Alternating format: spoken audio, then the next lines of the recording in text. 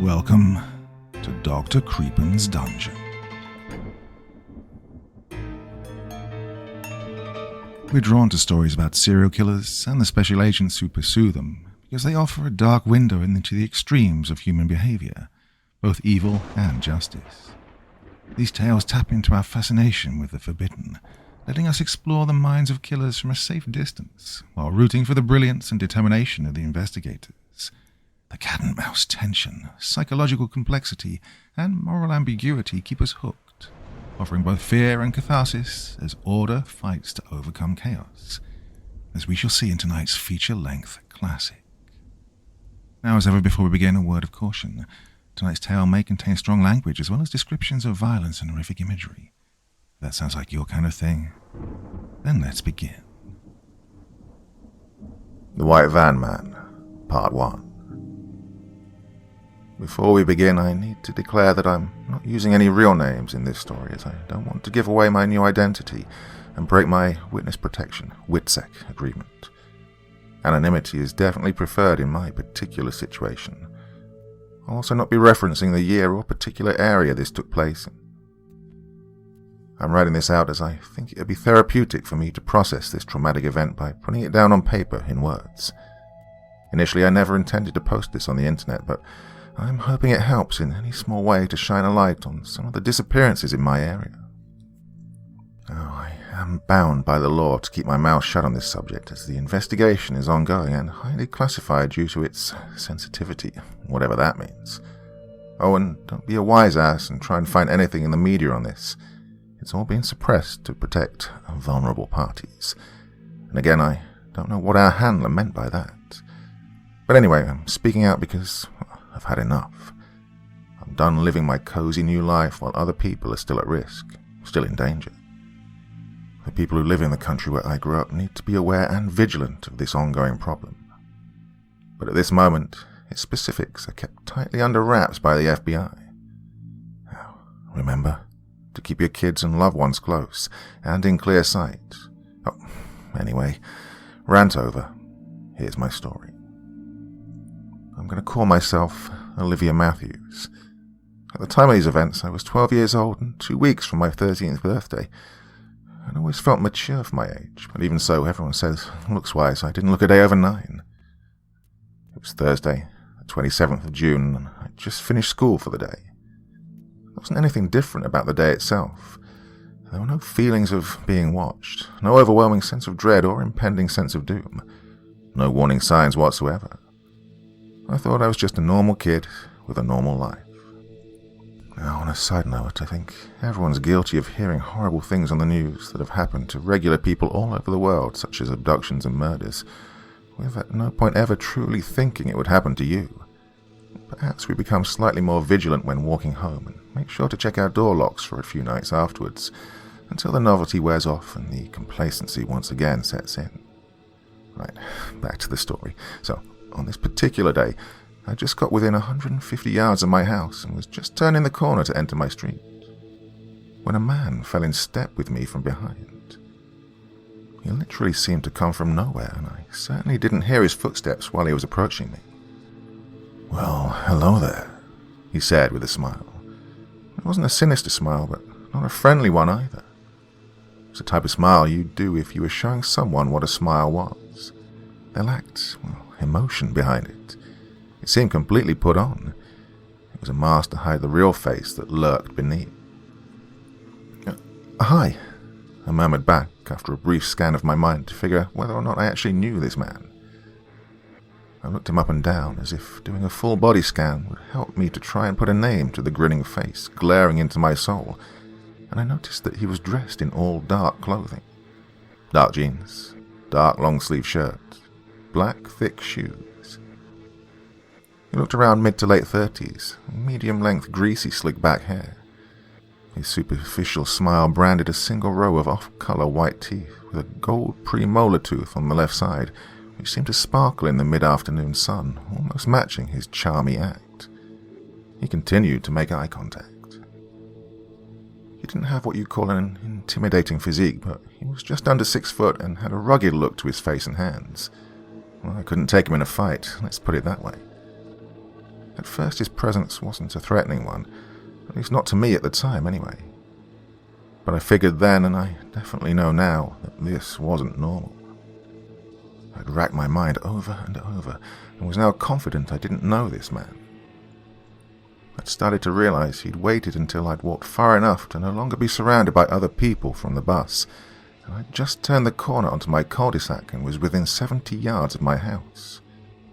My empty house, with no one home to rescue me. I tried not to panic initially. I told myself that he'd only said hi and we were in broad daylight. But then things took a turn towards the sinister and he started asking questions that got more and more alarming. At first it was just, it's a lovely day today, isn't it? And how's school treating you? Stuff like that. I just answered, yes, fine, avoiding eye contact, hoping that he'd get the hint, as I had no interest in talking to this stranger. But then his approach changed. I like your pigtails. They make you look real cute. He said this in a deep voice, and his breathing had increased. And then he added, so, do you live in one of these houses? This honestly made my toes curl in my little white dolly shoes, and this is when things started to turn south. I should mention on my cul-de-sac there are only 5 houses, so I couldn't lie to him, as why else would I be walking there? His question seemed completely rhetorical. He'd obviously followed me and watched where I walked before he approached me. Is your mummy or daddy home? Yes, I lied, but in my panic I hadn't realized I'd already pulled my keys out of my pocket in case I needed to get in my door quick. And I could tell his predatory instincts had sensed this already. I could almost feel a hunger inside him grow as he realized he'd caught me out, and also he'd noticed me staring at my own front door out of anxiety. Damn, I'd messed up. Coupled with the fact he'd already guessed I had the keys to open the door, he knew there wasn't anyone there to let me in. He knew I'd be alone in that house. His voice seemed to tremble now with a poorly restrained excitement that made my blood run cold. His questions became more alarming by the second. My car's broken down and I need to call a cab. He seemed to emphasize the word need. May I come to your house and use your phone? I started to sweat. I knew this was a lie.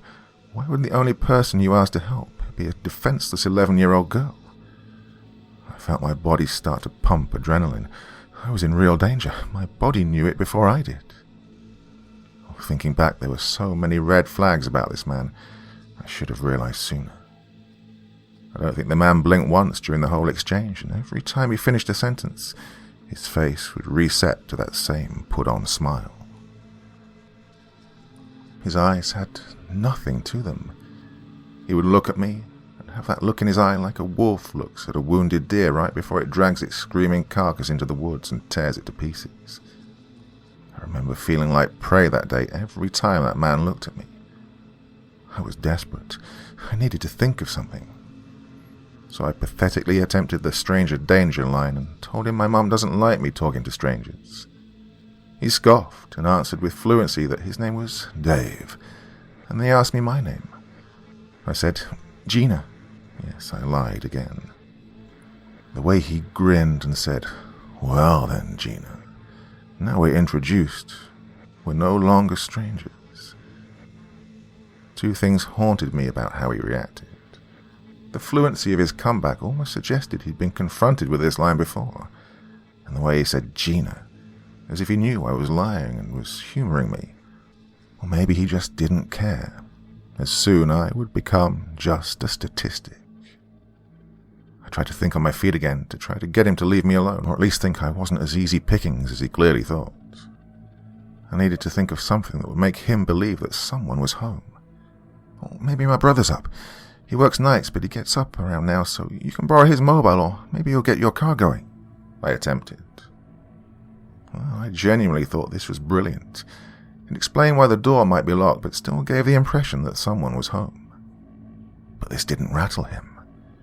His facial expression changed almost immediately, not in a good way. He pulled a pair of black leather gloves from his back pocket and began sliding them on with a sadistic excitement that told me he was calling my bluff. Brilliance. Well then, let's go see your brother. I looked up helplessly, lost for a response, at the man who now knew he had me. He could smell it a mile away that I was lying. I stared up, dumbfounded, at an experienced predator who knew how to corner his prey. A tear started to escape from my eye as I froze in terror at the realization I was done. He put his now gloved hand on the top of my back and ushered me towards my house. My entire frame was trembling. My blood was pumping around my body at a rate I didn't know possible, and I was trying my hardest to hold back a flood of tears. At this point, I know what you're thinking. What kind of parents leave their 12-year-old child alone for hours on end? But we live in a seriously good neighborhood. The sort of place where kids half my age play in the streets for hours while their parents share a glass of gin in the backyard, gossiping and bitching about the rest of the neighborhood, and where the men all go to the same local bar and go bowling together. But I think this entire event and the events that lead on from it changed our little suburban utopia forever.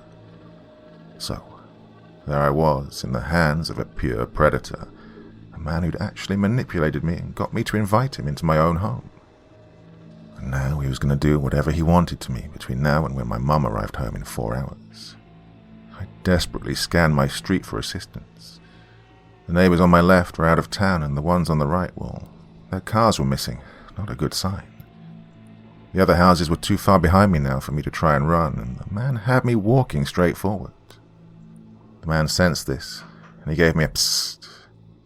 He met my gaze and made me follow his to the obscenely sized knife he had concealed in his sleeve. I knew if I screamed, I was dead. I knew if I stayed quiet, I was dead. So I closed my eyes, held my breath, and tried to go to a happy place. But it was useless. All I could picture was the horrific things this man would do to me, and what would happen when my family came home to find my mutilated corpse. Or worst of all, not find me at all. I would belong to this man forever. All of a sudden, we stopped. I assumed we were at my front door. I started to sob, reluctant to pass over the keys. But after a few seconds, I didn't feel the man take them, so I opened my eyes to see what was happening, praying to see a cop or a neighbor confronting the man. We weren't at my door. We'd reached the foot of my driveway and stopped dead in our tracks. But there was no one there. We were still alone. No one had come to save me from the man, and that broke my spirit that little bit more. To think you have hope and then have it snatched away is a soul-destroying moment. I closed my eyes as I awaited the man's instruction, but then I felt his hand slip, and he let out a no. His voice had slipped from this superficial charm and fluency to murmuring, and his voice took on a panic tone. I opened my eyes again. I looked at Dave's face. The violent, malicious smile and the excited immediacy to his posture had now totally vanished. He looked as scared as I'd been 10 seconds ago. His hand that had been ushering me inside was now on his head, with a tight grip on his greasy hair, whilst he now stared, in what seemed like disbelief, into the section of pavement at the bottom of my driveway. He started to exhale, faster and faster. He also started to dart his vision at random places all around the surrounding area. For the first time, the man started to actually look like he was scared of being caught. He backed away from me and started to make a hasty retreat off my street. He started walking backwards at first, while snapping his head side to side as if looking for something. His pace started to pick up, and he booked it around the corner. Well, by this time, I'd snapped out of my daze from the last 2 minutes and dashed over to my front door. I rammed my keys into the lock, and after around 10 attempts and a mini panic attack, my key finally slid in the hole, and a few seconds later I was throwing the door shut behind me and locking it up tight. It was only after the second deadbolt was in place and the chain was on that I actually started to feel safe. I quickly ran to the living room window to make sure my parents hadn't left it on night lock, meaning that Dave could come back later on and pry it open with his big knife. I ran upstairs to call the police. This was when I saw the man run around the corner to the left of my cul-de-sac. Now, I should mention at this point, the corner houses have pretty huge hedges that restrict the view of the adjoining main road. But from my vantage point in my bedroom, I could just make out the top of a white transit van, around 50 yards from the entrance to my cul-de-sac. As the man turned the corner, he left my vision, and I presumed he would make a swift exit down the street. But something caught my eye. I could see the top 30 centimeters of the van and its side door slid open around the time the man would have been making his way past the stationary vehicle, and then the door slammed shut, and a few seconds later the van drove away. I desperately tried to get the license number of the van, but couldn't get a clear view from my line of vision. I remembered thinking about the lie the man had told me about his car being broken down, and wishing I'd noticed the van before. I punished myself on missing it. Maybe if I'd caught him out on it then, perhaps he would have gotten cold feet and just left me alone. This had really shaken me. I was scared, and I just wanted the police to come and arrest this man so I could sleep at night. After the adrenaline wore off, and I was now sure Dave had left and wasn't coming back, I decided it was pointless to call the police. I mean, I only had what I assumed was a fake name and a vague description of a mass-produced vehicle with no license plate. They would likely just tell me to call back if he showed up again, and to make sure all my doors and windows were locked, which they were. And the main issue is they would tell my mum, maybe even get her in some sort of trouble for me being alone, who knows. It didn't seem worth the risk, as I was safe now. I would likely never be allowed to walk home from school alone or have the house to myself ever again, and I liked doing those things. They made me feel grown up. So I decided Dave wasn't coming back. Mainly because of the way he'd reacted when he saw whatever he saw at the bottom of my driveway. Whatever it was had really spooked him, and he booked it out of there pretty goddamn fast. My train of thought connected with my eyes, and they pointed themselves at my driveway. And that's when I saw it. At the foot of my drive, on the pavement. A yellow drawing in what looked like chalk or paint. I went down to investigate. I made my way to what I can only describe as some sort of symbol on the ground. At first, I really didn't know what I was looking at. It was some sort of crude drawing of a moth, butterfly, with simple shapes inside of a quickly drawn circle. No detail, just the very brief outline of the aforementioned insect, inside a circle that had been done similar to how you draw the @ sign. I didn't know what to make of it. I was looking back in my mind, trying to think if I'd noticed something there prior to these events. But you know how it is. Kids on my street play with chalk all the time, drawing pictures, writing their names and mapping out a hopscotch course, stuff like that. So I never would have given this a second thought anyway. But whatever this meant, it had saved my life. It had put the fear of God into a frenzied paedophile who was moments away from having a 12-year-old girl at his mercy. Well, a few questions ran through my mind, until my mum came home. What was that symbol? What did it mean? Why did it cause Dave to have a mini heart attack and flee to his van? And how did I not notice the van before? Did Dave have a friend nearby, and that was his getaway, or worse, was he coming to join in? Why had he suddenly decided to follow me? And had he just seen me alone and turning onto my street? Or again worse, had he been watching me and learning my schedule and who'd be in my house at certain times? God, I was creeping myself out now. So I stopped tormenting myself and put some hilarious RKO out of nowhere videos on YouTube to lighten my mood, and tried my best to just forget about the whole thing.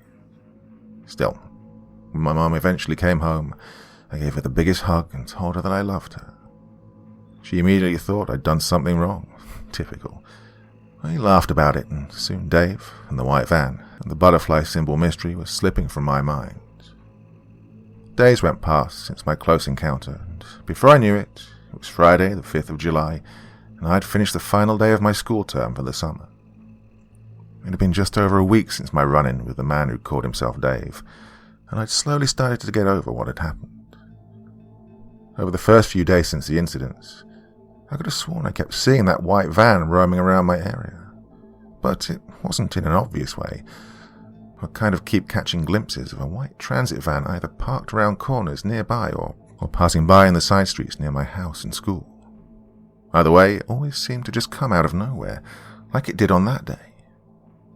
I'd always close my eyes tight and rub my eyelids as if to try and wake myself up. And it worked. Every time I opened my eyes, the van would be gone. In the end, I just chalked it up to a lack of sleep over the event and tried to convince myself I wasn't being rational. Even so, I found myself subconsciously not wearing headphones when walking, being more vigilant when walking past objects that people could hide behind, parked up vehicles and concealed walkways, just in case Dave was hiding somewhere waiting to jump out, grab me and finish what he'd started last week. And for a few days after, I made sure I always locked the front door and the windows when I got home to my empty house. I wasn't sleeping great either, constantly looking out my window on a night, making sure there wasn't a white van at the end of my street. Part 2. Ultimately, by the time the end of my last day of my school year rolled around 8 days later, I'd pretty much begun to move on with my life, and the whole thing was becoming a creepy tale that maybe I could share one day as an anecdote among friends, while sitting around a campfire or a table in a bar. On this particular day, my mum was still on her 12-12 shift at the hospital, and my dad was working away, again, out of town.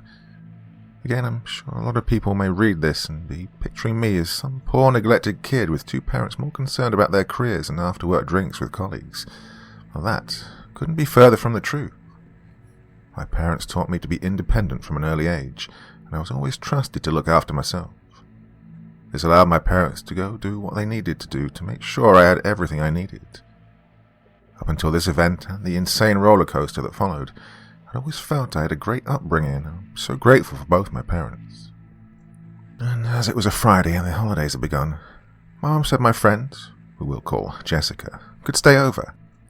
Jessica and I had left school that day after saying goodbye to our classmates for 6 whole weeks. We didn't take the usual route home, however. You see, one of our other friends was being picked up by her mum. Being the kind of woman she was, she offered us a ride. They lived on the street behind our house, and there happened to be a small, convenient footpath through the trees in between the adjoining gardens that we could easily cut across to my backyard. It was raining, and we didn't fancy waiting for the pretty unreliable school bus in the cold.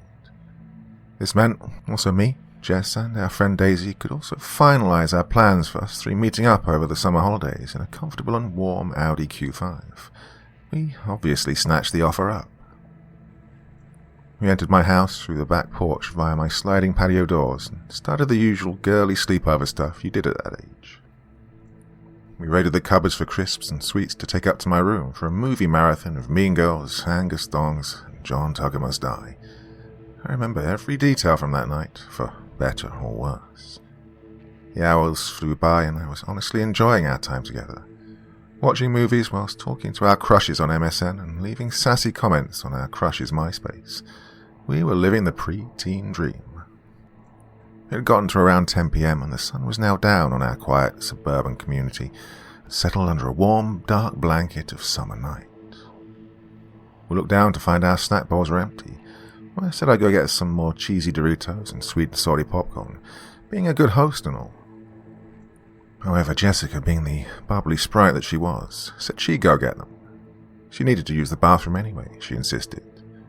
Now, I should note that our upstairs toilet had a tendency to stab you in the back when it came to flushing. I don't imagine she wanted to risk the embarrassment, and the mix of sugar-rich fizzy drinks and processed salty snacks had clearly taken its toll on her stomach. I didn't want to make things weird for her, so I gladly handed her my bowl. She hopped off the bed and walked to the doorway, and turned sharply to the right and made her way down the hall. However, just before she stepped out of sight behind where the bedroom door hinge is fixed to the landing wall, Jessica paused for a second to look back at me. She gave me a smile. I'm not entirely sure what the motivation behind it was, but it was a warm one, and I reciprocated. I think we were just sharing a strong bond of closeness, and we were both feeling the euphoria at the fact the school holidays had begun. 2 13-year-olds with a house to themselves with 6 weeks of school-free summertime ahead. Everything going for us and everything to look forward to. Who wouldn't want to crack a smile, eh? We weren't the most popular kids by any stretch, but that didn't matter, not to us. We had each other and a few other close friends. Our circle was certainly small, but that was more than enough for us. Oh, me and Jessica in particular were especially close. She was more like a sister to me. We'd been friends since I can remember my first memory. She was loyal to the core, and I was to her. We were inseparable, and people also often mistook us for each other. We'd always looked alike, and due to being so close, we tended to wear similar clothes and have our hair done the same way, almost like twins. In fact, I think it was only a few weeks before this event took place, I started doing my hair in pigtails, to at least try and stand out from Jessica, but it was useless.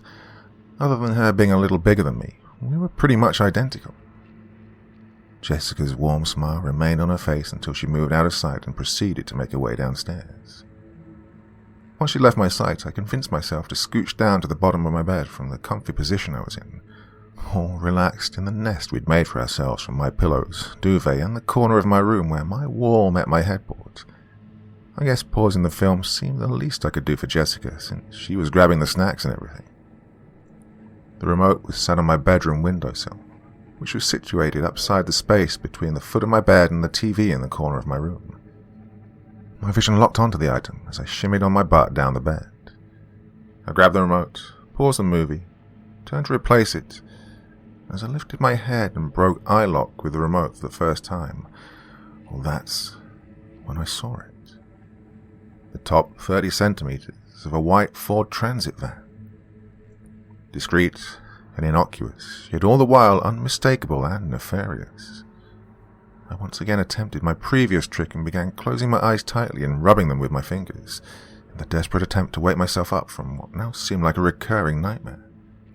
I put everything into the process, including a little prayer that I was dreaming for good measure, hoping that this yielded the same results as it had done earlier in the week, but this time, no matter how many times I repeated this, it never worked.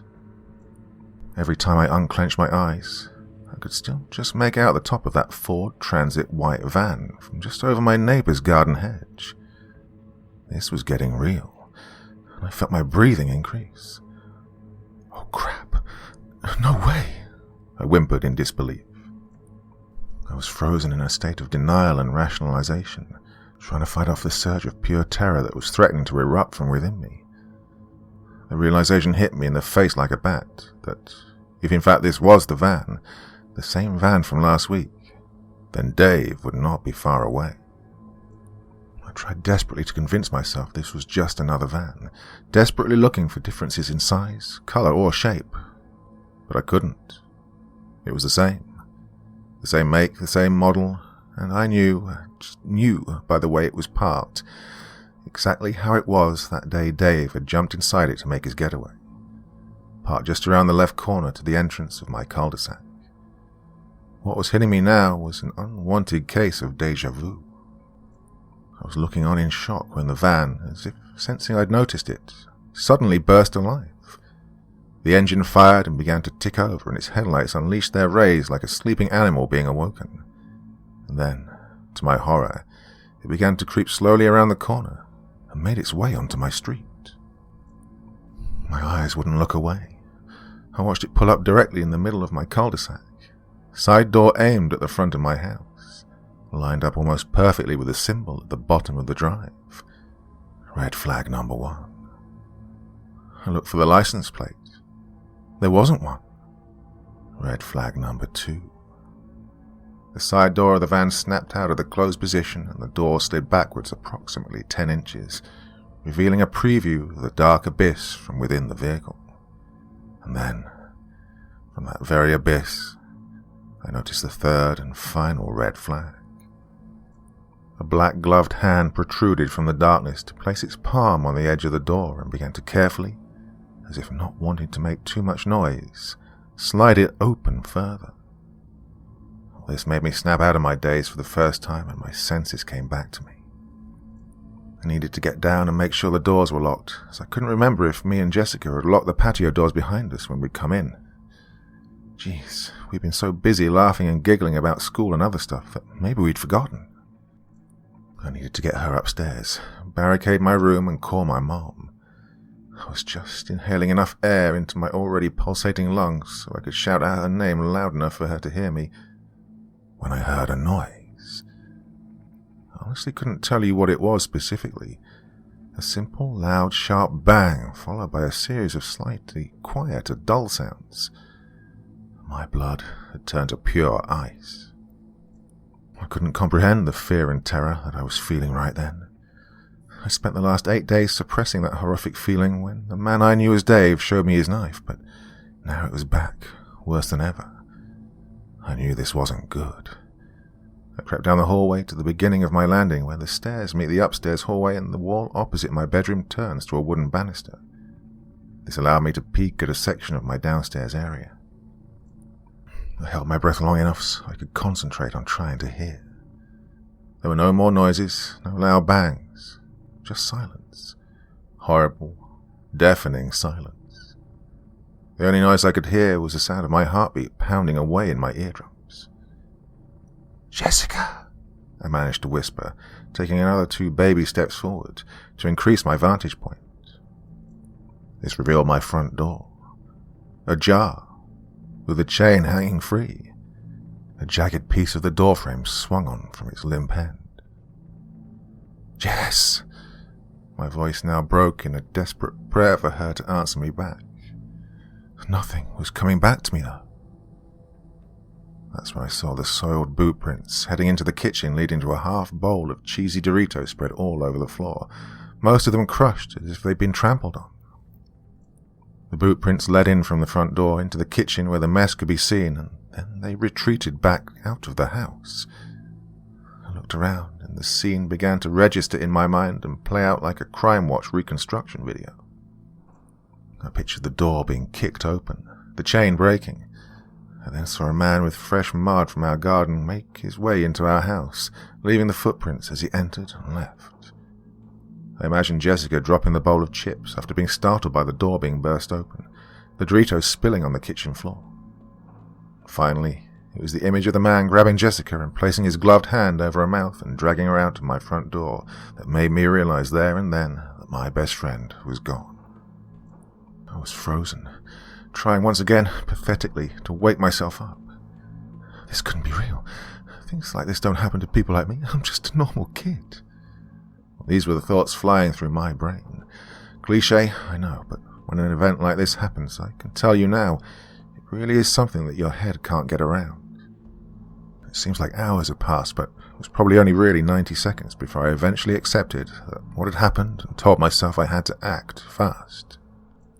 I ran back to my room to get my phone, toes slipping off the end of every other step as I frantically tried to get to a place of safety. As I was trying to dial my mum's number, fighting the uncontrollable shakes in my nerves and trying to ride the overwhelming surge of adrenaline, I looked out of my window. The van was now gone. I sat in my room with the door shut and my chest of drawers pulled down alongside my wall to act as a deadlock on the door, and sat with my back against it, feet against my bed for leverage. Nothing was coming in while I had anything to do with it. My mom had instructed me to stay put and keep safe while she'd call people who needed to be called. She promised me she'd be there soon and everything was going to be okay. I couldn't tell over the phone if she really believed that. My dad, the police, and Jessica's parents were all notified by my mom as I sat hyperventilating in the middle of my room, eyes locked on the barricaded door. Jessica's mum knew all about my mum's working hours and knew that me and her would be home alone that night. She was fine with it, as both our mums knew how mature we were for our ages. But even so, I don't know how my mum managed to break the news that a man had come in the middle of the night and taken her only child. The police arrived first, through my bedroom door. An officer addressed himself. "Olivia Matthews, my name's Detective Paul McKinley. I'm from the police department. We've had a call from your mom about your friend. Can you come out, please?" I didn't trust him right away. I asked him to prove who he was. He gladly obliged and responded by telling me my mum's name and what she did for a living. He also advised me to take a look outside my window. I pulled my wardrobe across my window frame for extra security, so I didn't notice the flashing blue lights of the police response team right outside my house. I took this as validation that he was in fact a policeman and not the man coming back for me and conning his way into my bedroom. I spent the next 15 minutes being comforted by Detective McKinley downstairs on the couch until my mum and Jessica's parents got there.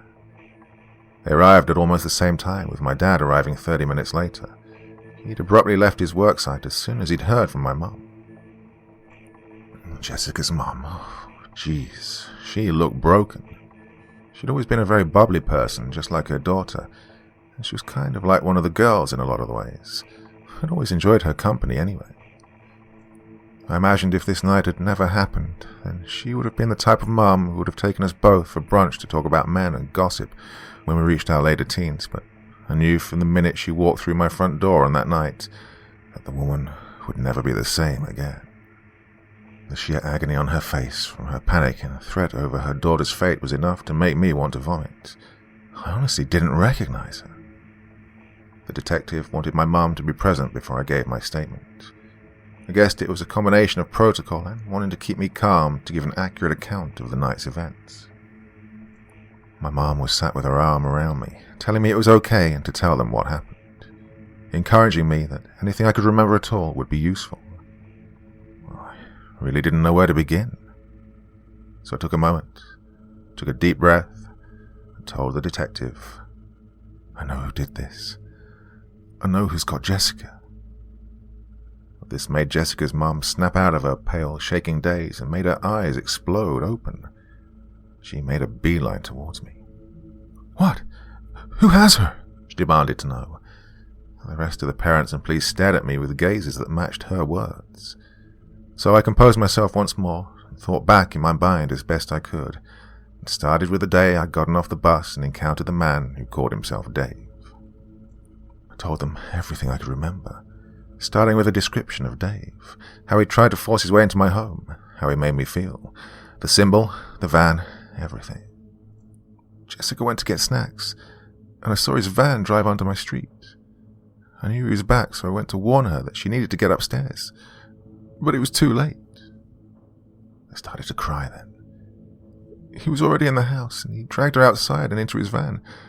"Please, I've told you everything I know about him. Please go and arrest him."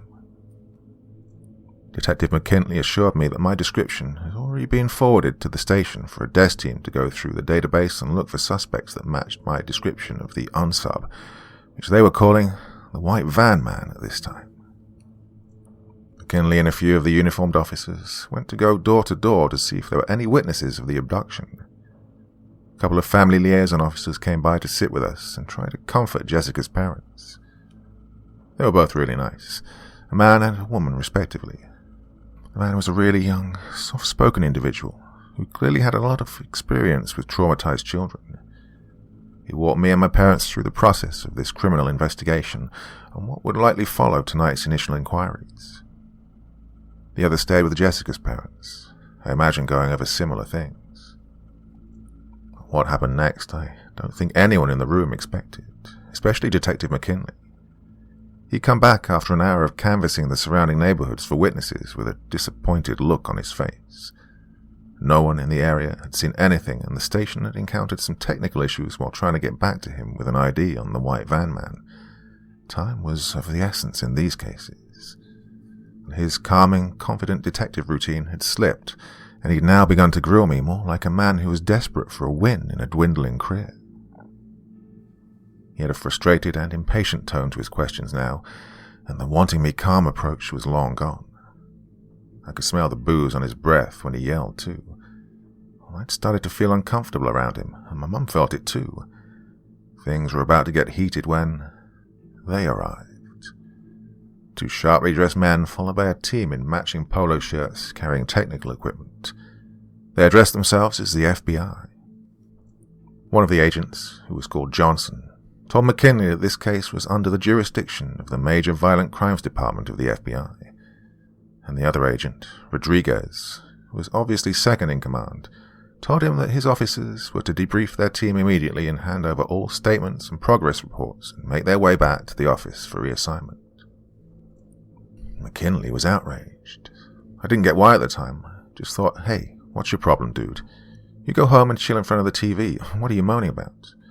But I've seen enough police stations now to know this guy needed to prove his use, and likely his drinking had him on thin ice with his superiors. I learned later on that he was being forced into early retirement after this assignment, and he wasn't being reassigned. I imagine he believed cracking a high-profile case like an abduction and the rescue of a white, upper-class family's only child may have saved his job, but but I don't imagine he would have attended many AA meetings after this setback. He was a "this job is all I got" type of cop. Well, that's the impression I got. After McKinley and his team had left, the FBI tech team set up a glistening and recording device on our landline phone, while the agents in charge studied my statement in grave detail before they both went out to the street to study the symbol at the foot of the drive. I managed to catch a glimpse. They had a look not that different from Dave's when he'd seen it. That blank, empty stare as if wishing it was literally anything but what they were actually looking at. I saw them instruct a few guys to take snaps of the drawing with a simple whistle and point, whilst they came back inside. They informed us that it was possible the kidnappers would make contact. And they were right. Around 12:30 a.m., our landline rang. The agents signaled for my mum to answer the phone. My mum looked confused and asked why her, seeing as Jessica was the kidnap victim, so likely her mum would be more susceptible to paying the ransom. Agent Johnson dismissed her question and told her it would be for her. At this point, I could tell my dad and Jessica's parents knew the agents knew something we didn't. The FBI were definitely keeping something from us. The tech activated the tape recorder and placed on a big set of headphones over his ears, before nodding at Agent Rodriguez, who then gave my mum a similar cue to answer the phone. She picked up. "Hello?" my mum managed. At this stage, we couldn't hear the man on the other end of the phone, but I could just imagine Dave and his confident, glib tone. "Yes, this is she. How do you know my name?" She let the man talk for a minute or so, and her breathing started to increase rapidly as the man talked to her before she erupted. "You can go to hell, you psychopathic piece of shit. There's no way you're having my daughter." I had no idea what the man was saying, but it caused my mum to look Jessica's parents' way with a torn look on her face. "You monster. You won't get away with this. There's no way I'm handing my daughter over to you." Her voice rose from a quiver to a loud, angry crescendo. She slammed the receiver down and ran her hand through her hair and massaged her neck, in one smooth, continuous motion. Now the phone call was over, she started to avoid eye contact with Jessica's parents. Agent Johnson was asking the tech to try and run a trace on the call, whilst my mum got her bearings together. Once she calmed down, she broke the news to Jessica's parents and my father about the contents of the call. I was right. Jessica was not the target of the kidnapping. I was. This person had been watching me for weeks and had tried to abduct me tonight, knowing my mum wasn't at home. The only hiccup was they mistook Jessica for me. They were asking my mum to bring me to a designated location and have me traded for Jessica. We had 2 hours to bring me, or there would be consequences for Jessica and our families. As if sensing the eruption of emotion to come, Greg, the aforementioned male FLO, took me out of the room and asked me to show him my bedroom so he could make sure it was safe. I knew this was some sort of bullshit excuse to get me out of the room, so I didn't hear mine and Jessica's parents literally screaming at each other, arguing about whether my mum should be handing me over to those monsters. My mum told me days after that Jessica's mum had gone a little crazy, saying, if it should have been me, then I should do the right thing and go. Let Jessica come home, and then my mum would be wondering what those animals were doing to her little girl. Well, apparently my mum slapped her and they got into it. It took a few agents to pull them apart by all accounts. I started to get upset the more I thought about the situation. Greg? Yes? Why me? I asked.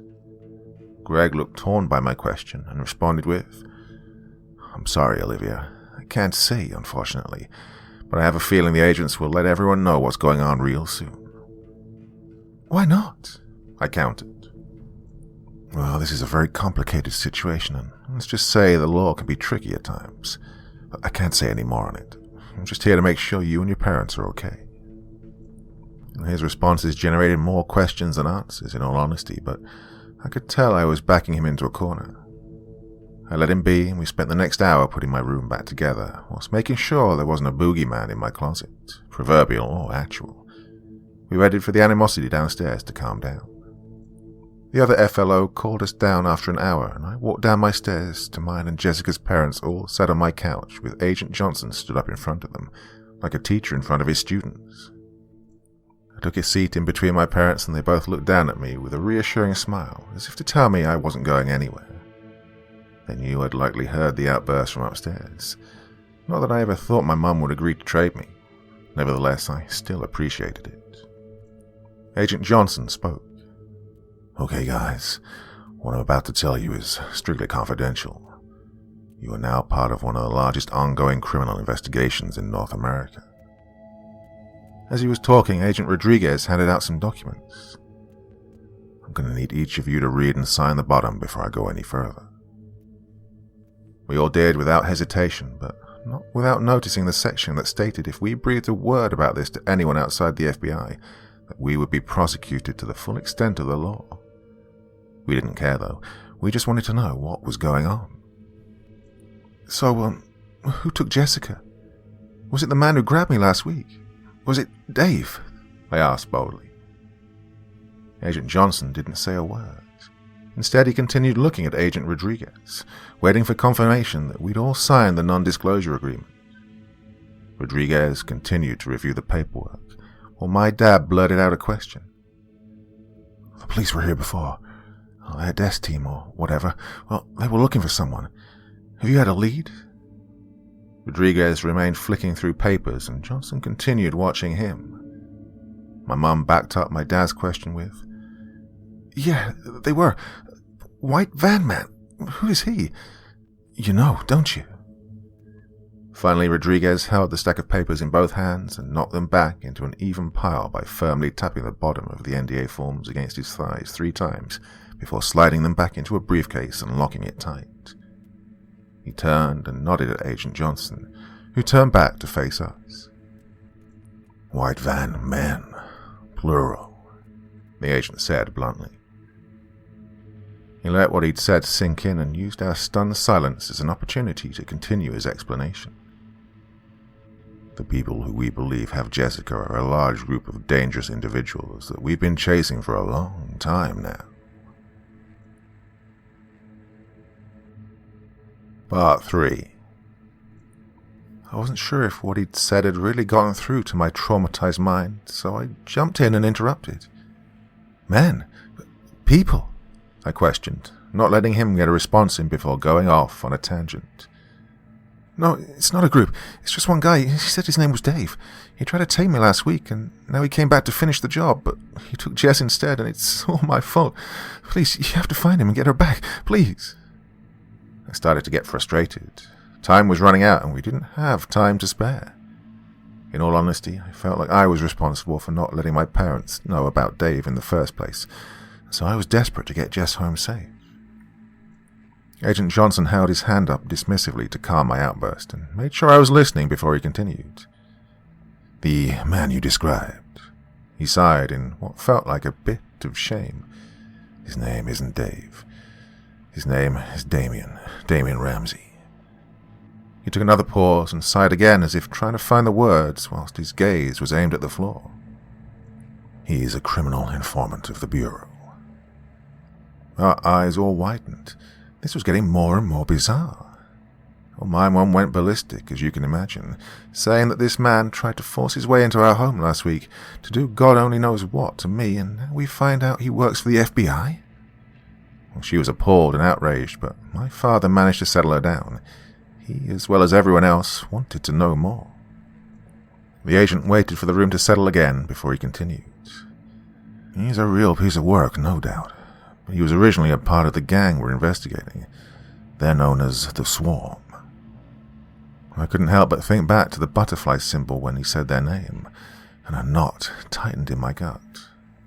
They are a ruthless, clandestine network of human traffickers who are responsible for a large percentage of violent crime all over the southeastern portion of the country.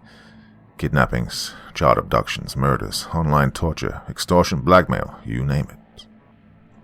He sighed once again and took on a more defeated look the more he delved in on the subject.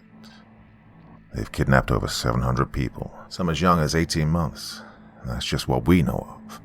The victims are mainly traded for large amounts of money to some of the sickest people on the planet. The others, who aren't sold off, are often sent to the worst red rooms on the dark web.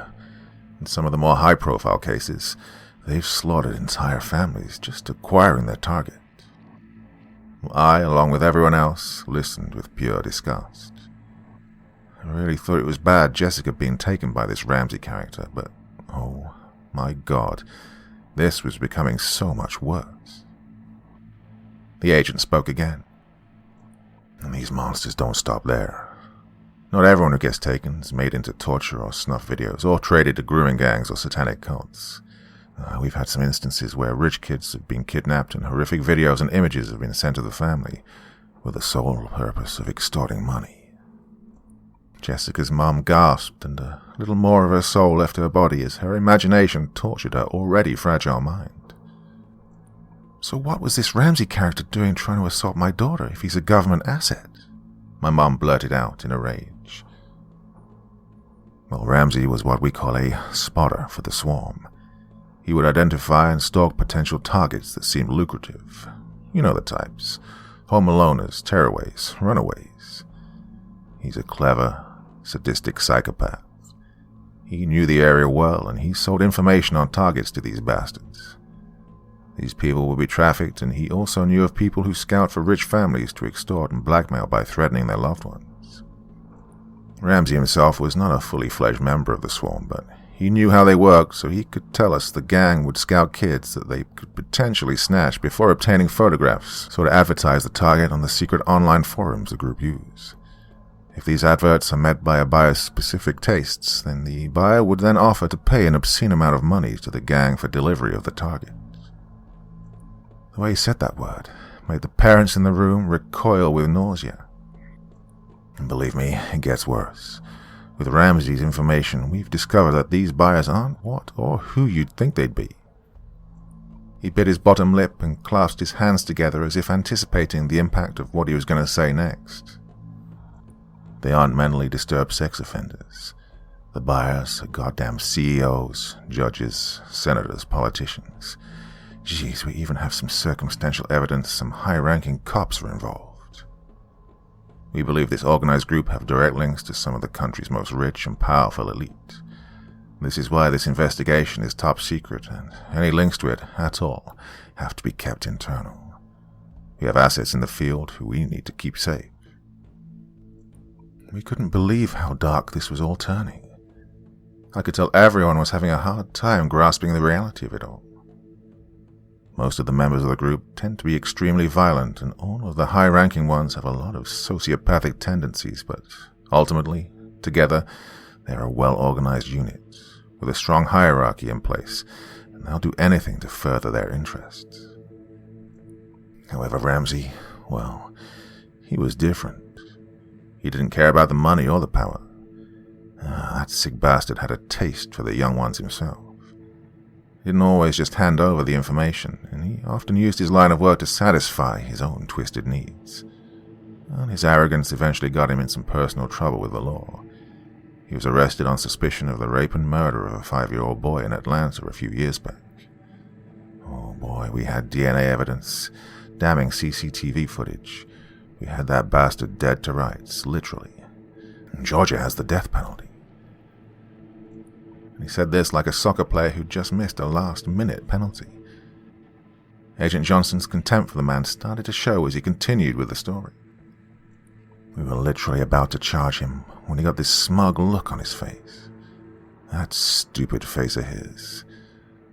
He turned and says to me with this real superficial arrogance that made me want to snap his neck right then and there. I knew the tone of voice he was talking about. So assured, like he was invincible. Now Agent Johnson did his best to replicate Ramsey's broad Georgia accent. Yeah, you just wait a cotton-picking minute there, Agent. What if I could give you the biggest win of your pathetic career? Who cares about one little toddler who, let's face it, was begging for what he got anyway? I could make you the biggest cat in the alley, Agent Johnson. So, we agreed to drop the charges in regards to the child, in return for his cooperation and information that aided our ongoing investigation into this organized crime syndicate. When Johnson finished, he almost took on the look of Jessica's mom. He looked defeated, He'd sold out this little boy who'd suffered horribly at the hands of this animal for nothing but a few cheap wins. A few bad apples had faced charges, but the tree, so to speak, was still standing. The swarm was still out there, ruining people's lives. In our defense, he gave a lot of information on the gang's methods, sites they used on the deep web, places they would trade their livestock, as he called them, high-profile buyers, and so on. Well, we're a lot more aware of their presence than we were 3 years ago. We were able to solve a lot of cold cases thanks to his insights. He knew dates, places, people, numbers, sites, accomplices. He was a goddamn goldmine and 100% untouchable, and the son of a bitch knew it. He never told us everything at once. He always held stuff back as insurance for him against future convictions. His gaze met mine when he said that last sentence. I now understood why he was so bold with me that day. He never once looked as if being caught bothered him. Ramsey went on to secure a WITSEC agreement, and we moved him to this area. Safe house, immunity, new identity, the works. But we've come to learn one thing tonight. When it comes to the people who we're dealing with here, there ain't no such thing as immunity. At that time, I wasn't sure what that last comment meant, but the agent continued before I could ask what he was talking about. We've had multiple reports of his behavior since he became a CI. Just minor stuff until today. Public indecency, assault, drug charges. However, any police reports or inquiries on him automatically set off a federal tripwire, and the files became immediately encrypted to anyone except the Bureau. This is to protect the identity and our investigation. Agent Rodriguez piped up for the first time, rising from his seat at our dining room table with a blue folder in his hand, stamped classified in contrasting blood-red ink. We first became aware of tonight's events earlier today. A police report that was filed by a neighbor on the adjacent street 8 days ago. He reported a man matching Ramsey's description being dragged into the side door of a white Ford Transit earlier today by 2 men dressed in all black, with what he described as creepy-ass Easter Bunny masks. Agent Rodriguez backed up the FBI's theory by pulling out a photo from the blue file to show the adults in the room. Greg, after receiving a non-verbal cue from Johnson, distracted me when this was happening by asking me to help him with his iPhone. I knew it was some other bullshit made-up issue again, but I helped him anyway. I knew now that whatever was being shown was bad. The image, whatever it was, made Jessica's mum gasp, burying her face into her husband's embrace. She broke once again into a sobbing shriek. After placing the photo away and closing the folder, he continued giving the account of the neighbor's police report on Ramsey's kidnapping. He said the van had been lingering in the area with the engine running, and the neighbor thought it looked suspicious, as he'd noticed the van had kept showing up in the area over the past week, but no one ever got in or out, and there was no roadworks going on in the area at the time to explain its presence. We believe Karma, and the swarm, finally caught up with Ramsey. We're not sure if they came here to find Ramsey and found Olivia, or if they came to take Olivia and caught Ramsey in the act. Either way, he belongs to them now. I'd have sympathy for the guy, but maybe now that kid in Atlanta finally has some justice. And Rodriguez immediately realized that last comment likely wouldn't go down well with Jessica's parents, and I noticed he was deliberately maintaining eye contact with Agent Johnson, and Agent Johnson alone. He realized he'd just planted a pretty nasty seed in their already fractured minds about the fate of people who are taken by these animals. Oh, and in case you are wondering, I asked my mum about the photograph. My mum told me a few days after this event that the photo was a screenshot from a video found on a memory stick that was delivered to a wealthy family's home 2 years ago. It had been taken into evidence during a high-profile kidnapping of 2 young kids, and the image sounded horrifying. It showed 2 terrified 6-year-olds sat on a couch with black tape across their mouths. In between the 2 kids sat a man in all black clothes with his arms around the 2 boys in a non-threatening way. She said it would have been just like my father would put his arms around me and Mum in our family photos. But this man wore a mask. A pink Easter Bunny mask. The ears pointed straight up and flopped over just before the top. Totally regular, but it was the eyes. They were pure evil. They were the type of eyes that drain all sense of safety away from you when you look into them. A threatening, horrifying glare that my mum said she still sees from the shadows of her bedroom at night. In front of the couch was a table. On the table there was an array of tools. Screwdrivers, drills, scalpels, pliers, bolt cutters. My mum continued to go into gut-wrenching detail about the wounds the kids had before I asked her to stop, and she gladly obliged. Once again, we hugged and said we loved each other. We seem to do that a lot these days. Agent Johnson continued his story, but I noticed Rodriguez received a call that he'd clearly been eagerly waiting for. He answered it with haste and left the room to speak. I had a question. Ramsey. When Ramsey was trying to get into my house, he got spooked by a drawing on our drive. I saw you two looking at it earlier. What is it? I asked. Agent Johnson closed his eyes and nodded his head as if to signal he was just about to explain that before I interrupted him. The symbol at the bottom of your drive is the gang's brand. The symbol is a butterfly. You see, in the world of child sex trading, it symbolizes that a buyer is into very young girls. With this being the gang's niche, we can only assume that this is the origin of the symbol, hence the name, the Swarm. We tend to find this symbol branded onto the victims' bodies a lot. Branded? Like with a hot iron? Jessica's dad piped up, and he immediately wished he hadn't because Agent Johnson reluctantly nodded, and Jessica's mum's spirit broke again.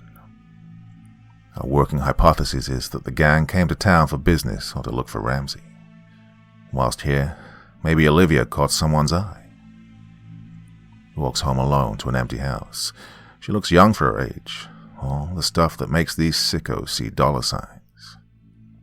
They would have obtained a photo or video, then advertised it on a buyer's forum on the hidden web or black market this gang use. They'll have received an offer from a buyer, so then they'll have begun to arrange the snatch. They'll have been watching the Matthews house for a few days after, to figure out your work schedules and your neighbors' schedules and so on, finding the best time to strike. When everything is set up and a date is set, this is when they spray the symbol on the drive of the house. This is to signal to the snatchers which is the house of the target. They use the yellow so it can be easily seen in the dark. In rare cases, it's also to claim the target too, warn off other interested parties and avoid conflicts of ownership with a rival outfit.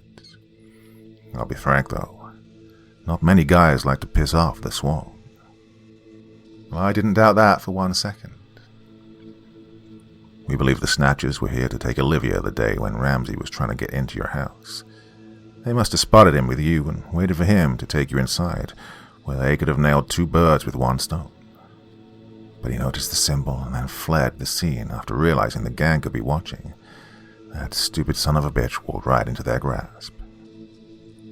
Agent Johnson, despite knowing his best source of information into the gang was now likely being branded with 256-degree hot metal and being mutilated with sharp tools by a bunch of psychotic Easter bunnies, couldn't help but replicate the expression of satisfaction Rodriguez had displayed earlier when they thought of the horrific things Ramsey was having done to him for betraying the Swarm. I could tell he really felt better for the boy Ramsey had killed in Atlanta. His current situation now gave him a bit of peace. What goes around truly does come back around. Agent Rodriguez re-entered the room and blurted, "We're on. I'm heading down now. I'll check in soon with a status update. Looks like we don't need Ramsey after all. We could get these bastards tonight." He gave this information with a slight head nod full of positivity. I couldn't help feel my hopes of seeing Jessica alive again flutter upwards for the first time all night. I looked at the clock. We had around 15 minutes before the deadline to trade me for Jess was up. "So, what happens now? What are you going to do to get my Jess back?" Jessica's mum erupted after pulling herself together. "Well, we've been trying to trace the cell number the gang called on to try and locate Jessica, but it's taken a little longer than anticipated.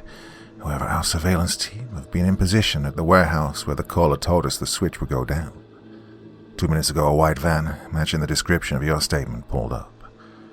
We're just waiting for the golden approval from our strategic firearms commander to move in and take down the men at the drop." We need the order in case we need to use lethal force. Rodriguez is on his way down now, so if they've brought Jessica to the meet, we'll have her back home soon. I promise you guys. I could tell he was trying to convince himself as much as he was anyone else. But something really didn't feel right to me. When me and my mum talked this over, a few days later, she told me she'd had exactly the same worry. This gang have evaded capture for years and sounded as if they have the local police networks potentially in their pockets.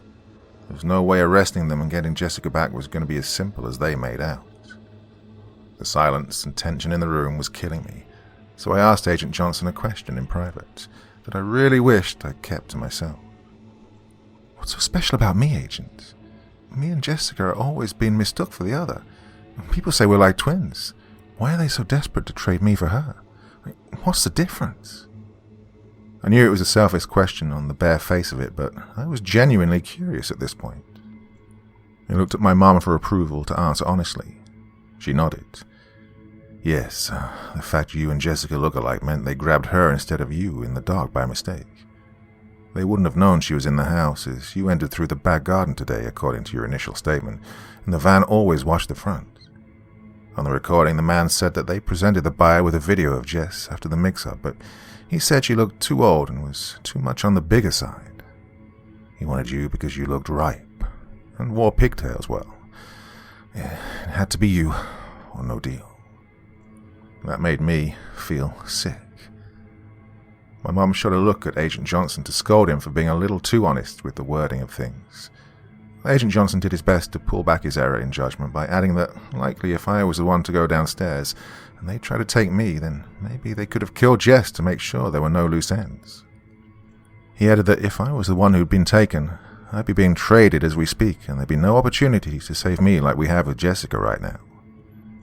I could tell he wasn't the best when dealing with younger people, so I humoured him and acted as if actually seeing the bright side of the situation. I could tell he felt better. And we smiled at each other. I could tell he felt as though he'd done a good job with the way he gave me and my mum a friendly wink. I still think to this day that Agent Johnson was a good man. Our brief, light-hearted moment was blown apart by Agent Johnson's radio handset crackling to life. Agents down. I repeat, agents are down. Status 0. They're dead. They're all dead. I repeat, status 0. Everyone in the house just dropped what they were doing and focused on the harrowing dialogue coming through the device in Agent Johnson's trembling hand. I could tell he was trying to remain calm for our benefit. Rodriguez, what's happening? Where are the targets? Where is the girl? The 5 seconds of silence felt like hours as we all crowded around waiting the news. It's a goddamn massacre, Johnson. The van was a goddamn diversion. There's 4 bodies here, 2 in the front seat of the surveillance van, and the vehicle is on fire. God, it's blown to shit. He took a moment to cough the smoke out of his lungs before he finished the update. The other 2 were laying face down in the dirt by van tire marks. Oh my God, their throats have been slit wide open. Jeez, it's a goddamn bloodbath, Bill. Jesus Christ. Come on, Jack. Damn, no pulse. Judging by Agent Johnson's facial expressions, he'd come to a horrific realization. 4 bodies. There was a team of 5. Where's the 5th man? Oh, goddamn. Daniels, Agent Daniels. If you're here, make yourself known. Agent, that's an order. Both agents' tones were panicky, desperate and short of breath. And for the first time tonight, I feel the 2 men truly empathized with what Jessica's parents were feeling. Now I'm older, I have my own theory about what happened to the surveillance team that night outside the warehouse. I imagine the gang had no intentions of making a trade, and Jess was never with them. They wanted to lure me to the site under the false sense of security being under FBI escort. They likely had a unit already in place to take out anyone at the meet, and they were planning to take me by force, whilst tying up a lot of loose ends at the same time. Agent Johnson did in fact say it would be their sort of MO. I believe the gang had seen the surveillance team arrive and park up. They then waited.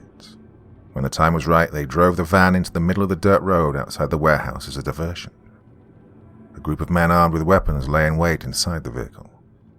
Once the FBI got the golden approval from the SFC, 3 armed agents got out of the FBI vehicle and approached the van with guns drawn.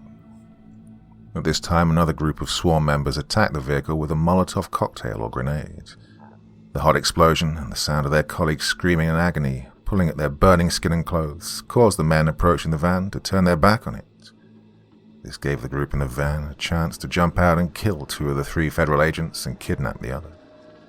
I guess we'll never know what truly happened, but after 5 years of going over it in my head, that's the most plausible scenario I can think of. There was maybe an hour or so that passed by since the incident, mainly filled by Jessica's mum screaming at the agents, wailing and shrieking, asking where her little girl was and what they were doing to get her back. Well, Agent Johnson's superior then called him to lose his shit and asked him what on earth had possessed 2 decorated agents to send a team of just 5 people to take down the most dangerous organized crime group in North America. Johnson attempted to justify his actions by saying too many agents may have got them detected by the gang and cost them their chance of taking them down and saving Jessica. Well, I would have felt bad for the guy if not trying to pull my head out of oblivion. The realization I was never going to see my best friend again was a blow I wasn't ready for. When people asked me what the darkest time of my life was, it was this hour. The uncertainty, the waiting. The time between learning our last hope to get my friend back was gone and awaiting to hear what had become of the hard-working agent who was doing his job. And of course, my best friend who had never done anything other than be nice to everyone she'd ever met. The anxiety and dread pulled my insides into knots that I never thought could be undone. And then, our landline phone rang. The same process as before, with the tech guy setting up the recording and listening devices whilst once again attempting to trace the call. Only this time, Agent Johnson picked up the phone, and he wasn't in the mood for games. "Where is my agent? You hand them both over now, and we can talk about a deal. You hurt either one of them, and I promise I will pursue you to the full extent of my ability with the entire backing of the Federal Bureau of Investigation." The only headset was being worn by one of the FBI's profilers, so Agent Rodriguez hit the speaker button so we could hear the man's words and what he was saying about the missing agent. I look back now and wished he hadn't done that. What I heard over the next 7 minutes is forever burned into my head. A drawn-out Virginian accent came over the speaker. "Now, come on, Agent. You've been doing that for 3 years now. And you're still seen as a failure in your department. We're still going strong. Not even that little rat you had working for you could help you. You give me back my agent and the girl, you sick bastards," Johnson snapped. A clown-like cackle burst from the speaker. "Well, ain't that cute? You allowed a child being raped and murdered to go unpunished, just so you could further your investigations. And you call us the monsters? Typical lawman." I couldn't help but sympathize, as I could tell this struck Agent Johnson's nerves. In a sense, the man was right. It was hard to defend the hypocrisy of the justice system at times. Johnson had traded the life of the boy Ramsey killed for a tick in the wing column in his investigation. I knew Agent Johnson had been haunted by what he did for a long time. He barely had a comeback. And besides, we're way past making deals. We gave you a chance to make a deal. Girl for the girl, and you tried to trap us. So now you're going to feel the consequences of your actions. The man took a pause and said something that made all our hearts wrench. "And then we're going to come get the one we want, whatever means necessary. We're done pussyfooting around, and we got a lot riding on that little girl you got there. She's just what our guy wants." My mum and dad held me as if to give me some sort of feeling of being safe. Jessica's mum looked at us, and I swear I saw her look for Jessica to give her the same reassuring hug. And when she grabbed nothing but air, for the 10th time today, I saw her spirit break that little bit more. Another pause and a few inaudible noises before we heard the agonized screams of a man. The agent. But there was something about his groans of pain. It was off. Daniels, it's Johnson. Shout out anything you can to help us locate you. What do you see? Give me something." Oh, he won't be able to do that, unfortunately. You see, we thought you might try something like that, being a crafty Fed and everything. So we ripped out his tongue. He said that with a coldness that had a lot of us taken back. You could see that broke Agent Johnson, knowing his judgment and decisions had this man in this situation.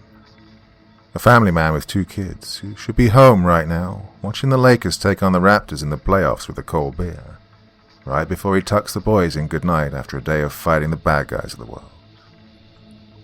Instead, he's been held against his will, beaten, tortured, and mutilated. Don't worry though, Agent. Things will stop being cut and ripped off this gentleman if he just writes down in this paper what we want to know. We all looked at Agent Johnson before my dad asked, "What is he talking about?" "That is goddamn classified," he snapped. "Well, of course, you know, Bill." The use of Agent Johnson's first name visibly startled him. The man continued, "Of course, you could put your man out of a lot of misery and suffering, if you just give me the name that I want. You have my word, lawman. I'll put a bullet in him right now. No more games. But if you don't..." He took a deliberate pause to allow the gravity of his innuendo to hit the agent's imagination. "Well, let's just say he's got 10 toes and 5 fingers he doesn't need in order for him to write a name on a little piece of paper. And if needs must, there's 2 rows of pearly whites here to play with. I am not handing over another innocent for you psychos just to butcher," Agent Johnson exploded, his eyes now glazed over with tears of torment. There was another horrific 5-second pause before the man took a deep inhale through his nose. "Fair dues, Bill. Fair dues. Have it your way." The dull, drawn-out shrieks of Agent Daniel's tongueless mouth screeched through our landline as he was dragged off out of audio range of the call. It was hard to tell with no pronunciation, but we were all pretty sure he was screaming the words, "Please, no." We all could tell he was sobbing, too. I didn't think this night could get any worse. Then the speaker projected the man's voice again. "Now then, put Jessica's mom on the phone, please." We all gasped. Our eyes widened, and I felt my pupils dilating. There was no way this was going to be good. Jessica's mom took the receiver from Agent Johnson. She's already fighting back tears. These people didn't seem to care, though. She dived right in. "Hello, please just give me my little girl back. She's a sweet little girl who hasn't done anything wrong. Mommy. Jessica's voice interrupted her mother's feeble attempt at appealing to the kidnapper's better nature. These people didn't have one. "Oh my God, baby. Yes, I'm here. Everything's going to be okay. I'm here, and we're going to get you home, I promise." The man came back on the phone. "Hello, Mrs. Adams. I need you to know that this isn't anything personal. It's just business. Scrap what I said earlier. This right here. This was the worst moment of my life. This was when we all knew. This isn't the way I wanted it to go down, honestly." He almost sounded sincere. "The FBI have stepped on our toes one too many times, and they've made us very angry. A message needs to be sent. I hope you understand. Oh, please tell the Matthews family that we'll see them very soon. That debt is still owed, and we will collect." Jessica's mum knew at this point what was to come. All she could do was to find the strength to try and comfort her little girl and be there for her in what was no doubt unimaginable hell for her. The image of her shaken frame and tears bursting from her eyes will forever stay with me. To her credit, she did her best to remain strong, telling Jessica everything would be okay. She started to sing her the lullaby down the phone from when Jess was 5 years old and under the weather. The song always made her feel better. Every kid has that one song their mum sings to them when they need comfort and warmth. I hope it gave Jess some sense of her mother's presence in those last moments. I think I'd have a lot more issues than I do now had Agent Rodriguez not acted as quickly as he did. He dived over the dining room table to switch off the speakerphone just as the sound of an electric drill revved to life and Jessica began to scream in abject terror. We all watched Jessica's mum attempt to hold herself together, tears leaking from her eye sockets. Jessica's father embraced her mother in a state I'd never seen him in before. We all watched the last of her soul shatter as she sang "Hush Little Baby" into the phone as Jessica screamed in pure agony for her mum and dad to come save her from the bad man. She stayed with Jessica till the very end. We never heard another voice on the line after the screaming stopped. The phone went dead almost immediately afterwards. Jessica's mum collapsed when the caller hung up. A unit arrived shortly after the call went dead. It was from the US Federal Witness Protection Program. They gave my family all new identities and relocated us out of the country. Apparently that was also part of the document we'd signed earlier. We weren't safe anymore and needed to disappear. Well, I can't give much more detail on this for obvious reasons. It's just that our family had to go missing. Well, the FBI concluded it was unlikely the swarm would come for Jessica's parents. Their debt was paid, and they'd hurt them enough. We said our emotion-packed goodbyes and offered what fortuitous condolences we could muster. We packed our essential items in the 10 minutes we had before a black sedan came to collect us with a SWAT team escort sandwiching our ride. And I watched my home for the last 13 years fade away into the distance as me and my parents embarked on our new life, away from this nightmare. Apparently, while we were being removed from the country, the FBI finally traced the call made to our landline. It led to a remote location way off the grid just outside of our state. The FBI and evidence response team followed up to some old abandoned storage facility. There, they found the remains of 3 bodies: Daniels, Ramsey, and Jess. We were told one was totally dismembered. One was hanging by their neck from barbed wire attached to the roof support beams, and the other had been drowned in boiling hot oil. They didn't tell us which was which, but when Jessica's mom went to identify her body, that was the final straw. She committed suicide the next day by overdosing on her prescription diazepam. Her father is reportedly still alive, but by all accounts he's turned to a life of alcohol and antidepressants. Our handler says she doubts he'll see out the year at the rate he's going. It always hurts to hear the lasting damage of this horrendous event. I hope they all find each other again someday. Well, me and my family have settled now in our new home. We're making a go at a normal life, but we will all forever be molded by the events of that one night. I won't walk anywhere alone. I have severe separation anxiety, and it's affected a lot of my romantic relationships. I can't keep a boyfriend for longer than a month, as I can't talk to any of my boyfriends about my issues and where they stem from, as it's against my WITSEC agreement. Our case handler says we're the luckiest people she's ever met, and we need to embrace this gift that we've been given. We're the only family to have ever been targeted by the swarm and make it out alive. All the other families out there like me and my parents weren't as fortunate. Well, I doubt I'd use the words lucky and fortunate. Our handler wasn't there that night listening to those people die in some dark, dingy old building screaming for mercy. But at the same time, I do get where she's coming from. I always read the online news articles from my old town and surrounding states to keep an eye on the alarming number of rising missing person cases. It's horrifying, mainly young girls too, who just vanish from their homes and neighborhoods without a trace. The swarm is responsible, I know it. Well, even though I'm told I'm safe now and getting on with the rest of my life, I always find myself coming back to 3 things from that night. 1. The look of Jessica's mum's heartbreaking as she sung her baby to sleep for the final time, a moment that haunts me on dark nights. 2.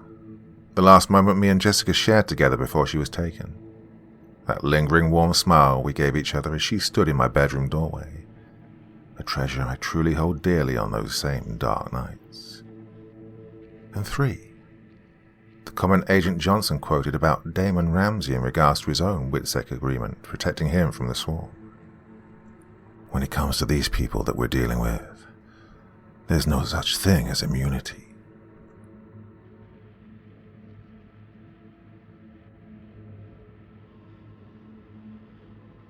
Genesis. Origins of a Serial Killer.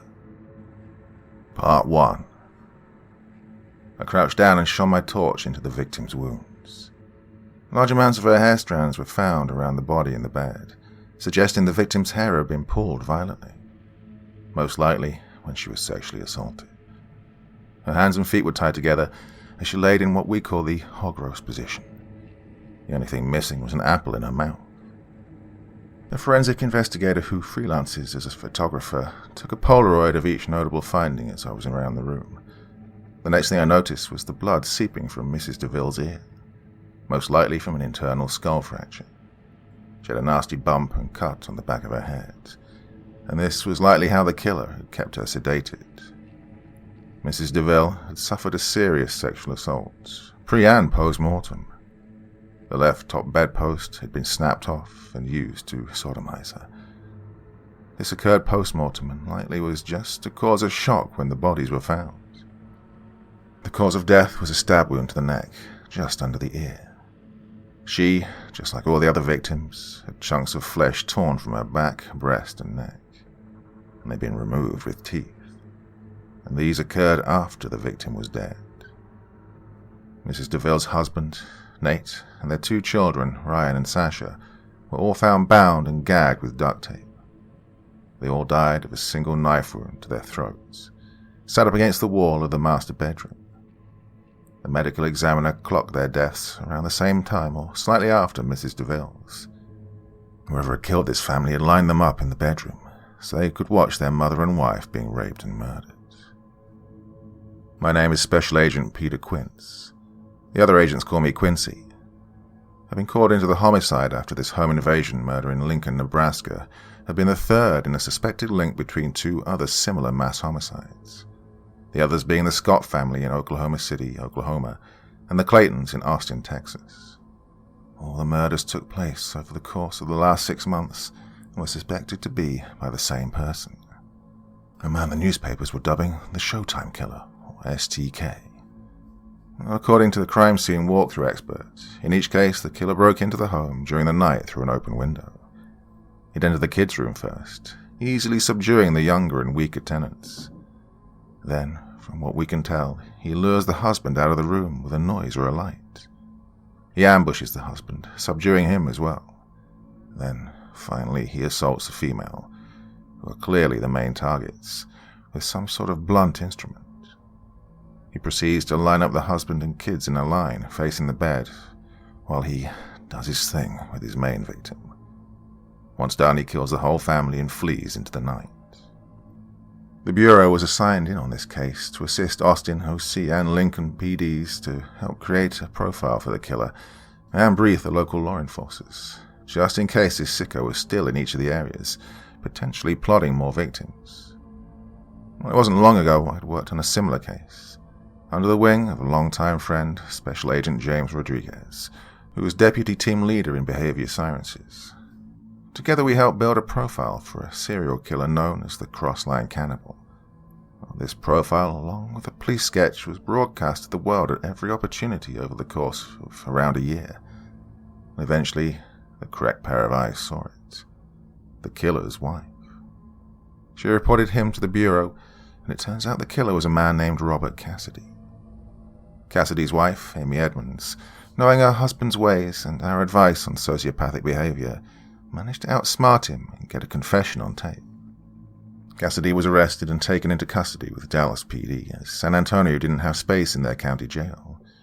Here, it was reported by Cassidy that he was violently assaulted in a holding cell by 2 officers.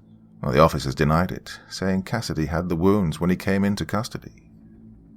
Cassidy, who acted as his own attorney during his defense, then tried to use this at his trial in a way of creating reasonable doubt with the jury, saying the confession was made under duress, as he was beaten into saying it. Well, the confession was almost thrown out, if not for one of the officers owning up to the beating with his colleague. The officers were both disciplined and charged with perverting the course of justice, but they were let off with a caution. The officer who came forward was able to save his job, and to this day I believe he still works there. If memory serves me correctly, his name was Officer Mills. When the confession was entered into evidence, Cassidy approached the prosecution and offered to trade his death for his life. Well, in return, he would give the location of a burial site in Atlanta where police would find a number of missing persons.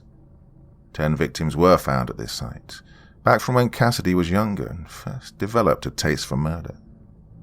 In the hole, they found bones and ashes of what turned out to be an old girlfriend, the boy she cheated on Cassidy with, as well as, more significantly, a boarding school teacher and a local drug dealer. The others were prostitutes on the missing persons list. Cassidy was sentenced to 23 consecutive life terms in a maximum security prison. As of this moment, he's currently 20 months into serving his sentence at Florence Prison in Colorado. Given his experience, I decided to consult with Agent Rodriguez on helping with a profile on the home invader being dubbed the Showtime Killer. Oh, in case you're wondering why they call him this, it's because he loves an audience. Well, the next day I caught a flight from Lincoln to Houston and made my way to the basement floor of the Texas field office. I made my way into the back office, where Special Agent Rodriguez was situated. I tentatively knocked on the door, just in case he was in the middle of a meeting or phone call. No one answered, however, so I tried to peer through his window. Well, this didn't go unnoticed, and the head of BSU, Dan Ackerman, came up behind me and tapped me on my shoulder. I turned around, slightly startled. He's not here, I'm afraid," Ackerman said, a slimy edge to his tone. Well, for context, I didn't like Ackerman, and he didn't like me. I don't think there's many that are ranked below him that liked him, to be quite honest. He was the sort to throw his weight around in a passive-aggressive sort of way, and no one could tell him he was wrong, because he never was. But he usually was. You with me? He had suppressed our profile on Robert Cassidy for a while. He was certain that the person we were looking for was a drifter, a homeless man who killed his victims to take their money and then moves on to a new state. Our profile, on the other hand, was based on historical interview tapes of Ted Bundy, another serial killer who abducted women to rape and kill them before dumping their bodies in a nearby wooded area. Bundy was respectable, and to most women, a decent-looking young man. He dressed as policemen, professors, tennis players, and often painted himself as disabled or at least injured. He painted himself as someone the public could trust, and someone that women wouldn't see as a physical threat. We believed our man was someone who did similar things, was someone who was well-groomed and likely somewhat attractive based on the age of the women. They were all young, attractive, and appealing. Not the sort of people who would risk being alone with a homeless drifter, who could very well be aggressive. So when it came to the theft of the victims' money, credit cards, and the keys to their homes, well, we profiled this behavior as someone who needed the money, perhaps to disguise a lack of income. Well, we also looked at John Wayne Gacy and Dennis Rader, serial murderers who used their jobs to hide their crimes, as well as using their jobs to find potential victims. Rader in particular was also a killer who had a family, hiding his crimes from them for years. Our final profile consisted of 7 main bullet points. 1. Very high sense of self-worth. 2. Poorly or unexplained long absences away from home. 3. Attractive or well-presented white male, likely between 30 and 40. 4. A job that involves traveling the United States with seemingly varying amounts of pay. 5. Spends a lot of money on different clothes and odd items such as fancy dress outfits or disability equipment. 6. Cell phone is switched off for long periods of time during the night whilst away from home. And 7. Unwillingness to elaborate on early life or other absences. We had this profile ready to send out to the news outlets, hoping a wife or girlfriend would notice the odd behavior and phone it in. However, as mentioned, Dan Ackerman told us it was a drifter, and that was that. It was his way or the highway. Pompous asshole. 6 more women had to die before we got lucky. After Cassidy ran into trouble whilst trying to dispose of one of his victims, Julie Devereaux, he, instead of dumping her in a remote wooded area, dumped her body in a city alleyway. He was spotted leaving the scene by a pedestrian who got a pretty decent look at him. When they described a well-groomed man with slick-back hair and with a square, well-shaven jaw, Ackerman couldn't deny our profile any longer, although it wasn't without trying. Once the profile was out there, he was just waiting until it found the right set of eyes, and on one fateful day, it did. Robert Cassidy's wife, Amy Edmonds, who saw the sketch on a breaking news bulletin, and then, upon looking into the case further, found the profile on the FBI website. She called in her suspicions, and as soon as we heard about Robert Cassidy, we knew we had our man. Yeah, so, I see, do you happen to know where he is? I asked, trying to hold back my contempt for the man. Oh, haven't you heard? We've both been asked to assist organized crime with the swarm's remaining traffic gangs. Given our expertise in the area, it's hardly surprising. So I'm afraid you'll have to find someone else to babysit you on your little assignment. His tone was as condescending as it was patronizing. He knows some agents see him as the man who cost an extra 6 women their lives due to his sheer pig-headedness. And the thing is, Agent Rodriguez was the guy who helped bring down the swarm and created the profile that caught the most vicious serial killer the USA has ever seen. He was Superman to the Bureau, so unfortunately, it was just me to take the stick from this giant asshole. Triple mass homicide a little assignment now? I asked sarcastically, before adding, just want to make sure we have an accurate profile of the killer. Don't want anything holding back the investigation and costing more lives, do I now? I tried to suppress my smirk as Ackerman's fell into a hardened scowl. He was a little lost for words. Oh, I wish I could bottle this moment. Then, what are you skulking around in here for? Get out there and find them, he said, storming into his office. I decided to leave the building and simply give Agent Rodriguez a call on his cell phone. After a few rings, the call was picked up. Quincy, what's up? What can I do for you? Rodriguez said loudly, speaking over what sounded like a busy task force office. I just need some advice. Sounds pretty busy there. Want me to call you back? I replied. No, absolutely not. These guys can manage for a few minutes without me. We're just setting up a surveillance op on the border, hoping to identify who's trying to take over the swarm's patch. What do you need advice on? Rodriguez asked. Well, James was older than me. He came to Quantico the same time I did, except he worked for Albuquerque PD as a homicide detective for over 10 years before he arrived at the Bureau. I came straight from Oregon State University after completing my master's in criminology. Well, despite me having no practical experience in the field of violent crime, he's never treated me like he knows better than me, despite the fact he does. He's treated me like an older brother. On some days, I'd go as far as saying like a father. Let me guess. The home invasion murders. You've been asked to help create a profile for the authorities of this Showtime killer, James asked. I smiled at his perception. Yep, got it in one. Well, don't know where to begin. It's so different out in the field than what it is in the classroom. You were the brains behind Cassidy, not me. Man, I'm out of my depth, James, I said in an honest tone. James chuckled. You're too hard on yourself. You came up with your own ideas on the profile. You're a good profiler, Peter.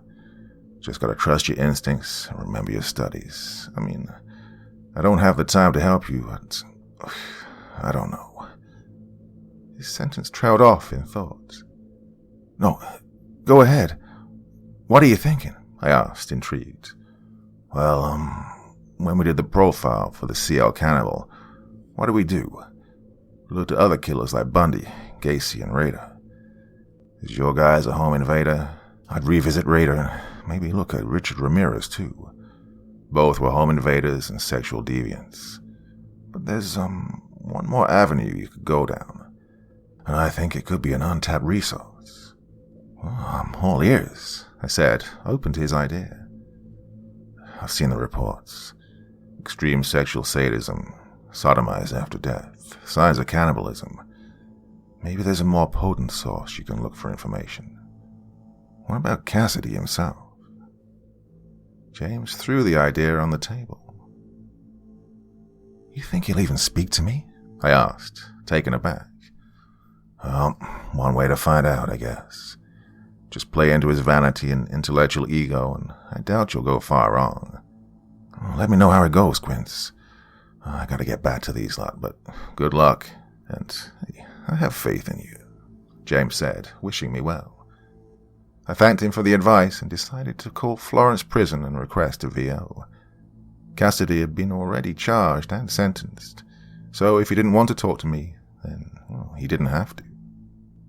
While I waited to hear back from the prison with Cassidy's decision, I decided to go look at one of the previous crime scenes while I was in Texas. I drove up to Austin, back to the scene of the first murder. I pulled up outside 423 Caroline Street at around 9:23 p.m. What looked like a beautiful suburban humble abode 6 months ago, well now had the aura of a haunted house attraction.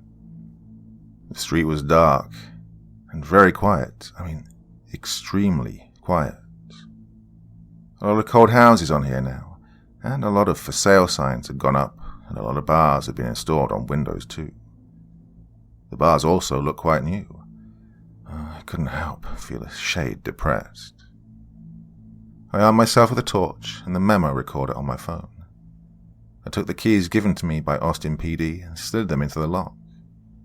The door swung open with a slight creak, letting the Nebraska moonlight radiate into the dark hallway. I entered the house and immediately felt uneasy.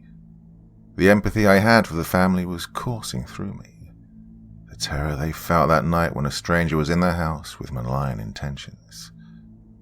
I made my way to the master bedroom and flicked on the light. Dry blood was splattered on the walls in a pattern consistent with a slashing motion. There was an obscenely large brown stain on the mattress. I walked over to the window and looked into the back garden. A large oak tree with sturdy branches sits around 30 meters from the master bedroom window.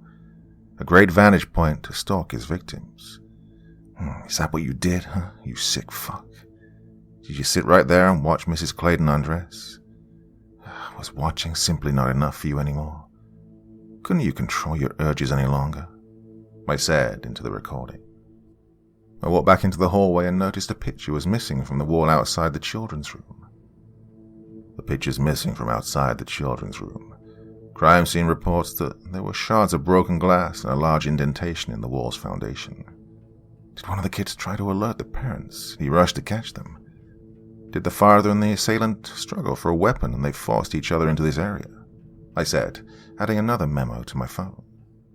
I then headed into the children's room. I walked over to the window. I pressed record once again. The door was locked when the police arrived the next day. No sign of forced entry in any of the doors or windows. However, the children's window was a fire escape window, installed recently to comply with building safety regulations. The Claytons were planning on selling up and moving to Canada. It was a hot night that evening.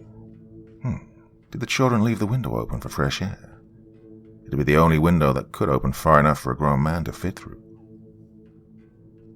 All of a sudden, a sharp noise cracked the silence of the night. I startled heavily, hitting stop on the record in a panic. I got my breathing under control, drew my weapon and peered back into the hall. The front door had slammed shut in the wind.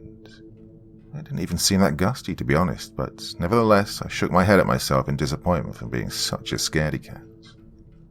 I decided it was getting late. I couldn't shake the horrible dread that the family must have felt that night, and my head wasn't where it needed to be. I exited the house, locked up, and drove the keys back to the police department. Once I was sat in the departure lounge at the airport, I went through the case files of all 3 homicides and noticed a pattern. I made sure no one was within earshot and made another recording. At the Scott house, there were no signs of a burglary. No money or anything of financial value was taken. However, Marilyn Scott's sister said that there was a family photo missing from the living room. Well, the only reason she knew is because the photo was from when she bought them a professional home shoot as a Christmas present. She'd loved it, as they all looked so happy in it. So, why did the killer take it? Also, at the DeVille house, there was a nail in the wall above the fireplace. The wall looked bare as if something was missing. presumably a painting or photo. Were these his trophies? Did he potentially hate the appearance of a happy home? I pulled down the seat flap and began making up a base for my profile. Questions that needed answering and such. Well, you see, psychology in violent crimes such as dealing with an armed hostage taker and so on, well, it's important to find out who you're dealing with so you can understand what has caused this situation to occur. And thus we can then try to use that to help diffuse the situation. When it comes to profiling for a violent crime such as a homicide or rape, or even both, we flip the process. We ask ourselves what has caused this situation, why has this situation happened in this way, and then that can give us a base on who we're dealing with. The main questions I needed answering were, why does he kill the entire family? Or more so, why does he make them watch the mother? Why does he take the photos? What do they mean to him? And, most importantly, how is he choosing the victims? And I knew the quicker I figured out the answers, the more lives I'd save.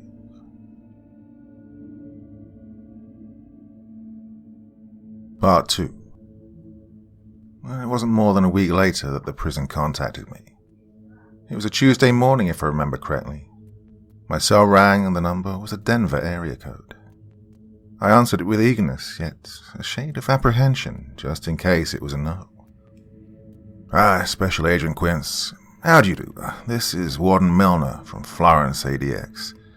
I have a visitor request here for yourself to see, Mr. Robert Maxwell Cassidy. The man said in an Ivy League type of tone, a well-educated, stern and controlling person, I assumed. Well, good morning, Mr. Milner. I'm very well, thank you. Yes, that's right.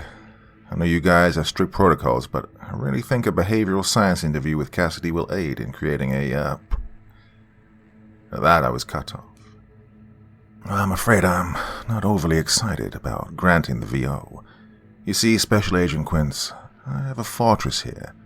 A fortress full of drug barons, bank robbers, terrorists, even the leader of the AB, but Robert Cassidy is probably the most dangerous of them all, believe it or not. He doesn't need to have 10 white supremacist thugs shiv you in the laundry room, or have his Al-Qaeda buddies fly a plane into your building to get his point across, he informed me, and I scoffed. I'm well aware of how dangerous he is, Mr. Milner. I've been to his crime scenes. I've seen what he does to young, vulnerable women. And as I'm sure you're aware, we have a case that needs his urgent He cut me off again. Well, he could kill half my staff with just a ballpoint pen given the chance, Mr. Quince. In fact, he's been with us just under 2 years now, and in that time, he's been involved in a number of violent incidents with his fellow inmates. But not just the inmates. There have been other incidents, some which have cost the taxpayers of this country millions in staff compensation payouts. And someone like you coming in means I have to take him out of the hole, and I think seeing one of the men who helped put him in there, well, may somewhat agitate Mr. Cassidy. Once again, I scoffed. Agitate? How would it agitate you, Mr. Milner, if a psychopath slipped through your children's window tonight, tied them up and made them watch while he raped your wife with a bedpost and castrated you alive? Well, as soon as the words left my mouth, I wanted the world to swallow me up. There was a pause before Mr. Milner simply said, I'm not married. Well, I couldn't hold back my amused smile. Look, my point is, there's a person who's done this 3 times, and he'll do it again. Now, while Cassidy wasn't a home invader, one of the bodies we found in a burial site contained a male victim, a head teacher from a boarding school in Atlanta. Oh, the man had had his genitals removed with a Bowie knife, similar MO used by our home invader in his last murder. An interview into why he did this may give us an idea of who we're looking for. I'm asking you to try and save some lives here, Mr. Milner. How can you say no to that? I asked, sincerely. There was another long pause while he mulled over my question. A quiet sigh before he simply said, Okay, tomorrow, 10 a.m. Bring ID, no firearms. Good day, Special Agent Quince. The phone then went dead. Asshole, I said to no one in particular. I was on a plane that night to Colorado. Myself and the new kid, Agent Bodkins, arrived at the Supermax facility around 9:30 a.m. I'd heard of Florence being the Alcatraz of the Rockies, but I'll be honest, it was truly daunting. A modern-day fortress, housing the real-life monsters that walk this earth. We pressed forward, through the guard station, signing in our vehicle. "Been expecting you. Lieutenant Perkins is in the visitor's center for you," the guard informed. I thanked him and parked the car in the allocated bay. As we entered the building, a well-built, military-looking officer saluted and approached us. "Special Agent Quint and Agent Barkins. I'm CO Lieutenant Perkins. I'll be escorting you both today and supervising the interview," he told me sternly. Yes, good morning, Lieutenant. I was hoping that our interview would be just the three of us." Well, my sentence wasn't even half finished before he began shaking his head in robotic disagreement. "No can do. Robert Cassidy is in the hole. He needs to be kept under 24-hour supervision and have at least 2 firearms aimed at him when he's not in his cell," he said, whilst I looked over his shoulder to another CO wearing sunglasses, rifle at the ready. "It sounds a little OTT, don't you think?" said Agent Bodkins with hints of naivety to his scoff. Even though a small part of me agreed, I knew it wouldn't come across well. I gave him a look over my shoulder, scolding him. "No, I do not," he said purposely. He took a moment in his mind before saying, "Perhaps I should show you something," he said curiously, and led us into a nearby office. Well, the office wasn't large. It didn't need to be, I guess. Just contained file cabinets, a desk, a kitchen area, and a television set. He opened a file cabinet drawer and, after sifting through the individual dividers, found what he was looking for. He pulled out a DVD, slotted it into the player, and turned on the television. "What are we watching here, Lieutenant?" I asked impatiently. "Security footage for a few months back," he replied, concentrating on rewinding the tape to a specific point. Bodkins and I decided not to ask any more questions and instead made ourselves comfortable on the edge of the desk and faced the screen. An image soon began playing. It depicted a hallway. Around roughly 4 people were mulling around in there, one of whom was Robert Cassidy. He was wearing a cleaner's uniform that indicated that he was a prisoner and not a member of staff. He was mopping a floor, back turned to the security gate, the camera pointing down at his face. "What are we watching here, Luke?" I began to ask before I was shushed and told to keep watching. After a few seconds, the image shows a guard come to the gate, unlocks it, opens it, and walks away. The 3 men in the hallway with Cassidy see this and immediately make a swift exit out of the gate. Cassidy stays where he is. Soon, 4 large men, all with short haircuts and swastika tattoos, rush into the hallway.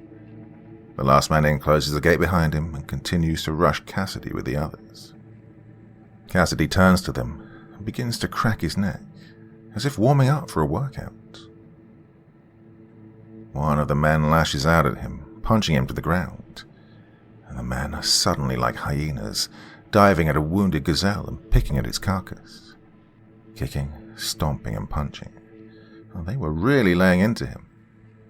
However, after around 8 to 10 seconds, one of the men suddenly hunches over in pain and stumbles across the hall with a toothbrush sticking out of his groin. Soon Cassidy bursts through the gap left by the man. He's armed with the mop. He swings it at one of the men, breaking it around his head. With the remaining half of the mop handle left in his hands, he places it around the back of one of their necks and uses the leverage to deliver an extremely vicious headbutt. What I assume is blood flies everywhere. The remaining thug jumps on Cassidy's back, trying to apply a rear naked choke. Cassidy throws his weight forward, flipping the man over him and onto his back. Cassidy, with all his might, then drives the jagged end of the handle into the eye of the 4th man. The man twitches uncontrollably on the floor. Cassidy goes into the pockets of the unconscious man that he hit with a mop and finds another shiv. He stands up, wipes the blood from his nose and mouth, up through his hair, slicking it back, as if using it as some sort of hair gel. He then saunters over to one of the men on the floor, who already has a shiv stuck in them. They let go of their wound so they can hold their hands up in a plea for mercy, but Cassidy doesn't let up. In a total frenzy, he puts at least 13 holes in this guy before the guard opens the door and a group of COs storm into the hallway and pin him to the floor. The lieutenant pauses the video and turns to see our reactions, which, to be fair, are somewhat astounded. Someone cut in line ahead of Cassidy, so he bit his ear off, then proceeded to eat his ear in front of the whole wing. Savage, right? Well, turns out the victim's cousin was an Aryan shock collar, put out a word to have Cassidy beaten to a pulp, then have his balls cut off and hung from the canteen ceiling. He ordered 4 of the toughest Neos to do it, even paid off the guard to facilitate it. He was meant to erase the footage after it happened, but seeing as Cassidy turned the tables, the alarm was raised and the guard was apprehended before it could be covered up. 2 of those men are dead. The other was in a coma for a week. Only one of them is alive and well. If having 17 stitches in your face and a metal-plated nose is classed as well, he quipped, before beginning to press fast forward for a few seconds. He was in Site A when this occurred. His safety was in breach at this point, so we decided to house him in Site B while he recovered from the attack. Well, Site B is less secure. That's where we house payrollees, detox inmates, good behavior, and vulnerable prisoners. He hit play. It showed what looked like a ward of a hospital before I clocked on that it was the prison infirmary. Cassidy lay in the far bed in the corner. A nurse came to apply what may have been jelly from an ultrasound before suddenly Cassidy shot up and grabbed both sides of the nurse's face and began to gore at it. He then slammed her head against his bed frame, knocking her out cold. He then climbed out of the bed, smashed the window, and pulled himself out of it. Perkins hit stop, turned to us and said, "Jenny Pratt, sweet girl, didn't deserve that. Well, she lived, but she'll never look the same again." Consolation was he didn't get far at all. He was shot with 5 rubber bullets before he got within 200 feet of the fence. After that, Warden Milner ordered him to be put in Site C, aka the Hole. The Hole was a place we built underneath Site A. It's where we put the people who don't deserve to ever see daylight again. Cassidy's been down there for 6 months now. I'm responsible for his, shall we say, well-being, Perkins said with a hint of sadism in his smile. So you can understand why we're all apprehensive about any relaxation or complacency when it comes to Cassidy's security. If we let him in that room, no cuffs and no weapons on him, he'll likely ask for a pen to sign your waiver. And when you give it, he'll kill you and your partner with it and make another break for it. And I scoffed at this extreme catastrophizing. We're FBI, Lieutenant. We're not idiots. The prisoner will not be given anything sharp, blunt, or heavy. He doesn't need to be unchained. You can have weapons at the ready, but outside the room. We need Cassidy to speak unobjectively and unadulterated, or for his insights to be useful in our case.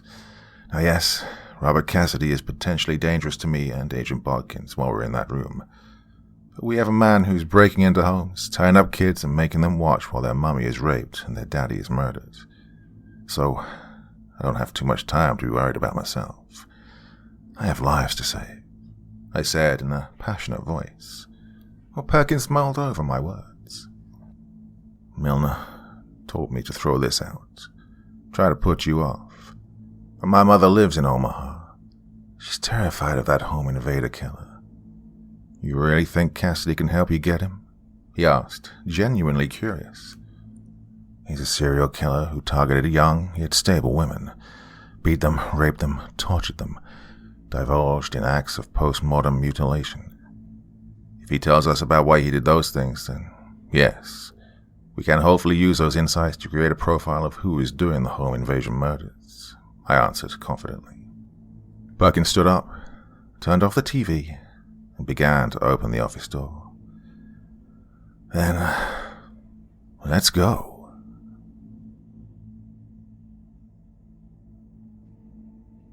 Part 3. We made our way over to Site A on a glorified golf cart.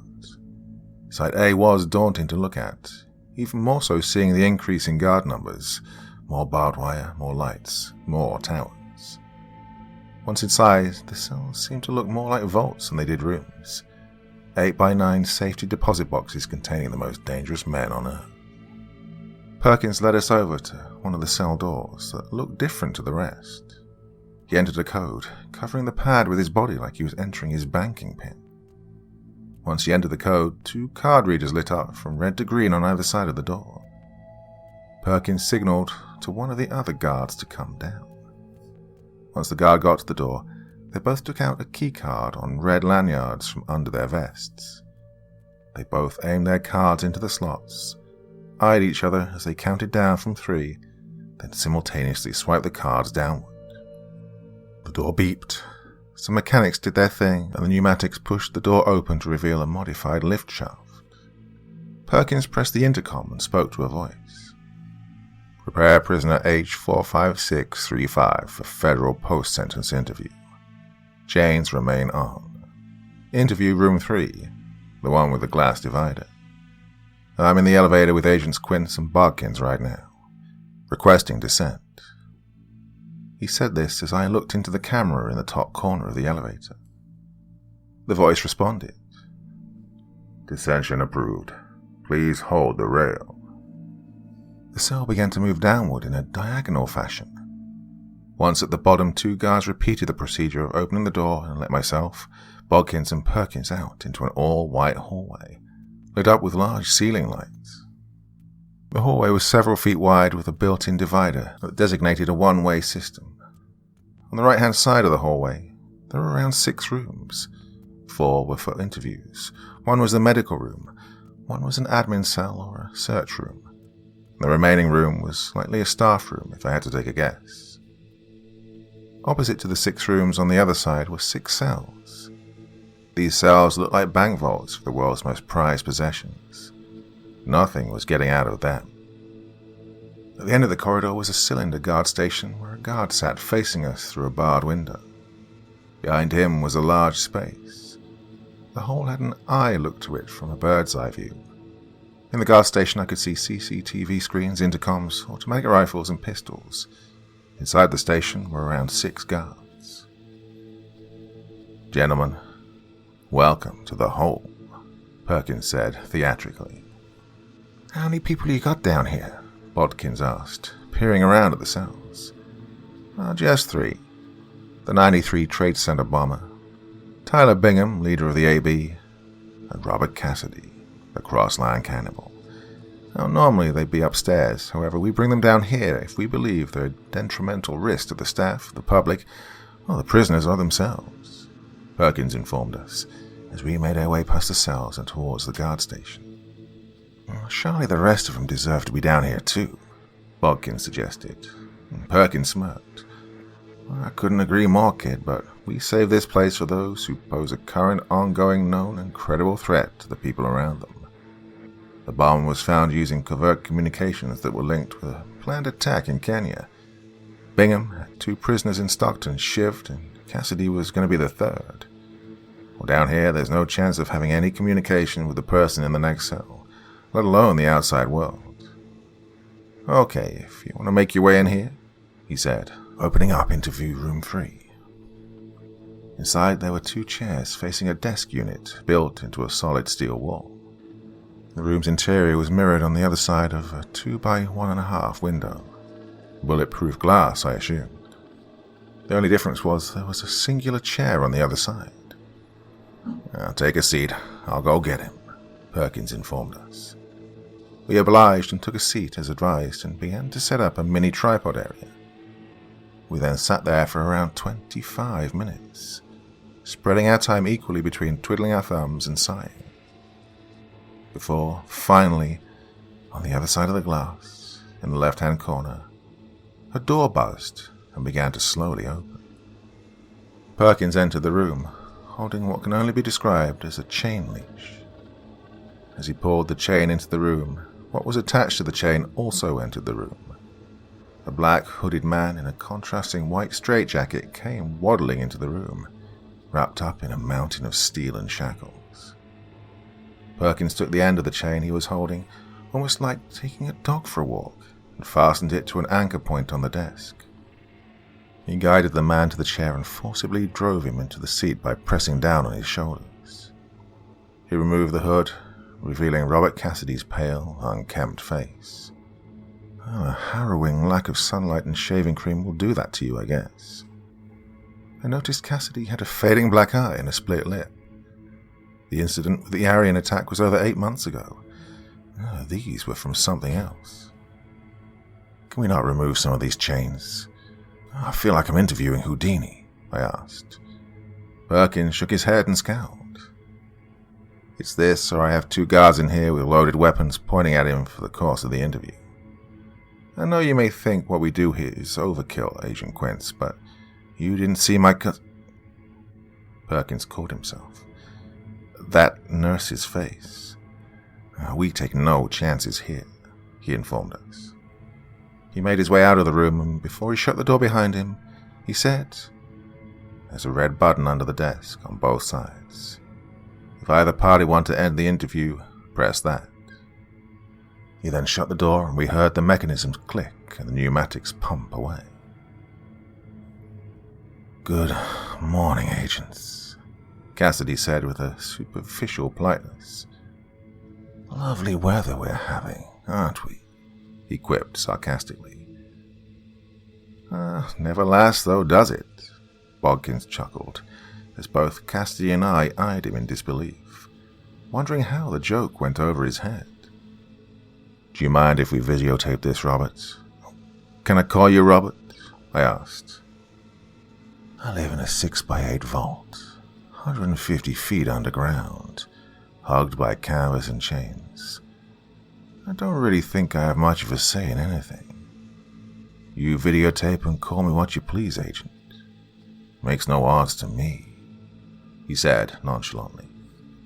"Okay, so, we're conducting this post-sentence interview as part of our behavior science survey with men such as yourself, who've been convicted of multiple cases of extremely violent crime.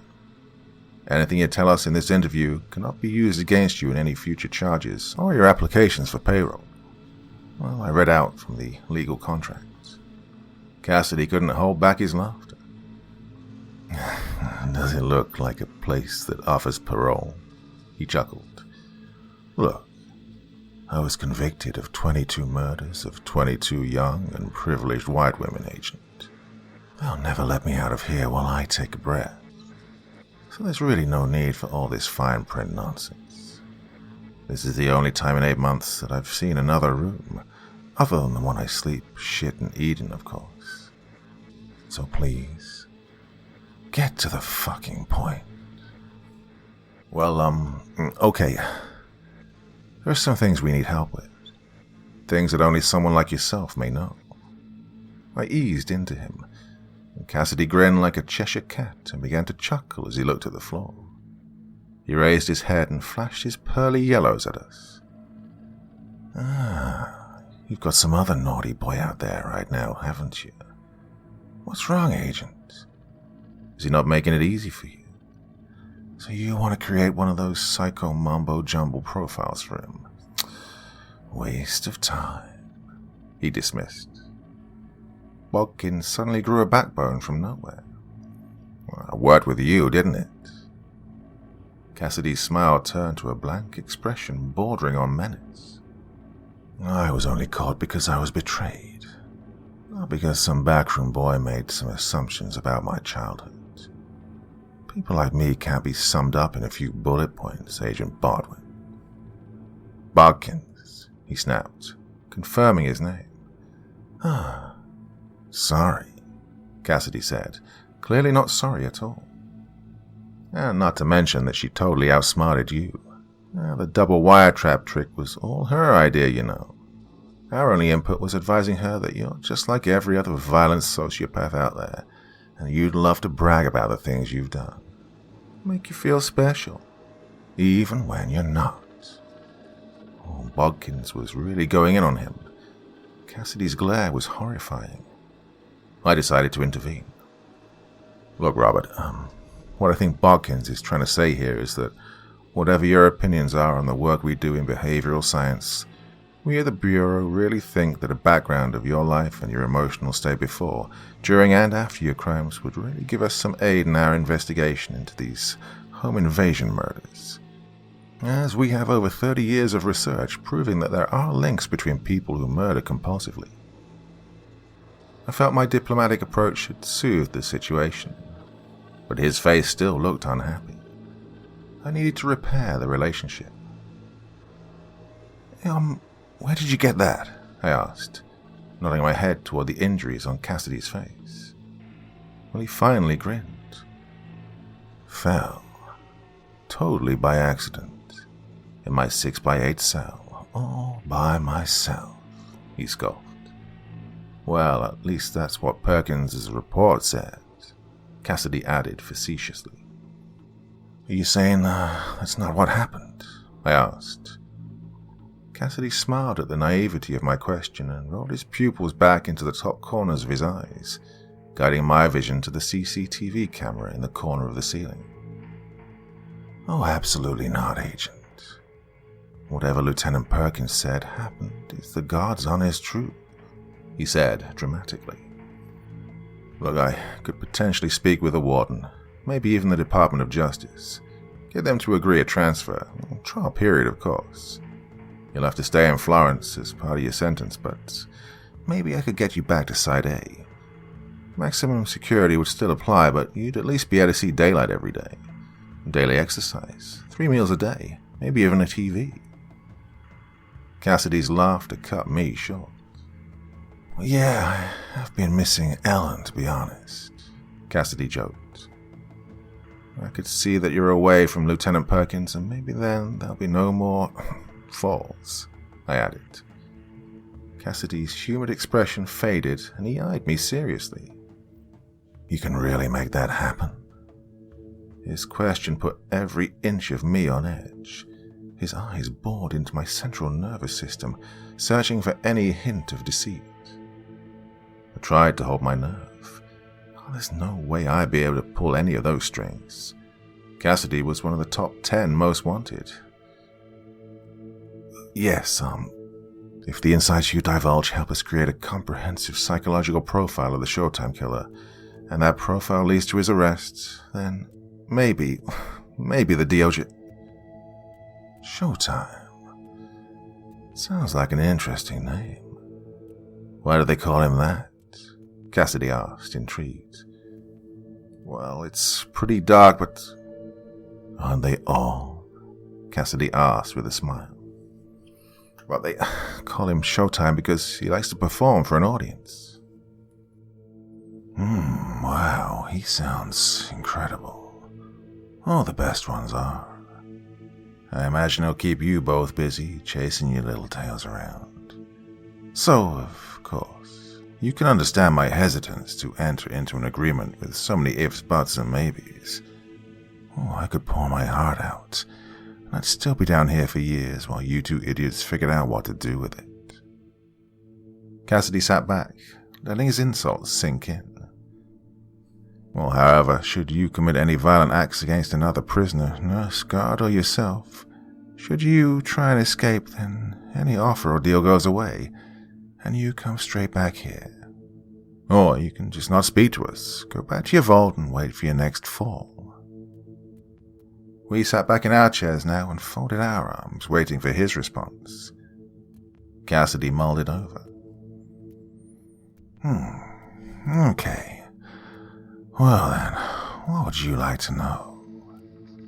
He relaxed back into his chair, arms folded, not that he had much choice in that matter though. I opened up a file I had with me and held it against the glass, so that Cassidy could read it. The file showed the entire crime scene photo of the DeVille family murder. Cassidy eyed it intensely. I swear I saw a glint in his eye. Who's this then? Cassidy asked, cocking his head at the photo. Claire DeVille. She's the third victim, I informed. Cassidy went from scanning the document to his vision snapping towards me once again, his mouth slightly ajar, his brows raised. Were the others like this? Cassidy asked, his sick interest piqued. I nodded. This was the only murder where the victim was found with a bedpost forced into her anus. The husband also had his genitals removed. Both these actions occurred post-mortem. Well, she's technically the 10th victim. 13 altogether because he kills the rest of the family too. Well, after he makes them watch first. The females are the targets. The rest are just a means to an end, Cassidy said bluntly. Can you explain what you mean? Agent Bodkins asked, jotting down the odd keyword on his notepad. He wanted to humiliate them, I thought out loud. Cassidy smiled at me. Very good, Agent Quince. Almost, but not quite. No, he wanted to dehumanize her. He wanted her to feel helpless, all her loved ones watching. The desire to rescue her etched all over their faces, but they were unable to help her. Cassidy lectured. Why, though? What makes you say that? Is that the goal with your victims? Bodkins asked. Cassidy gave him a stern look. Are you here for my help, or are you here to pick apart what I did? Just trust what I say, Cassidy snapped. Well, I intervened and rephrased Bodkins' question. I think what Agent Bodkins is asking is, can you give us some sort of theory behind your hypothesis? Cassidy grinned as I jumped through one of his hoops. Well, maybe this person that you're looking for. Maybe he grew up in a household that's his daddy or his stepdaddy who wasn't so nice to him. Maybe he expected his mom to rescue him, or stand up for him at least. But instead she just stood there and watched. I thought out loud once again. Cassidy smiled and gave me a round of applause. Now you're getting it, he said approvingly. Is that why you killed these women? Did your daddy beat you while your mommy was too busy with her career?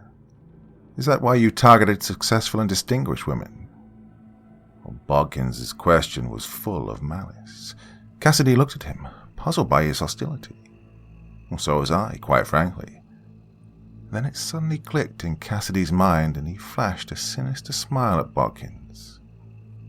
Now it makes sense. What's wrong, Agent Bogdan? Did I kill someone you knew?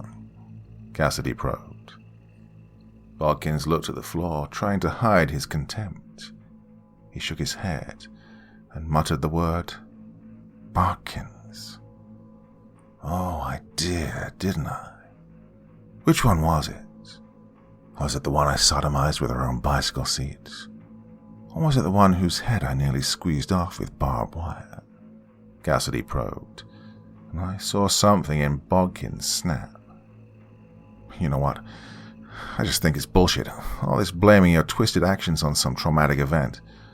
You're not special, you're just average. You're the same as all the others. You think you're a pioneer, but really, you're just fucking textbook. Okay, I think we just need to take...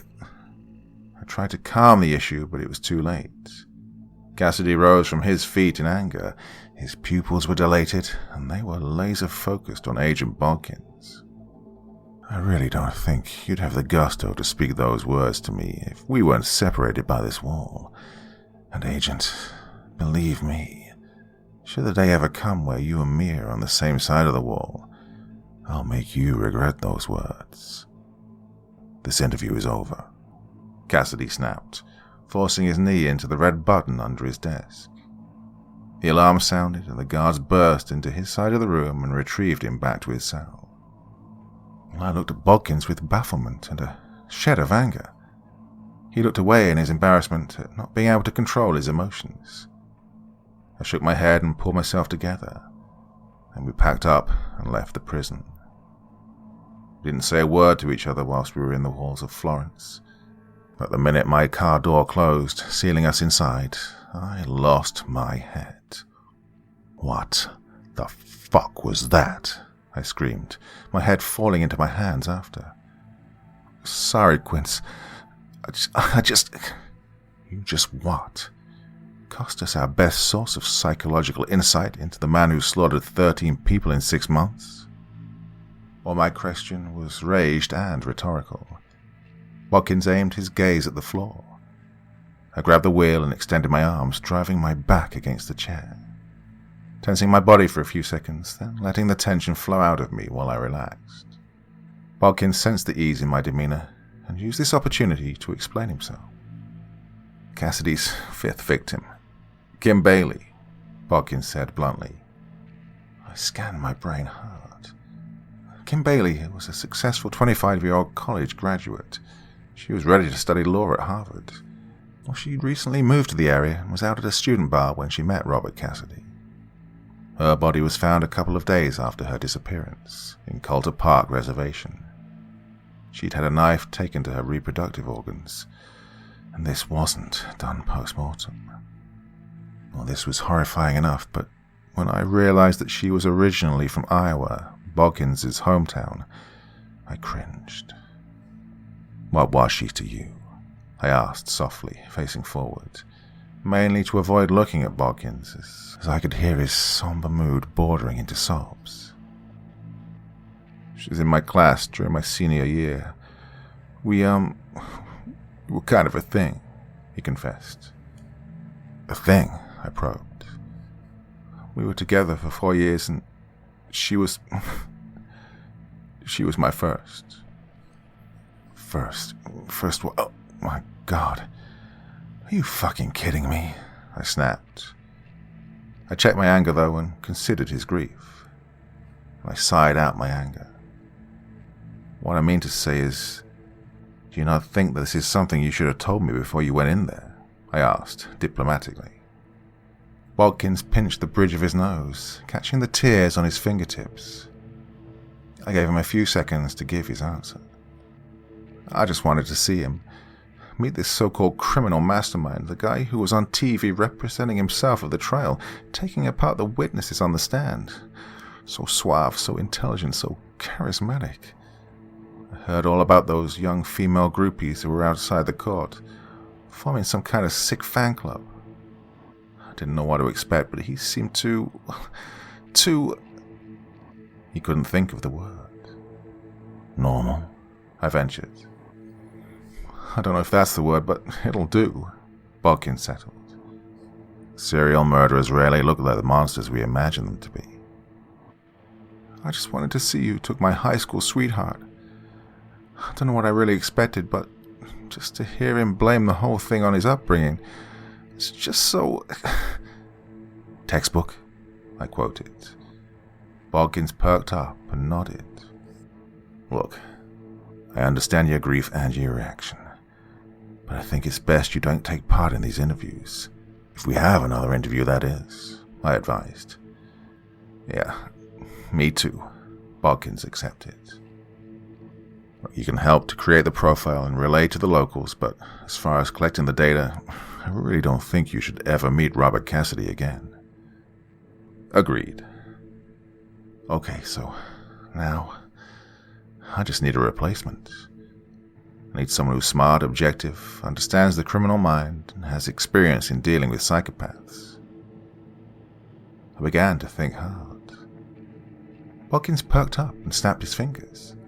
Oh, I have just the person, he exclaimed. Well, I looked at him curiously. He began to press buttons on the GPS. I turned my curiosity to the small screen on the dashboard. He pressed the Calculate Route button, and soon the machine was directing us towards the University of Denver.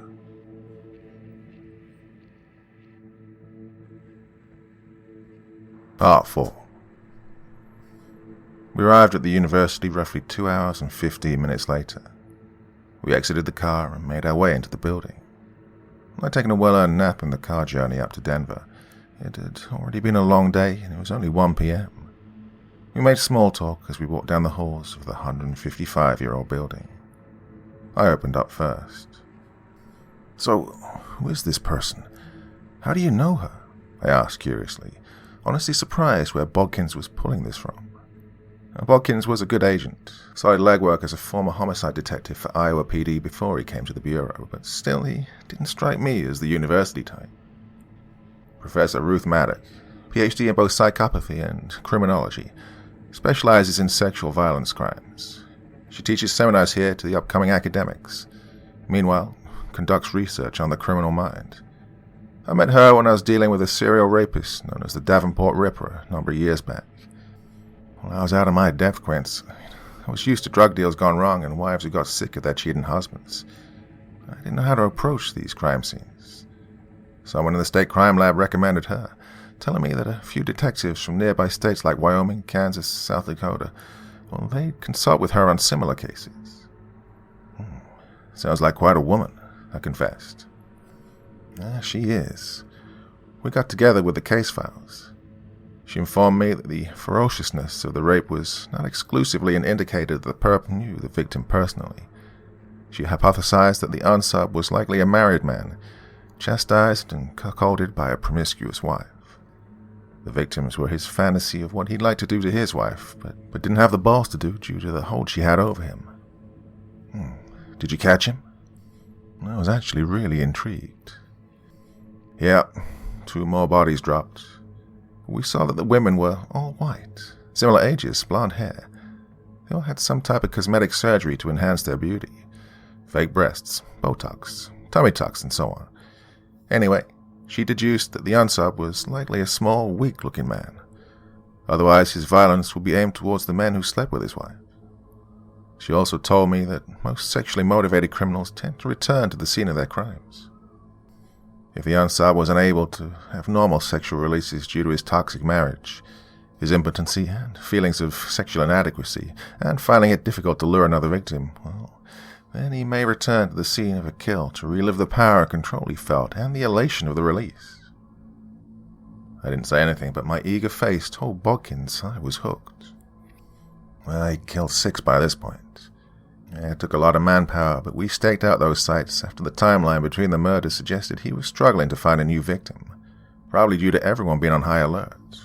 One night, we were parked up at Rock Island National Cemetery. It was 3:23 a.m. Me and my partner dozing off when we realized there's someone in the trees. We catch the guy masturbating, holding the 3rd victim's necklace. "You kidding?" I asked, slightly amused. "Nope. So, this is why I think if there's anyone that we should bring in to help us with the Showtime killer, it should be Professor Maddock. She'll be able to interpret Cassidy's insights better than I ever could anyway," Watkins said, modestly. "Okay, you're a good agent, Dave. You just had a wobble, that's all, and an understandable wobble, too," I assured him, easing his pride, and his smile told me he appreciated that as we came close to the lecture hall where the receptionist told us we'd find the professor.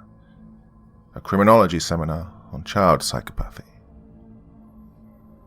"Besides," I added, causing Bodkins to pause for a brief second to heed what I had to say. He raised his eyebrows to indicate he was all ears. "A young and professionally successful white woman. Well, she's just Cassidy's type," I said with a cheeky wink as I pushed the door. We entered the room. Ruth Maddock was as strikingly beautiful as she was clearly smart. I imagine when it came to those student-teacher fantasies, a huge percent of her male students, and hell, probably some of the female students too, were indulging right this second. She wore her glasses seductively halfway down her nose. Her blood-red hair with natural brown tints flowed into a bobble and poured down her back like a silky waterfall. And with each tap of her black 5-inch heels on the stage, each mesmerized student's heart skipped a beat. Their eyes glared at the black leather straps hugging her beautiful, smooth legs, and each of them felt an intense spout of jealousy over her own footwear. Her pencil skirt embraced her figure tight, whilst her blazer equally caressed her fitted red shirt. The collar of her blouse was buttoned up just enough to look classy among her colleagues, but unbuttoned just enough to make some heads turn, and stay turned until she was out of view. She was just finishing her lecture when we entered the room. On the large screen behind her on stage was a slide that appeared to be a philosophical question. Made or born? So, guys, what we've deduced today is that these sorts of perpetrators start their compulsions very young. The question, though, are these types of compulsions brought on by the child's negative experience? Or are they already present and the experiences are simply what determine what type of compulsion the perp has? That's what I'd like your papers to be on. For reading material, I'd recommend Adrian Raine's Violence and Psychopathy, The Mask of Sanity, and The Current Trends of Criminal Psychopathy. Thank you. You may leave. Have a great weekend, guys. She began to turn off the slideshow as the students rose from their seats and made their way past us up the aisle. Bodkins and her made eye contact, and they waved pleasantries at each other as we made our way down to her. As I walked down, a student barged into me, causing her to drop her textbooks. I was ashamed to say I was too busy trying to keep my tongue from rolling out of my mouth to watch where I was going. The impact and noise of hardback books hitting auditorium steps was enough to snap me out of my lusting daydream. I apologized in an obligatory manner and began to pick up the textbooks, praying Professor Maddock hadn't seen that. "Oh my God! Agent Quince!" the female student exclaimed. I looked up, wondering how on earth this person knew who I was. "Oh my Lord!" I exclaimed, bursting into a chuckle at how amazingly small the world could be at times. "Ashley Benning? What are you—" I decided after everything that had happened, I wanted to do what you guys do. I'm studying criminal psychology, forensic psychiatry, and criminology. Maybe one day I'll be calling you boss, she chuckled. Well, you'd make a phenomenal agent. If you're anything like your mom, you'll do really well. My comment made her face change from happy-go-lucky to sulky teen. Ugh. She brought that psycho into our lives in the first place. Had a freaking baby with him and everything. Drove my dad away. Just because she had him arrested doesn't make her anything special. Her arms were now folded, and she turned away from me to scowl.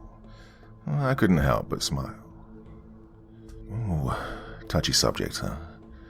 Didn't realize you two didn't get on.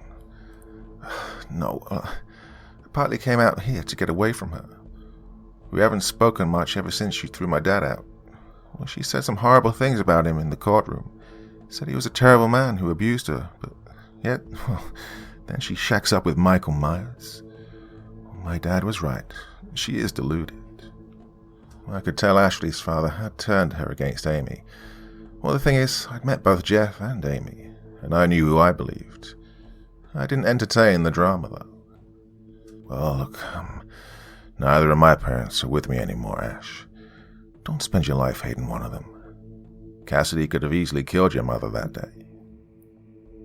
The way she looked at the floor and flexed her eyebrows showed me there was a part of her that knew I was right. So, what are you doing here anyway? What's possibly here in Color... Oh, you've been to see him, she said, an edge to her tone. I nodded. Well, I'm, fairly new to the BSU. Up until I met you, I worked organized crime amongst other things. I don't have much field experience, especially not on my own, and Rodriguez is working on a special task force right now, so it's just me and Bodkins, I said with a shrug of modesty. So, what's Robert had to say for himself then? She asked with suspicion. I leaned in close so no one could hear. Sure you've heard of the Showtime killer? I asked, speculatively. And she nodded. The home invader, yeah? It's got a lot of people shaken up. 3 murders, all different states. Could strike anywhere next. There's nothing scarier than the thought of someone creeping into your house at night with sick intentions. In fact, a lot of the other students here are that obsessed. They're doing their thesis on it, she confessed.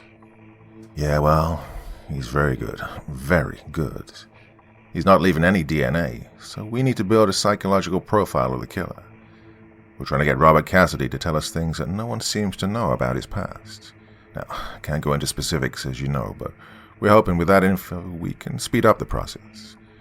We're hoping your professor will help out, too, I said, looking at Ruth Maddock once again. I wasn't able to look away, and Ashley smiled at me as she noticed. Yep, she's a fox, she said, smirking at me. Well, I snapped out of it, and I smirked back. Look, I shall have you know I'm here in a totally professional capacity, I said facetiously. We shared a look and a grin. It's been really good to see you, Ash. I'm going to be in Denver frequently over the next few weeks. Here, it'll be nice to have a coffee and catch up. See how you're really doing, I said, handing her my card. Absolutely. Hey, You best get down there. Looks like your partner won't let Professor Maddox get a word in," she said, looking down at the stage as Bodkin spat pure fire at Ruth Maddox, as she simply nodded along. He already scared off the most dangerous serial killer on the planet today with his big mouth. If I hang up here any longer, he'll scare her off as well. We shared a chuckle, said our goodbyes, and I jogged down the now empty steps towards Bodkins and Maddox. So anyway, I stood up, pointed at him, and told him, "You're not special, you're nothing." And he just loses it, starts crying like a little bitch, and storms out of the interview. You see, people like Cassidy think they're tough and dangerous, but really, they just need a man to stand up to them. Well, I'll give it to Bodkins. He really sold his serial killer spanking story well. Puffed his chest out like Superman and everything. So yeah, that's why we're here.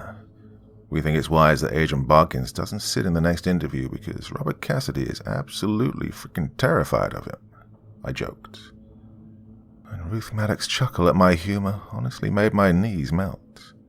Bodkins' face turned to fury, but it is best to check himself and chuckle along with us to save face. You must be Special Agent Quince?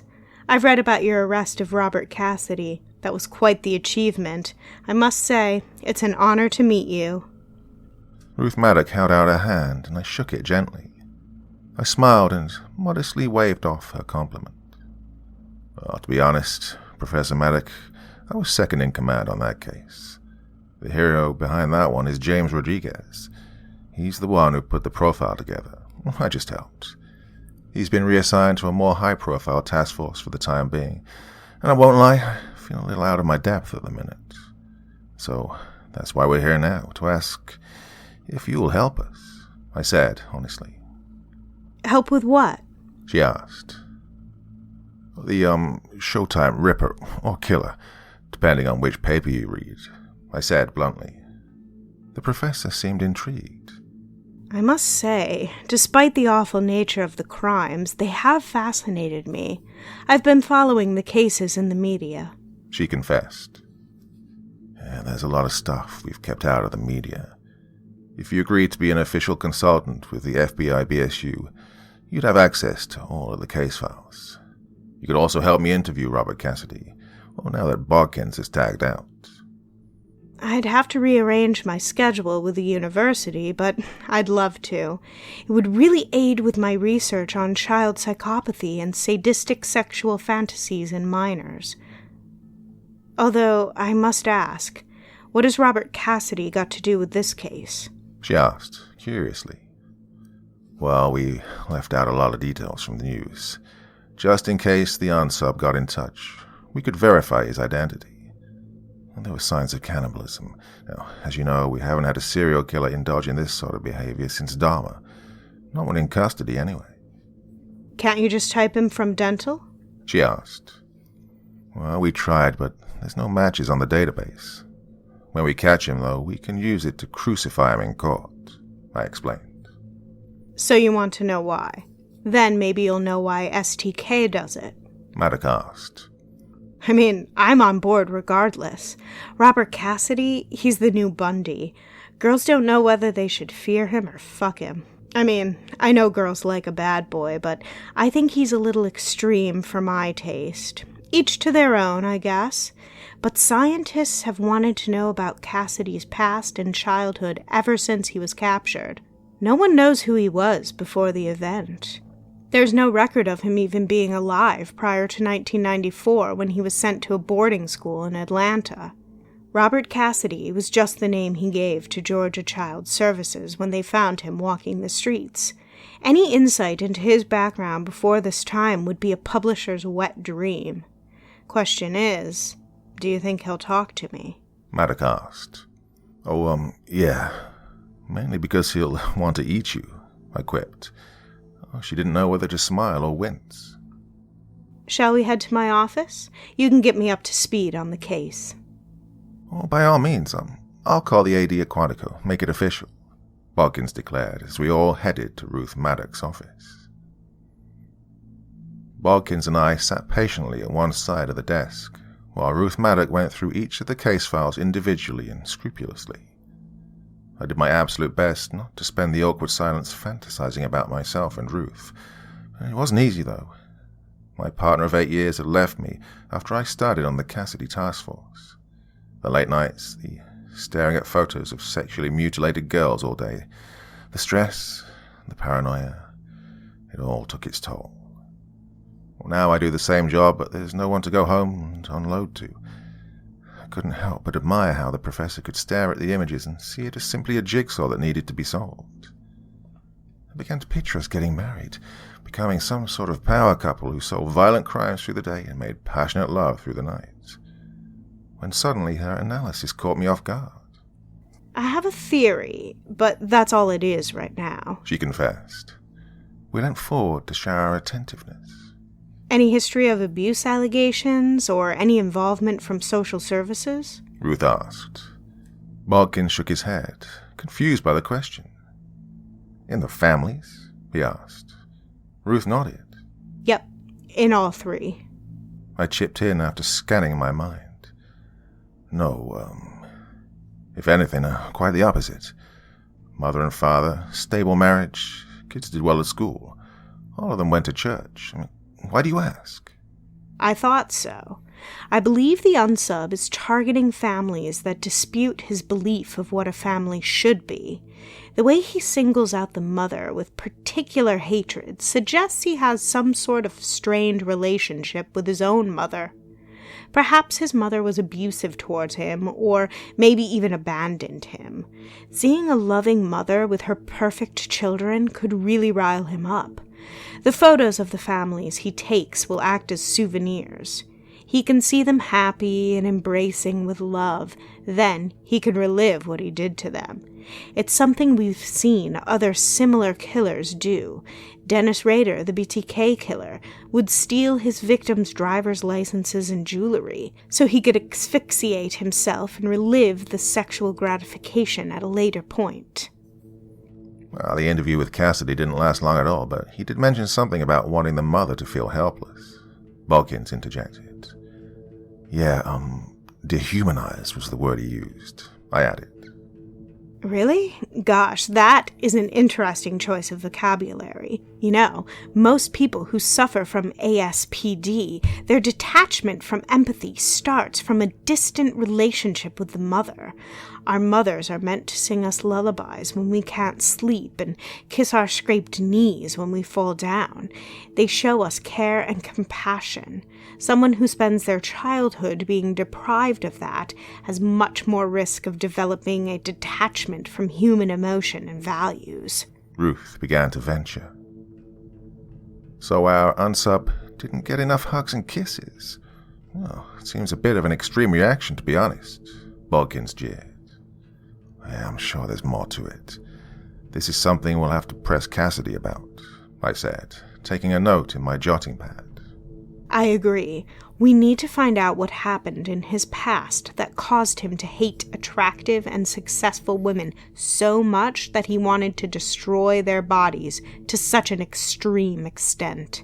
It could help us see what makes our unsub choose his victims. I'll contact Perkins at Florence, see if Cassidy is willing to talk again. Well, fingers crossed, we didn't exactly end on good terms, I dwelt. Ruth Maddock flashed a mischievous grin and chuckled. Tell him that I will be coming. Make a point of my credentials and position. He won't be able to resist. He'll want to fantasize about what sadistic things he'd do to me, and he can't do that unless he sees me. Trust me, it'll work, she said confidently. If you say so, I'll give you a call when I hear something, I said, reaching across the desk to shake hands with Miss Maddock. Look forward to it, she said with that smile that melted my insides. She didn't make a point of doing it. It just felt so genuine, not obligatory, almost like she couldn't help it. I don't know whether it was how she smiled at everyone, but it just felt like I had some depth to it. Well, Bodkins went green with envy and barged in to break it up. Yeah, always lovely to see you, Ruth. So glad we're going to be working together again. He held out his hand and offered an embrace.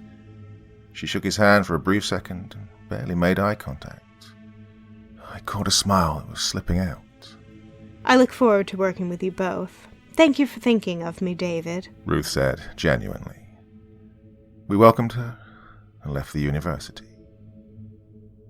The rest of the day was spent getting a motel for myself and Bodkins in Denver. Bodkins liaised with Perkins from Florence, and Ruth was right. Perkins told Cassidy an attractive and successful criminologist wanted to visit to interview him, and he was intrigued to say the least.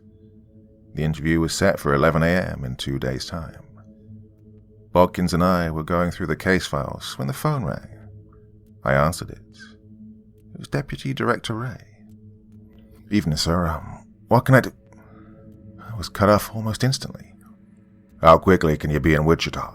he asked intensely. 2-3 hours. Why, sir?" My question was met with a brief pause of silence followed by a sigh. "You struck again, Peter."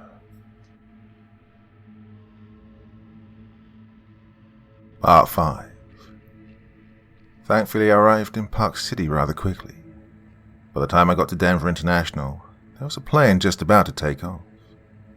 I hopped on, and 100 or so minutes later, I was firing up my rental car and heading to the address in South Wichita. Bodkins stayed in Denver, transcribing the Cassidy interview, going through the evidence files, and liaising with Ruth Maddock, and so on. All the while waiting for me to trust him with something more important and make amends for his actions yesterday. I pulled up across the street from 231 Charleston Drive. There were already emergency services on the scene. Wichita PD, ambulances, Kansas State Coroner's Office, and now me, the sole representative of the FBI. I approached the officer in charge, which was Deputy Officer Jim Meller. I flashed my badge and introduced myself. Special Agent Peter Quince, Behavioral Science Unit. I'm heading up the task force assigned to profiling the unsub responsible for the home invasions. Jim Meller looked too young to be heading up something this high profile. His pasty face and scrawny frame looked like he had much more growing to do, but he had to be at least 22. Well, I simply guessed it was down to poor staff numbers at Wichita PD. "Good evening, Agent. Glad to have you on the scene. Do you have any idea of who we should be looking for?" the deputy asked. I didn't feel like telling him that I had absolutely jack shit. "Well, I've just been assigned. It's early days, but we're looking for a white male, 25 to 35. Someone with a history of sexual abuse. He's likely strong from bodybuilding or perhaps trained in combat sports. Maybe he's served in some sort of military or emergency service. Doesn't mind breaking into a house with another adult male in it. All the men were mid-30s, no more than 175 pounds, average height. He's slightly taller and heavier than the men, but not so much he'd be intimidating. He's potentially worked near the houses before because he's got a good idea of how to get in without making too much noise." I gave him pretty broad strokes. This was basic stuff. I had no idea who we were looking for. "So, who are the deceased?" I asked. "The Bensons. Lived here for years. No history of domestic or sexual abuse with child services. Didn't even drink. The father, Joseph, 38, was tortured before he died from severe blood loss, after his genitals were removed. The 3 kids, Beverly, 16, Ashley, 12, Michael, 8, all died from strangulation. And then the mom, Wendy." The deputy took a minute to gather himself. He almost winced, but caught himself and apologized for not remaining professional. "It's fine, Deputy. You're doing great. Are you local?" I asked, empathetically. He nodded in spite of his emotions. "Oh, yes, sir. Benjamin Hills, born and bred," he said, proud of his hometown heritage. He added, "Sorry, it's just we don't usually get things like this. Some of the vets at the station, they say they ain't seen a home invasion this disturbing since the Oteros, all the way back in 74. Well, that was way before my time, so this is your first time with this sort of thing?" I once again asked, empathetically. He nodded, shamefully. I put a friendly hand on his shoulder, letting him know it was okay to be bothered by something like this. He picked up his chin, stiffened up his lip, and dusted himself off. "Shall we go inside? Maybe it's best I just show you," the deputy suggested. I gestured for him to lead the way. We began to make our way into the crime scene. There's always something about knowing a horrific thing has happened in the house that just makes the place feel darker. Like some sort of abyss into the depths of the underworld has formed in its very hallways. Any sign of forced entry? I asked, as we made our way through the corridors. Mella nodded cautiously. We think he got the window open in the kids' room. Why? You think they knew the killer? He asked. I didn't answer his question because, I didn't know what to tell him yet. Instead, I peered into the children's bedroom and saw what I was expecting to see. That's how he got in? I asked, gesturing towards the open window. We've had that in every house. Our theory is he finds a family, stalks the house, waits for the night when the children's window is open, sneaks in and does his thing.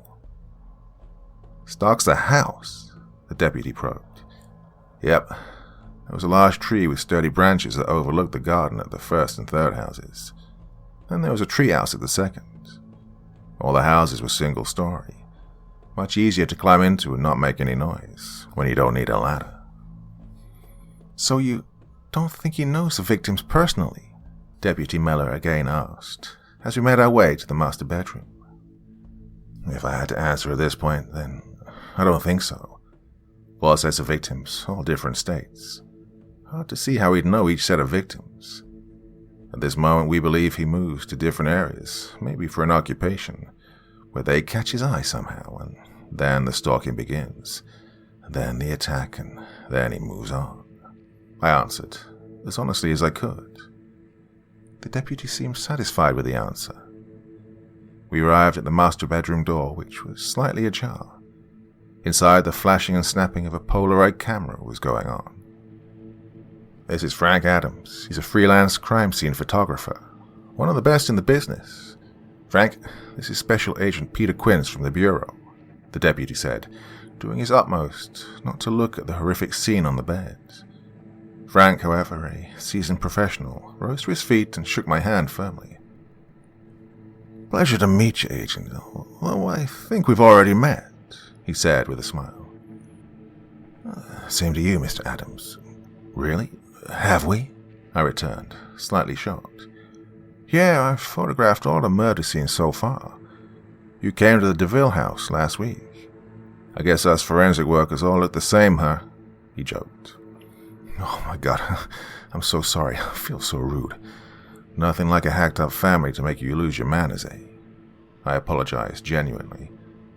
I didn't like the stuck-up federal agent reputation that some law enforcers stuck us with. That's fine. You'll know for next time, won't you? He said, slapping a friendly hand on my shoulder. Or anyway, I'm almost finished.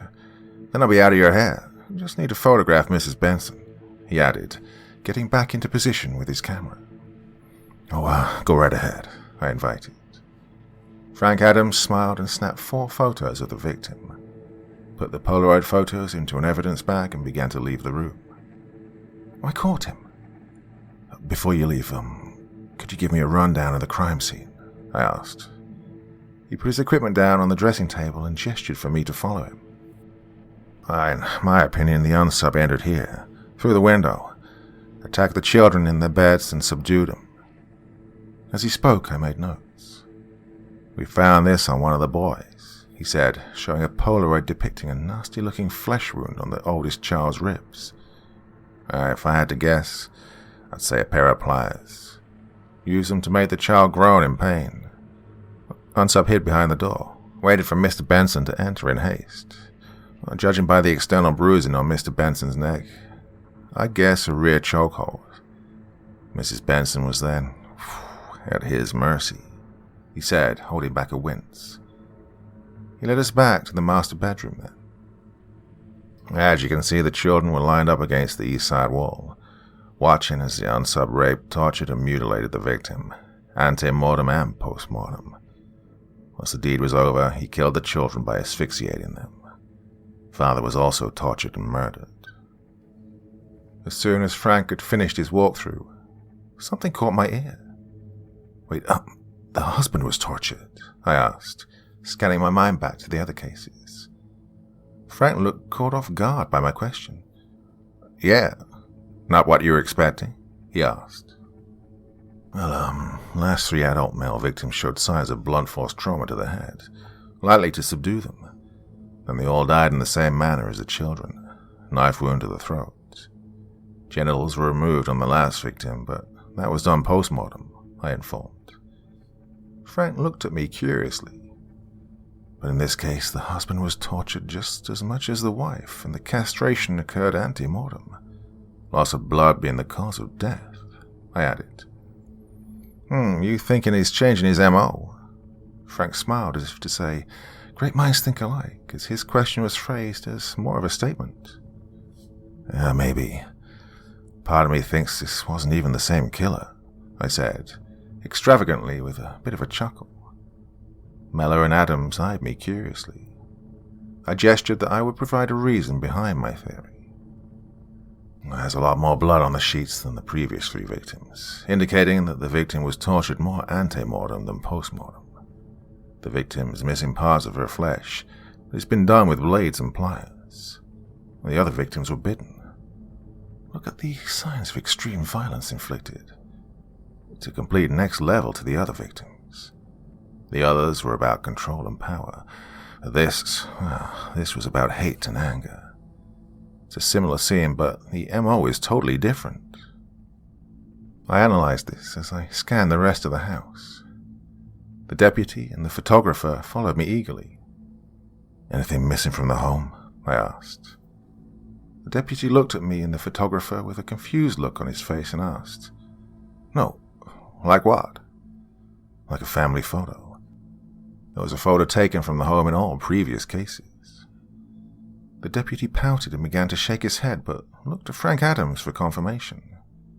The photographer backed him up. No, nothing like that. You see, we're operating on the assumption he takes a photo of the family as a trophy. Nothing been taken from the scene, so... what is he using as a souvenir? I was asking anyone who could muster an answer. Frank Adams seemed curious about the criminal mind. He was like the star pupil who always put up his hand in class. What's the purpose of the trophies? Why are they important to the unsub? Adams asked. Violent, sexually motivated criminals commit their acts to feel the sexual gratification they can't achieve in their normal lives. It's not easy planning a kill. A lot of work goes into it. It can be a lengthy process, so to give them a release in the meantime, they relive what they've done by revisiting the scene of their crimes. If they can't do that, though, then the trophies can tide them over. So they are extremely important. I'm really surprised that nothing's missing. Well, my speech began to become more of a thinking pattern that was being spoken. Frank Adams took this opportunity to make his exit. Right, anyway, I best get these photos into evidence. I'll make sure to get you a copy of my report, Agent Quince. Pleasure to meet you. He shook my hand firmly once again. Don't worry, we'll get them, he said with a wink. I smiled back. Yeah, I hope so. Frank Adams left, and I was left with the green as grass Deputy Mellor. He didn't seem to be able to stomach much more of the scene. I let him go back to door duty while I rewalked the scene a few more times. Once I'd made notes, recordings, and took photos, I decided to make my way back to Denver. Nothing much else I could do here. I've got everything I need, Deputy. I'm heading back to Denver. Maybe we'll meet again, I said. Really? You think you'll be back? He replied, still clearly shaken by it all. Well, hopefully, we have a project going on right now where we are researching similar offenders to our unsub. Once we're happy with the findings, we'll present a profile to local law enforcement to aim their efforts. So Wichita PD could be one of those departments, I informed him. Jim Mellor smiled. Well, hope so. We get a lot of feds coming down here, acting like their shit don't stink. You've been really understanding to my inexperience. It's been a pleasure meeting you, he said, genuinely. He shook my hand, much less firm than the photographer. I put that down to his age, personality, and experience. I'm pretty new to this stuff too, I confessed. Thankfully, I shadowed one of the best agents in the Bureau when we worked on the Cassidy case. I've got a degree, but if I'm honest, I learned everything I know from that, I added. My point is, my training wheels haven't been off as long as you'd think, so I know exactly how you feel. But going to 20 crime scenes of violence and rape does make you a little desensitized to it all. And you'll get used to it, I assured him. He scoffed. Not sure I ever want to become a person who's used to shit like that, he confided. I nodded gently in reply, knowing exactly what he meant. I managed to just about catch the red-eye back to Colorado. A few hours of flying and tedious driving later, I was carefully trying to open my motel room door quietly, doing my utmost not to wake Bodkins. I crawled into the other twin bed and curled up facing the wall, drifting off into a shallow 4-hour sleep, all the while dreaming of home invaders and violent rapists. What a life. I barely seemed to have my eyes shut for more than 20 seconds before Bodkins was shaking me awake. I sat up groggy as he passed me an instant coffee that he prepared himself. Thanks, I mustered. Get that down your neck. We'll grab some breakfast and you can tell me everything, Bodkins exclaimed, throwing back the drapes and allowing the Colorado sun to beam into my face. I squinted purposely, signaling to Bodkins that a bit of warning would have been preferred. There was a nice little diner just down the road from my motel. Full buffet and bottomless coffee for $5.99 seemed an absolute steal. We parked up in the booth at the back of the establishment, away from prying eyes and eavesdropping ears. So, is it him? Bodkins asked, shoving a piece of toast into his mouth. Not sure, I answered, as I stared vacantly into my breakfast, pushing a piece of bacon into the egg yolk. Bodkins stopped chewing long enough to cock his head in puzzlement. But D.D. Race said that... It was very similar. Unsub came through the window, subdued the kids, lured the husband into an attack, made them watch the mother's ordeal, and killed the witnesses. I laid it out for him. So, what are the differences then? He asked, intrigued. Well, the main victim wasn't left in the same hog roast position. Just laid on her back. The wounds were all inflicted with instruments rather than teeth. She had all sorts of wounds to her skin and flesh. All the sodomy and destruction of her reproductive organs occurred when she was alive. I didn't even think she'd been raped. I've requested an autopsy to confirm. Additionally, the husband had also been tortured, arguably just as much as the wife. He'd been sodomized as well with one of the children's toys. Oh, and the children. Throats weren't slit. They'd been asphyxiated. Well, the scene is the same, but the details are so different. Oh, there were no photos taken. I decided to leave it there as I could see Bodkins was struggling to keep up. Yeah, sorry, it's been a long night, I added. Or maybe he's just changing his MO. Wouldn't be the first time a killer did that to throw off the investigators, would it? Bodkins pondered. Well, I guess not, but... I sighed with hesitancy. There's using a knife instead of a gun, or dumping a body in the woods instead of the lake, but... well, this was different. The level of violence inflicted was to cause serious agony. It wasn't to humiliate or dehumanize. This was out of serious hate. I don't know. It's all mixed up in my head, I said, taking a huge gulp of coffee. Maybe just take the morning. Relax your mind. Wait for the reports to come through from Wichita PD.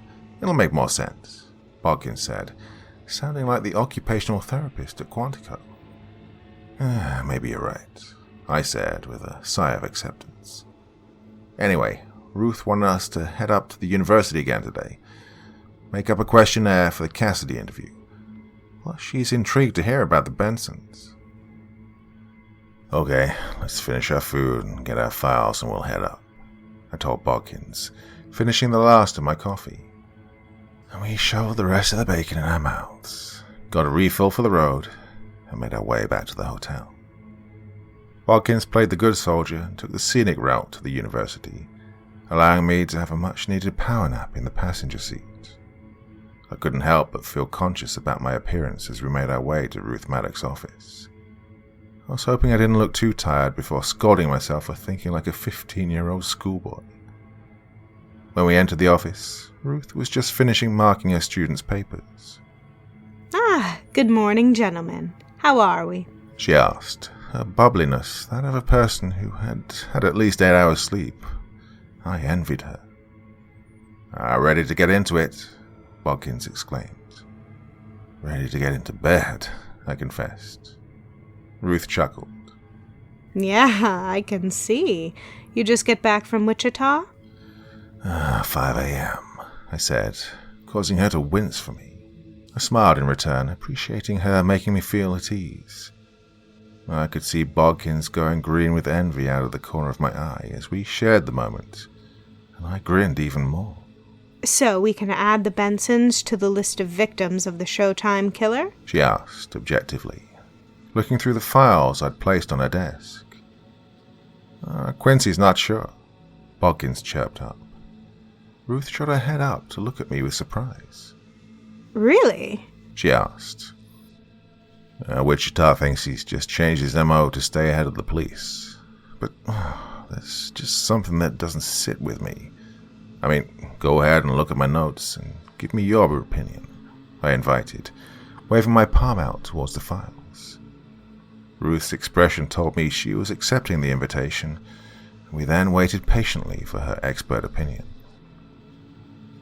Around 20 minutes later, she closed the file, knocked the papers back into a neat pile against her desk, and bluntly said, I agree. This isn't him.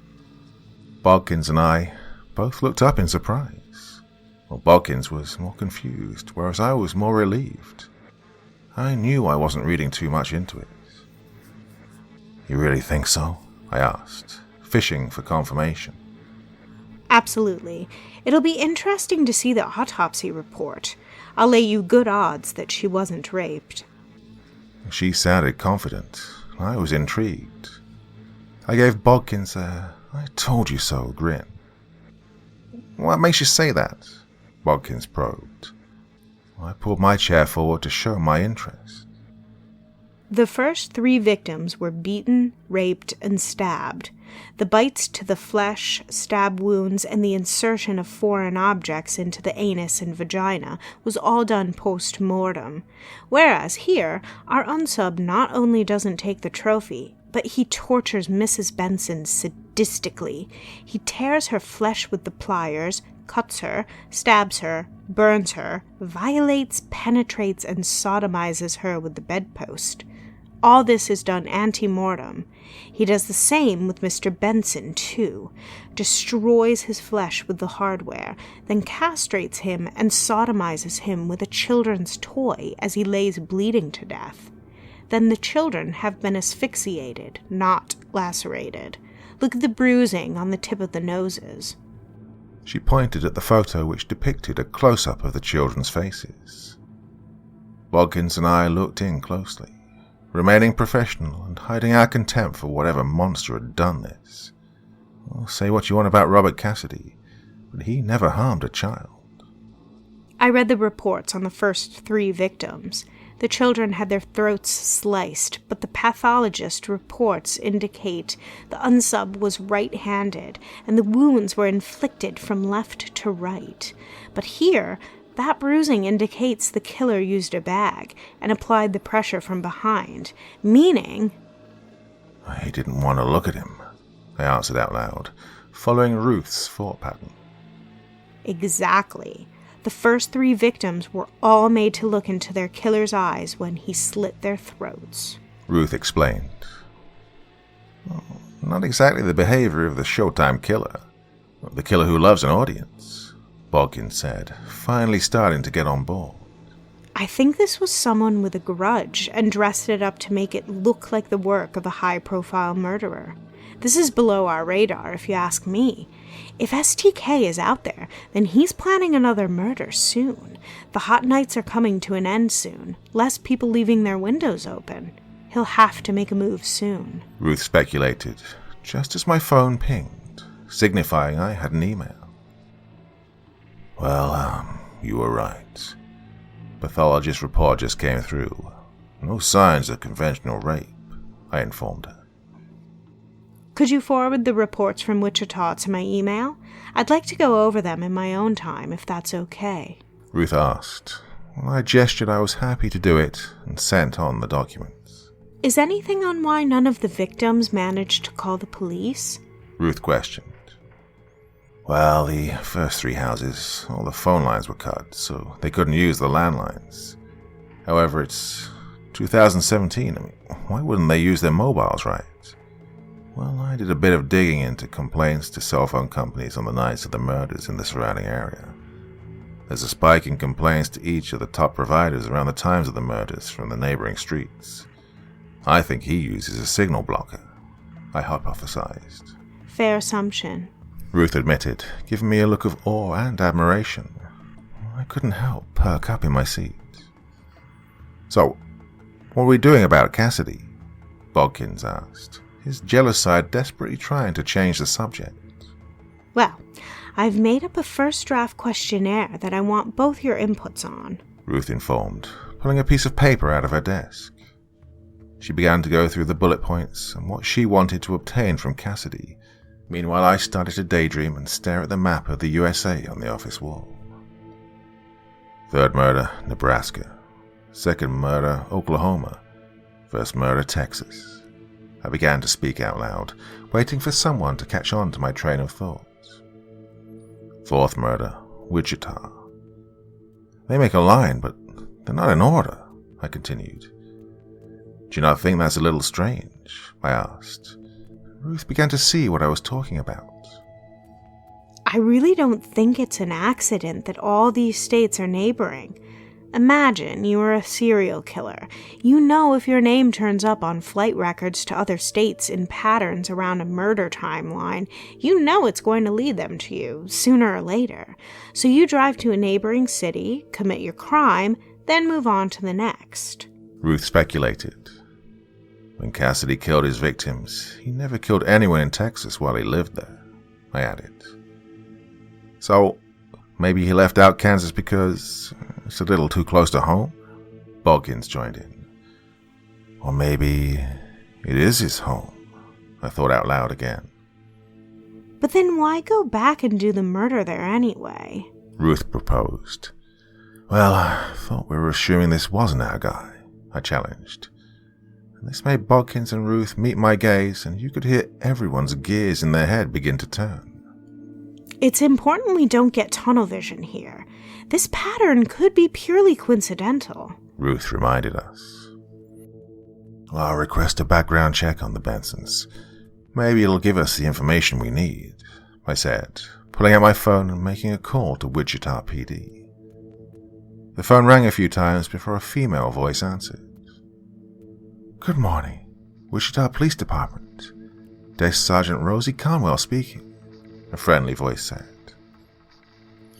Good morning, Sergeant Conwell. It's Special Agent Peter Quince from the Behavioral Science Unit at the FBI. I consulted on one of your crime scenes last night and... The Bensons? She asked bluntly, cutting me off. Yes, that's correct. I'd like to request a background check on the deceased, if I may. I politely requested. I'll consult the officer on the scene, then I'll put it together and forward it on to you, she told me. Ah yes, Deputy Meller. I've met him. Nice guy, I informed her. She took my email and told me I'd have the report within the next 24 hours. I thanked her and hung up. We should know more by tomorrow morning at latest, I informed the group. Okay then, let's get back to Mr. Cassidy, Ruth said, clicking her pen and gesturing back towards the questionnaire, preparing for what would no doubt be a taxing interview tomorrow.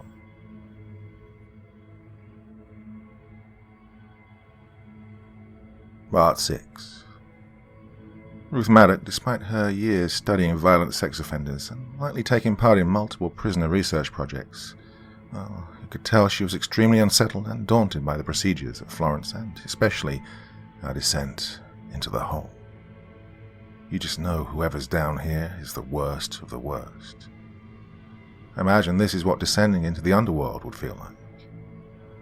Perkins led us to the same interview room as before, gave us a hand setting up the recording equipment before leaving the room to fetch the prisoner. You okay? He asked Ruth softly. Her demeanor was the most vulnerable that I'd seen in the brief time I'd known her. It was a strange sight. Yeah, I'm fine, she said, shrugging it off. I knew what was bothering her, though. Just keep to your questionnaire. Don't let him get you talking about you or your personal life. Any questions relating to investigations, I'll field. It's going to be intense, but you'll do fine. I know it, I assured her. She gave me another gorgeous smile, and we shared a stare that honestly made me forget that we were there. And then, the door buzzed, and just like the lock on the door, we were snapped out of our moments.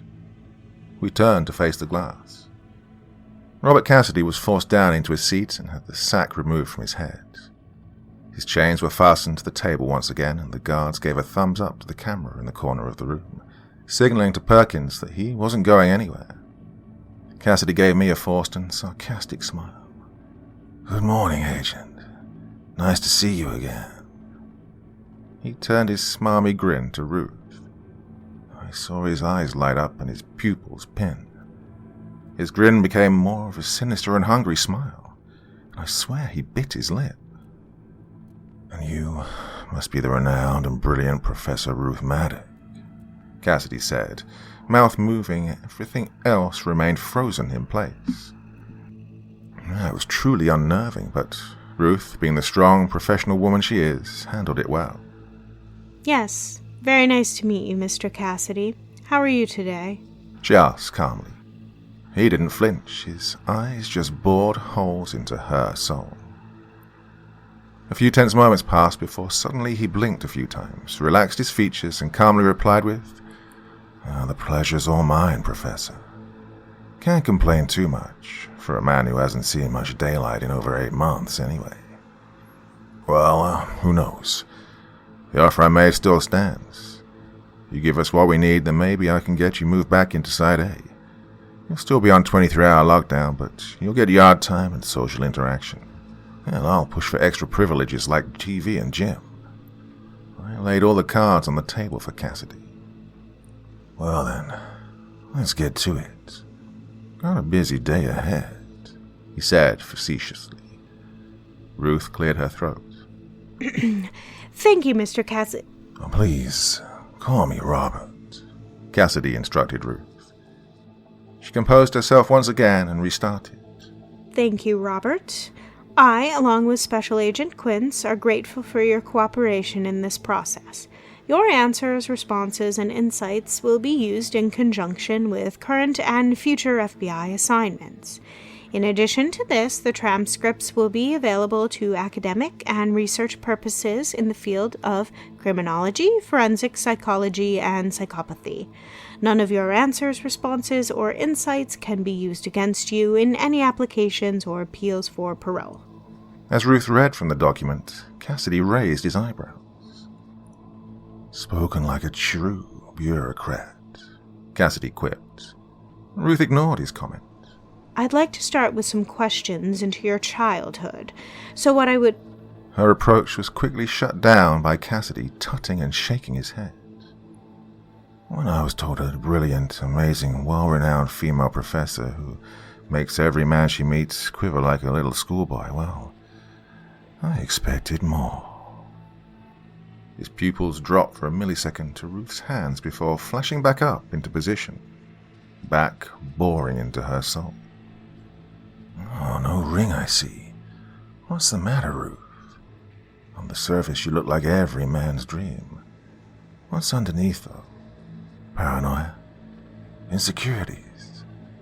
You come in here hiding under your Versace blazer, strutting in your $700 heels so you can barely walk in, armed with your Prada handbag like every other sad stereotype, desperately trying to prove to everyone she's something she's not. Even your questions are predictable.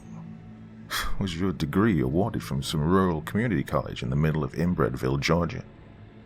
You want my advice? Get some fucking originality and stop wasting my fucking time with your tedious and generic examination. Cassidy had some venom behind his words, but he looked like his steady pulse never even flickered.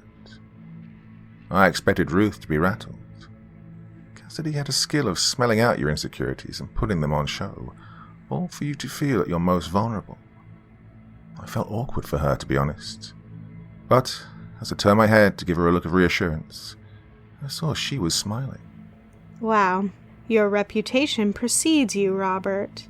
You really are the monster you're made out to be, she said, like a zoologist admiring the last of an endangered species. She placed the questionnaire back in her bag and clasped her hands together. Work likes everything procedural. I don't, she said, pulling the tie from her hair and letting her blonde red locks flow onto her shoulders. Cassidy's mouth opened ever so slightly and his cheeks tensed even more subtly in the beginnings of a devilish grin. Oh, now you're talking, he said intensely. Ruth flashed her pearly whites in response. Well, I just sat there, in awe, quite frankly. I sensed a real disdain a moment there when you were giving your opinion on me. Care to explain those feelings in a more contextual manner? She asked, clearly and confidently. Do you have children, Ruth? Cassidy asked, ignoring her question with a question. No. Her answer honest and calm. Why not? He probed. I don't think with my schedule at the university and everything else that I'd have time to raise a family. Cassidy didn't seem impressed with her answer. He shook his head in disapproval. You know what your appearance says to me? It tells me that you've been with the wrong man at one point in your life. Oh, the fiery red hair, telling the men you meet that you have passion. You can handle yourself. War paint, if you will. The overpriced clothes. Trying to intimidate your potential partners.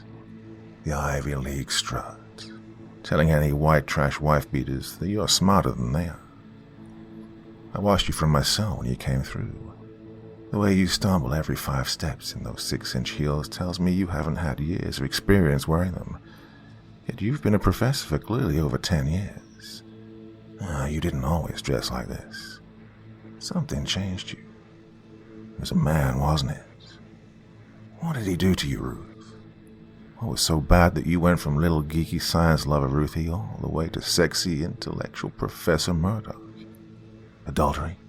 Alcohol? Abuse? Look, you really don't need to answer. But my concern was cut short by Ruth answering defiantly. Yes, you're right. He used to beat me, she snapped. Cassidy smiled. His demeanor changed, however. He seemed less hostile towards her now. Honesty, it's a good trait in a woman. Not something I see often, Cassidy said with a shake of his head and a slight tut. Please, continue, Ruth. My first long-term boyfriend was violent toward me. I just began to study my master's in criminal psychology at Princeton and was living in New Jersey at the time. He was from Asbury Park and we'd met at a bar. I was a young, inexperienced, education-obsessed geek. The fact this attractive and mysterious bad boy was trying to seduce me, it really brought out the 14-year-old girl in me who never had a boy even want to kiss me. I fell for every line he threw my way, she confessed. Cassidy playing the role of a therapist, nodding his head. What did he do? Must have been pretty bad, Ruthie, he probed. Started out by stealing money from my student loans to pay for his drug debts. He brought trouble to our door. He'd spend all hours of the night, up to God knows what. I was struggling with working to pay for the house, balancing 2 jobs with my studies. He'd refuse to work or repay any of the money he took from me. But something worse happened, though, didn't it? Ruth nodded. I once again expressed my misgivings about opening up any further, but her gestures insisted that she was fine. I became pregnant at 20. I didn't tell him at first, but eventually I did, hoping it would be the kick up the ass he needed to grow up. Well, then what, Ruthie? Then what? Cassidy probed again. I was 5 months pregnant. He came home from a 3-day bender. Over $2,000 was taken from my savings, and I screamed at him, telling him he was a waste of space. Oh, and how dare you, eh? Cassidy asked, provocatively. He knocked me to the ground and began kicking my stomach like a sandbag, until there was nothing left inside. Then he moved on to my face. A tiny tear escaped from Ruth's eye, as in that moment she was clearly back on that kitchen floor.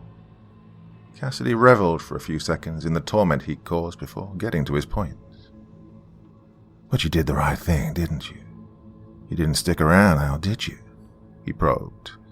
Ruth shook her head. Doctors told me I'd suffered severe hemorrhaging and I'd miscarried. I told them what happened. The police were involved, and he spent 3 years in prison for aggravated assault. By the point he was released, I'd moved to Denver to take part in the university's research and teaching projects. Her admission was met with approval by Cassidy. Had his hands not been shackled to his torso, I think he would have actually applauded her. I respect that, truly I do. Hence why I'll always have respect for my wife, Amy, he admitted. Ex-wife, I corrected, earning a death stare from Cassidy. Hence why I'll always respect my ex-wife. She found out what I was and she acted. She did what she had to do to protect her children. Like you did, Ruthie. You didn't stick around and bring a child into that toxic relationship. I mean, who knows what would have happened if you didn't? Maybe it would have been your own flesh and blood hacking up families in the Midwest. Cassidy speculated with a shrug and a pout. Pardon me, Robert, but I'd like to explore that, if I may. And Cassidy gestured that the floor was hers. You hinted there that you believe a child being brought into an abusive home would be a large indicator he'd go on to commit heinous acts of violence. Is that what happened to you, Robert? Ruth probed. Cassidy examined her for a moment. I think he appreciated her honesty and she'd earned some of his respect. And he decided to answer. I think there was always something not quite right there with me, to be perfectly honest. From the minute I could form memories, I remember feeling pain every day. I never understood why until I realized it was being inflicted by the man I called father. Cigarette burns, bare fists, tied to radiators while they were turned on. I just thought it was playtime like everyone else. I mean, my father certainly seemed to enjoy it. Maybe it was the booze, or maybe he just liked hurting me, who knows. Either way, that was mine and my father's bonding time. It was like he was teaching me to fish or ride a bike, he said, a touch of dark humor. We allowed him to continue. Meanwhile, on the other hand, I never bonded with my mother. She tried to breastfeed me, and I'd end up biting her, more often than not drawing blood. I can't explain why, it just felt good having my turn inflicting the pain for a change. Cassidy's answer was very self-observant. He'd be the ideal therapist client. Sigmund Freud believed there were 5 stages of psychosexual development. Trauma, known or not, in the early years can lead to an oral fixation when it comes to self-soothe and pleasure. Most people become smokers or bite their nails, but in extreme cases, that may, amongst other factors, explain your fixation with eating flesh. Freud. Very original, he scoffed. Whether he's too mainstream for your liking or not, it's irrelevant. He's that for a reason, because his theories are wild and out there, but they have substance. Can you tell me about how life at home as a child developed for you as you matured? Ruth probed further. As I aged and started school, I started to realize I wasn't like other children. I'd be asked about scars, bruises, and cuts by teachers. Kids would pick on me for the way I looked and smelled. You know the story. Anyway, I remember this one time I came into school. One of the bullies knocks my books on the floor. I bend to pick it up, and as I extend my arm, my sleeve rides up. The teacher sees the ligature marks on my wrist, cigarette burns on my forearms, She gasps. My mother gets a visit from child welfare, and by this point I knew my father was a bad person. I was expecting her to tell them what he was doing to me. I thought she'd get them to make him stop, but she didn't. She didn't? I asked, almost sympathetically. No, Agent Quince, she did not. In fact, she told them it was me who was the bad one. Told them I liked to play rough with other kids in the neighborhoods, that I ignore her warnings and run near the stairs, and sometimes I trip. She also told them I was a problem child, and showed them the bite marks on her skin. You have to remember this was a time where children could be struck at school and it was okay. Ah, what a performance. They fucking ate it up. That night, Father returned home and gave me the hazing of a lifetime. All the while, Mother just watched and said nothing. I lay on the floor, bleeding, aching.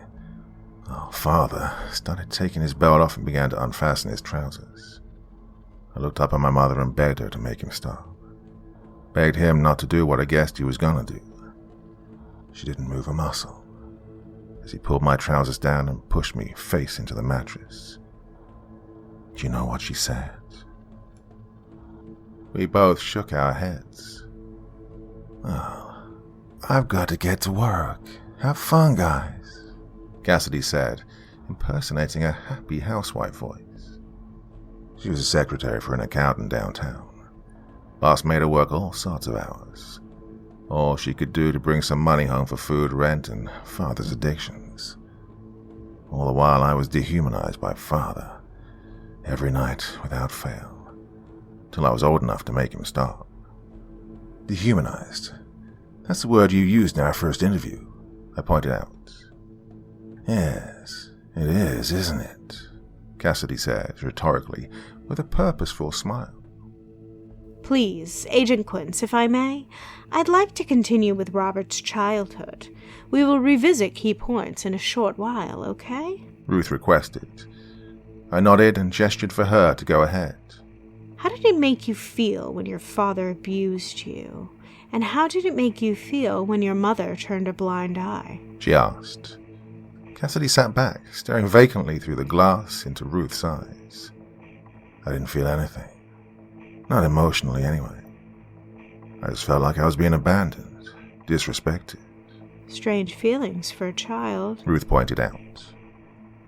Well, I was a strange child. I just knew a father was not meant to beat and rape his son, and I knew mothers are meant to protect their young at all costs. So it angered me she didn't. She knew the damage Father was doing, but she was too fucking weak to do anything about it. She'd concentrate on her career, bury her head in the sand. All the while I was getting brutalized and sodomized like clockwork. But hey, at least she's making money, right? He added sarcastically.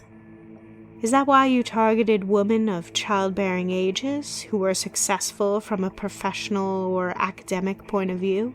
Because they reminded you of your mother gallivanting around while you were at home being raped? She asked. Cassidy decided not to answer that, but his shrug told us everything we needed to know. Okay, moving on, you alluded that you made your father stop once you were old enough. Care to elaborate on that? Ruth probed. People look at me like I'm a monster, but I imagine anyone who was treated the way I was would be somewhat emotionally distant.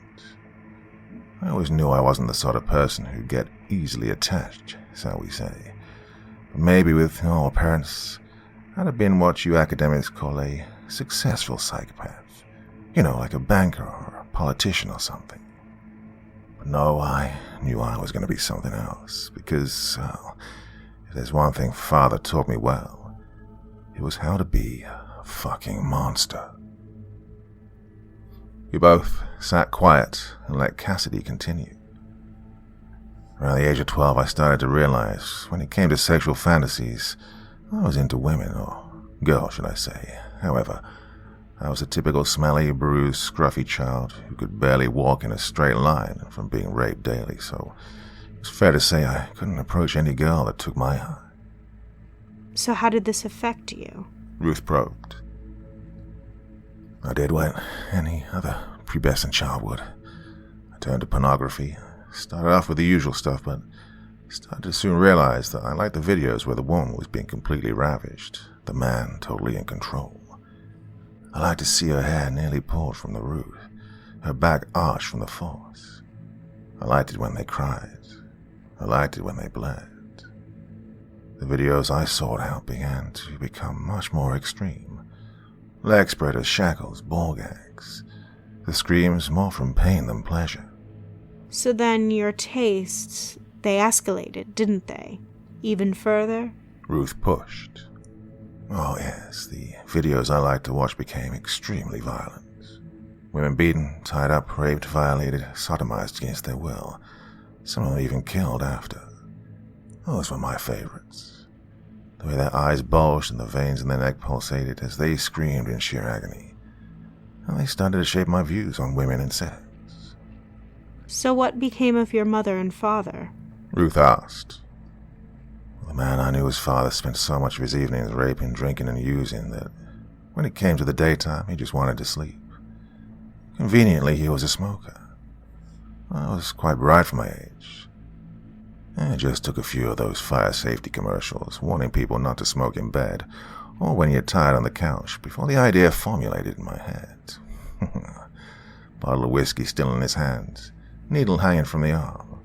The prig made it so easy. Even when the flames caught to his skin, he didn't wake up. Bit of a disappointment, to be honest, but by the time the fire department arrived and the house was caving in on him, I heard his whimper turn into a groan. That made me happy. I remember smiling at that, because it was enough for me to know he could feel it. What about your mother? Ruth asked. She returned to find I'd done what she was too fucking weak to do. I got rid of him.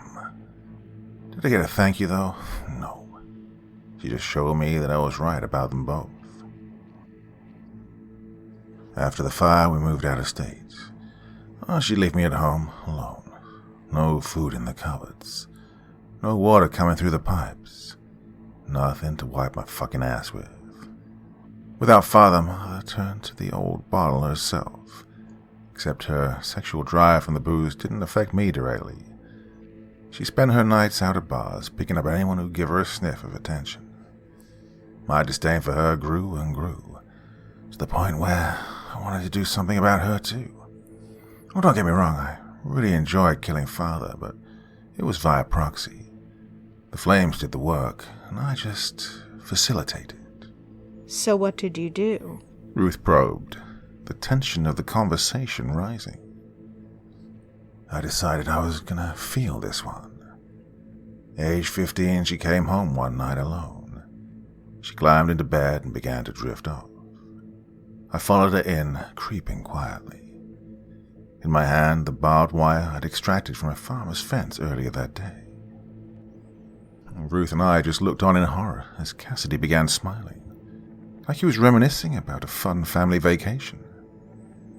Oh, it's strange, isn't it? You mentioned Freud, and I do believe he hypothesized that sons secretly fantasize about being sexual with their own mothers, but they stop through fear of the father finding out. Yeah, that was him, wasn't it? Cassidy asked. Ruth nodded. The Oedipus complex, yes. She confirmed. Cassidy grinned. Well, there was no father around to scare me off anymore, he said coldly. Neither of us wanted to ask what came next. Unfortunately, we didn't have to, as Cassidy was more than happy to tell us. I wanted her to know what it was like. To be hurt, brutalized, to be fucking raped by your own flesh and blood. And no one is gonna fucking help you. Cassidy's cold calmness was now building to an incensed rage. His mouth was beginning to froth. Okay, this is clearly a raw subject for you. Maybe we should... Ruth's attempt at easing the tension was interrupted by Cassidy. He wasn't finished. The way she looked into my eyes. Most victims look at their attacker with pleading eyes, don't they? Why are you doing this? And why me? She didn't, though. No, she knew exactly why I was doing this. Instead, her eyes, for the first time in her fucking life, said, "Sorry." After that, I ran away. Far, far away. Where did you go? Ruth asked. Atlanta. Stole the last of my mother's petty cash. The only time her career came in handy to me. Got myself cleaned up and headed to the bus stop. Grabbed the first bus out of town. The bus driver was called Robert. There was a kid next to me reading a Spider-Man comic. In the issue, the villain was called Cletus Cassidy. He was a serial killer. Seemed fitting. What happened in Atlanta, then, under your new name? I asked. Things didn't go as smoothly as I expected. It wasn't long before I was spotted by some do-gooders and reported to child services. Before I knew it, I was taken into the foster care system. At the start, I was passed from pillar to post, for a few months trying to find somewhere long-term. No one ever wanted to keep me, though. I think people knew I was never going to be normal. I had a caseworker who persevered with me, however. Nice guy. But I'd been acing the SATs and the IQ test at the local high school. I was in the 99th percentile for anything they gave me. Maths, science, English, you name it. He put in a referral for sending me to a young boys' boarding school. He felt it would help me with the next step in my education, social interaction, and independence. And did it help? I asked nonchalantly. Oh yes, but as you know, Agent Quince, the statistical possibility of a sexual predator working in a home for boys is greater than 82%. And who better to prey on than a boy who came from the streets, with no parents to check on his welfare, already emotionally distant. I don't think I was there for even a week before I was being called to Mr. Rowland's office, the head teacher. Cassidy admitted, slight tuckle in tow. And what did he want? Ruth asked naively. Blowjobs, mainly. At first, I got things in return. Sweets, money, stuff like that. And as I aged, pills, coke, booze. What, you didn't resist? I asked, surprised. What was the point? He knew I had no one to complain to. I was getting things in return as well, he answered, matter-of-factly. So, why did you kill him? I asked, remembering the contents of one of Cassidy's burial sites. His mouth curved into a sinister grin. Because I wanted to, he said, very coldly. A cold case investigation into the head teacher's murder unveiled circumstantial evidence that the head teacher had suspicions of Cassidy's past and was close to finding out his real identity. The investigator on that case didn't know what the dirt was, but after speaking to Cassidy today, it all makes sense now. So, had nothing to do with the fact he was digging into your past? I asked. One night he came into my dorm, middle of the night it was. Took me out and down to the boiler room. He tied me up and raped me. I could smell the booze on him. I didn't resist again, I didn't see the point. I just decided at that point I'd kill him, and so I did. The digging into my business came later. Went to his office, asking for at least some sort of payment for the midnight sodomy. He told me to get to fuck, in his broad Scottish accent, and threatened me that if I told anyone, he would wear me like a fucking glove. I must admit, even I laughed at that. But essentially, the detective who was looking into the death of my mother was coming around the boys' homes, homeless shelters, and juvenile detention centers in the surrounding states to try and find me. He showed my picture to the head teacher and asked if he'd see me. Well, thankfully, he didn't want to be outed as a pedophile that day, so he told the detective that he hadn't seen me. Cassidy told his story with such a whimsical tone, it was hard to remember he was talking about child abuse. We let him continue. There was no Google back then, so he couldn't just run my name or whatever it is people do these days. But I think a few months later, there were some missing posters flying around our area. I wasn't suspected of killing my mother. I was actually suspected of being abducted by the person who did, you see. Well, once Roland saw that, well, it didn't take a genius, to be quite honest. The cold eyes, the mysterious background, the vacant stares as he forced himself inside me. I think he had his suspicions about me anyway. Once he had it figured, he came to me and told me he knew what I'd done and that he owned me from now on. No rewards, no quid pro quo, nothing. I'd be raped every night and there'd be nothing in it for me and nothing I could do about it. And well, when there's nothing in it for me, I decided things needed to come to an end, he said bluntly.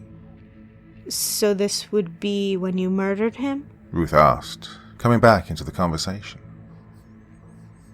I let him do his thing every night, never resisting, waiting for the night that he got complacent and dropped his guard.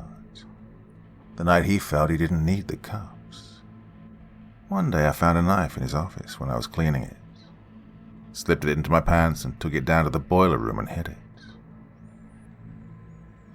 I guess he was into hunting or something, I don't know. It wasn't like we spoke about hobbies or anything, so I'm just assuming.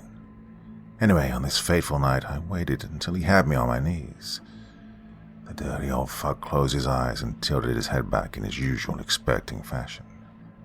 I slipped the knife out of its hiding place, very carefully, so quietly, not wanting him to notice. Cassidy was getting giddy as he got more into detail. Ruth and I just sat in silence. I aimed for the strip of flesh, right between his balls and his anus, and I fucking drilled it in. Oh my God, I ripped that sucker open. You should have seen his face.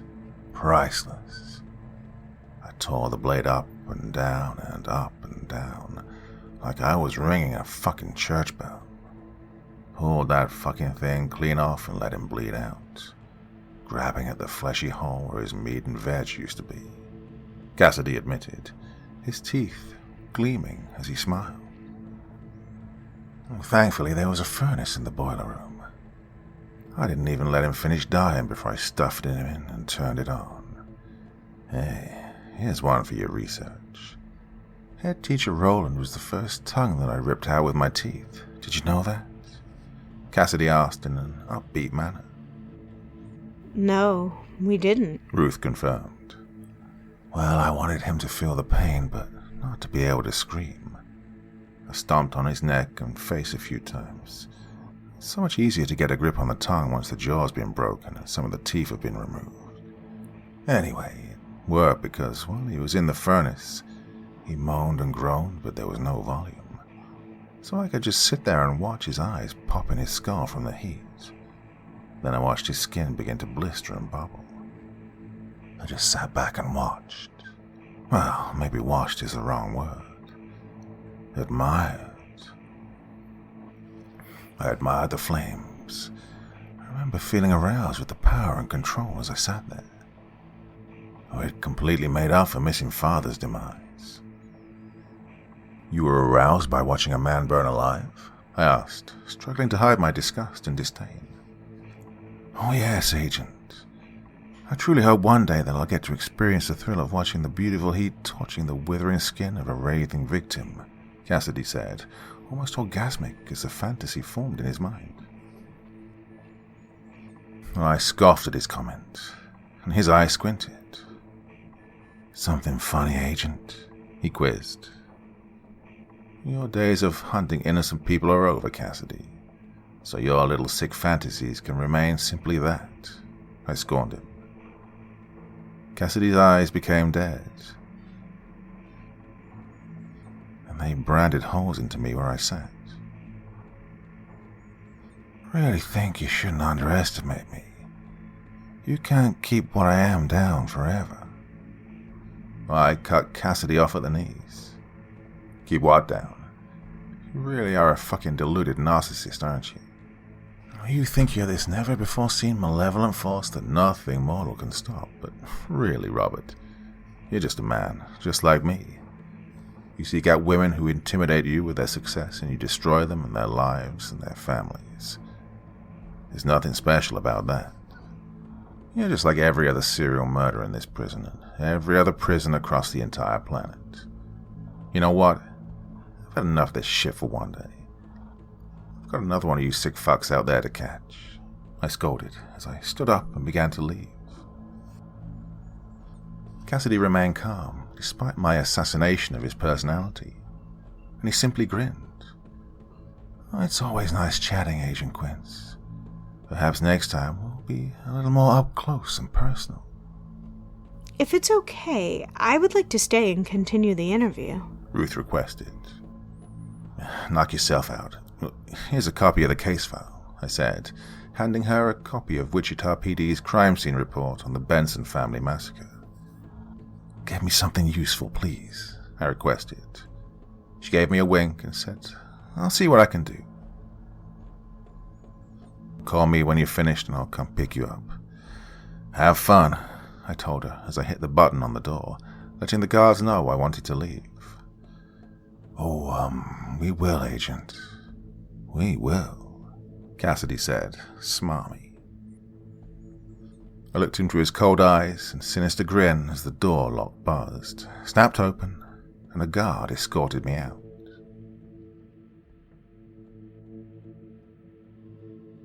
As I drove away from Flores prison, I began to curse myself for letting that psychotic asshole get under my skin. I'd removed Bodkins from the interviews for the same reason, and there I was getting irate over something much less.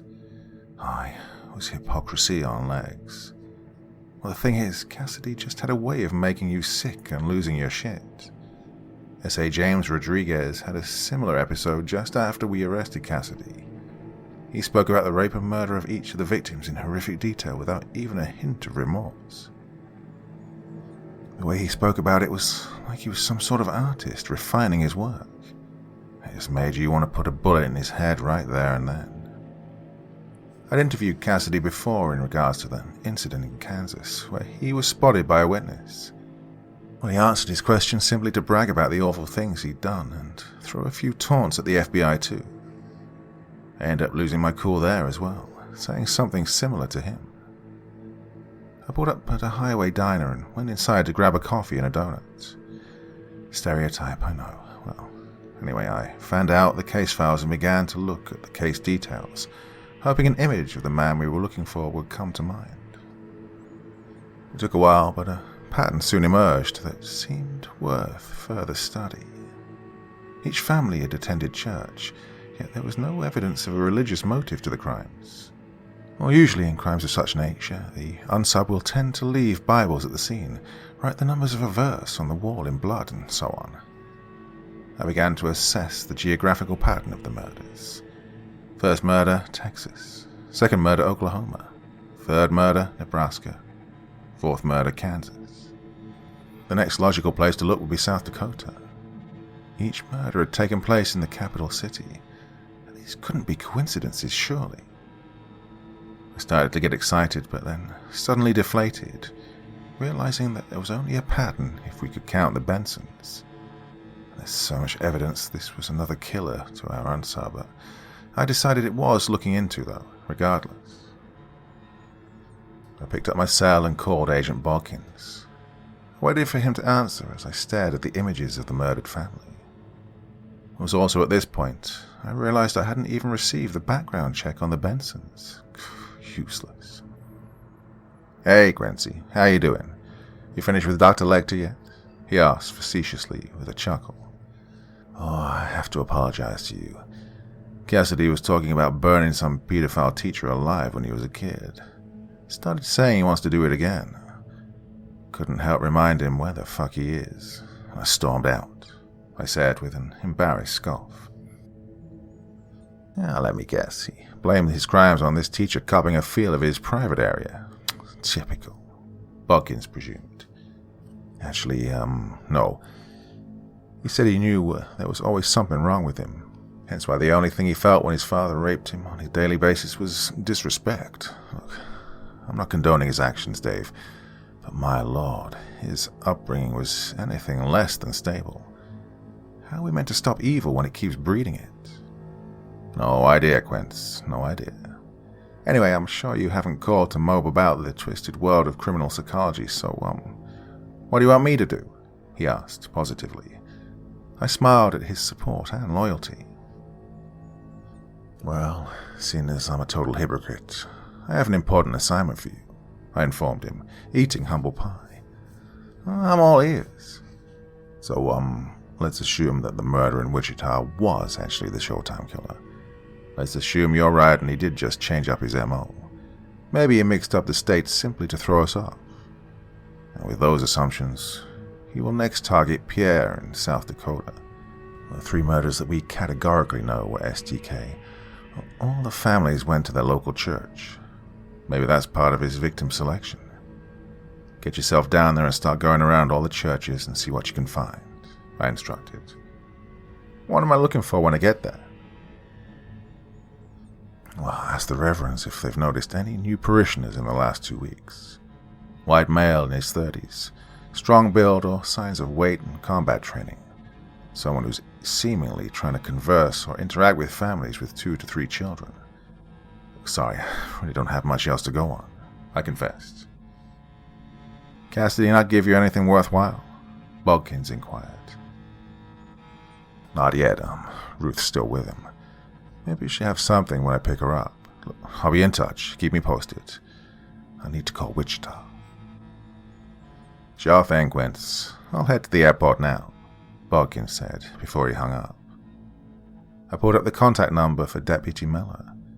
I called the number, then, after a long time had passed, the call was eventually picked up, and Jim Miller's youthful, 23-year-old virgin-style tone greeted me. Oh, howdy there, Agent Quince. Nice to speak to you again. How's the profile going? Any idea who the person is?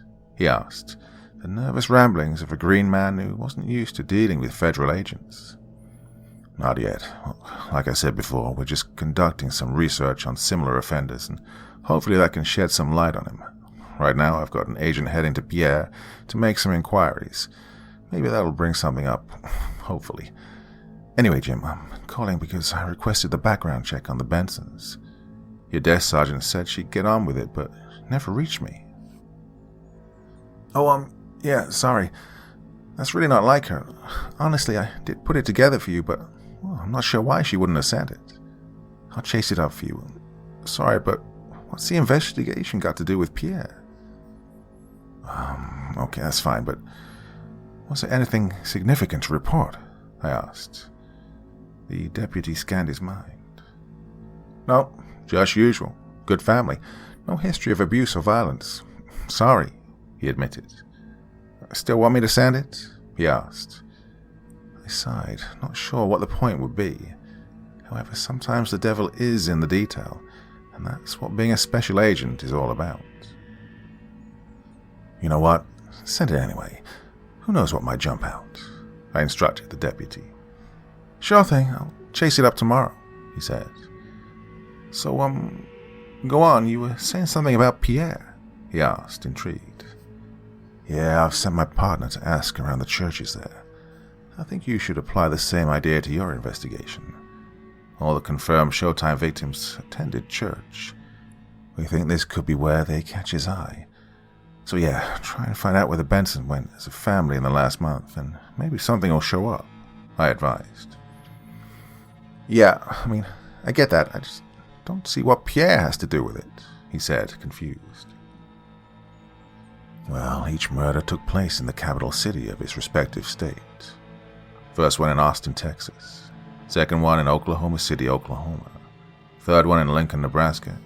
So if we travel up in a straight line, then next up is Pierre, South Dakota. All victims were devout Christians, so our criminologist is certain this is a key part of the victim selection, but it's not a component of the murders themselves. Well, I felt I described the best I could to the deputy, but he didn't seem to take it in. But the other murder was in Wichita, not Lincoln. So that breaks open your pattern, doesn't it? Well, be honest, Jim. The more I look into it, the more I'm convinced it's a completely different killer. What makes you say that? The level of violence inflicted on the victim's prior to death. The way it just doesn't fit the pattern. No souvenirs taken. Different method on the children. I just don't see it, I confessed. But if this guy wasn't the Showtime killer, then that destroys your pattern. So maybe Pierre's a waste of time. I couldn't help but see his point. But still, a possibility that had occurred to me earlier kept popping into my head. And then, suddenly, it hit me. "Holy shit," I exclaimed. "What's wrong?" the deputy asked. "Well, let's say you're right. If you were a killer, you were targeting different people in different states. Why would you miss out a state, or more specifically a town?" I said, waiting for an answer. I didn't get one, so I answered for him. "Maybe it's a little too close to home." The detective remained quiet while I went through the motions of my realization. Or maybe he did do the Bensons, except they weren't strangers to him. He fucking knew them, and they fucking knew him. What? I don't... The deputy couldn't keep up. "Listen, I'm gonna get on a flight to Kansas tonight. I need to come back to the house. I can collect that report myself, and we can follow up on some leads. Can you meet me at the airport tonight?" "Yeah, sure. Give me a call when your flight's leaving. I'll be there with the car." Slightly caught off guard. "Yeah, sorry to throw this all on you, but I think we could crack this, deputy. I'll send my guy to Pierre, and me and you'll ask around Wichita. Not only could we prevent another murder, but we could find out who he is." "Oh my God. Amazing. Oh, okay, I'll see you tonight then." The phone hung up, and immediately it rung again. It was Ruth. I answered. "Hey, Ruth, you ready to go?" I asked. No, it's not that, but I think I may have something here, Quincy. I've built a decent rapport with Cassidy, and in return he's given me some solid information. I showed him the police report on the Bensons, and as he flicked through, his eyes lit up. At what, I don't know, but he immediately clammed up and told me that unless I got him out of the hole, then he would take what he knew to his grave. I was wondering if you could call the warden and pull the Fed card," she said with a nervous chuckle. "Ruth, Cassidy, he's a seriously dangerous man. I think he's where he belongs. I was just bluffing him with my office to make sure he cooperated.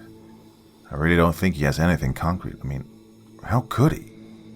"So was the Showtime killer. Imagine if back when Cassidy had only killed 3 people, someone told you they knew who he was, or they had a solid lead. Wouldn't you snatch that chance? He'll still be in a max security prison, under 23-hour lockdown. The person we're after is walking free, Quince. We need this. He's not going to make a mistake. He is going to get better and better." "Well, I think he may already have made one," I confessed. "What?" Ruth asked, shocked. "I think he did the Bensons, Ruth. And I think he did them because he knew them. I think he did them out of rage and anger, rather than compulsion, because they knew who he is. The background report brought up nothing, though. Well, I'm heading to Wichita tonight to chase out the report on their background, because I haven't actually seen it yet, and I'll see what shakes loose. I'm meeting the deputy from the Wichita PD tonight, and we're going to go and do another scan on the house. I've sent Bodkins to Pierre, keeping with the potential geographical pattern, asking him to go visit the churches. We've got leads, Ruth, so maybe we don't need Cassidy's info." "That's great. I think we're on the right lines, but how long will those inquiries take? What if in that time another family dies? I saw the glint in his eyes. He's seen something in those pages, truly. He didn't bargain for yard time or petty privileges. He went straight for a ticket out of the hole. He has a royal flush. I know it, Quince." She pleaded for my approval. Well, I'll admit it's hard to say no to someone who looks like she does, but regardless, she had a point. I didn't want any more bodies. "I'll give James a call. He's the guy who caught Cassidy. He's on good terms with the DOJ. I'll explain things to him, and we can liaise with you then, okay?" "Brilliant. Listen, I'll get a colleague from the university to pick me up. Don't worry. You just get yourself to Kansas. Let's bring this home," she said excitedly. We said our goodbyes, and I immediately called James. It took a while to get hold of him. Not easy when you're planning one of the biggest surveillance operations this century. Eventually he got 5 minutes to himself and he answered. I told him as efficiently as I could about the developments in the case, or should I say the lack of developments. And I told him I needed a deal for Cassidy in return for his information. Well, James wasn't too bothered. To the best of his knowledge, Cassidy was on the wing he was bartering for anyway. He gave me a motivational speech and told me to go get my target. He'd take care of Cassidy and Ruth and commanded me to get to Wichita, as he agreed STK was likely from the area. I told him it was good to speak to him again, and he returned the sentiment. Well, the next call I made was to the desk of Wichita PD. This time a man answered the phone. I didn't recognize the voice, so I asked who I was speaking with. This is Deputy Desk Sergeant Evan Baston. How may I help you? He said. Oh, I see. Sorry, I spoke to Rosie Conwell yesterday, and I was cut off. She's not here, the man said bluntly. Well, any idea where she is? I asked, trying to hide my annoyance. No, but she's AWOL right now. AWOL? But I was kind of hoping she'd have a document for me. What document? Background report on the Benson family. Is it not on her desk? No, nothing here. I can chase it up when she's back in, he asked in a patronizing manner. No, it's fine. I have someone else on that for me, I said before putting the phone down. Ah, prick, I said to no one in particular. I called the airport, booked a flight, and headed to the airport. On the plane, I mulled over everything I knew so far, and began to put the profile together in my head. Cassidy murdered women who reminded him of his neglectful mother. It pushed his buttons, and that's what drove his compulsion. Almost every serial killer in history, amongst other factors, suffered from some form of abuse, so perhaps the unsub came from a family like Cassidy's, where he was systematically abused. So he targets families that are perfect, because they remind him of what he didn't have. Where better to find perfect families than the local churches? Must be a big, strong man with some sort of training in combat or jiu-jitsu, based on the way he subdues the men. He has no issue breaking into a house with a grown adult male present, with the intention of defending his family's lives. And he finds his family, potentially at the church, and he stalks them, watches the house from the garden or the tree, finds a way into the house like an open window or something, assaults the children, luring the husband into the bedroom, subdues him and then attacks the wife, uses the children and husband as his audience to humiliate the wife as he rapes and then kills her. As he's leaving, he sees a happy family photo of them and takes it so he can look at them later, reliving the destruction he's caused. Well, I could imagine how the crimes had played out, but he just has no face, and that was frustrating. But maybe that was about to change. As the missing piece of the puzzle is the report on the Bensons, I just know it. There's something about that family that will crack this case wide open. I really don't think it's a coincidence that whatever it is being buried deep. I just needed to find out what that was. Maybe Cassidy's insight would shine a light on it. If not, maybe some detail in the report would point me in the right direction. The plane touched down in Dwight D. around 8 p.m. that evening. The weather was hot and the air was thick and muggy. I couldn't help but wince at the thought of all those children going to sleep with their windows open tonight. As I made my way into the arrivals lounge, I looked around for Deputy Meller, or at least a sign with my name on it. Nothing, though. I rolled my eyes once again at the police department in Wichita and left the airport. I was walking through the parking lot and towards the Enterprise across the freeway, when a police cruiser suddenly ranged up beside me and the driver's side window came down. It was Deputy Meller, and he looked flustered and erratic. Agent Quince, I'm so sorry I'm late. It's been a crazy few hours. Bodies just turned up in Columbine Park. Half the force is there. It was hard to get away, and then I hit the traffic and every red light going, and you know the deal, he said apologetically. It's fine, honestly, I assured him, as I climbed into the passenger side. He waited until I had my seatbelt fastened, before he checked his mirror, flicked the indicator, and pulled out onto the freeway. "Where do you want to go first?" he asked. "The Benson place," I instructed. Mellor made a fair enough type of gesture with his head and mouth, and simply said, "On our way."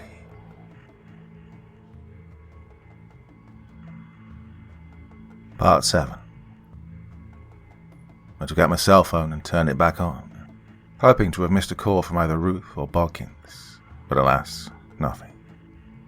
Although I think their lack of phone signal was likely to blame for that, so I put the phone back in my pocket and took out the file on the Benson murder.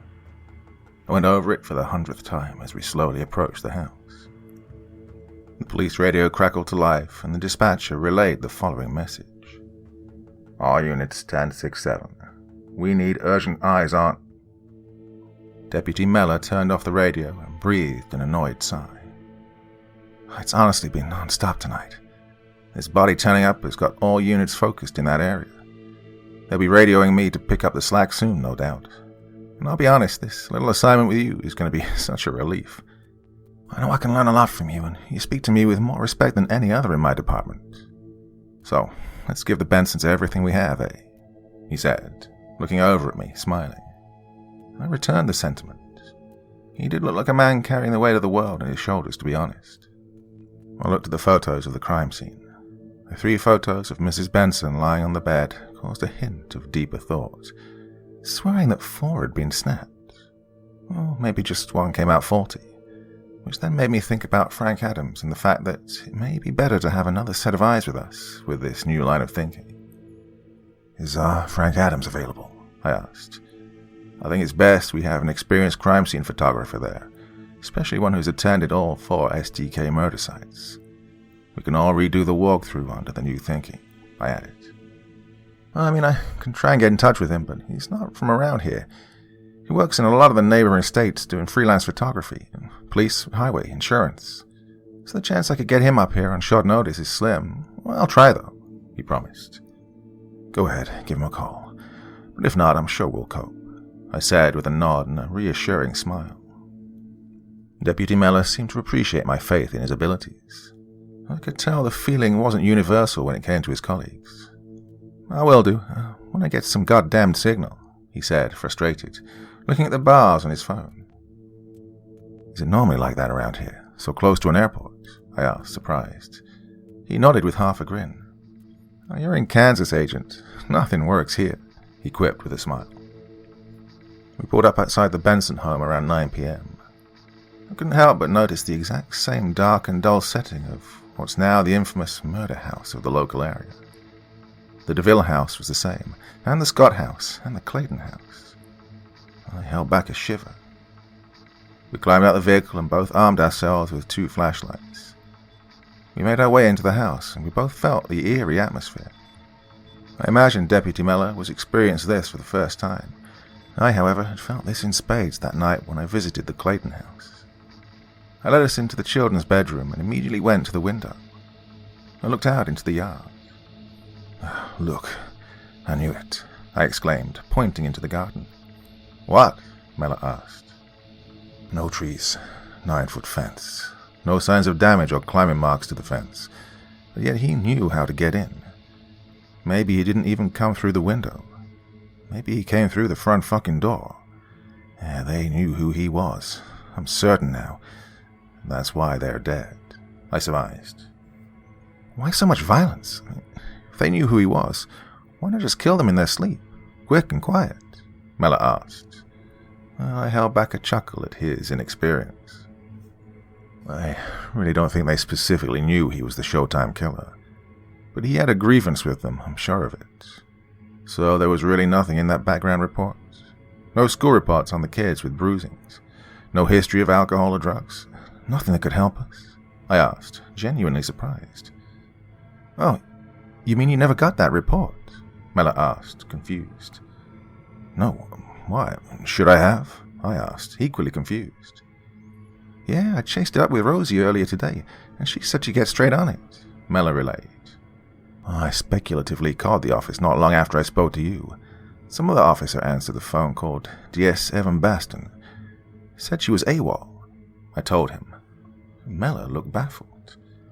I'll make some calls. It's honestly been crazy tonight. Maybe she's just out on a job. Out on a job? A desk sergeant? I asked, chuckling facetiously. Well, I don't know, do I? It's just not like her, that's all, Miller said, throwing his hands up. Gonna see if I can find her, and I'll get hold of Frank, too. Need to find some goddamn signal first, though. You okay for 5 minutes? Miller asked, pointing to his cell phone in his hand and rolling his eyes.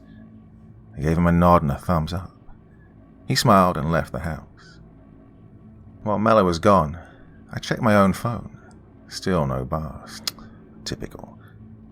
Put it back in my pocket and decided to give myself a tour of the house. I sauntered through the aging halls of the tiny single-floor townhouse. I walked past a pantry and I don't know what made me do it, but I decided to take a look inside. I shone my torch in, and after squinting my eyes, I could tell there was a gap in the seam of the wall. I dug my fingers in and pulled it back. It was at this point I realized this pantry was actually a basement. I was a little taken aback, to be honest. Did they just miss it? Or had it already been searched? No photos taken, or even a mention of this in the crime scene report from Wichita PD. I aimed my torch down into the abyss and began to walk carefully down the steps into the darkness. Once at the bottom, I shone the light around, desperately looking for a light switch or cord. Nothing came across my path, though. You remember how I've mentioned the feeling I get when I walk into a house where a murder took place? The darkness, the eerie feel of knowing something terrible once happened there. Well, this basement had it in spades. Terrible things had happened down here, I could feel it. As I walked through the pitch black, the only thing visible being the small space on the floor that the torch illuminated, I felt a deep unease. I walked as far as I could go, and before I knew it, I came to another door. My heart sank when I realized that there was a deadbolt on the outside. I slid it back carefully and let the door swing open, which in the process let out a horrific creak that went straight through me and the rest of the house.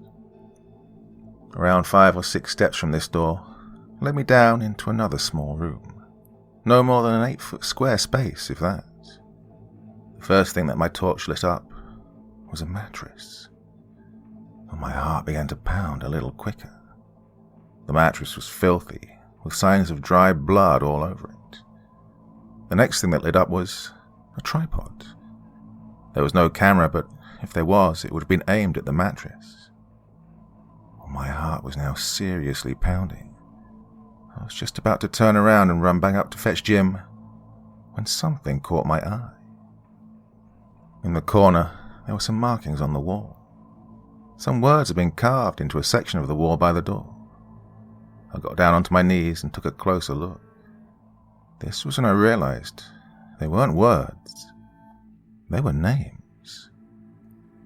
Alan, Thomas, Frank, Robert, Evan, Tim, Riley, Rosie, Martin, David, Alicia, Beverly, Ashley, Michael.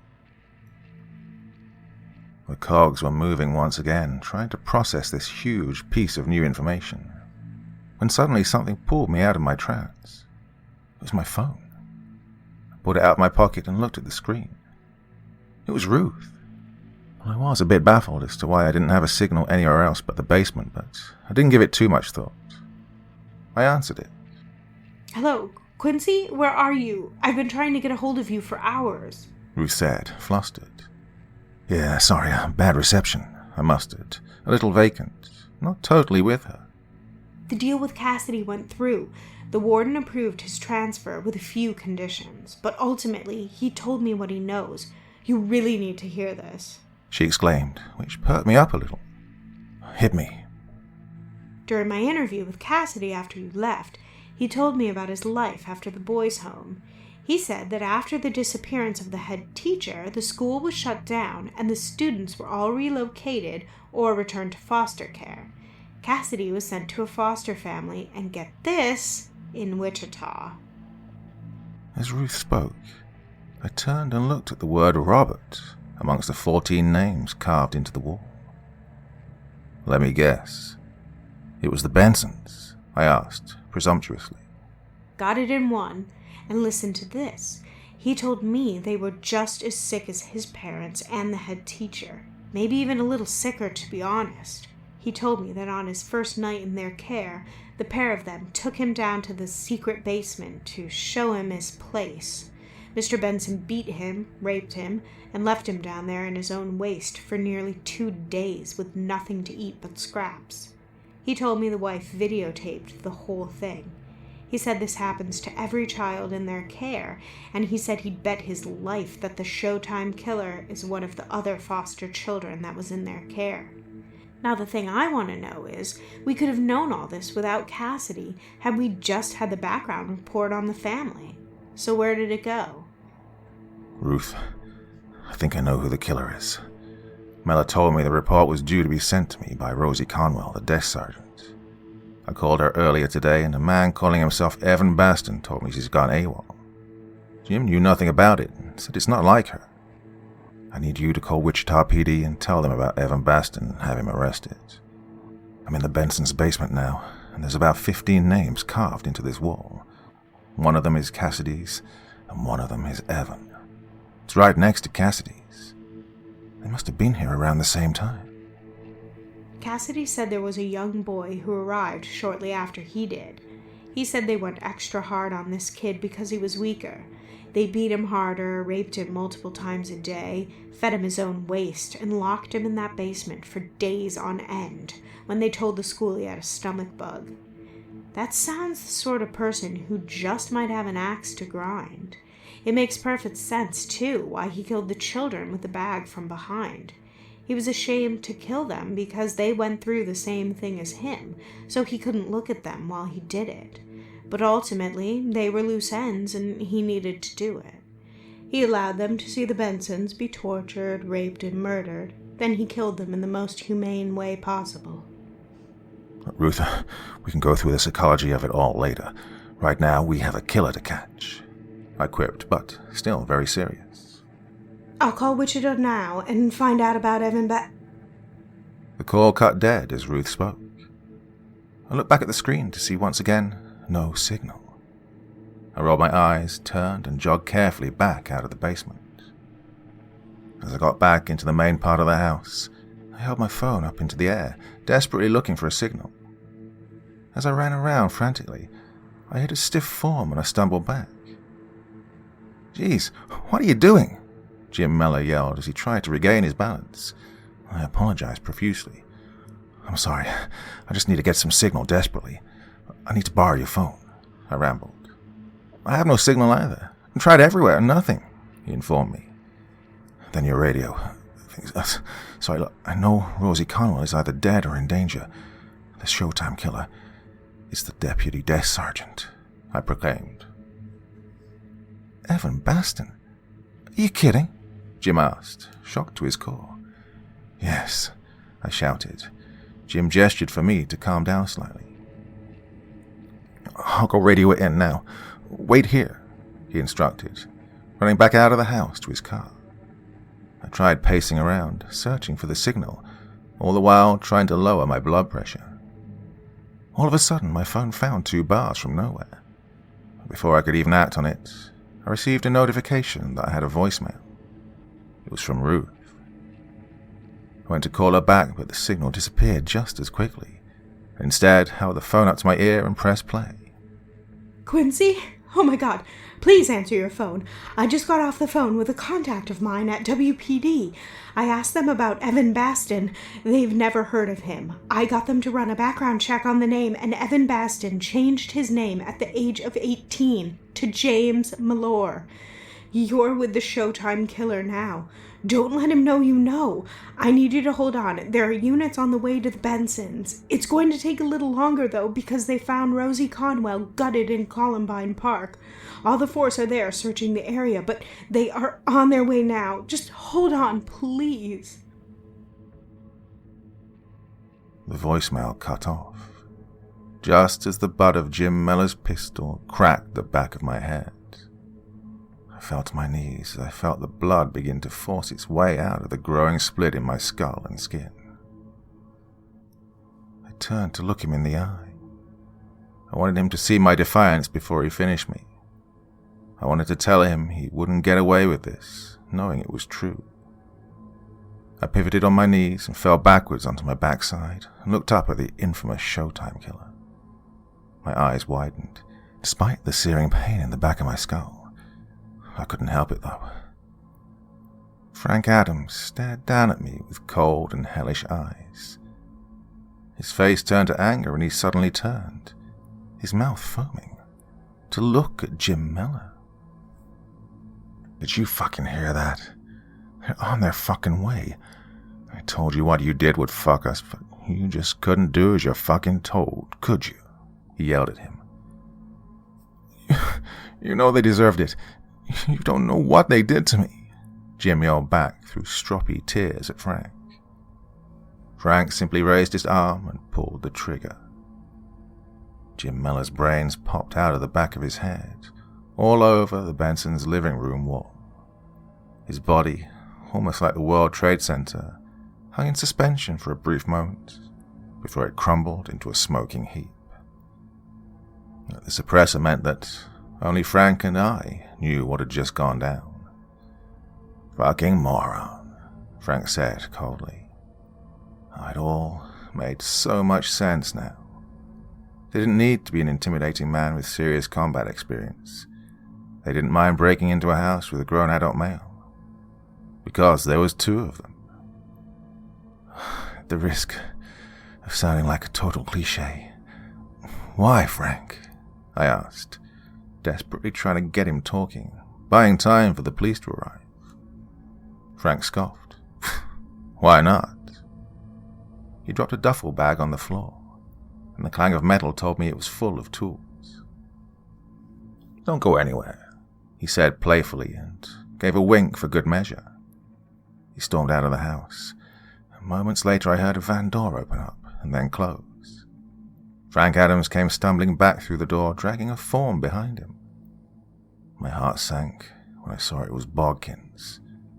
He threw his body down next to mine, and I immediately crawled over to him to check his pulse. I breathed a sigh of relief when I felt one. A shallow one, but it was there. "Don't worry, he's not dead. I actually need both of you alive for what comes next," he said coldly. Opening up his duffel bag and pulling out a collection of tools, pliers, blades, and a hammer. "What comes next, then?" I asked, again trying to stall for time. "This is what happens when you have to adapt, because your fucking partner is a loose fucking cannon who doesn't know his fucking place." I take it killing the Bensons wasn't your idea, then?" I probed. "No. As much as they fucking deserved everything they got, I held off because I knew their deaths would lead right back to me and James. But I really don't think you know what it's like, Agent. To have been told you're not good enough for your real parents. To then be abandoned into this ruthless world of child welfare. Because I assure you, there really is no bigger lottery than foster care. And let me tell you the fucking score. My numbers did not come up with the Bensons. Those animals beat me, starved me, invited their sick friends over while they all took turns raping me in their secret room. All the while the others watched and Mrs. Benson filmed it. She used to watch what they did to me, then take me upstairs, cover my bruises with makeup for when I went to school, and told me if I told anyone, they'd force things into my anus and leave them in there. I was fucking 12. What was I gonna do? I had 6 years of this shit. Then around 6 months before I was old enough to walk out of that door, 2 new boys came into the house. One of them was a kid called Robert Cassidy. I think we all know how that turned out, don't we? The other one was Evan Baston, he said, pointing to the floor where the bloody heap of Jim Miller and his brain matter lay motionless. "You took them under your wing," I speculated. "No. Robert was already very clearly damaged when he came to the Bensons. I don't think he screamed or cried once. They were weary of him, but ultimately, he was no fun for them. Evan, on the other hand, he cried like a baby after the first slam. They had him in that basement more times than I can remember. First night in there, he screamed the fucking house down. Neighbors might have actually heard something, if Mr. Benson hadn't already had the room soundproofed. Oh, sick fucker. Well, don't play the victim. You two are just as fucking sick in my eyes. I spat the insult at him defiantly. But he ignored my comment and continued his explanation. My time wasn't all abuse and degradation, though. When they got Evan, their new plaything, they left me alone in terms of raping, and they actually let me work the camera while they had their fun. Well, this way Mrs. Benson could have her turn too, you know. Not only gave me a break, but I became a very skilled cameraman. Ended up forming my career in more ways than one, I guess.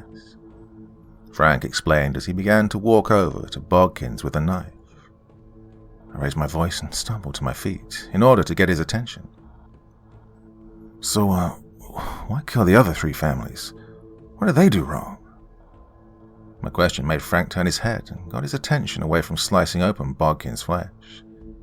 He placed down the knife on the floor and quickly pivoted around and stabbed me with the sole of his boot, driving me back down to the floor. He pulled some zip ties from the duffel bag and fastened my wrists behind my back. He then grabbed me by my Adam's apple and viciously pulled my face close to his. Well, they were what I should have had. What we all should have had. Well, you see, to supplement my income, I offered to take affordable yet professional family photos. Leave flyers around the local churches, grocery stores, community centers. I had all sorts of families asking to hire me. Mainly those families who pretend they're perfect, but you can tell there are cracks under the surface. And the husband with the wandering eye, the mother who loves the wine more than the baby, the hormonal teens running riot. Yeah, you know the kind. There was the odd family that just didn't have anything to fault.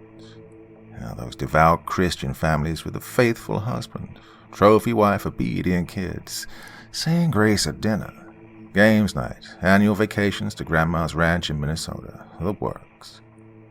Whenever I was around them, in their home, speaking to them, I'd feel my blood boil and my thoughts get more and more savage. Well, why couldn't my mom and dad love me like this, or why couldn't I have this family? Well, the thing about photography, especially home shoots, is that you have free run of the house. Well, maybe we should take pictures in here, where the lighting is better. Such an easy way to find the best entry point for when you need to sneak in, Frank said with a sinister grin. So where does Jim, or should I say Evan, come into this? I asked, praying the police were nearby. It was obvious what he was going to do. Murder me and Bodkins in the same manner as the Bensons, thereby framing Jim for the whole thing and portray himself as the hero.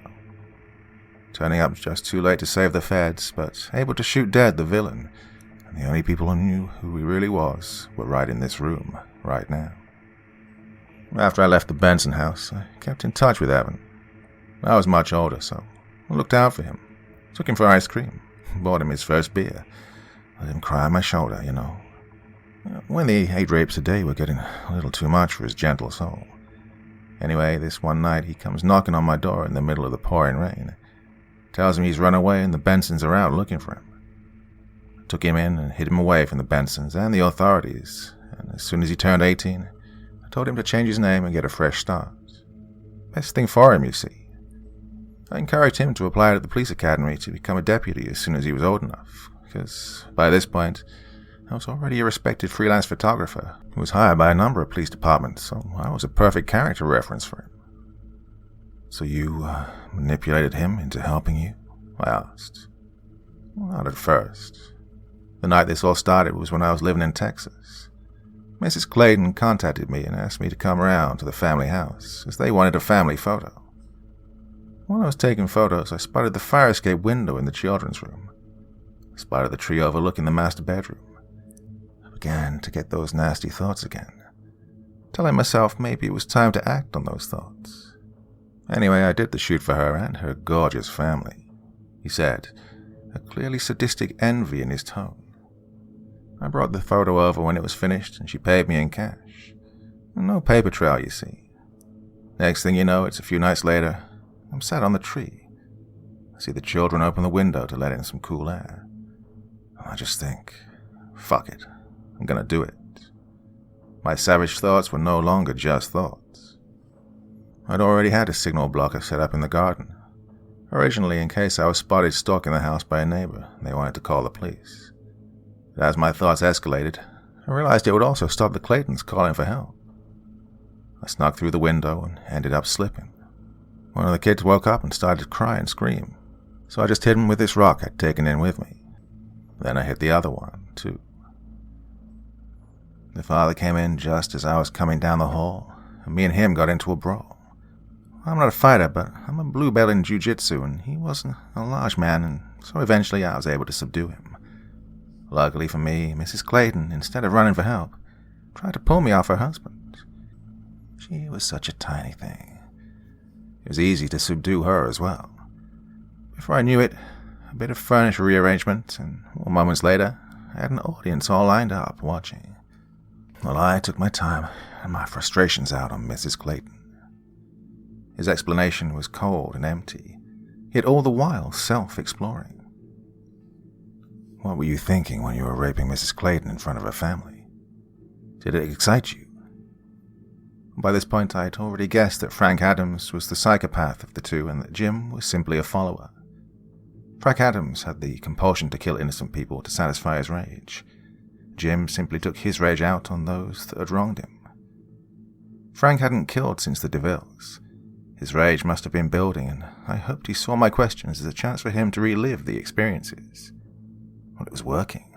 He was enjoying talking about it, but I just needed to keep him talking. I felt for once I was the one doing the humiliating, and I was the one ripping something innocent and perfect to pieces while others watched on and did nothing. The groans, the stifled screeches of pain, the muffled pleas from the husband for me to stop defiling his wife. I'd never felt power like it. I went from a helpless rape victim who couldn't even look a woman in the eyes to someone who strutted around like they were fucking God. All thanks to that one night in Austin. Hey, it always helped that I was hired by the state to be the crime scene photographer on scene, so I could easily point the investigation in the wrong way, he said with a crafty smile. I looked over at Jim's dead body. Frank saw it. After that first murder, I realized I'd made too many mistakes. Slipping, getting in a fight with the dad. Only by sheer luck that the mother tried to attack me rather than running for her life. I decided I needed a like-minded individual to help me carry out the next one. I needed someone who owed me, and who could easily be manipulated.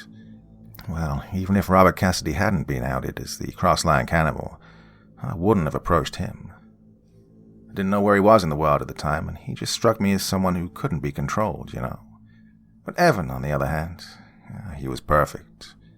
He was hesitant at first. He didn't like the thought of killing innocents, especially kids. But when I told him how it would make him feel, and I promised him I'd make sure we never got caught, he agreed to help me. So that's why you took the pictures. Not because they were souvenirs, but because they would have shown a commonality between the victims. That also explains why the next two murders were much cleaner. Because you had help, I asked. Well, both, to be honest. I also kept one photo that I took of the crime scenes, too. It was fucking great to be able to look at them happy, and then look at them broken. Like before and after, sort of thing. His sinister grin flashed at me as he began to walk over to Bodkins. When I had Evan helping me, everything was so much easier. Once we had a target, I'd hide in the garden. He'd knock on the door in his uniform and keep the husband busy, asking if he'd seen anything suspicious tonight. There'd been reports of a prowler in the area. Meanwhile, I'd sneak in, subdue the kids and wife quietly. Then I'd make a noise on purpose. The husband would get spooked and invite Evan inside to assist him, and well, 2-on-1. Much, much easier, Frank said, making a shrugging gesture with his arms, his sick smile making me queasy. So, what happened here then? I probed. I'd guess at least 25 minutes had passed since the voicemail. The police had to be here soon. They had to be.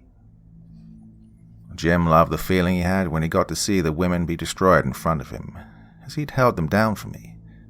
For the first time in his life, it wasn't him. He loved it. Or maybe it's my fault, to be honest. At the Scott's house, on just his first try, I let him sodomize her with the bedpost after she was dead. He really liked that and always wanted to be the one to do it. He started begging me to let him rape the next one. Began to really get obsessed with doing it, begging me to let him take charge of the next one. Let him be the one to rape them. And that's all he spoke about. He wanted to do all those things to them before they died and a lot more other stuff as well. He told me he was ready to be the one in charge, but when the time came at the DeVilles, I tried to let him rape her, but the fucking pussy couldn't even get it up. She kept begging him not to hurt her, and he just melted. So I finished her. Then, after she was dead, he managed it fine, but he just couldn't hack it when they were still breathing. With this in mind, I told him he wasn't ready, and, in fact, he had much more to learn before he got to take charge. Did he listen, though? No, he fucking didn't.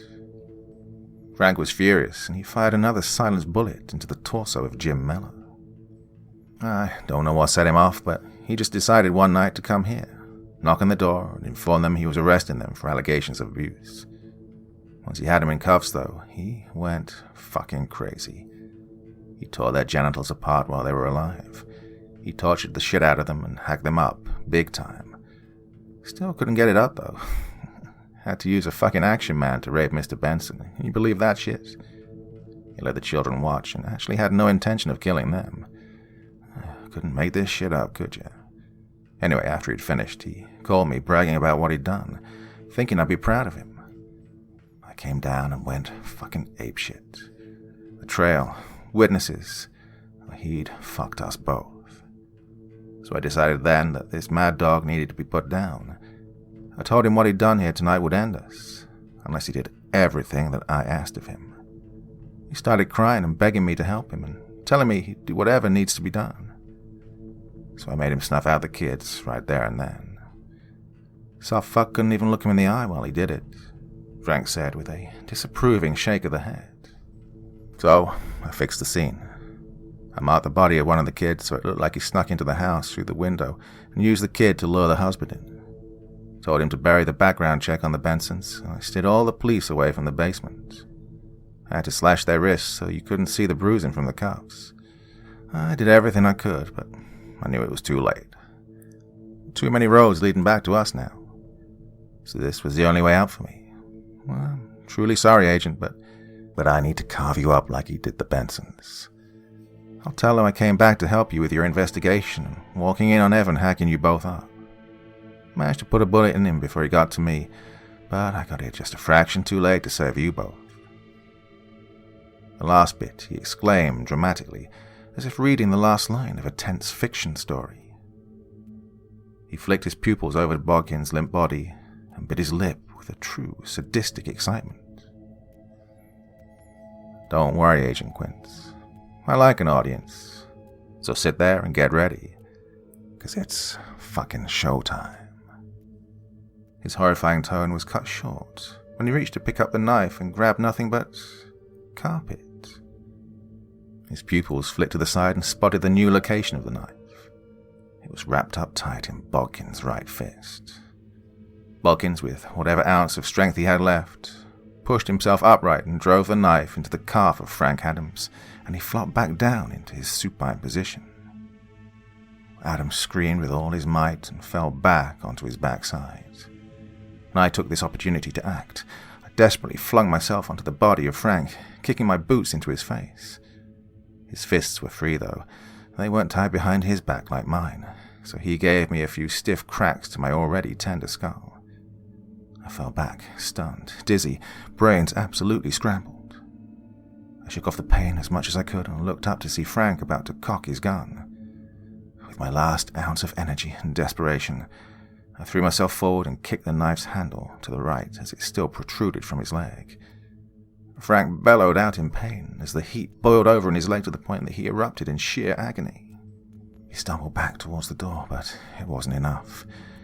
His wound wasn't life-threatening, he didn't drop the gun, and, most importantly, he was still standing. His expression was now pure anger and seething rage. As I crawled over to Bodkins, desperately trying to wake him in vain, Frank growled and he violently cocked back the slide of the gun. I held Bodkins upright in my arms as Frank raised his arm, pointing the gun at both of us. and aimed. The sound of gunfire, blood splattering and bone shattering, filled the air. My eyes remained tightly closed as I waited for the next bullet to shatter my head like it had done Bodkin's. I breathed in and awaited my fate. Then I wondered, why did I hear a bang, as Frank's gun had a suppressor? Jesus, we need medics in here. I've got 2 men down, 2 injured. A Wichita PD sheriff stood in the doorway, gun aimed at the space where Frank Adams had previously stood. Except now he wasn't there. I looked down to see Frank's vacant stare through glazy eyes looking at me. A 9mm exit wound sat just above his left eye. It all got a bit much at that point, as the adrenaline wore off, allowing me to feel the pain, and I must have passed out. The next few hours were a bit of a blur as I recovered from my injuries. I woke up 2 days later in St. Joseph Hospital to find Ruth and James at my bedside. I forced a smile through the horrific agony in my head. "Hey guys," I managed. Then suddenly, a horrifying thought. "Oh shit, Bodkins," I asked, concerned, beginning to stir and sit up, the pain getting worse. "Whoa, come on, rest. That's an order," James said, pushing me back into my bed. He's fine. He's in an induced coma, but the doctors are really positive. They'd stop the bleed on his brain and fix the hemorrhaging on his stomach. Just needs time to rest. He'll be awake in a few days," Ruth assured me as she stroked my arm. Well, that felt better than the morphine, quite frankly. "What happened to him?" I asked. "A blood force trauma to the head and body, they believe. Frank Adams must have already been in Pierre, South Dakota, waiting for his next victim. You, obviously not knowing Mellor's involvement at the time, informed him about Bodkins and his assignment. Looks like he called Frank and tipped him off. I made a few calls to South Dakota State Police, and they made inquiries of their own. Bodkins was asking all around the churches and was close to finding the flyers, but he must have been ambushed by Adams before he did. He was violently assaulted, abducted, and brought to Kansas. He likely learned that you and Mellor would be together tonight, and he told him to bring you to the house. He would have told about Rosie Conwell having the background check on the Bensons and ordered Mellor to kill her. Jim dumped Rosie's body in Columbine Park, then called it in, just before he picked you up from the airport. Hence why a lot of the police were focused in that area. It was the death of one of their own, so we had them all worked up and focused in that one area. And that's why it took longer for them to get to you, but honestly, Quince, you kept your nerve so well. You kept him talking and bought yourself time. You should be extremely proud of yourself. You saved Bodkin's life and your own. The pride in James's voice was incredibly exponential, and I smiled. "I'm just glad you're okay," Ruth said with a warm smile. "Get well soon, Quince. I've got to get back to the office. You'll be receiving a medal for your help in this investigation.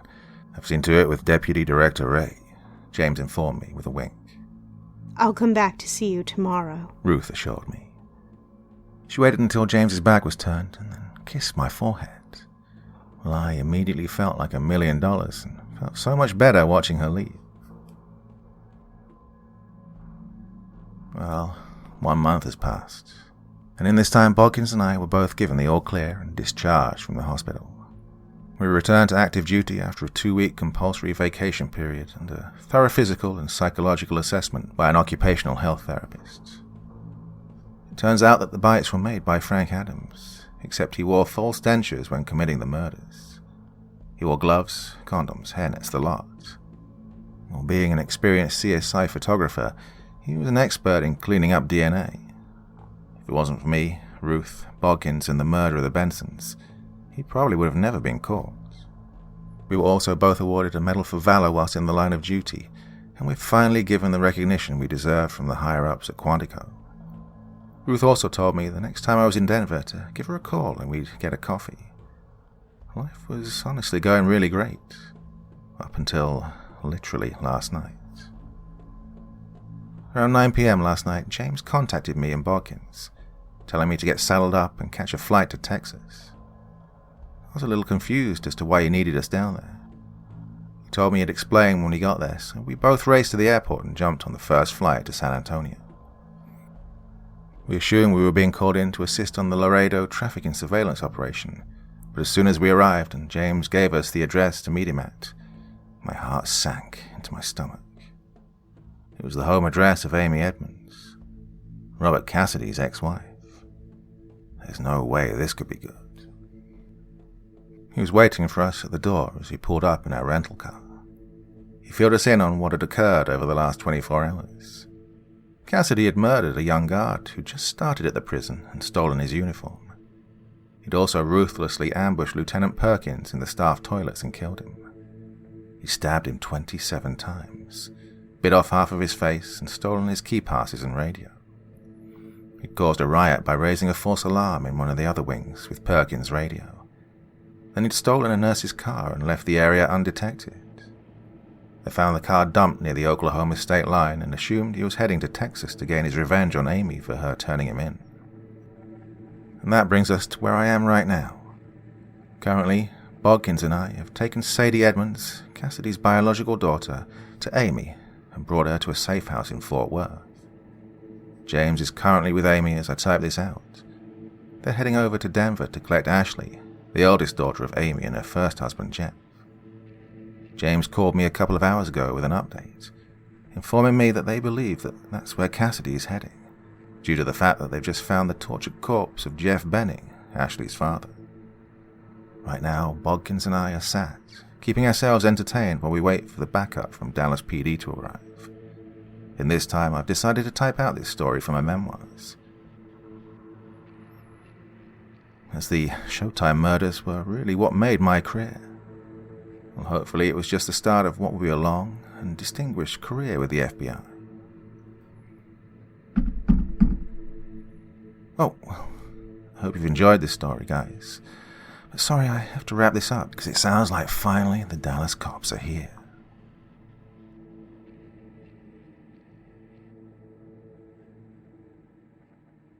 My ex-husband just escaped from a maximum security prison. I stared vacantly, wide-eyed at nothing in particular. My ears rang. The only sound penetrating my fugue state was the sound of my thumping heart pulsating the blood around my trembling body. The droning monotones of the federal agents' voices droned in my head, like someone was screaming at me as I sank below the skin of a pool of water. "Amy, are you okay? Do you need me to call an ambulance?" Special Agent Rodriguez asked, concerned. I turned to him, trying to tune back into the land of the living. I just managed to shake my head in disagreement. "No, I just need a minute," I murmured. "I know this is a lot to take in, but I need you to give me the green light to get you and your children under federal witness protection. Agent Quince and Agent Bodkins here will take you, Ashley, and Sadie to a safe house until we have him under arrest and back in prison where he belongs." The agent's tone was sincere. "How did he escape? I thought he was in a maximum security. You told me he was in Florence. You told me he'd never see the light of day again. You told me this nightmare was over." I began to lose it, going off on a tangent. Special Agent Rodriguez held his palms up to me, as if apologizing for his promise coming back to haunt him, but also to try and get me to calm down. The agent poised himself. "At around 2 a.m. this morning, your ex-husband, Robert Cassidy, murdered 2 Florence prison guards, viciously assaulted a nurse, and stole their uniforms and key passes in the process. It seems that Cassidy had collected various items over a period of time, such as vinegar, baking soda, and a couple of man-made shears. He also did his homework. He learned the guard schedules, the prison's protocols and procedures, and so on. He even waited until the fewest and least experienced guards were on duty that night. Everything was planned to the letter. Around 1 a.m., Cassidy faked a seizure using the vinegar and soda mixture. There was a young guard on duty, who, once seeing a prisoner spasming on the floor, foaming from the mouth, simply opened his cell and ran in to apply first aid. I don't know whether it was greenness, poor training, or just the panic of the situation, but the kid didn't raise the medical alarm or call for assistance first, and Cassidy anticipated this. The staff found the guard under the bedsheets to create the appearance of someone sleeping. He was wearing Cassidy's prison attire. He was found to have a shiv wound to his abdomen, and his neck was badly broken. Once he had his disguise, he made his way off the wing using the key passes. Once he was getting towards the staff and visitors area of the prison, Cassidy waited in the staff bathroom. Here, he ambushed another guard. Cassidy threatened him with his shiv, ordering him to put out a message that an inmate had escaped from a wing on the opposite side of the prison. The staff member agreed to comply, but once he sent out the message, Cassidy killed him. Not sure if Cassidy had a grudge against this man, or he was just in a killing frenzy from being locked up for 30 months, but they found that guard in one of the cubicles with 27 stab wounds to his neck and face. His left ear and right cheek were bitten off, and his skull was badly fractured. It was a mess by all accounts. Anyway, the false announcement did what Cassidy wanted it to do. With all the commotion happening, the main body of the guards were concentrated towards the opposite side of the prison. And while this was happening, Cassidy defrauded his way into the staff medical room of the prison, using his now acquired blood-soaked uniform as a way of conning the nurse to let him inside for medical care.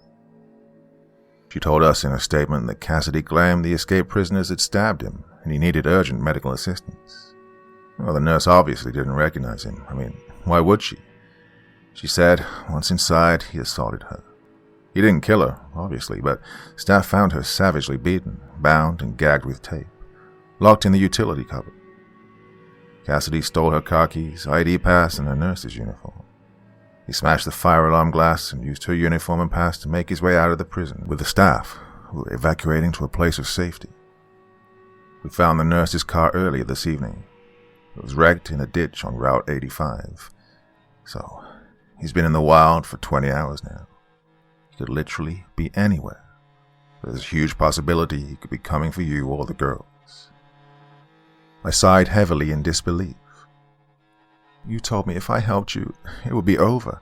Now you're telling me and the girls have to go on the run because the animal has managed to escape the most secure prison in the United States? The agent sighed in defeat. Yes, I know, Amy. Texas has the death penalty, so we thought he'd have the needle by now. But that crafty bastard hid over 10 girls' bodies, traded the locations to the DA for life in prison. He was locked up in Florence for 2.5 years, until last night. He's been planning his escape ever since we had him locked up. Now, he's out. He's out for blood. So I need to know, where's Ashley right now? She's at university in Denver. She's in Colorado? The agent looked horrified. He pulled his radio from his belt and began organizing his agents outside, ordering them to get a convoy prepared to head to Denver ASAP. I jumped up. Please, let me go with you. If Robert is still in Colorado, then Ashley's in danger. So please, send Sadie with your team and get her out of San Antonio. Get her somewhere safe. And then, when I have Ashley back with me, safe in my arms, then we can meet up with Sadie at the safe house until this is over. I begged the agent. Honestly, Amy, I don't think it's wise.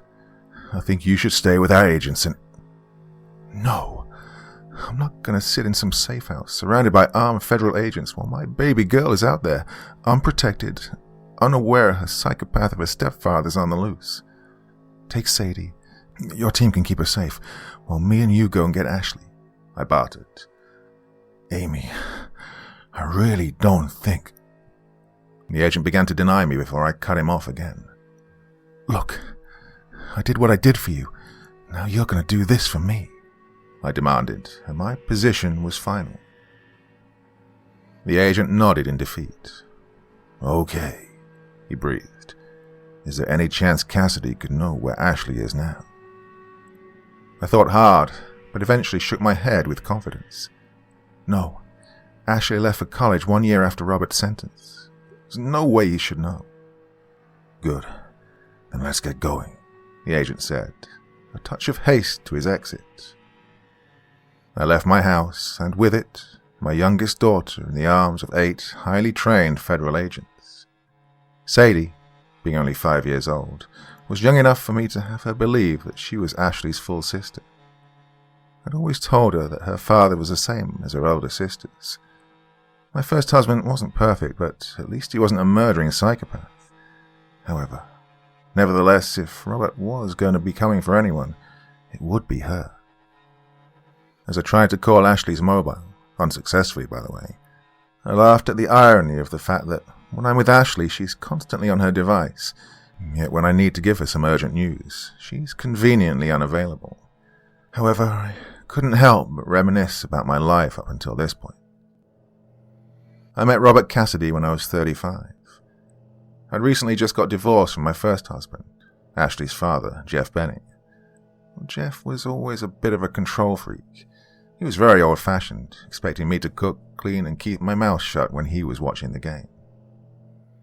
As our relationship soured over the years, he'd given me the odd smack around, picked at my aging and sagging body as well as gotten drunk and slept with other women behind my back.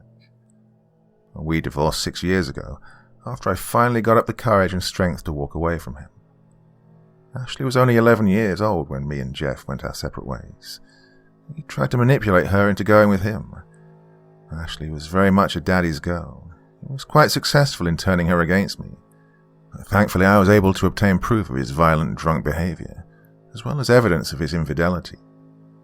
I took him for full custody of our child and half of his financials during the proceedings. I used that money to get away from Phoenix and set up a new life in San Antonio. After a few months of sulking and feeling sorry for myself and my new single life, I decided it was time to get my glad rags on and get back on the dating scene. I'd seen a poster advertising a single speed dating evening at the local bar. I thought, what the hell to it, and that night I got dressed up, put makeup on for the first time in 3 years, and made myself presentable for the bachelors of South Texas. I sat in that bar, nursing a lukewarm bottle of Coors Light, all the while listening to every 40-year-old virgin talk about their comic book collection, every mama's boy spending more time on the phone telling me how there's room in his mother's basement for us both, every self-obsessed attention seeker who only wants to talk about themselves, and the painfully obvious lies about their lives. But it didn't matter, because when I did manage to come across a man who actually bordered on normal, no matter how interested they seemed, once I told them about how I was a single mother with a preteen, I'd lost them. I was about to give up on the night, when all of a sudden my final speed date of the evening dropped himself in the seat opposite me. He was the most gorgeous thing I'd ever seen. His face was perfectly formed, his square jawline, which was cleanly shaven, yet took nothing away from his masculine appearance. His jet black hair was gelled in traditional 1960s slick-back hairstyle. He had a highly athletic build. I imagined he was a swimmer or a boxer in his spare time. He wore his muscle-fitted black shirt as well as he wore his aura of self-assurance. His musky scent had my knees trembling. I didn't stand a chance. Well, I guess the saying's true. If something seems too good to be true, then it probably is. I sometimes chuckle at how true that statement applied to Robert Cassidy. Well, our relationship blossomed almost immediately. He was everything I needed at that point in my life. He was kind, charming, and passionate. He told me I was beautiful and sexy. He told me my ex-husband was a moron for not appreciating what he had. He made me feel like I was 19 again. Well, I don't know whether it was the fact I was vulnerable, naive, stupid, or a combination of all three, but he was living with me and Ashley within a matter of weeks. He gave me some sob story about how he'd just moved to San Antonio after his own messy divorce. His ex-wife had taken him for everything, so he didn't have a fixed address and was between motels. Robert was extremely vague about his past and his previous marriage. I never questioned it. I was simply too giddy with that handsome and charming man and how he wanted me. Within 6 months, I fell pregnant to him with Sadie. And this was when the alarm bells began to ring.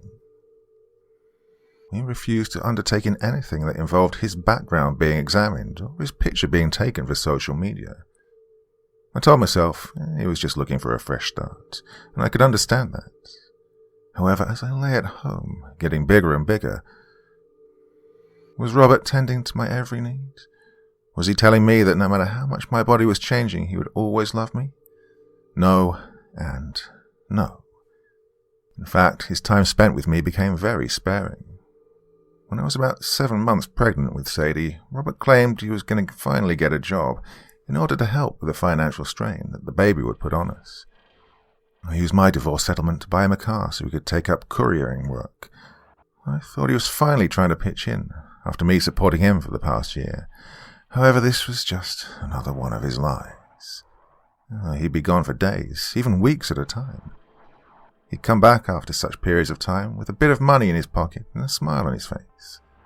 The money rarely found my hand or one of our bills. He'd invest in new clothes, fresh jewelry, or something else that he refused to disclose. It got to a point in our relationship where asking too many questions made Robert's superficial mask of charm and sanity slip. Just for a split second, he showed me the monster that lay underneath. When he didn't attend the birth of Sadie because he was too busy on another work trip in Kansas, I knew that this was going to be the pattern of our relationship from now on. Unexplained absences, missing backstory, brief displays of vile hate and anger at being dared to be questioned by a pathetic little bitch such as myself. It wasn't all bad, though. Robert gave me the odd glimpse of the early days, just enough so I wouldn't think this horrible version of him wasn't permanent. In retrospect, it was just his way of keeping me around. Plus, when Jeff eventually moved to Texas, mainly to keep tabs on me and the girls, he'd come around, mainly demanding to see Ashley, and he'd regularly speak to me in a derogatory manner, at which point Robert would step in. He could crush Jeff like an ant with a simple icy glare. Jeff would never say it out loud, but Robert scared the hell out of him. And I'm not ashamed to say I got some pleasure out of that at the time, but it did make one thing abundantly clear. Jeff, despite being a bully, an abuser, a full-on asshole, well, even he could see that Robert Cassidy was pure evil. Agent Rodriguez and I climbed into a blacked-out SUV along with 2 other agents and took off towards Denver. I sat in the back of the vehicle, desperately trying to contact Ashley. I assume she must have left her phone in her dorm room while her college buddies went to a bar. I hoped that was the case anyway, but to be perfectly honest, she rarely had time for me. As the car tore towards the New Mexico border, Agent Rodriguez's phone began to shine to life. The agent answered, putting the call on speaker.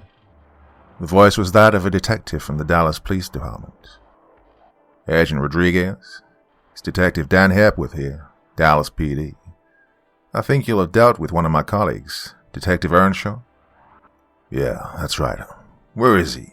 The agent asked, slightly confused. Oh, he's been reassigned, so I've taken over his caseload. You asked me to send an officer to Jeff Benning's home in order to keep a check on him? The detective explained with fluency. Yes, I did. Have you managed to get someone out there? The agent asked. Yes, I did. I'm sorry, Agent, but, well, he's dead, the detective said bluntly. The agent winced. What happened? He asked, sounding tentative, a little on edge about the potential response. Well, I don't know how to say this well, but the officer I sent just radioed in. He said he thought he saw someone lurking around the back of the property on his arrival, so he went to investigate. He found the back door ajar, and inside he found Mr. Benning dead. The detective sounded empty. I, meanwhile, crumbled. Well, I'd hated Jeff for what he'd become, how he treated me, and the things he did and what he said to me. But there was a time when I'd loved him. We were married, we had a child together, and I brought Robert Cassidy into our lives. I was to blame. Agent, you should know. Benning showed signs of extreme torture. There's a lot of damage here. Benning clearly didn't give him what he wanted straight away, and he obviously wanted information, and now he's got it. Well, fair play to the guy. Benning put up a good fight. Well, his car's gone too. He's got what he wanted, information and a vehicle. He's on the move. Oh, shit. Special Agent Rodriguez punched the steering wheel in anger before exhaling his stress. Okay, thanks, Detective. Keep me updated. Yep, sorry to be the bearer of bad news, Agent. Please, are there any other people that need protecting from this animal? I'll be happy to send an officer or 2 out to help. You told him where Ashley is, I chipped in, looking Agent Rodriguez square in the eye via the rearview mirror. The agent's eyes widened oh so slightly, and he stomped the gas pedal hard as he barked orders down the phone. Yes, Detective. Look, I'm currently en route to Denver to retrieve Ashley Benning. We believe that's where Robert Cassidy is heading. I'll be redirecting a lot of my team from the safe house guarding Sadie Benning in order to apprehend him. Me and Mrs. Edmonds would feel a lot better if you could send an officer or two to assist the two agents at the safe house. Absolutely, Special Agent Rodriguez. Send me the safe house location and I'll get someone right over. Detective Hepworth sounded like a man with all the enthusiasm you want to hear from a police officer. He really wanted to help. Sending it now, Detective Owen.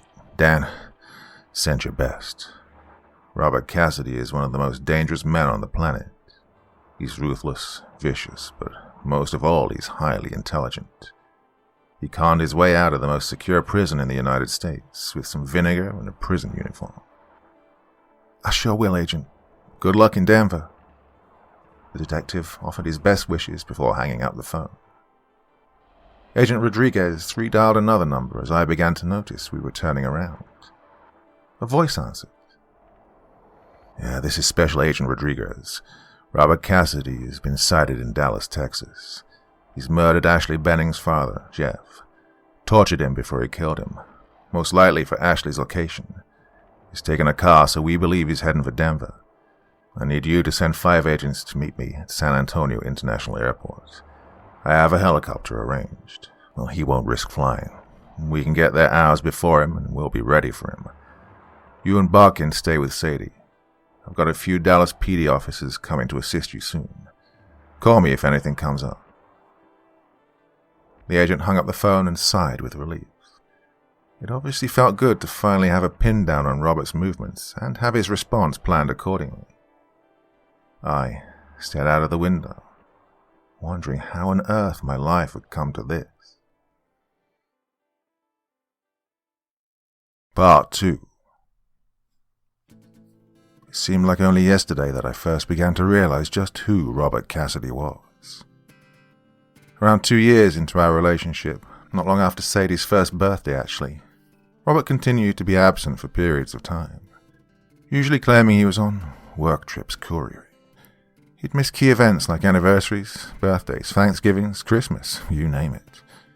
At first I thought he was cheating on me. I mean, why wouldn't he? Jeff did, and Robert was the most gorgeous man that I'd ever met. When he returned from one of his trips, I waited until he'd left the house. I began going through his things, expecting to find some used condoms, hairs from another woman, shirts smelling of perfume. Well, you get the point. I never found anything, though. However, what I did find was puzzling. His clothes were clean, unscented, unmarked. It was like they were new. But eventually, that's when I realized. It's because they were.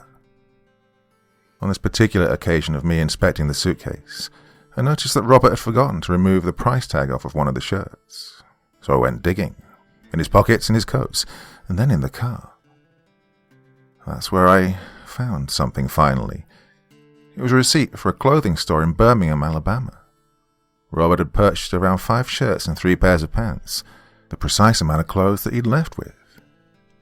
I gently confronted him about the receipt, telling him that I innocently found it whilst cleaning the car. He didn't rattle. He began to smoothly explain that he'd simply had a bad nosebleed and that it had ruined his clothes. I would have accepted this explanation, but one thing played on my mind, so I countered and asked him why he needed to replace every shirt. And that's when the mask slipped for the first time.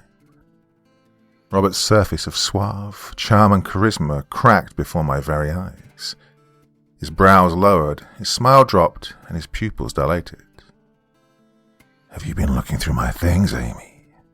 His menacing tone paralyzed me. He started to advance on me, backing me right up against the bedroom wall.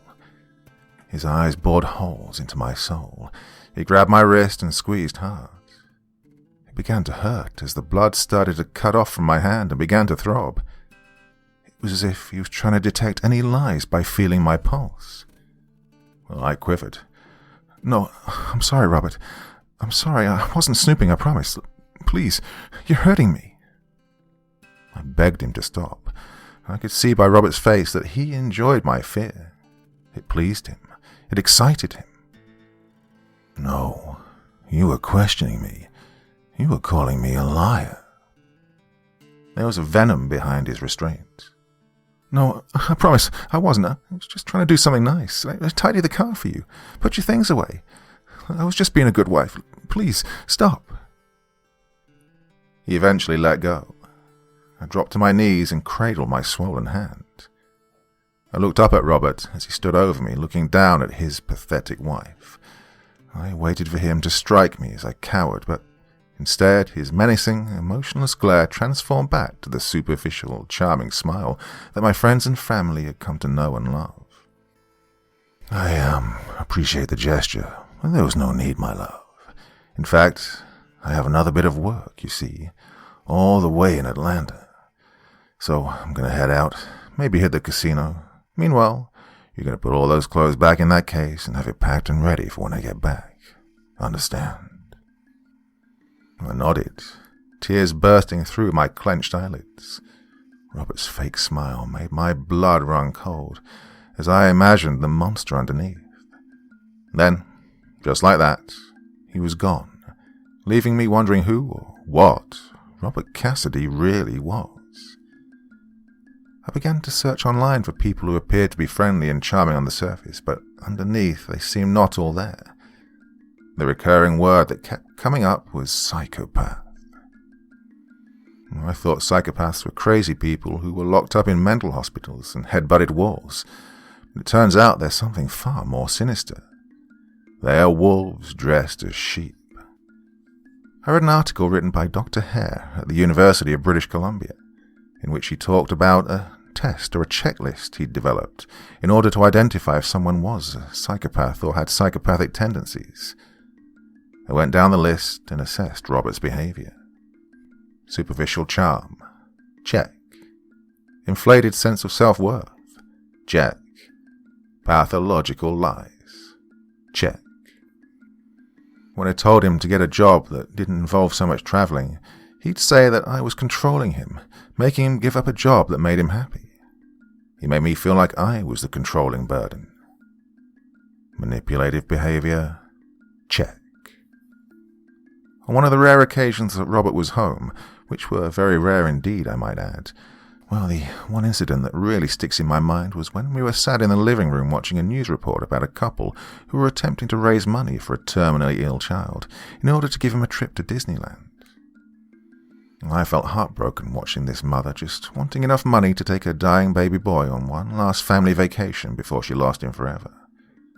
Robert sat watching these people, totally emotionless. The only time he spoke was when he accused the couple of faking crying on TV simply because they wanted a free holiday. He then added it was pointless giving money to someone who'd be dead soon. Well, his lack of compassion chilled me. The fact I'd just given birth to this man's child, that he had a baby just like these people, and yet he didn't see the point of giving just a few dollars to a couple of complete strangers so they could give their little boy one last shred of happiness before he passes. Lack of empathy, check. Robert Cassidy, my husband, was a psychopath. Well, I read that psychopaths make up about 1% of the population. Interestingly, most of them actually live normal lives. Now, don't get me wrong, they're pretty much assholes, thieves, conmen, womanizers, but most of them aren't violent. They never physically hurt anyone. At this point, I honestly convinced myself that Robert was in that category. That was until 2 weeks later, when the news report aired covering the brutal rape and murder of Violet Walsh. Violet Walsh was a 20-year-old student who went missing in Montgomery, Alabama. Her mutilated body was found 3 days after her disappearance in Oak Mountain State Park, just outside Birmingham. She was last seen leaving her college dorm around 9 p.m. She told her roommate that she was going to see her boyfriend and informed her that she'd be back in the morning. Violet never returned home that morning, causing her roommate to become concerned. When questioned, the boyfriend claimed she'd never arrived that evening, and he just assumed she'd blown him off for the night. The news reported informed the audience that they couldn't go into too much detail regarding the specifics of this horrifying and brutal murder, But they did say the killer had abducted Violet, taken her to a remote location in the park, and committed the heinous acts of violence over the course of a few hours.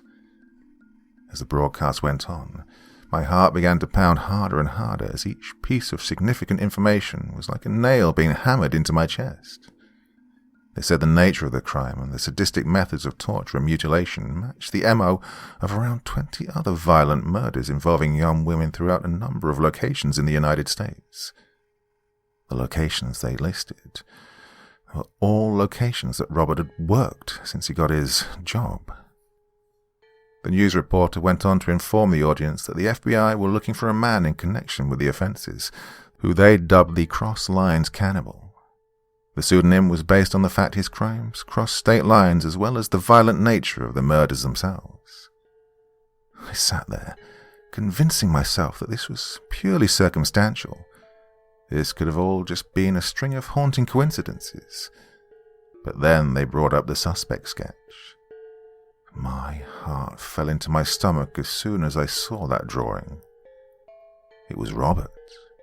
His slick back hair, his square jaw, his piercing green eyes, his perfectly molded nose. I pulled out the laptop and Google searched the drawing. The drawing was actually done by Kansas State PD around 14 months before the Violet Walsh murder. The sketch had been drawn when another girl, Julia Deveron, was found dumped in an alley in Park City, Kansas. Her body butchered and mutilated in a similar fashion to the other victims. A man was seen leaving the vicinity shortly after the murder was thought to have taken place. A witness told KSPD that he'd seen a man leaving the area with blood splattered around his mouth, neck and chest. The witness asked him if he was okay or if he needed an ambulance. The man reportedly replied, "Yes, I'm fine. It's just a nosebleed," before making a hasty retreat from the area. When I read that line, I collapsed. I was astounded and horrified by the revelation that my husband, my actual husband, was the most wanted serial killer in North America.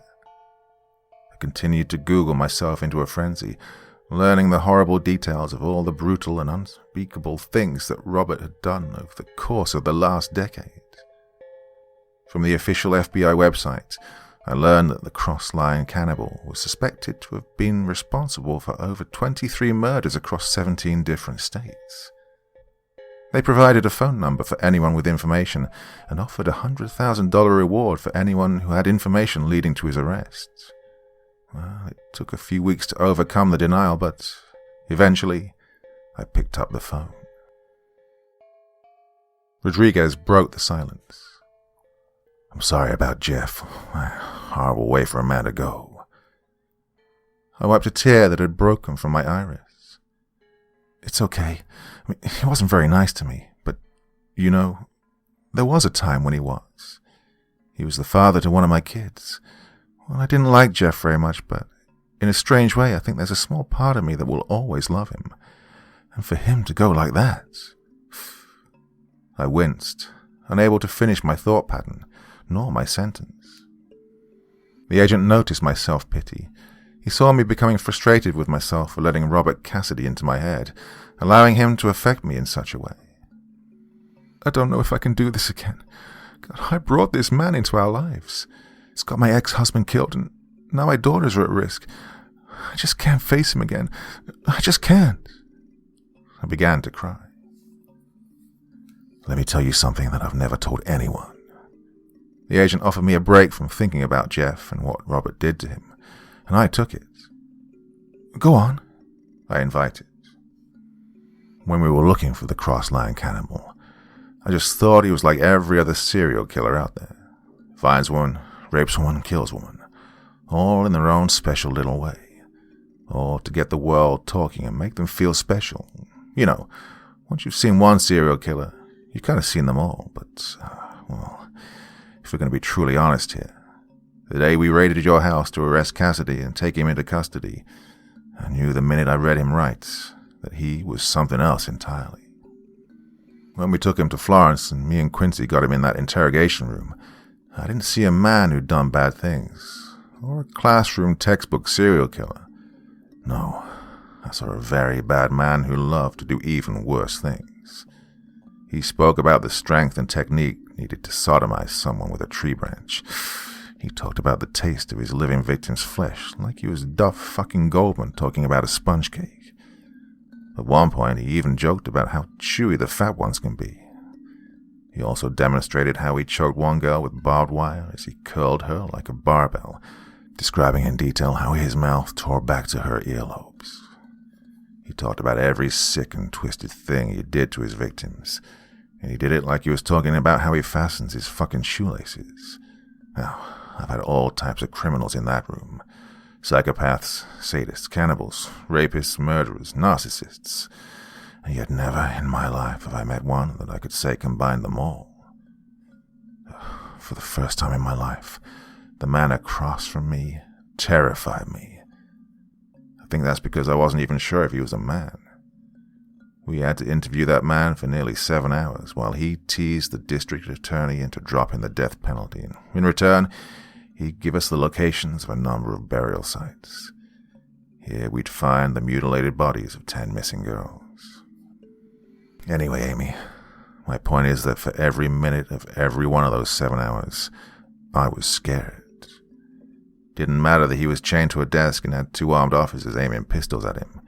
He made me shiver. His coldness, his maniacal chuckle, the way he licked his lip every time he spoke about tearing flesh from women's necks with his bare teeth. When the DA gave him life instead of death, I'm not ashamed to say I whimpered, because I know while ever that man is alive, he's a risk to everyone he meets. The agent said, staring vacantly forward. I know, I added. But yet, when we told you that all we had was circumstantial evidence, we said we needed a confession to catch him. We asked if you'd wear a wire. You remember what you told me? Not really. You said, Agent, I brought this man into my children's lives. I'm their mother, and I'll do anything to get him back out again. I'll do anything I need to. You weren't scared. You weren't deterred. You were focused. So please, Amy, don't let him get in your head. You took him down once, and you can do it again. You're the strongest and bravest woman I know. Much braver than me, but together, we can stop him. So, let's go do it, the agent said, smiling at the end. I appreciated his kind words. I appreciated the pep talk. It was definitely needed. Oh, and Amy, the agent began to add. I looked up at him. He's murdered 3 people and assaulted another that we know of. We catch him, and this time there'll be no deals, no trades, no excuses. He will be sentenced to death. We shared a tense stare, both willing each other to focus. If we got to Ashley before Robert, we could catch him, and all this would be finally over.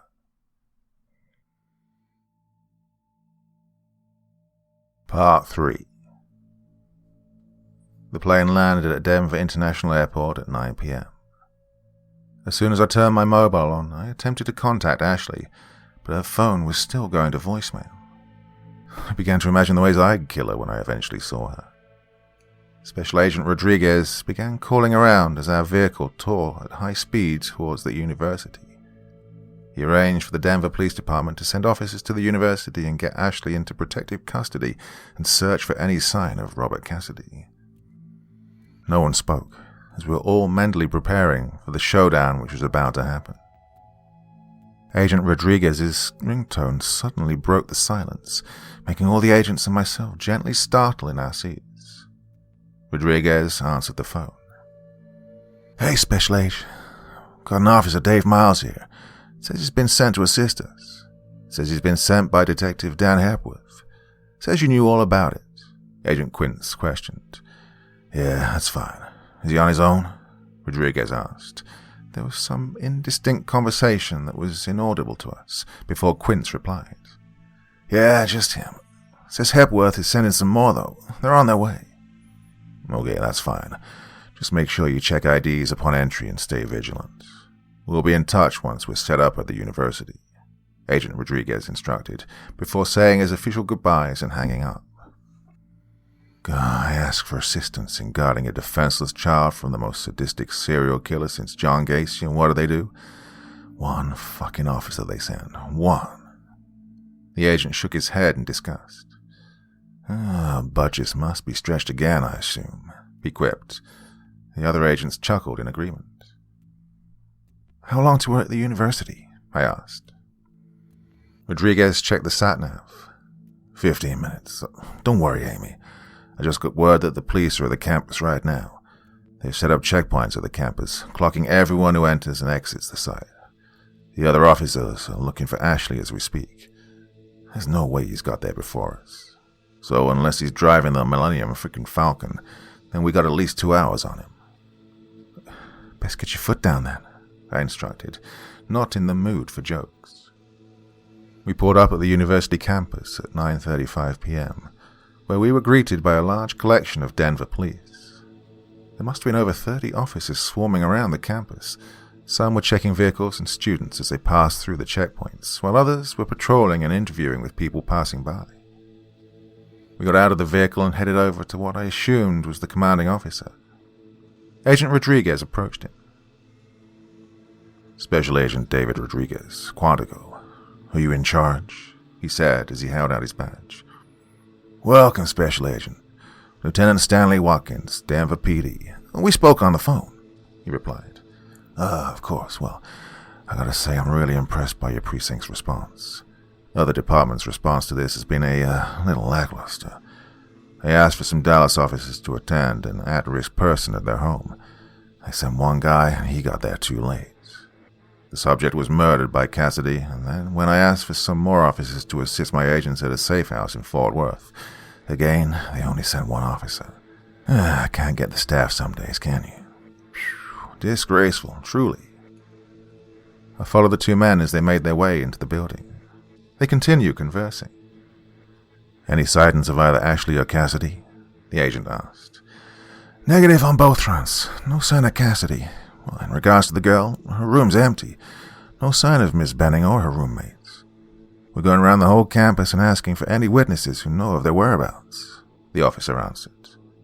Well, what does that mean? Was there any sign of a break-in or a struggle? Where's my baby girl? I intervened, slightly losing it. Well, my outburst, combined with the agent and the officer both trying to settle me, was interrupted by a mouthy and dinky young woman with jet black hair and soft gothic makeup. She was marching towards us, stomping her feet, shouting the odds. Oi, what's the 5-0 doing trashing my room? I ain't done nothing. She was really fuming. You're Ashley Benning's roommate? The agent asked. Yeah, what's this about? Is it about Ashley? What's she done now? God, I'll kill her. My things are everywhere. She roared at the agent. She's not done anything. There's someone dangerous on the loose that may not only have Ashley's location, but also a reason to harm her. You know where she is. It's really important we get her into protection. Where's my daughter? You must know where she is. She isn't answering the phone. The girl looked at me and her anger washed away once she saw my expression and realized the gravity of the situation. Yeah, she went on a date. Told me not to wait up, she said with a reserved tone. With who? I asked, with my heart in my mouth. Don't know. She was talking to him on Tinder today. He invited her to meet tonight. She said his name was Roman. That's all I know. Oh, is she in danger? She began to sound as worried as I did. We all looked at each other. I think so, the agent responded honestly. We ran as fast as we could back to the SUV. The lieutenant agreed he'd get their department to gain access to Ashley's cell records and try and find the last number she called. As soon as he had a location, he'd be in touch. We hopped in the vehicle and began to make our way to the Beltway, ready to head in any direction we needed. Well, the call came through quicker than I'd expected. Agent Rodriguez's phone once again lit up and jingled, and the agent hit the green button without haste. Yes, Lieutenant. What do you have for us? Calls from a burner. It's unregistered. We don't know who it belongs to, but the cell phone is on, and the last tower we got a signal off was at 70th Avenue, Adams City. Before that, it pinged off a tower near Sand Creek landfill. The lieutenant went quiet as he accessed his knowledge of the city of Denver. Yeah, it looks like he's potentially heading to the Rocky Mountain Refuge Park. The lieutenant's tone didn't sound like he was guessing. He sounded confident but trailed off as he realized the gravity of his words. Ever since he was seen that night in Park City, every Cassidy victim was found in a remote woodland area. The agents tried their best not to look me in the eye as I winced in my seat, wondering what horrific state we might find Ashley in if we didn't get there fast enough. A convoy consisting of the FBI's SUV sandwiched by 2 Denver PD cars hit the blue lights and tore down the 25 at breakneck speed. I could see the agents checking and loading their weapons. Well, I had no weapon, and I had no lieutenants to liaise with. I was simply alone with my thoughts and my doubts. As we pulled up to the parking lot on 96th Avenue, the convoy swarmed into the park, looking for any sign of Robert or Ashley. Immediately, we noticed a single vehicle in the lot. The feds and the cops made their way over, guns drawn. The vehicle was gently tilting and rocking. Someone was inside. This is the FBI. If anyone's there, please make it known, as we are armed, Rodriguez warned. The vehicle began to move more vigorously now. We all approached cautiously. One of the officers carefully made his way around the side of the vehicle, again weapon at the ready. He looked through the window, and my heart was in my mouth. Get off the girl. The officer had seen something that alarmed him. He pointed the weapon into the back seat. I, along with the agents and other officers, ran over to assist. I could see that there was a figure in the back seat, mounting someone else, and I could hear a deep male voice powering over a muffled whine of a female.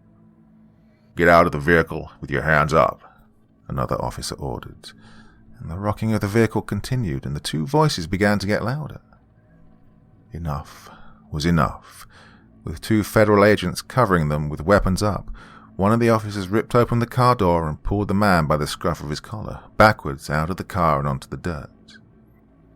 The man, who was exposing himself, scuttled on the ground, desperately trying to get to his feet with his trousers around his knees. As he got to his feet, dressed himself and looked up, he found that he had around 7 pistols aimed at him. On your knees now, now! One of the officers kicked the back of his knees, causing his legs to fold and therefore complying with the order. He looked around, embarrassed, shocked, and scared. He was also young, blonde, and pale. It wasn't Robert. "Hey, what the hell's going on?" A half-dressed tart came stumbling out of the car, realigning her skirt. "Hey, get off him," she added. "Ashley," I snapped sharply. Well, that tart was my daughter. "Oh my God, Mom, what the hell are you doing here?"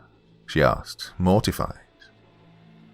Despite my anger at her behavior, I ran to her and hugged her. I had tears in my eyes. I was just happy to know she was okay. "Mom, what on earth are you doing here? What's going on? Why are you with the FBI?" Ashley didn't know which question to ask first. I closed my eyes for a second as I gulped, before staring her dead in the eye. "It's Robert," I said. Her eyes widened and she turned her head slightly as if bracing for what I was about to say next. "He's escaped." As soon as the last syllable left my lips, Ashley broke. After 15 minutes consisting of calming Ashley down and her introducing me to her friend, Roman Manning, and the police releasing him from gunpoint, Roman left in his car and Ashley jumped in the back of the SUV with me and Agent Rodriguez. "Your sister's in a safe house in Fort Worth, and that's where we're going now. We're going to stay there until they catch him," I informed her. "That's right. I'm going to escort you and your mother back to Texas, and my team is going to stay here and wait for Cassidy to expose himself. We strongly believe he is here," Agent Rodriguez informed Ashley as he started the car and pulled onto the highway. "Okay, I don't understand, though. Why would you think he'd come for me? He wouldn't know I was in Denver." Her question caught me off guard. I wasn't ready to give her the answer, and she sensed it. Me and the agent shared a concerned look. He nodded to me as if to tell me honesty was the best policy, and Ashley sensed that too. "Mom, what's happened?" she asked, concerned. What followed was the hardest conversation I've ever had to have. The sound of my little girl's wail that rang throughout that Denver night sky will haunt my mind forever.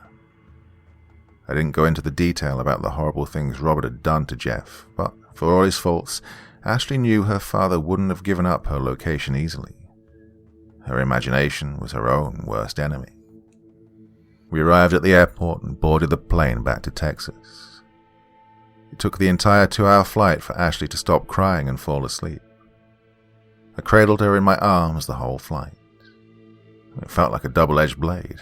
As much as I could tell she was in pain over the fate of her father, it was nice to finally feel like I had my baby girl back. The plane landed and Agent Rodriguez escorted us off the plane and to the Fort Worth airport parking lot, where another SUV with 2 agents inside was waiting. As we unlocked the vehicle and began to climb in, Rodriguez switched his cell phone on, now that he was off the plane. He looked at his notifications and began to look a little confused. "Is everything okay?" I asked. Yeah, I think so. Sorry, just 1 minute." The agent sounded flustered, and he held a finger up, signaling for me to give him a minute to collect his thoughts. He began to dial a number. Come on. What the hell?" the agent said as his phone call wasn't answered. He sighed in frustration. "What's going on, Agent?" I asked intently. "Quince and Bodkin's not answering. Protocol states they should call and check in every hour to let me know everything's okay. If the phone's off, they should text. I don't understand." He started to sound really concerned.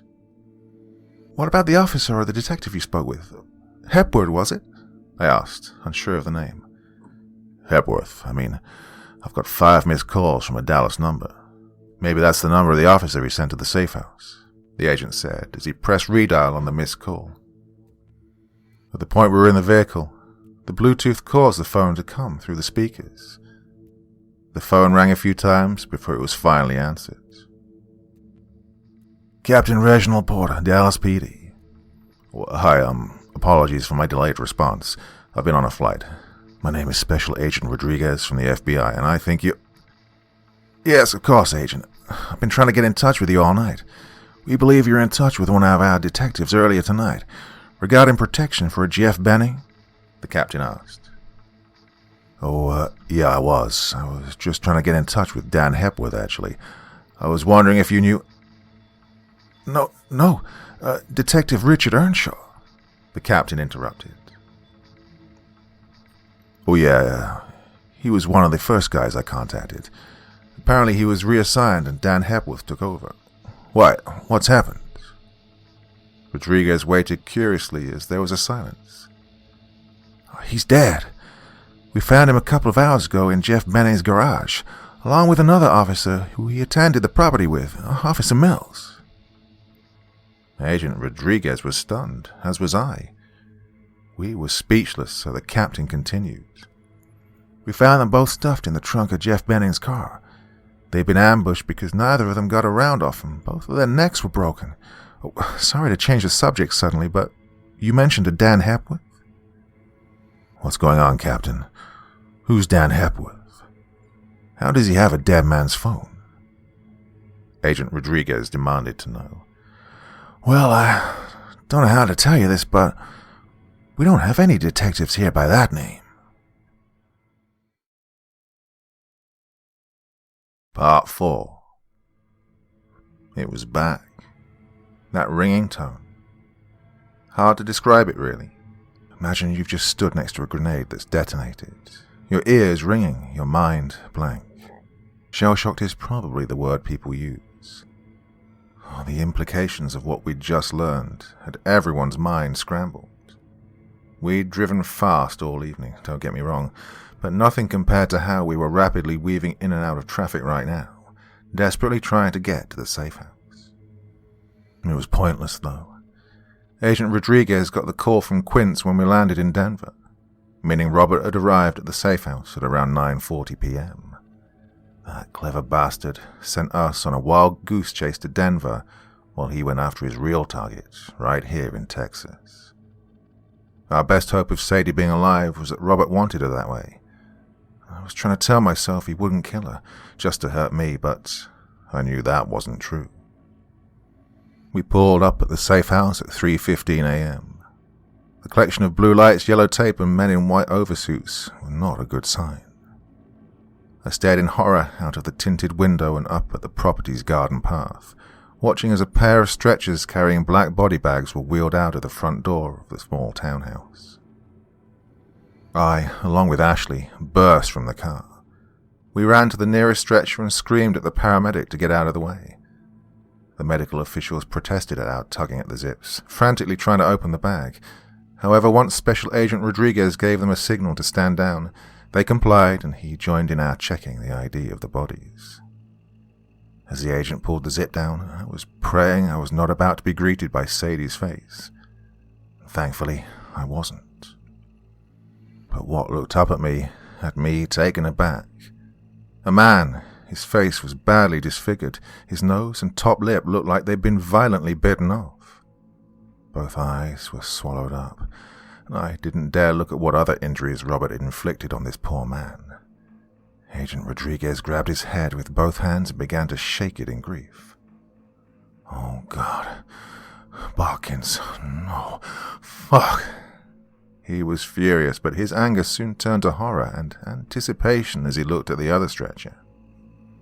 The size was similar to the one containing the body of Agent Bodkins. I think at this point I knew Sadie wasn't in there, as did Agent Rodriguez. Ashley and I stood in sympathy as Rodriguez marched over to the other body bag. Whoa, sir. I really don't think you want to see... The paramedic tried to warn the agent, but he'd already ushered him out of the way and he opened the bag. Rodriguez looked down at Agent Quince's face and fell to his knees. His pain-filled wails, as he looked down at the brutality that had been bestowed on his best friend and colleague of 15 years, filled the night air. His reaction gave me déjà vu of earlier this evening when Ashley learned of her father. As Agent Rodriguez mourned the death of his two fallen comrades, I made my way into the safe house. A police officer on the doorstep attempted to stop my entry. "Excuse me, ma'am, but this is a crime scene and you can't..."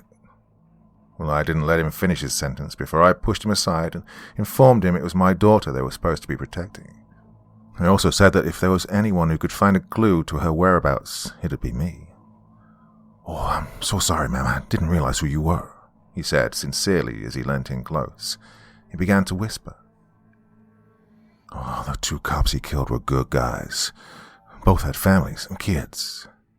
He kissed his teeth in anger, and he continued. "I'll escort you inside so you don't disturb any potential evidence, but if you can in any way help us catch that bastard, then you're welcome to come inside. This way, ma'am." He ushered me into the building. "Put this on. Don't touch anything and sign this," he said, as he handed me a forensic oversuit and a clipboard. I complied and entered the house. The hallway didn't seem too disturbed. I noticed the garage door was ajar, but other than that, nothing to note. However, once we made our way down the hall, a smell filled my nostrils, a mixture of metallic odor and burning flesh. I prepared myself as I went through the living room door. I winced. Unspeakable things had happened in this room. The furniture was all pushed back against the walls to make a large space in the center of the room. 2 desk chairs were in the middle of the room, roughly 2 meters apart. There were torn pieces of duct tape still stuck on the armrests of each chair, as well as the chair legs. A high concentration of blood spatter was on the floor and wall by the first chair, with 7 amputated fingers and around 5 to 6 teeth laying strewn around in the space surrounding the chair. A claw hammer, some pliers, and a pair of bolt cutters also lay nearby, again all covered in blood. The other chair had areas where the plastic was melted and the fabric was badly singed. A blowtorch lay close by. I held my mouth as I tried not to vomit, but also trying to stop the flow of horrible nasal indicators of what had occurred here. I walked out of the room and made my way upstairs, following the landing round to the end bedroom. The door was ajar. I opened it fully. The room was pristine. No signs of violence or struggle in here, thankfully. The bed she was sleeping in, the sheets had been carefully pulled back, and Sadie had been carefully lifted out of it. Robert's antics downstairs were clearly carried out while Sadie was sleeping. She was a deep sleeper, fair enough, but Robert surely must have gagged these men. There's no way they didn't scream. I picked up the pillow, pressed it against my face, and inhaled deeply the smell of my beautiful baby girl. I began to sob as I wondered how on earth I could have failed my children so badly. But then I felt it. Inside the pillowcase was a faint, crinkly outline of a sheet of paper. I dug my hand into the pillowcase and fished it out. I tried to hold it still, but my hands were shaking. Finally, I composed myself and flicked the paper outwards so its message became clear. Dear Amy, Sadie is safe for now, you have my word. I've had more than enough fun since I left Florence, as I'm sure you're aware of. But believe me, I have one more in me. You or Sadie. The decision is yours. Come to the old office space on Worth Heights. I'll give you till 5 a.m. If you don't show or I see a pig or a fed, I will tear her to pieces. You know I will. Yours sincerely, Robert. My heart began to pound, half out of panic, half from anger.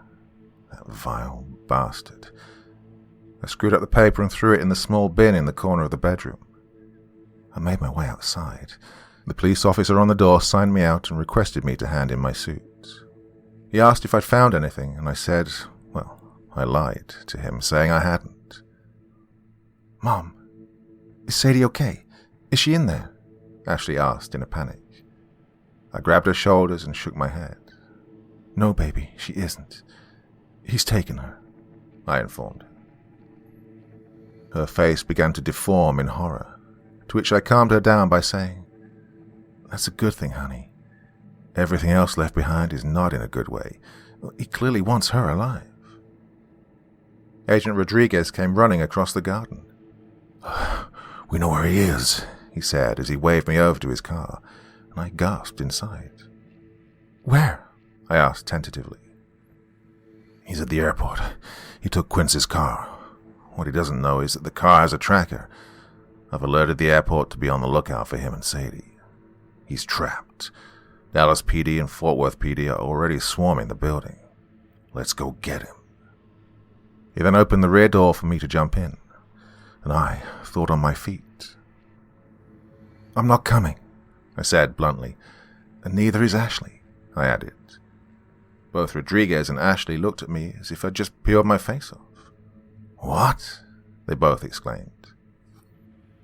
If I'm there when you arrest him and he knows the game is up, you could kill Sadie just to get one last dagger in. Please, go get my baby, and I'll stay here with Ashley, I said, trying to sound convincing. Well, Ashley wasn't happy. Rodriguez, on the other hand, I could tell he got my point. He promised me he would call once they had Cassidy in cuffs and Sadie safe. He made his way over to the car and began to climb in when, all of a sudden, Ashley followed suit.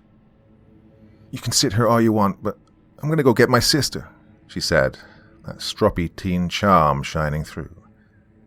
I did my best to sound against the idea, but this was ideal. I protested, but I knew Ashley wouldn't back down, and she didn't disappoint. Agent Rodriguez promised me he'd keep her safe, and I believed him. Even if I didn't know he was going to arrest Cassidy, I would believe him. As soon as they left, I checked my watch. 4:38 a.m. I quickly went over to the cop on the door who signed me in earlier. I started to shiver the best I could. I'm sorry to bother you. I don't know if it's a shock or the cold, but I'm really shaking. Do you mind if I sit in your car? I asked, giving my eyelashes a flutter for good measure. He smiled and dug his hand in his pocket, pulling out a set of keys. Just turn the ignition to the first point. That'll activate the heating, he said with a friendly nod. I thanked him and made my way over to his Fort Worth police cruiser. I let myself into the driver's seat, making sure he wasn't looking as I did so. Before anyone knew anything, I turned the key and went.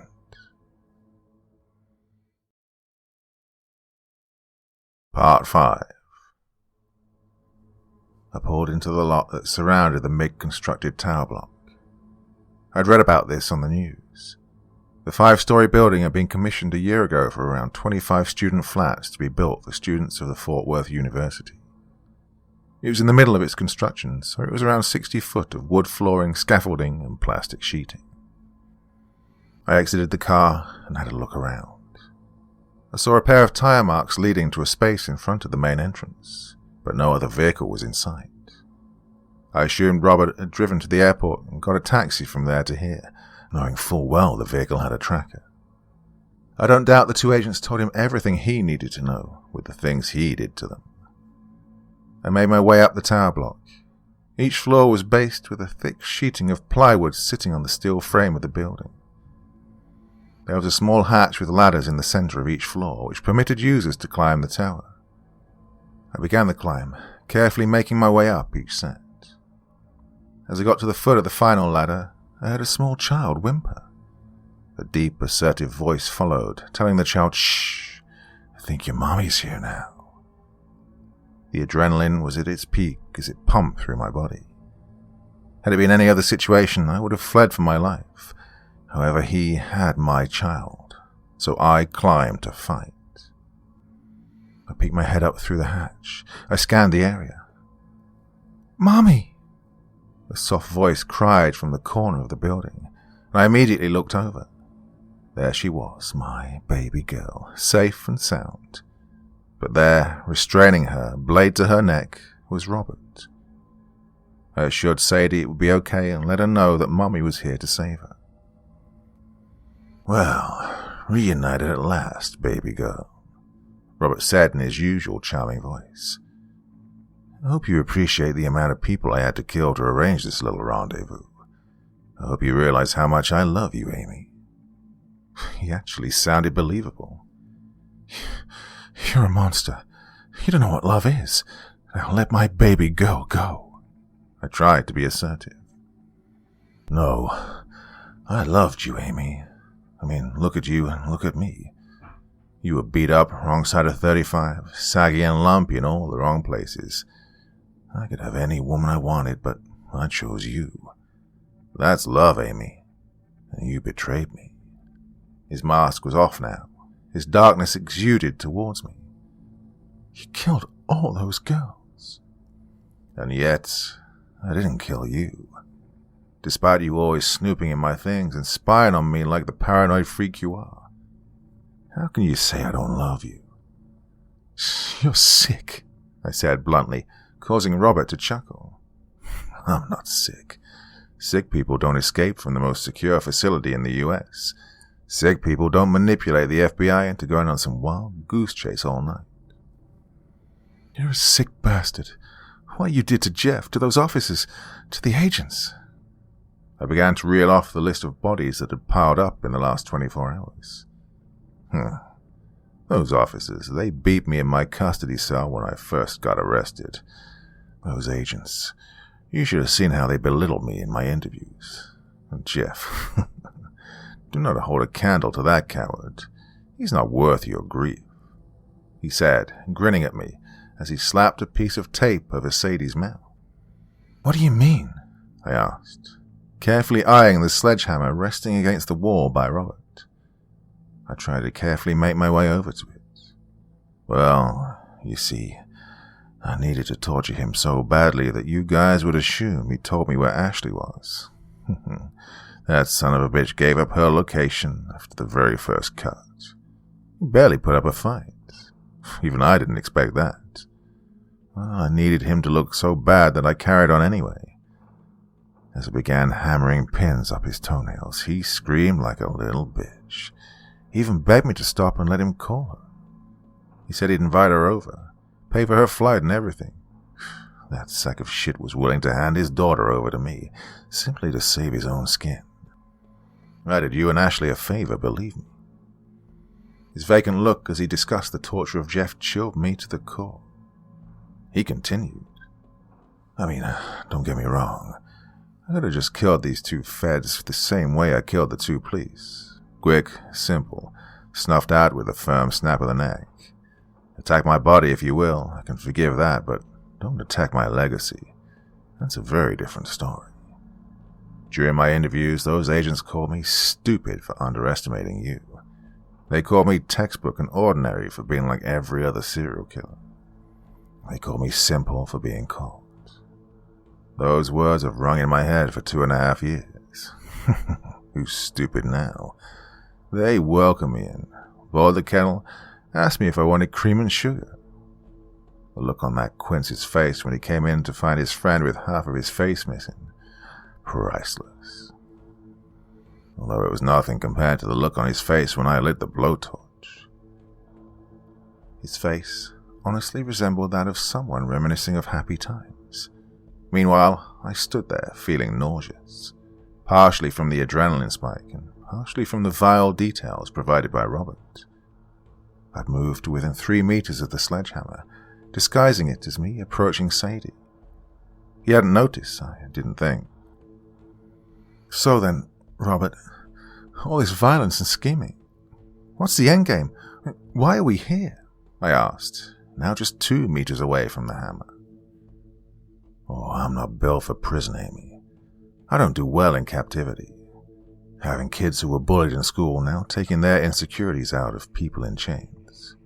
Knuckle-dragging yarbs with a baton and a stun gun telling you when to wake, when to sleep, and when to eat, and when to shit. No, if I don't get to be free and hunt, then I'm not long for this world. So I want to go out with a bang. I want to live on in people's memory. I guarantee every police officer in Texas will remember my name. I guarantee Agent Rodriguez will think of me every year when it's his best friend's birthday. And I guarantee either Sadie or you will think of the other after tonight, depending on how you want to play this, he said, pulling a blade out of his belt. I was 1 meter from the sledgehammer. This was my chance. I dived for the hammer. I was inches away when a hard, stiff blow struck my face. I hit the floor hard, ears ringing, eyes shaking. A stream of blood poured down my face and ears. Robert was standing over me, brick in hand. My God, he was quick. I tried to crawl to the hammer. It was my only chance. Robert stamped down hard on my hand, causing me to scream in pain. My hand was on fire. I was sure it was broken in every possible place. I cradled it and looked up at Robert in pain, as he smiled at me. I've made my choice. Me. Kill me and leave Sadie alone. I begged in agony, pleading to any shred of decency that Robert had. So be it. He grabbed his blade and advanced on me. Get off my mom, Sadie screamed. She'd freed herself on a piece of glass and was charging towards Robert. I didn't know whether to call her clever or stupid. Robert stood up and grabbed her by the throat and forced her back onto the ground. Sadie winced in pain and began to sob. You're a bad man. You killed my daddy, she said through her tears. Robert smiled with pleasure. Wow, Amy, you must really hate me. Telling her that that sniffling coward of a man is her father, and not the truth, he said, loving every second of it. No, you're right, Sadie, I didn't kill your father, he said, about to reveal who he really was. I took this chance to crawl to the hammer. I turned over and dragged myself towards it. I didn't kill your father because... Robert continued as I looked up for the hammer. It was gone. I was confused. Oh no, he was going to use it on Sadie. I flipped over and looked up. No, he didn't kill your father. I did, Ashley screamed as she swung the sledgehammer hard into Robert's jaw. The impact forced him back, stumbling towards the edge of the structure. As soon as his heels went over, myself, Sadie, Ashley, and Agent Rodriguez watched him spiral 180 degrees and go over the edge, face first. A few seconds later, we heard a sheet of glass shatter, tin split, and a loud thud. Mom, are you okay? Ashley and Sadie ran over and cradled me. Agent Rodriguez pulled out his radio. He informed Control that he had the positive location of Robert Cassidy and Sadie Benny. He requested backup, a paramedic and a coroner. He then came over to me to render first aid. How did you know I was here? I said, my head throbbing. Agent Rodriguez smiled. You honestly didn't think Officer Wise wouldn't report his car being stolen by a mad woman, did you? And the FBI vehicles aren't the only ones with trackers in them, he informed me. Oh, me and Ashley came to check on you, saw the car, came up the tower and heard you two going at it. Believe me, it wasn't my idea for Triple H over here to go running in. But I'm happy she did, he added, looking at Ashley with a wink. Around 20 minutes later, the cavalry turned up. Agents came up the structure along with the medical professionals. The medics began treating my head injury as the agents asked where Robert was. He went over the edge. Amy was defending herself. He was trying to force his weapon on her, and she kicked him off with her legs, and he fell. No doubt about it, self-defense, Rodriguez explained, clearly wanting to keep Ashley away from anything that could potentially come back on her. He continued. Cassidy fell 3 floors. Looked like he went through that glass structure on the 2nd floor. His body crashed through the roof of the workers' porter cabin. Took a nasty fall. You'll find his body in there, he informed them, ordering the agents to go with the coroner to retrieve the body. As me and my girls were escorted out of the structure, the coroners brought out Robert's body in one of those familiar black body bags on a stretcher. Rodriguez asked the coroner, So, he's dead then? To which the coroner chuckled. Oh yeah, nasty fall. Barely had a face left after all that. Neck was broken, as was his jaw. Ashley and I shared a look. She almost looked pleased. I mean, fair play to her. She did catch him a beauty. After a few weeks, me and my girls were back in San Antonio, trying to get on with our lives. I sat Sadie down and told her the truth about who her father was. And she took it well. She's a strong girl. I decided not to tell Ashley what Robert had told me about Jeff. I told her that Robert was impressed with how much he'd had to hurt him in order to get him to disclose the information. I'd rather her have a good lasting impression of her father. I'd rather not give Robert his dying wish of tormenting people's memories. One morning I went to collect the mail. As usual, there was a mountain of bills. Agent Rodriguez, however, had promised the reward for his arrest would be processed to us, given our assistance in the case, this time and previously. One letter stood out, however. It was a unique envelope. The address was handwritten and the stamp was Canadian. I tossed the letter on the counter, deciding to read it later with a glass of wine. The phone stuffed in my pocket began to vibrate, causing me to drop whatever I was doing. I pulled it out of my tight jeans after some difficulty. It was Agent Rodriguez. I answered quickly before the call rang off. Well, hello there, Supervisory Special Agent Rodriguez, I said, emphasizing Rodriguez's new title. He'd been given a well-deserved promotion after recent events.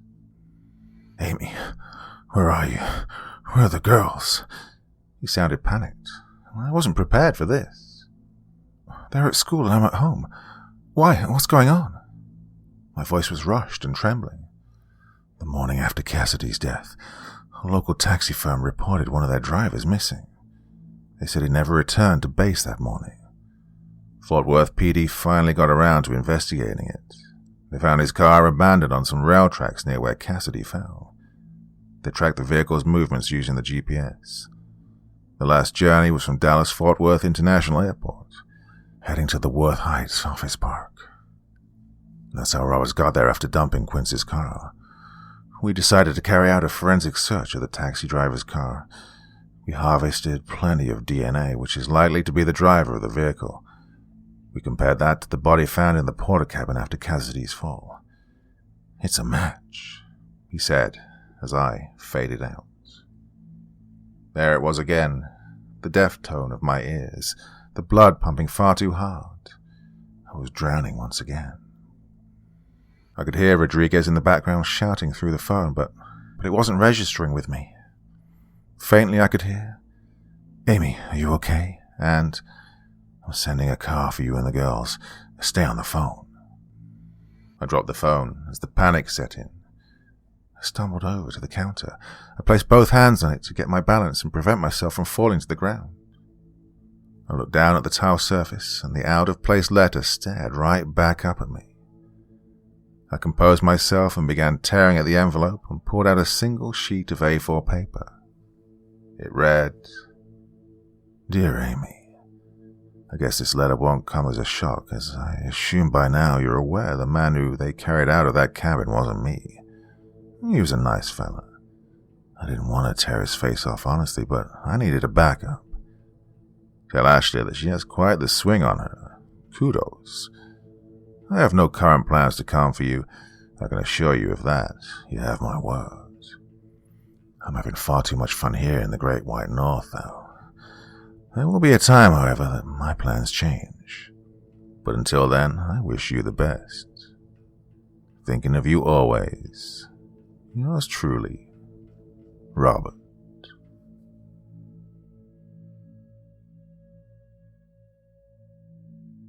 Manhunt. The next chapter in Robert Cassidy's reign of terror. I stood in the FBI briefing room, facing my subordinates. I read from my prepared presentation notes as I hit the button on my Bluetooth control, which was connected to the screen on the front wall of the room. The screen revealed a photo of a burly Mexican man with a Mike Tyson-style tattoo on his left eye, teardrops on the right. Next to the photo was intel on the suspect. "Okay guys, Omar Quintero. You may remember this guy from our 6-year investigation into the swarm. Now, obviously thanks to our cybercrime, undercover and surveillance operations back then, the swarm's commanding units were discovered and arrested. However, some of the smaller fish, so to speak, slipped out of the net before we managed to reel them in. Mr. Quintero was one of them." I pressed the button for a second time, this time showing a photo of 10 individuals, each with a name and sentence they were currently serving. You'll remember all these men. These 10 men orchestrated one of the most sinister clandestine networks of organized criminals the FBI has ever investigated.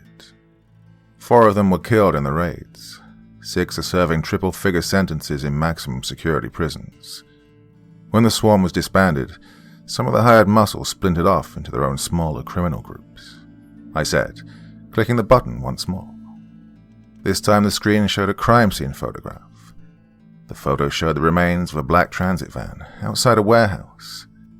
The vehicle was torched and next to it lay 4 black body bags. This photo was taken just outside Jackson, Mississippi in 2008, as I'm sure a lot of the rookies will have been told about this night. During an investigation into a kidnapping, strongly linked to the swarm, a surveillance team of fellow FBI agents were ambushed while staking out a potential contact point. 2 killed with serious gunshot wounds to the chest and head. The van then torched with a makeshift Molotov cocktail. The 3rd and 4th agents were killed with serious knife wounds to the throat. I pressed the button once more, now revealing 2 more photos of FBI agents. Both had deceased stamped on the photo. Now, the 5th agent, Agent Richard Daniels, he was abducted, later to be brutally tortured in hope of the gang obtaining information relating to an undercover agent we'd embedded in the swarm at the time. The man on the right, Agent John Clayton. I said, heavy-hearted, thinking back to another case where I lost a trusted friend. Agent John Clayton died in the line of duty in late 2012, after his identity was discovered, but not before he submitted extremely strong evidence against the unit he was embedded in. I pressed the button, changing the picture to show surveillance images taken in a recent stakeout. They showed a large Mexican crew transporting large haulage trucks over the border. Now, thanks to information relayed by Agent Clayton before his death in 2012, we now know that the crew contracted to kill those agents and deliver Agent Daniels to the swarm that night was led by Omar Quintero. Since the swarm was taken down, his crew have taken over the drugs and human trafficking racket on the Texan-Mexican border. I informed the team. I pressed the button one more time to show satellite images of a storage facility just outside of Laredo. Surveillance teams have tracked the organization, as well as Quintero himself, to this stronghold. Current sources say he's right there now, so we're just going to wait for the federal warrant to come through from Judge Atkins, and then we're going in. These guys will not come quietly. They are most likely armed, volatile, and extremely dangerous. Lethal force in the interest of protection of the public has been authorized. I looked at the team intensely. "Ready?" I asked. Yes, sir. They answered enthusiastically. I smiled and nodded. Then, let's go get our man. As the team stood up out of their chairs and began to get prepped for this morning's operation, I couldn't help but be bothered by the talk of fallen comrades. 2 years had passed since the escape from lawful custody of Robert Cassidy, aka the Crossline Cannibal. He went on a 48-hour killing spree which culminated in him brutally murdering my best friend, Peter Quince. Almost 5 years ago, after a long and drawn-out investigation that spanned a decade, we finally put this sadistic bastard behind bars. His wife, Amy Edmonds, had contacted us and told us that she suspected her husband was potentially involved in the murders. She provided us with receipts for disguises and new clothes, all placing him in the area at the time of each specific murder. She told us about his worrying behavior and how he fit the profile of a dangerous person. We looked at what she'd given us, along with his photo to compare against the suspect's sketch, and we knew we had our man. Unfortunately, the DA wanted something cast iron before we arrested Cassidy. We had no DNA, no CCTV. Everything we had could be passed off as circumstantial, so we needed a confession. I'll always respect Amy. She was a woman who'd had a tough life. Her father had died when she was young, and her first husband was an emotional abuser and an adulterer. Then, as if things couldn't get much worse, she married the most sadistic serial killer the Bureau has ever captured. Amy showed her resilience, though. She didn't need much persuading to wear a wire for us, and began questioning Robert on some strange findings, like wigs, outfits, and hairnets. To cut a long story short, she managed to outsmart him, one of the only people who ever have. She asked us for 2 sets of recording devices. She wore one under her t-shirt and placed the other under the bed. She asked questions that made it obvious she was wearing a wire. You know the sort. Oh, why don't you just admit what you did, and at least have the decency to say it out loud? Stuff like that. Robert pulled up her top and threw it across the room, smashing it against the wall. Little did he know that was the dummy. Well, Amy said she'd read a lot about psychopathy and serial killers and how they like to brag about their crimes so they can relive them. Once he thought the recording was no longer taping him, Robert began to taunt her. He came out with things like, "I flayed Jessica Adams alive. Is that what you want to know? That I raped Vicky Pierce whilst I choked her with barbed wire?" He went on and on for 28 horrendous minutes. Just as he began to threaten Amy, informing her if she ever told anyone that he'd eat her children alive, we burst into the house. The craziest thing about arresting Robert Cassidy was that he didn't resist at all. He simply looked at Amy and began to clap. He almost had a look of approval on his face. I think deep down, under it all, he did love her, just in his own sick and twisted way. She's the only woman to have ever survived his company for so long, after all. Apparently during his custody handover, the San Antonio PD had roughed up Cassidy. Well, the official report says he tripped in his cell. If that was true, it was a really bad fall. Cassidy told us in his interviews he would one day even the score on that front, and in 2018, he killed a Dallas PD detective and a patrol officer. It was all part of his master plan that evening, but I knew he saw this as the debt paid. He tortured and killed Amy Edmonds' first husband, Jeff Benning, here causing myself and others to wrongly assume he was targeting their eldest daughter, Ashley. While we were chasing our tail in Denver, He assumed the identity of one of the deceased Dallas PD officers and, after calling me from the deceased detective's phone to obtain the location of Sadie Benning, he made his way to Fort Worth. It was here he gained entrance to the safe house and ambushed my two best agents. This sadistic fuck brutally tortured them both, all for the simple reason they taunted him in the interviews that Amy had outsmarted him. Cassidy fits the profile of a malignant narcissist, but my God, his response was another level of sadism. Hours later, during an intense standoff between Cassidy and Amy on the third floor of the Fort Worth tower block, Ashley Benning managed to get her hands on a nearby sledgehammer, and she swung it with all her might. The blow itself wasn't enough to knock Cassidy out, let alone kill him. However, it was enough to knock him off balance to the point he stumbled over the edge. Cassidy took a fall that would have killed most men, but if there's one thing I've learned about Robert Cassidy, he isn't like most men. Cassidy had murdered a taxi driver who transported him to the tower block earlier that night. His body was stashed in the porter cabin that Cassidy fell into, and while I called in backup and attended to Amy's injuries, Cassidy swapped clothes and left the scene. The taxi driver's face was badly mutilated, along with a broken jaw and teeth knocked out.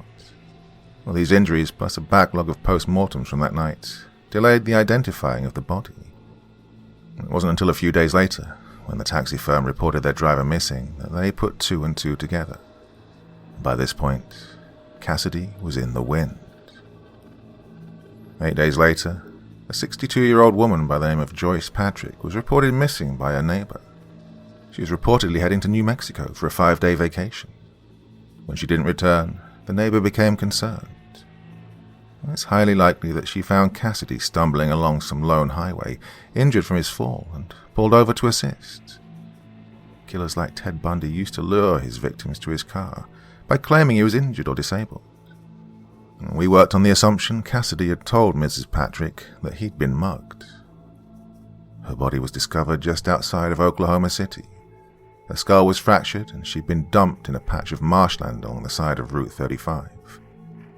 We assumed because this was so far away from her intended destination that she drove there under duress. The car itself was later found, ditched, just outside Minneapolis. It's unknown where Cassidy went after this point, or even how he got there, but the best idea we have is Canada. A letter which was later sent to Amy Edmonds, claiming to be from Robert Cassidy, played into this theory. She submitted it to the Bureau, where handwriting analysis was carried out. It proved it was, in fact, from him, and forensics traced the envelope to a sorting office in Winnipeg, Manitoba. I've worked on some troubling cases. In 1997, I assisted the GBI in creating a profile for a violent child murderer, dubbed the Cherokee County Candyman. I believe they caught the guy in 2002, after he was shot by the father of an intended victim. His name was Matthew Brooke, and the guy was responsible for the brutal rape, torture, and murder of 10 children, aged 8 to 11. Oh, I will never forget the vast range of sadosexual instruments of violence in a warehouse basement that he called his playroom. In 2008, during my investigation into a violent trafficking gang, I had to listen to a little girl be taken apart alive with power tools, all the while her mum sang her the Mockingbird lullaby to try and give her some sort of comfort. And that will stay with me forever. Then, in 2013, when we found the body of Vicky Pierce, Cassidy's 5th victim, I knew we were dealing with a real piece of work. We found her body with the barbed wire still lodged in her face, the corners of her mouth torn all the way back to her ears, 4 vertebrae in her back crushed from the force with which she'd been arched, a tree branch forced into her from behind, chunks of flesh torn from her back, neck and breast. But despite a career of such heinous deaths, none have hit me more since Quincy's murder. I worked under the wing of a good man, Supervisory Special Agent Bill Johnson. We fought tooth and nail to bring down the swarm in 2012. Over the course of the 6-year investigation, we heavily bonded. He contracted lung cancer in 2010 and was given 6 months to live. He hid it from the Bureau, knowing they'd pension him off. I helped him balance the investigation with chemo and appointments. And that tough son of a bitch made it another 18 months. He died on July 3rd, 2012, the day after the last sworn member was put in prison. Well, his death hit me hard, real hard. I don't think I would have pulled through had it not been for Peter Quince. Soon he became to me what I was to Bill. We became partners, friends, brothers. And that asshole took him away from me in the worst way imaginable. It didn't matter how many high-profile targets I went after or how many violent gangs we stopped. While I knew Robert Cassidy was out there somewhere, I couldn't think about anything else. As the team loaded up into the convoy to make the 170-mile journey to Laredo, the deputy director approached me. "Agent Rodriguez, everything set up for this op?" he asked, a little concerned. Everyone at the Bureau, including the chiefs and commanders, knew I hadn't been the same ever since Quincy's murder. "All set," I answered. The confidence of my answer was half masked by an exhausted sigh. I was tired of people looking at me differently. "I know you've had a tough few years, James, I do. But ever since Waco, the Texan people have never had much faith with the Bureau. You throw in the fact that we let Cassidy flee to Canada whilst having a dead cab driver on the slab, well, you can imagine the sort of shit we get on Twitter." I answered, treating his question as a rhetorical one. "Public faith is one of the biggest issues the Bureau is facing. Look, this operation goes smoothly today, i.e. no civilian casualties. Then I think bringing down the last piece of the swarm puzzle will go a long way to restoring some of that lost faith." The deputy director's tone was suggestive and assertive. "And if this operation goes well, I want permission to go after Cassidy," I countered. "Oh, for..." The DD caught himself and sighed. "James, you gotta let it go. He's RCMP's problem now. I need you focused on nailing the scum who are trying to take over from the swarm. Those fuckers control the cartels, the biker gangs, the mules. With them gone, the battle is on for supremacy. We need you here with your head in the game. Do I make myself clear?" I looked away in disappointment, but nodded my head nonetheless. "Then go get him," the DD said with a wink. I turned and jogged over to the convoy where one of my team was holding the door open for me. "James?" the DD shouted for my attention. "Yes, sir." I turned my head. The DD thought for a second and decided to throw me a bone. "That psycho steps one foot onto American soil, and he's all yours. You have my word." I grinned and nodded in approval. I closed the SUV door behind me, and the convoy headed out of the San Antonio HQ, heading towards Laredo. The atmosphere was tense as we passed Encino, knowing we were no more than 40 minutes from what could be an extremely violent confrontation. Quintero had been responsible for the murder of 4 federal agents and the abduction of a 5th. Bringing him in alive would have endless possibilities when it came for intel on other potential gang members trying to take over the swarm's patches.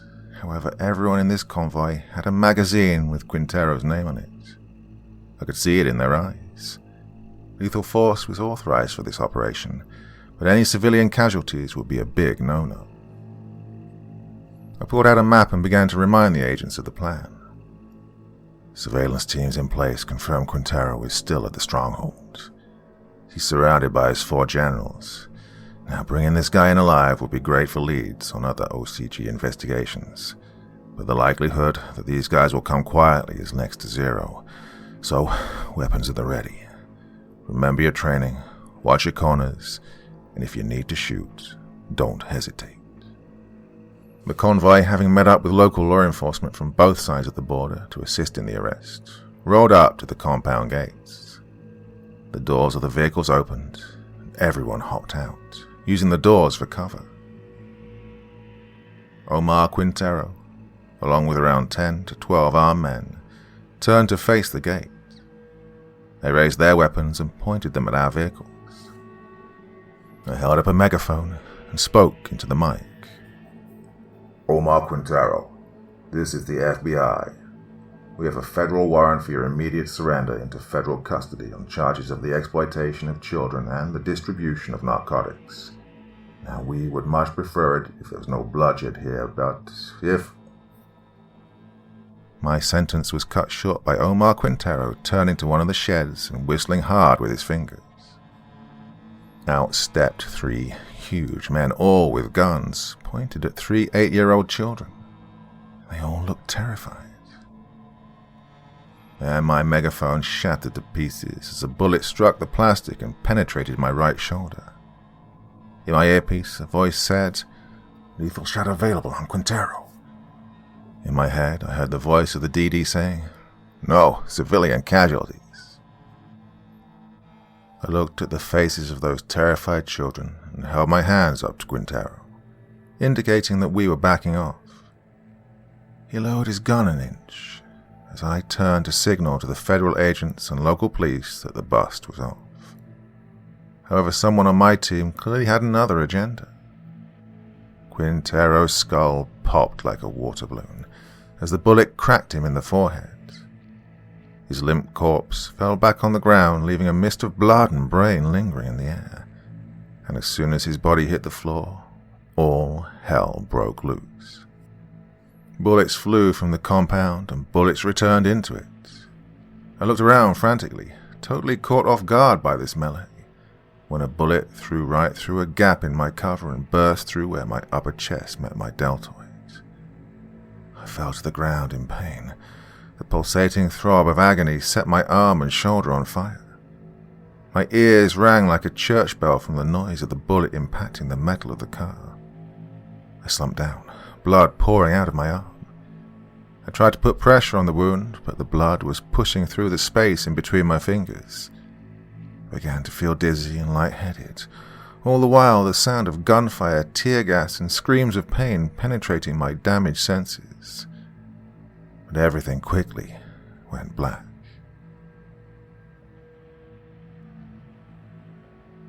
I woke up in the back of an ambulance. The gunshot wound was being treated by a medic. An oxygen mask was helping me breathe. I sat up slightly and looked over the top of the mask and out of the ambulance doors. 10 body bags lay on the ground, just outside the compound gates. I didn't know whether they were ours or Quintero's. I squinted my eyes and focused my blurry vision with the morphine completely kicking my ass. And that's when I saw that 3 of the body bags were child size. I slumped back on the stretcher and shed a tear to myself. A few days later, I was sat outside the deputy director's office. The door opened and he called me in. His face was one of regret and reluctancy. This wasn't going to be good.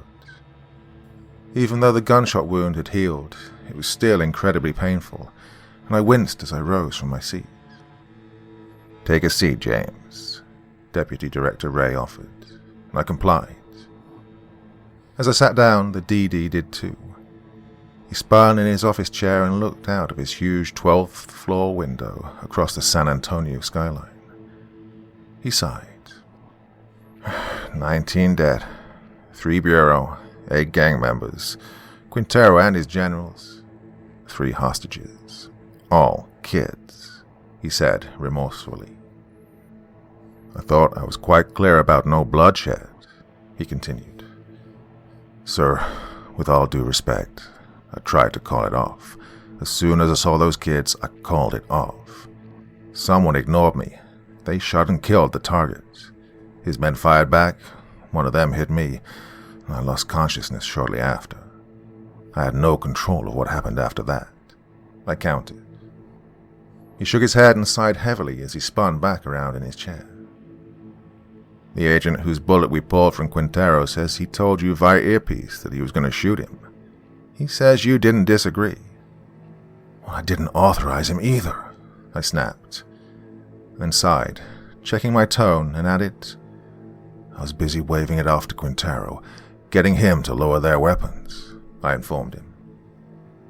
Had there been no civilian casualties, then we'd look like a heroic outfit. sacrificing our own men for the greater good and the protection of the Texan people. After Waco, we needed a better result than kids being shot down in crossfire that we'd started. Right now, we look like we can't apprehend a shoplifter without shooting the cashier. And, someone needs to be held to account. His gaze told me everything I needed to know. And that's me, isn't it? I couldn't help but let my temper slip. You've not been right since Quincy, James. You were the commanding officer. You authorized lethal force to your men, and when one of them said he had a shot, you didn't respond. I think the time's right for you to call time on your career, before we have any more incidents like this. I don't want you tarnishing what, up until recently, has been one of the most distinguished careers in the Bureau, said the DD. This is bullshit, I replied, shaking my head. You'll release an official statement regarding the loss of life whilst under your command, and you'll step down from the FBI.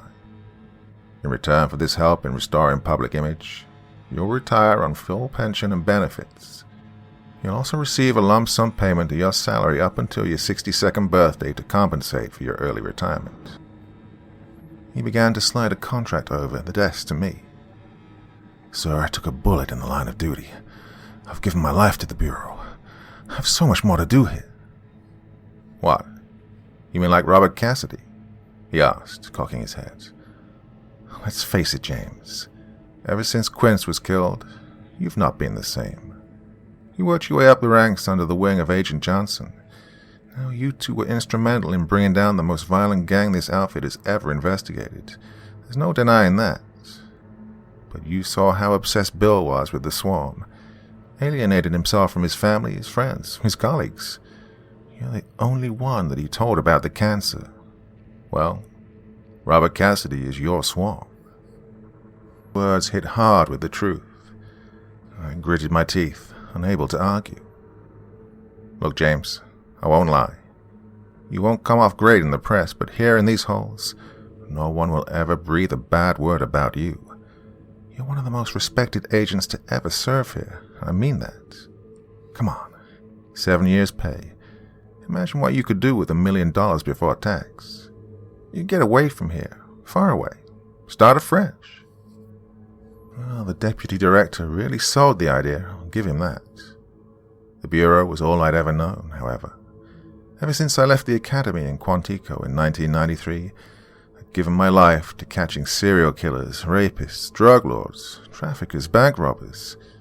And now I'm just meant to walk away because the top brass wants to look good on social media. It was a bitter pill to swallow, but I knew I didn't have much choice. Oh, fuck. I sighed heavily. Where do I sign? The papers were pushed under my chin, and I reluctantly pulled out a pen. Oh, and James. Deputy director fished around in his desk drawer. I looked up from signing my career away. The DD slipped a small business card over to me. It said, Inspector Francis Holloway, RCMP. I looked up at the deputy director, slightly confused. He smiled. Look, what you do with your life is now your choice, James. If you want to spend your retirement chasing ghosts instead of your dreams, then be my guest. But that's the officer in charge of the Cassidy case. Now, I've already taken the liberty of calling him. He's happy for you to assist on the investigation as a consultant if that's what you, really want. I looked at it intently. I looked up at the deputy director. I thanked him and shook his hand hard. I'd entered that room as Supervisory Special Agent Rodriguez. I left that room simply as James.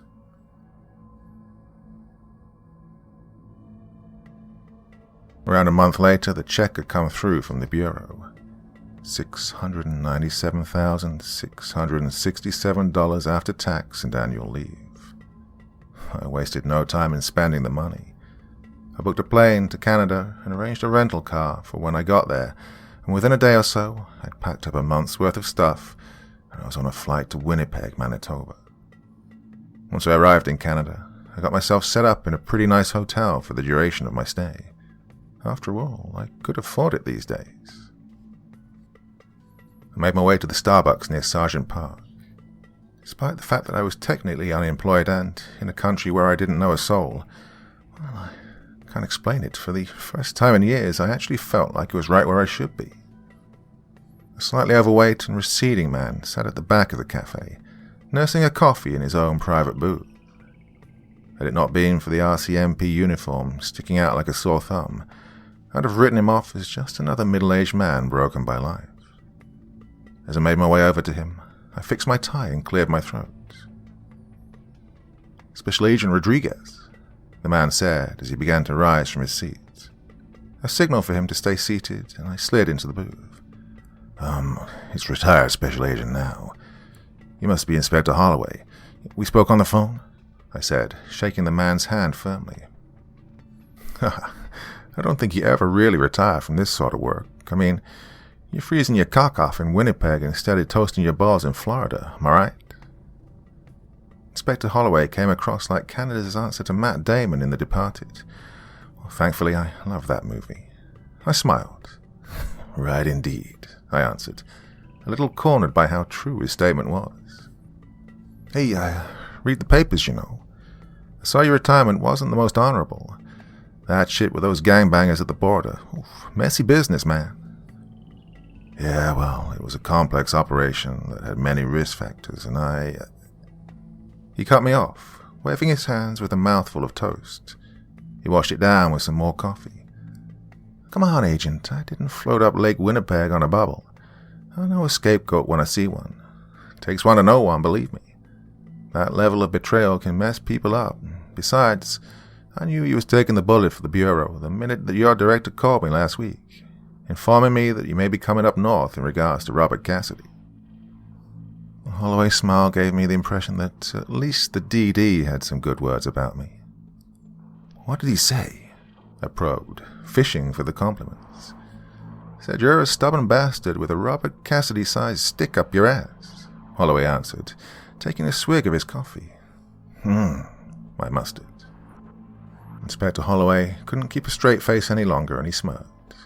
He placed his cup down and put on the most serious demeanor I'd seen of him, well, since we'd met. He also said that you'd given your life to the FBI. He said you were one, if not the, most dogged investigators he'd ever seen. He said you were part of the operation that brought down the most ruthless criminal organization in the history of North America. He also said that you know more about Robert Cassidy than probably Robert Cassidy does. He also mentioned that Cassidy... He said that Cassidy tortured my best agent with a blowtorch until he died from circulatory shock. I finished his sentence for him. His eyes widened and he looked lost for words. "Look, I was going to say murder, but yeah, your boss said it was bad." It was, and I do know a lot about Cassidy. Enough to know that when he fell from that building, I should have ordered a fast-track post-mortem. I don't know if it was seeing the melted eyeballs and blistered facial tendons of a man I'd known for 5 years, or if it was just plain stupidity and complacency. But I saw him get hit with a hammer, fall off a ledge, go through glass and steel before crashing into the ground. I just wanted to believe he was dead so badly. Justice was far from my mind at that point. I again kissed my teeth in anger. "Come on, Agent. I've read the file. 8-pound sledgehammer to the jaw, 20-foot fall, pane of glass, steel roof, concrete floor. 99 out of 100 agents would assume he's dead." Well, I appreciated him trying to justify my mistake, but it didn't help. "Well, I should have been the one." My outburst caused every other coffee drinker in the Starbucks to turn and look at us. And once I became aware of that, I dialed it down. "I knew him better than anyone. The man has an IQ of 158. The man doesn't just have a plan B, he has plan Bs all the way to frickin' plan Z. Then, take into account it was a teenager girl who hit him with a hammer. Oh, and professional wrestlers like Mick Foley make a career out of falling 20 feet and not dying. What else? Single pane of glass. Steel of the roof was heavily rusted. Still, you're right, would kill most men. That's the thing. Robert Cassidy isn't like most men. I don't really think there's a word for what he is. My sentence faded out as I lost myself in thought. Look, I'm no social worker or nothing. I don't think either of us want to be sitting here dwelling on what we wish we'd done differently. It's about what we do now, right? I agreed to meet you today because I was assigned to this case when the letter to Robert Cassidy's ex-wife, Amy Edmonds, was traced back to here. And before that letter, we had an unsolved murder of a young male in the Fort White area. We really didn't know what to make of it first. We assumed it was part of a conspiracy to rob a bank which went sideways. In the end, we had a lot of dots and nothing in the way to connect them. That was until we received the intel on Cassidy. Now it looks like this might be his first murder here. The inspector began to pull out some files from his bag. And believe me, we need all the help we can get. Curiously, I asked, "First, Inspector, how many bodies have turned up in Canada since the night Cassidy escaped from Florence?" The inspector threw a stack of folders onto the table. He let me look in awe at the pile documenting the spree of violence Cassidy had left in his wake. 10 victims, that we know of. We obviously read that he buried a percentage of his victims in the first spree, so they could be used as insurance in bargaining for life instead of death. So, like I say, 10 that we know of. The inspector's tone was of a man who was clearly grateful for my help. As you can see, it's his M.O. Signs of ligature marks on the wrists and ankles, suggesting some form of kidnap. Violent sexual assault. Victims usually sodomized with a foreign object. Lacerations are frenzied and random, but always around the face, neck, and back. Sadistic torture methods vary, but as you can see, every victim has the chunks of flesh torn from the back, neck, chest, and face. Everybody dumped in a nearby park or woodland in the Winnipeg area. We've no idea where or how he's living. His picture's on all the relevant websites and social media pages for the Winnipeg area, but so far we've heard from no one who spotted him. Inspector Holloway's mouth shrugged with bafflement, and he shook his head in defeat. Yeah, well, that doesn't surprise me. God knows how badly he was disfigured in the fall. We found blood and skin cells on the glass and the cabin. I guess that's why the idea of the body wasn't priority. Either way, you may want to add the fact that we have facial lacerations or scars to your process. I'd also add that he wears disguises, especially to lure his victims. Amy Edmonds said she found a card transaction on her statement for a fancy dress store in Michigan. She called the store and asked what the purchase was. The store informed her it was a police uniform. Amy said in any other circumstances she'd assume it was some sort of role-play fantasy for an extramarital lover, but she knew something was really off about Cassidy. I replied, giving my opinion. To his credit, the inspector was taking a lot of notes now. This is good. It's really good. Thank you. Listen, these files are my copies. My superintendent, having spoken with your former COs, has authorized your clearance to assist on this case. Please, take those files with you back to your hotel. Get familiarized with the case and attend this briefing tomorrow morning at these offices, he said, invitingly, sliding the files over to me along with a business card. It read, RCMP, 1091 Portage Avenue, Winnipeg, MB, R3C 3K2. And written over the top in blue biro ink was 9:35 a.m. The double whammy of exclamation marks indicated to me that the superintendent was a stickler for punctuality. That night, I looked over the case files. Each folder stacked with 3 inches of paper, documenting the heinous actions of Cassidy since entering the country. It was clear to me that Robert, despite being in exile, was as frenzied as ever. If anything, he was becoming more and more vicious. I attended the department briefing the next morning, and I was brought up to speed on everything the RCMP knew about Cassidy, and I shared my extensive and personal knowledge of Robert Cassidy. I informed the RCMP that Amy Edmonds had confided in me that during their intense standoff at the Fort Worth Tower, Cassidy had claimed that his spell inside a maximum security prison had caused certain realizations. He'd revealed that he either wanted to kill or be killed, nothing in between. In the event of arrest, he would not come quietly. From the briefing, I'd learned of all 8 women and 2 men that Cassidy had murdered on this side of the border. His so-called Canadian kill count to date took his grand total to 43 people, again, that we know of. As I expected, and as Holloway had said, the women were all kidnapped, brutally raped, mutilated, and eventually killed. Each body found with an alarming number of blade entry wounds, teeth marks with chunks of flesh torn mainly from the back and neck, skulls fractured from blunt force trauma, various items forced into the anus, vagina, and mouth. The corpses were always dumped in a woodland area, close to the site of the original abduction. More gore, more torture, more brutality.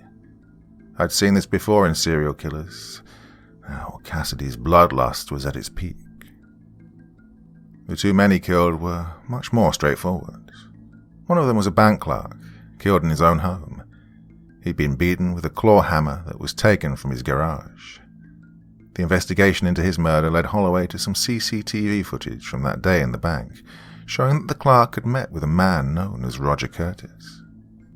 Now, this is where it becomes interesting because, you see, Roger Curtis was the second male victim. He went missing shortly after Cassidy's escape from custody. Curtis was an extremely wealthy, homosexual socialite who was known for his extravagant personality, wild parties, and chronic drug abuse. It's likely he met Cassidy in a bar and they went back to Curtis's residence for sex or drugs or both.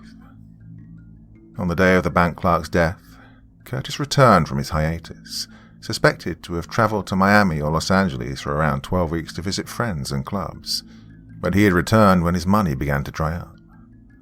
The bank clerk, whose name was Adam Griffiths, served Roger Curtis at the bank, as he requested to take out a substantial amount of his trust funds. However, unbeknown to Cassidy, Griffiths, who was also a party-loving homosexual man, had met Roger Curtis before through similar haunts and overlapping friendship circles. The CCTV tapes at the bank had no audio, but the RCMP had a lip reader analyze the footage. From what the lip reader could tell, the transaction went pretty smoothly. Curtis provided all the correct documentation and answered all security questions. The clerk, though, was clearly struggling with his identity. He'd obviously not met Roger Curtis enough to definitely know it wasn't him, but he'd clearly met him just enough times to have doubts. At one point in the transaction he asks, "Sorry, but I'm sure we've met. Yeah, remember at Mooney's?" To which Curtis responds with, "Mooney's?" Griffith smiles and nods. It was a question to try and catch this man out.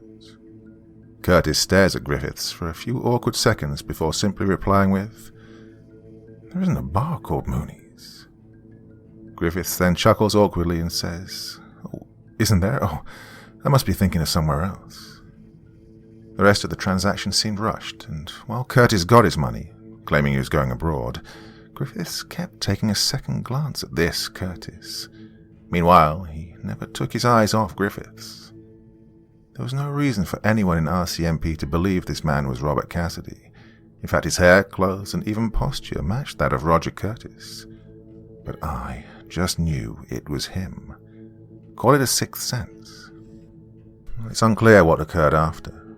Clearly, though, Cassidy had realized Griffiths could cause him problems. Whether Griffiths would have raised concerns to anyone or not, it was irrelevant. Cassidy would not take that chance. He likely followed Griffiths home, gained access to his house by false pretenses, and proceeded to murder him. The deaths of both these men came to light after Adam Griffiths made his way into work one day and, using his staff pass cards, entered the vault, stole over $12,000 from a number of safety deposit boxes, and simply walked out of the building. The bank reported the theft to Winnipeg PD after seeing the act on CCTV, raided the home of Adam Griffiths to arrest him for robbery. Here they found his body face down on the living room floor, arms outstretched towards his landline telephone, his skull caved in like a watermelon, the claw hammer still lodged inside. His work clothes and work passes were missing. No money was recovered from his house. Inquiries led Holloway to Robert Curtis, and after the strange altercation between them the previous day, decided to arrest him for questioning. However, when his house was raided, they also found him dead, except he was dismembered and stuffed in a suitcase in his attic. A post-mortem highlighted signs of torture prior to death, most likely to obtain his bank details. Cassidy was out there somewhere with plenty of cash to fund his activities.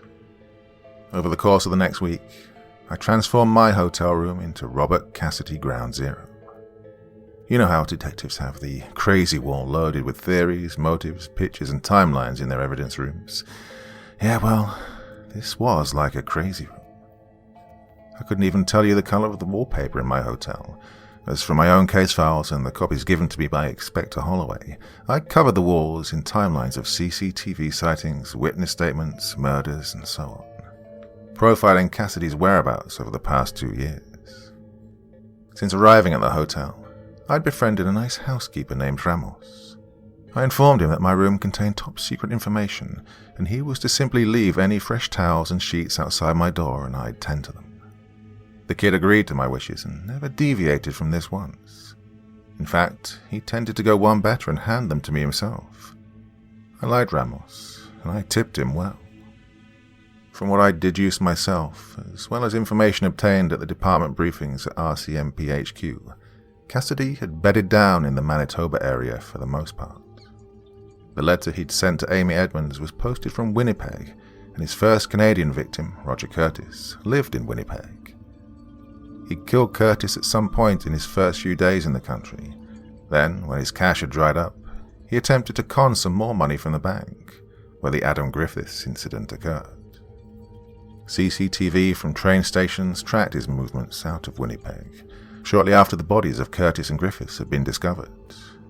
However, over the course of the next 2 years, 8 more victims, all female, turned up in the Winnipeg area. When Cassidy was active in the US, he never killed anyone in Texas while living in San Antonio with Amy. He fabricated a fake couriering job to explain him leaving the area on a regular basis. Once arriving in a specific location, he'd hold up in a motel, head out on a night into a busy city, where he'd use all sorts of different methods to lure unsuspecting females to their death. He would fake being mugged, heart attacks, ask for directions, offer lifts to extremely drunk girls, and so on. He would always rent a car, in cash of course, use this vehicle to abduct women and take them to a place where he could carry out his heinous actions. He'd then dump the bodies, clean the cars, and return them to the renter. He'd burn his clothes and buy fresh ones. He'd rob all his victims of the cash on them, and then he'd also let himself into their homes with their keys and take what cash and valuables they had in the house. He'd then return home to Amy, claiming the money was his wage.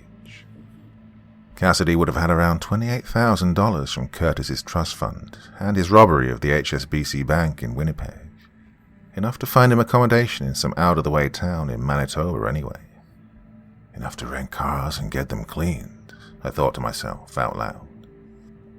I made a vocal note to advise Inspector Holloway to monitor all rental cars purchased with cash in the Winnipeg area from the time of the last murder. I also made a memo about potentially staking out car washes in the Winnipeg area, hoping to catch him in the act after the next murder. The timeline of the murder suggested that his bloodlust was at an all-time high, meaning the next death was likely imminent. And I couldn't have comprehended just how right I was.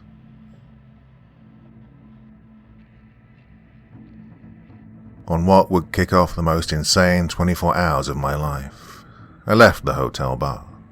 I stumbled to the liquor store across the street and purchased a bottle of something to help me stay numb. As I got to my floor, I saw that young Ramos was waiting outside my room with my fresh towels and sheets. He was also ready with his master key. I made a bad habit of losing my room key, so I gave him a smile and a friendly nod. "Rough night, Mr. James?" Ramos asked, eyeing the bottle. I sighed. "Rough life, Ramos. Rough life. Thank you for the towels. I'll try to look after my key much better," I promised, the embarrassment simmering. "It's usually $2 after the first replacement, but I won't tell anyone, Mr. James. I'll always help you out," he said, smiling at me. He wasn't fishing for a tip either. He was just genuinely a nice kid. Earlier in the week, Ramos had confided in me that he and his family had left Mexico when he was just a little boy to get away from the cartel war zone over their back fence. However, they'd moved to LA and West Adams wasn't much of an improvement. They moved to Winnipeg last year, after his father had died. He told me his mother also worked in another nearby hotel. They both worked 100-hour weeks to pay their bills. He described it as getting by. So I gave him a $30 tip for having the audacity of using the words rough life to a boy with his upbringing. He slid his card into the lock and opened the door for me. I thanked him and said goodnight. I entered the pitch-black room and flicked on the light. I was greeted by the graphic images of Robert Cassidy and his crimes against women and males alike. I sat on the bed, poured myself some more hard liquor, and got to work blocking out the stuff I wanted to forget. I walked across the grass. The night was dark. The air was cold and I was all by myself. The black body bag sat ominously on the still gurney. In the backdrop was a safe house. The door was open, leading into a swallowing abyss. I walked up to the body bag. There was something in it. I pinched the zip, closed my eyes tight and pulled it open. My breathing exhaled in a tremble. I opened my eyes. The phone of my hotel rang loud, piercing my whiskey-soaked hangover, forcing me to groan within. Until that night in Fort Worth, I never drunk alone. Hell, I barely even drunk. How times change, I guess. I flicked on my lamp so I could find the receiver. As I picked up the phone, the bright light from the bulb caused me to squint heavily. 4:43 a.m. Jeez, not even 4 hours sleep. I saw it was Inspector Holloway, and this caused me to come around from my days a little quicker. I pulled myself together and answered the phone. "Hello?" I murmured. "Well, we got another," he said, bluntly. I sat up straight, very alert now. "A body?" I asked. "Yep, it's bad, James, real bad. It's a whole new ballgame, let's put it that way," he said. Well, I pondered what he meant, so I asked. "Listen, just get yourself to Little Mountain Park. I'll explain when you get here," he instructed. I didn't even bother to acknowledge him. I simply hung up the phone and threw on some clothes, rushed down the elevator, dove into my car, and prayed I didn't get pulled over.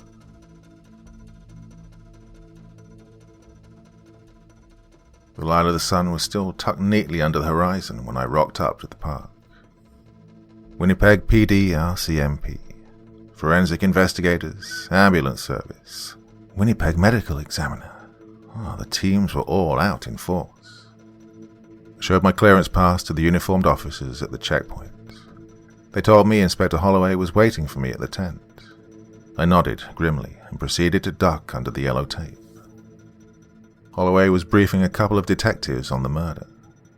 I was confused as I wasn't aware of any other detectives working the Cassidy murders other than Holloway and myself. Their conversation was just finishing as I rocked up. James, I'm glad you're here. This is Detective Michaels and Detective Walsh, Organized Crime Division. Gents, this is Supervisory Special Agent Rodriguez of the FBI. He's consulting on the Cassidy murders, and he's one of the best profilers to ever grace Quantico's halls. Holloway introduced me as the detective shook my hand. I chuckled awkwardly with modesty. Ex-special agent, I've actually retired from the bureau. I'm just consulting on this case due to my personal experience. Sorry, I don't really see what this has got to do with organized crime. I tried to ask without sounding like I thought I was their superintendent. We're just exploring the possibility that this was gang-related. Possible hit or retaliation, maybe, the detectives informed me. From my vantage point, I could just see the body. No bullet wounds from what I could see. She was naked. No gang tats from what I could see either. I could also tell from my angle that she'd been viciously raped. The signature teeth marks were visible too. Hardly gang behavior. Any seasoned detective could see this was the work of a sadosexual serial killer. So why on earth would OCD believe this was gang-related? We'll let you know about the developments on our end, Inspector. We'll be in touch, the two detectives informed me as they made their way back to the parking lot. Shall we? Holloway invited. I nodded and we made our way into the tent. Mind if I make some recordings for my notes? I asked, pulling out my dictaphone. Knock yourself out, James. Victim's a white female, approximately 26 years of age. I began to dictate before I was interrupted by Holloway. She's 24, actually, he said matter-of-factly. I looked up and hit the stop button. You know who she is? Someone ID her already? I asked, partially surprised. Holloway scoffed. Well, that's what I was talking about on the phone. That's why organized crime was here. RCMP are creating a joint task force between us and them. Why? I asked, puzzled. Well, you're looking at the body of Jessica Price. You see, she is, or should I say, was, the daughter of Morgan Price. That name ring a bell? The inspector asked. I shook my head, unable to find any significance. Well, let me give you the lowdown on Mr. Price. On the surface, he's the CEO of Manitoba Construction Limited, but that's just his front. Guns, drugs, girls, you name it, he runs it. He's got dirty and corrupt officials on his payroll, judges, senators, and he personally holds major sway over the Winnipeg Hells Angels. There are also huge rumors in RCMP that he has corrupt officials in his pocket. He's been suspected of everything, but nothing ever sticks. Essentially, he runs the largest and most ruthless criminal network in northwest Canada. By all accounts, the guy's a total psycho, but nevertheless, a psycho with some serious clout. So that's why organized crime think this is gang-related. It was my turn to cut him off. This wasn't gang-related, I said bluntly. I flexed the corners of my mouth and decided to elaborate. While it's not uncommon for certain gang members to have committed or commit rape or murder, it is, however, highly unlikely that a gang would rape a young female in such a sadistic manner. They also wouldn't eat her flesh or stab her in such a frenzied manner, especially if this was some sort of organized effort like a hit. No, this was the work of a sadist, and it's Cassidy's M.O. to a T. And you're certain about that? Holloway probed. Yeah, trust me. I was second in command on the investigation into the OCG codenamed The Swarm, remember? Now, believe me, they were the worst of the worst. They once dismembered a 9-year-old girl alive, all while her mother and I listened. But despite that, they never raped her. They didn't bite chunks out of her. They were never out of control. It was simply to send a message, not because their bloodlust had boiled over. You see, regular OCGs use your more typical execution style. Gunshots, throat slits, and so on. Quick to the point, so they can reduce the chance of being seen or caught. This is different. This took time. This was the work of someone who enjoyed every second of it. And I've seen enough Robert Cassidy murder victims to know this was him. I made sure my tone was confident, which was easy because I was. Yeah, shit. I was afraid of that. Definitely a whole new ballgame. Do you think he knew who she was? Holloway asked. Well, I don't know, but whether or did he not, looks like it's not just going to be me and you looking for him anymore.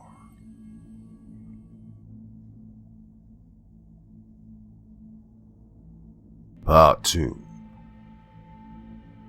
Is this really a good idea? I asked Holloway as we pulled into the car park of Manitoba Construction Limited. I think he's going to realize his daughter's dead whether we tell him or not, Holloway quipped. Well, he knew damn well what I meant, though. I mean, maybe we should just tell him she's been murdered. Not by who. We don't want the Price Crime Syndicate joining our Robert Cassidy manhunt. With their manpower and resources, they'll likely find him first, and when they do, they'll just kill him, I said, as we entered the building. Would that really be the worst thing? The world would be better without him, and believe me, Price would make him feel everything and more that he did to Jessica, Holloway proposed, signing our names at the desk.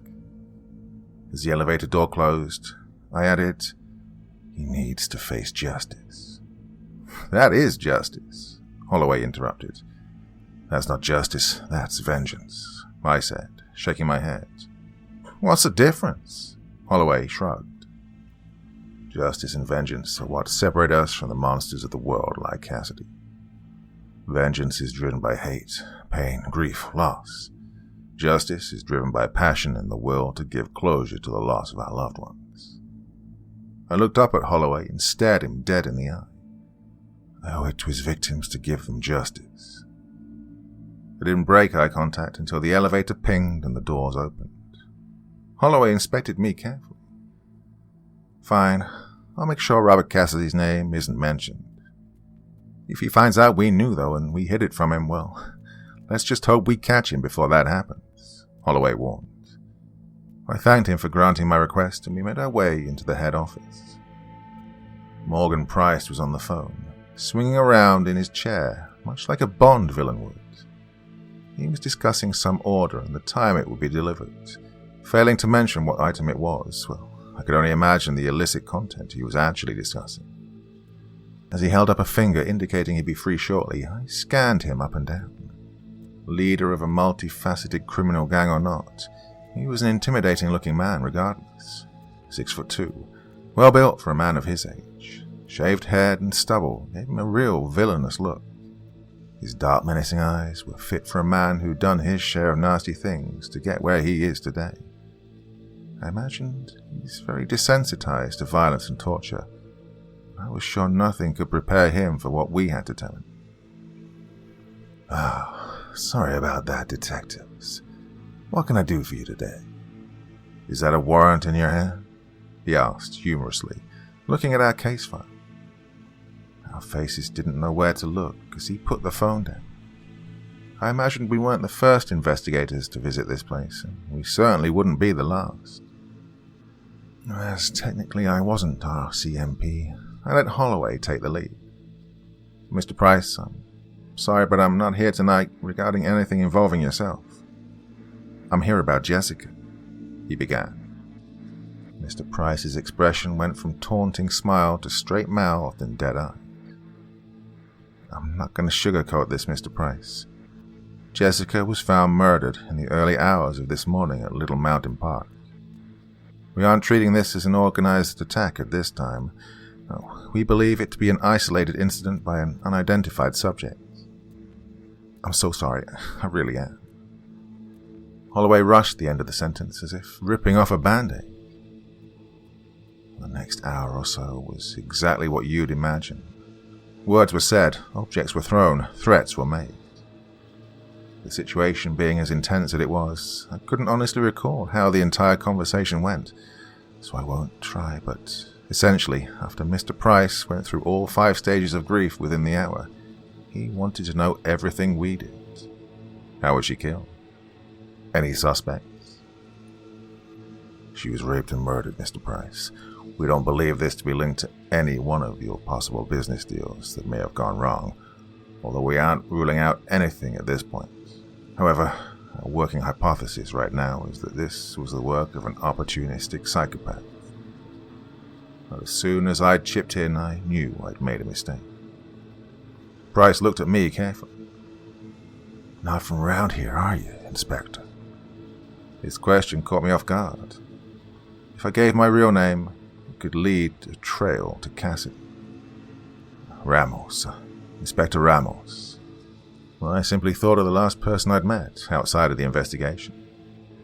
Holloway could sense the tension in the room and dove in to save me. Inspector Ramos here used to work for Dallas PD, but he was recruited for RCMP earlier this year.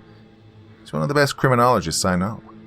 He'll find who did this to her and bring about justice, Mr. Price. You have our word." "That true, Inspector Ramos?" His question was taunting and probing, his eyes still teary. "Well, I won't rest until he's caught. Yes, that is true," I said with confidence. That statement was as true as they come. I just made sure to leave out anything about what I already knew about who he was. Holloway handed over a card to Mr. Price. please, if you have any questions or feel there's something we should know that could aid our efforts, then please don't hesitate. And Mr. Price, we are sorry for your loss. I'm sure you are, Inspector Holloway and Inspector Ramos. Please, see yourselves out, he said sarcastically, spinning back in his chair and looking out across his city. Most likely he was thinking which of those insignificant insects out there had the bottle to take his daughter from him, imagining the brutal things that he'd do to them once he found out. Holloway and I didn't speak much on the way down. It was never easy delivering that sort of news, regardless of what they did for a living. When it comes down to it, family is simply everything to some people. Just before we got back to the car, I snapped out of my self-pity. Oh God, I almost forgot to mention. Cassidy, when he murdered those women in the States, there was a pattern to his behavior. When he was in prison, he agreed to take part in a behavior science interview to help us with another case. He confessed that he'd used rental cars when he was out to hunt. After abducting the woman and dumping her, he'd change into some spare clothes. They'd go back to his hideout, motel usually. Now here he would shower, wipe down the room, change into some brand new clothes that he'd purchased the day before. He'd dispose of the contaminated clothes via a burn barrel, and then he'd take the rental car to a cash-only car wash. He'd have it valeted, and return it a day later to the renter. He'd then return to Texas in his own vehicle to his wife. I reeled off everything that could have been of use. So, okay, what? We call around every cash wash in Manitoba, ask them to call us when they get a man matching his description requesting a full valet on a rental car? Good idea, James, but the manpower required, it would be... Not Manitoba. Winnipeg. He'll have traveled here, rented the car here. He'll valet it here. It'll fit with all the other murders in the States. He doesn't shit where he eats. He'll hold up outside of Winnipeg, but he comes here to kill, as it's the most populated city in Manitoba. Look, it's 5:40 a.m. now, which means we have... I held my wrist up to my face and checked my watch. Around 4 hours to notify all the car washes. Cassidy always turned up in the mid-afternoon. Never first thing or last thing at night. Too significant to potential witnesses. Yeah, he'll want to blend in to all the other faces. On it, James. Don't want this to sound the wrong way, but you look like shit. Go back to your room, get some sleep, and I'll call you when there's a development, Holloway instructed, making sure not to leave out a friendly grin, thus taking the edge off his comment. He said this as he climbed into his car. I promised him I'd try, and we both drove away. I arrived back at the hotel around 7 a.m. Ramos was just doing the bed changes for my floor. I greeted him warmly, asked him how his day had gone so far, to which he replied, "Steady away, Mr. James. Working a double shift today, though. Need the money." He looked as tired as I did, but the world hadn't broken his spirit yet. I smiled. Couldn't help it. I admired the boy. I decided not to tell him I'd use his name to Canada's answer to Al Capone. As I dug my hand into my pocket, I cursed myself, as once again I'd not gotten a replacement card for the desk. Ramos, though, was quickly on hand to let me in with his master key once again. He said he'd have me another one made up and slide it under my door in the morning. I thanked him and tipped him $10. I would have given more, but it was all I had on me. I entered my room and got to work straight away. I needed to come up with a plan B. I don't know about Holloway, but I couldn't sleep at all, for I was far too busy going through my notes, finding out ways to locate him. The only option, aside from the car wash, was going Providence-wide with an APB to all residents, hoping his landlord or neighbor could turn him in. I had my reservations about that approach, though. Not only could Cassidy charm the spots off a leopard, but he's also a master of disguise, and also, public safety. If he even caught a sniff of suspicion from anyone, they'd be dead already before they could even pick up the phone. So essentially, if this failed, we'd need to wait for another body to drop before we had another chance of catching him in Winnipeg. Thankfully, it didn't come to that. because at 2:34 p.m., the RCMP got the call they were waiting for. A white male, mid-40s, athletic build, requesting a full valet on a rental car. The call came from Midtown Car Wash, reporting that the suspect was still there. RCMP advised the worker to take extra time with the car, keep the subject present, and that officers were on the way. I ran out of the room, tripping over my shoes, getting to the car. I pulled out of the parking lot of the hotel and floored it. When I got to the car wash 20 minutes later, Holloway and his team were already there. They'd arrived only moments prior, but I immediately knew by the looks on his face and his body language as he spoke to the car wash clerk that it wasn't good news. He just took off. I did everything you guys asked me to, but something spooked him.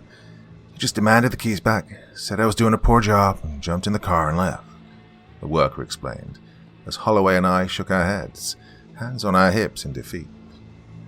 The officer who was here first, he took off after him. You might have him by now if you'd arrived at the same time as him. Don't yell at me. It's not my fault you guys have a slow response time, the worker said, hands up in the air as if distancing himself from the failure. Holloway and I looked at each other, puzzled. One officer. Me and my team all arrived at the same time, and Agent Rodriguez arrived shortly after. Sorry, what was this officer's name? Holloway asked. He didn't say. Just said he was with the task force investigating a string of murders. Says his team had called earlier to be on the lookout for a man matching the description he asked for. I just assumed he was with you guys. The worker now began to look concerned. Best show us your CCTV, I piped up, nodding presumptuously towards the office. The worker agreed, and we made our way into the cramped and disorganized office. And that was putting it mildly. How these guys could even keep track of their tax returns was beyond me. The worker sat down at the desk, swiping his forearm across it, pushing a bunch of used fast food wrappers into the nearby trash can before apologizing about the mess in an obligatory manner. Rightio then, so if I just bring up the time from my call to your office, 2:29 p.m., he said, checking his phone. And there, he exclaimed, pausing the CCTV footage of an image. Pausing the CCTV footage on an image of a man handing over cash to the car wash worker. That him? Holloway asked as he squinted at the image. The figure was wearing a cap and shades, so it would have been impossible to tell if it was Robert Cassidy to the average Joe. Thankfully, I wasn't an average Joe.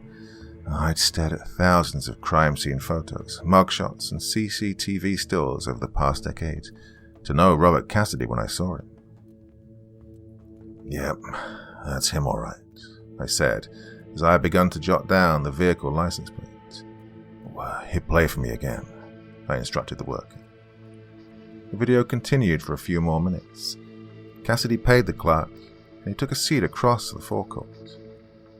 He pulled out a newspaper and began to read it, but, to be honest, it looked more like he was just hiding his face. The clerk, after pulling the car into the valeting bay, made his way into the office. The timestamp coincided with his call to the tip-off line. I noticed while the clerk was in the office, waiting for RCMP officers to arrive, a man entered the car wash. He began approaching a member of staff and conversing with them for a brief moment, before the member of staff pointed to the office where the clerk was. As soon as the man entered the office, this was when Cassidy began demanding the keys from the worker who was working on his car. He left the parking lot in his vehicle shortly after. Just after the car left, the unidentified man and the clerk exited the office and began looking around for him frantically. Shortly after, the unidentified man began to walk out of the parking lot. When he got close to the camera, Holloway slammed his finger down hard on the pause button and stared intensely at the unsub's face for around 5 seconds. Oh, shit, he said bluntly. What? I asked, reluctantly. That's Marlo Kane, he informed me. What the hell's he doing here? He asked out loud. I stared at him, waiting for him to elaborate. He turned to me looking extremely pissed off, but he rose above his anger to fill me in. In layman's terms, he's Morgan Price's hitman, There's no way Price should know it was Cassidy unless... he has someone on his payroll in my department. The hurt caused by this betrayal was evident in the venom behind his words. Not only does he know it was Cassidy, but he knew where he'd be this afternoon. Oh, and let's not forget to mention that we both lied to him. Holloway added. Shit, we both said in defeated unison. So, did you see if this officer managed to apprehend the suspect on that thing? Holloway asked to anyone who could answer. I was too busy making a note of Cassidy's license plate and the direction he'd left in to answer Holloway's question. But the clerk informed him that there's nothing on the CCTV that shows such an altercation.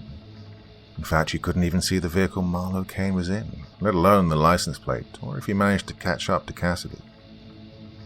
We left a card with the clerk and urged him to contact us directly if either of these men visited the car wash again. And he promised he would. As we exited the car wash, Holloway walked intently towards his car. Come on, I'm gonna go see a friend of mine, he said, purposefully. Who? I asked. If anyone knows something that can help us locate Cassidy, it'll be this guy. Jimmy Burns was a real weasel. To call his apartment a smack den would be described as fairly polite. The yellow stains under his fingernails and gums, as well as the scabs forming around his facial skin, told me Jimmy was a serious drug user. Jimmy was a conniving, methed-out thief who would, and probably had, rob an old lady's purse at knife point just to get his fix of Class A dope. He was a lot of things, but, well, he had what we needed, information. He was pure scum, but the bastard made it his business to know everything on the street. Holloway and a few other detectives threw Jimmy a few dollars to put towards his next rock, and in return, Jimmy would spill the beans on whoever he needed to. Jimmy, I was wondering if you'd heard anything about Morgan Price and his daughter being murdered last night, Holloway inquired. Jimmy took a long, hard drag on his cigarettes. Maybe. What's it worth to you? He asked, frantically scratching at his cheek, knocking the top off one of his many scabs. Oh, depends on what you know, Holloway countered. Well, what do you want to know? Cut the shit, I jumped in. Time was running out. Has there been any word about a hit on a man called Robert Cassidy for the murder of Jessica Price? I asked, pulling out my wallet and showing him $100 Canadian bill. He snatched it from my hand and stuffed it into his shirt pocket. Sorry, boys, ain't heard nothing about no Cassidy fella. But the word was put out that whoever had information on the bastard did those awful things to that poor girl. Well, they'd be heavily compensated for such information. He finished his sentence with a wink that stuck with me. It wasn't him just being slimy. It was like he couldn't help himself. Compensated? Holloway asked. $3 million for the delivery of the man. Alive, of course.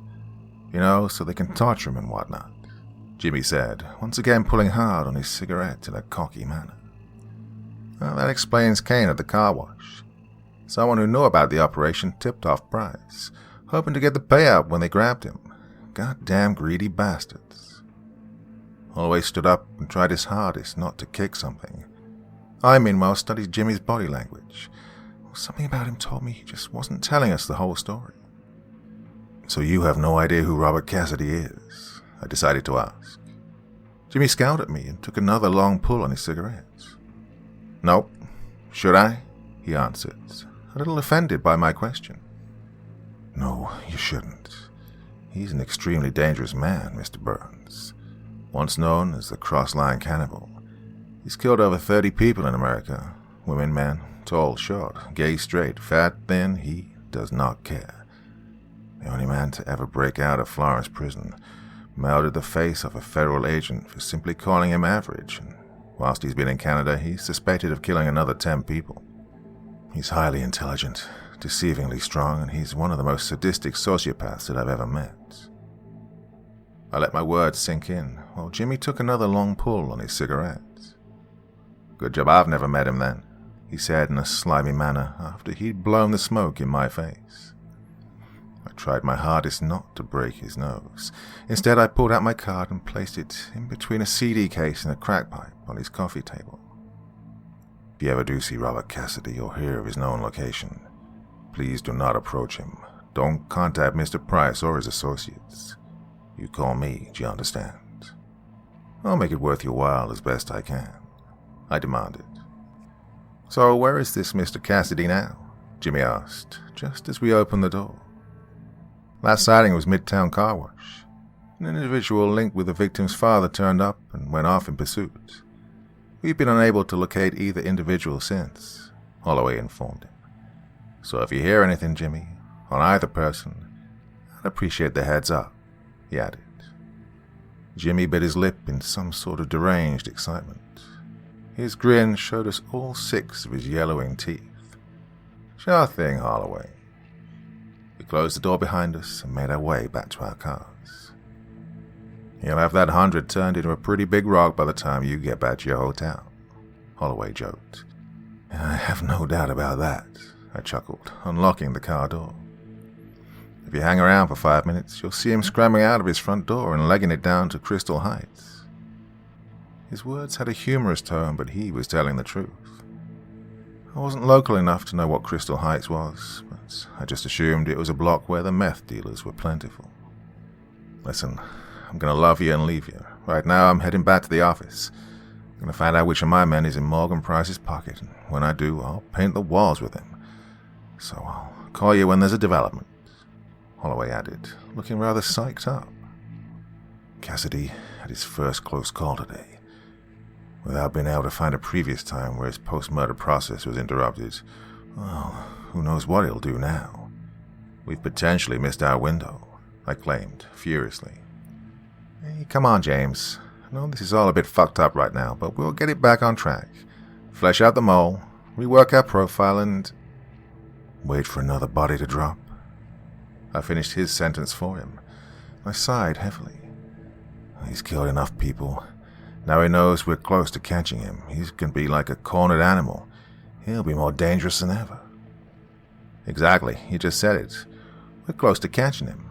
He's not thinking clearly, he's lashing out. He'll make a mistake. Now, you're the best of the best, James. You go and do what you do best and figure out what that mistake will be, Holloway ordered, slapping his hand on my shoulder in an act of emotional support. I nodded and thanked him for his faith in me.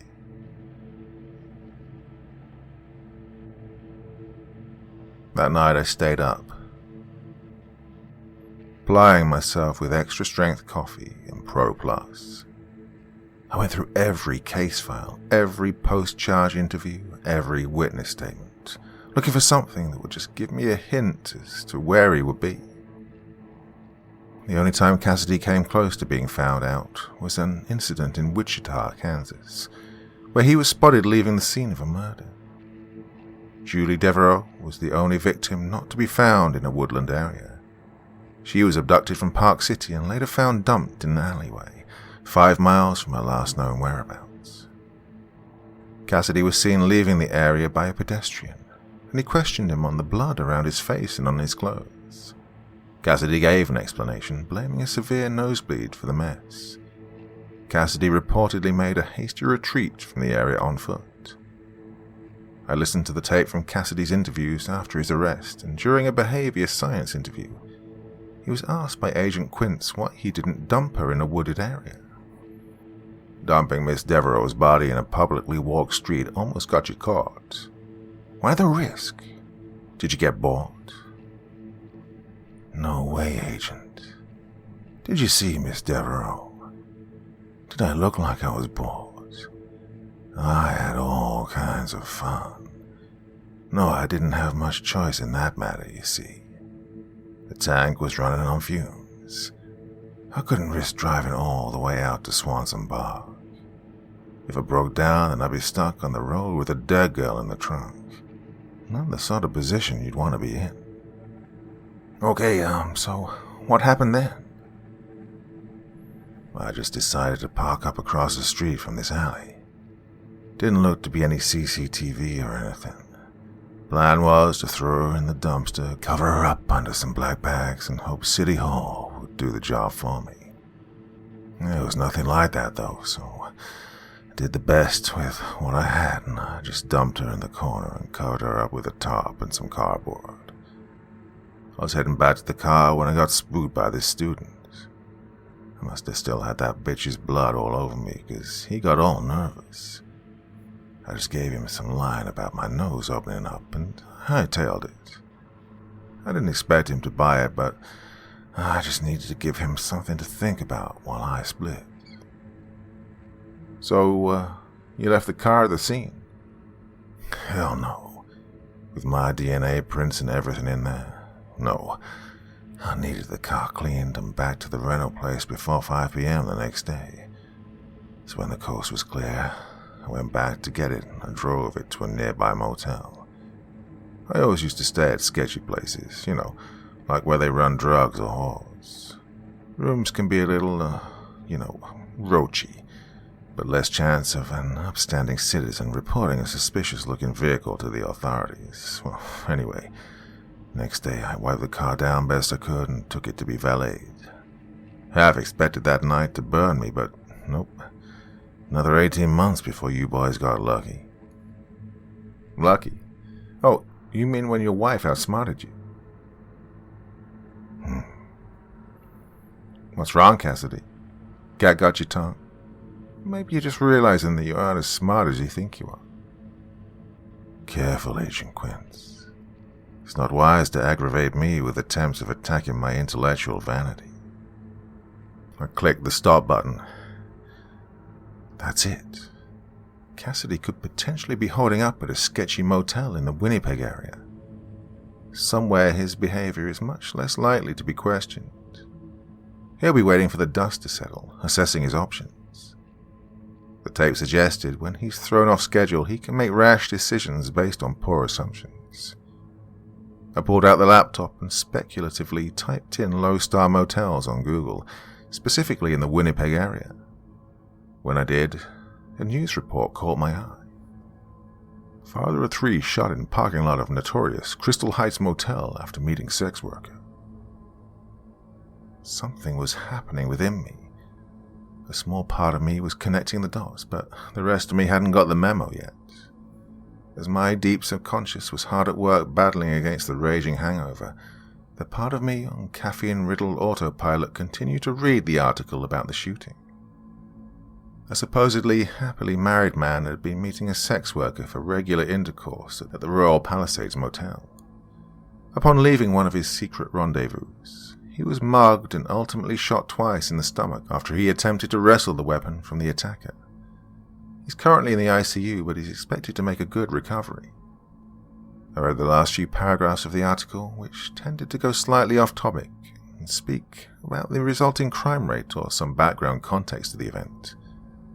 The article wrote, "This is just another in the long and exhausting string of violent offenses to occur at the now condemned Royal Palisades Motel. The motel was once a well-respected establishment, where tourists and even some diplomatic types would use the motel's services due to its handy location in the heart of the city of Winnipeg. However, over the last 3 years, organized crime has poisoned the motel's once great aesthetic.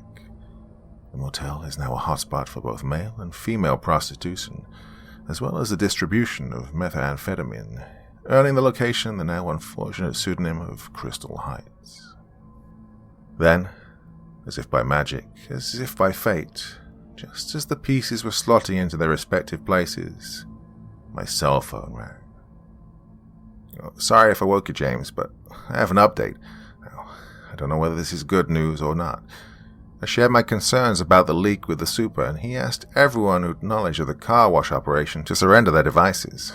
Not one shred of evidence any of them leaked information to Price or his OCG. I mean, obviously I'm glad I don't have a rat in my unit, but I really don't know where to go from here. I have no idea how Price found out. James, you there? "Well, I do," I said bluntly. "I'll meet you at the Royal Palisades Motel." The Royal Palisades Motel lived up to its reputation. The 2-story L-shaped building had approximately 14 rooms, with the check-in desk location on the corner of the L. As I pulled into the car park, I spotted 3 separate males being led into rooms by half-naked women. A group of 4 young thugs were lingering at the edge of the car park. As I pulled into the car park, one of the thugs approached my window. I lowered the glass a few inches. The thug flicked his chin up in a type of street greeting. "Yo, pussy or a bump?" he asked. I flashed my RCMP badge and he quickly turned around and retreated to his friends.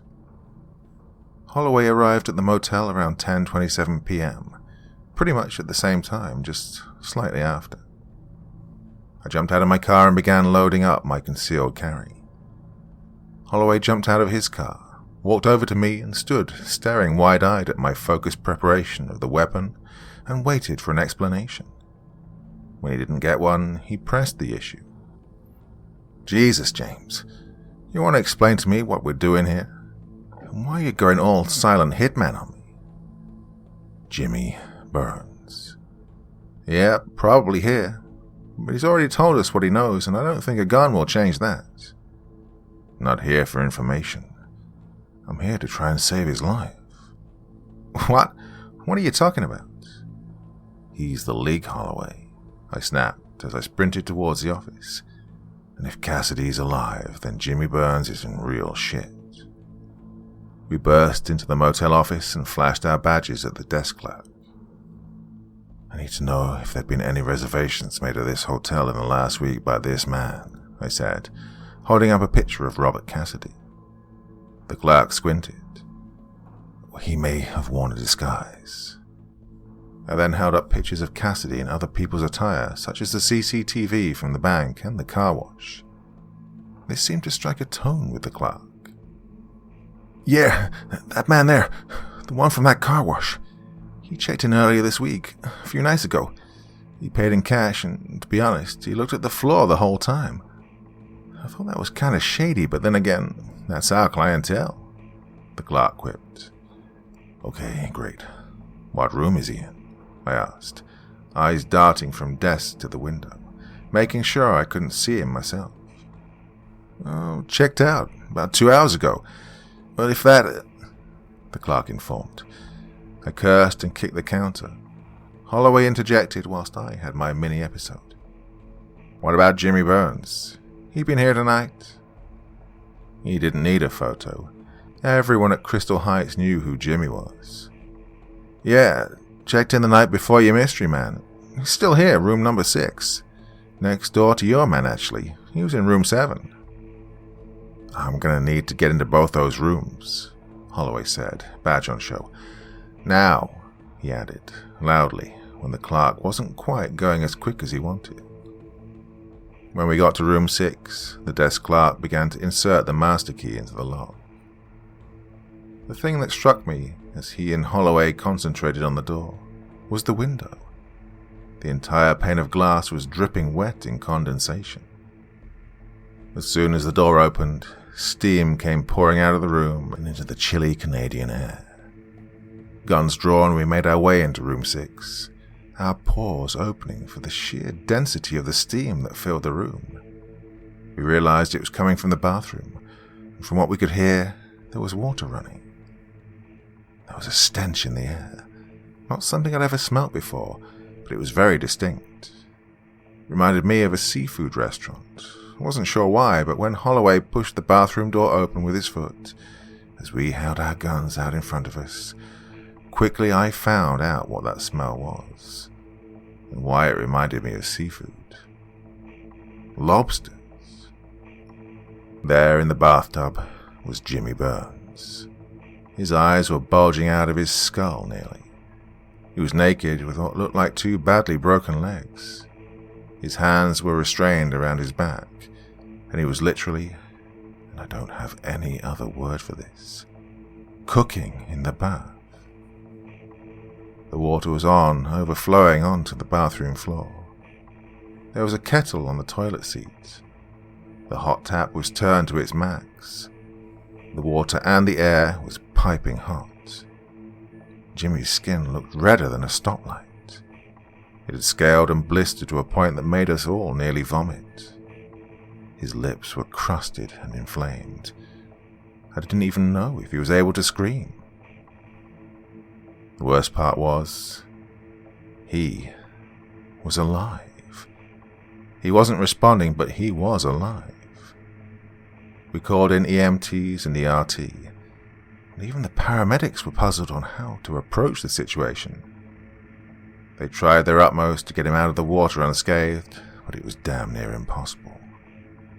They gave him morphine for the pain in his legs and skin, but as soon as they grabbed a hold of his body, his skin just came away in their grip. The water turned a crimson red as Jimmy was hoisted out onto a gurney, and he was wheeled into the back of an ambulance. At least 70% of his skin was left in the tub. The EMTs rushed him to Winnipeg General, but he died on the way there. We were told by the medical examiners that his tongue had been bitten out before he was boiled alive. The desk clerk, as well as both me and Holloway, was horrified. I got the impression he and Jimmy were on good terms. He was kind enough to make us both a stiff drink. We all needed one. I noticed a number of cameras around the motel, but in all honesty, I expected the clerk to inform us the CCTV was just for show, given the nature of what goes on here. However, the clerk, when we were all alone, said that the official line when cops came calling is that it's a deterrent, but criminal interests who run their product through here wanted there to be some sort of footage recorded should a rival gang make a move on their patch. And so the motel had installed a private hard drive that recorded the motel for just 1 week at a time. The clerk said he could be beaten up, or most likely a lot worse, for just showing us this, but he said he'd liked Jimmy. Everyone did.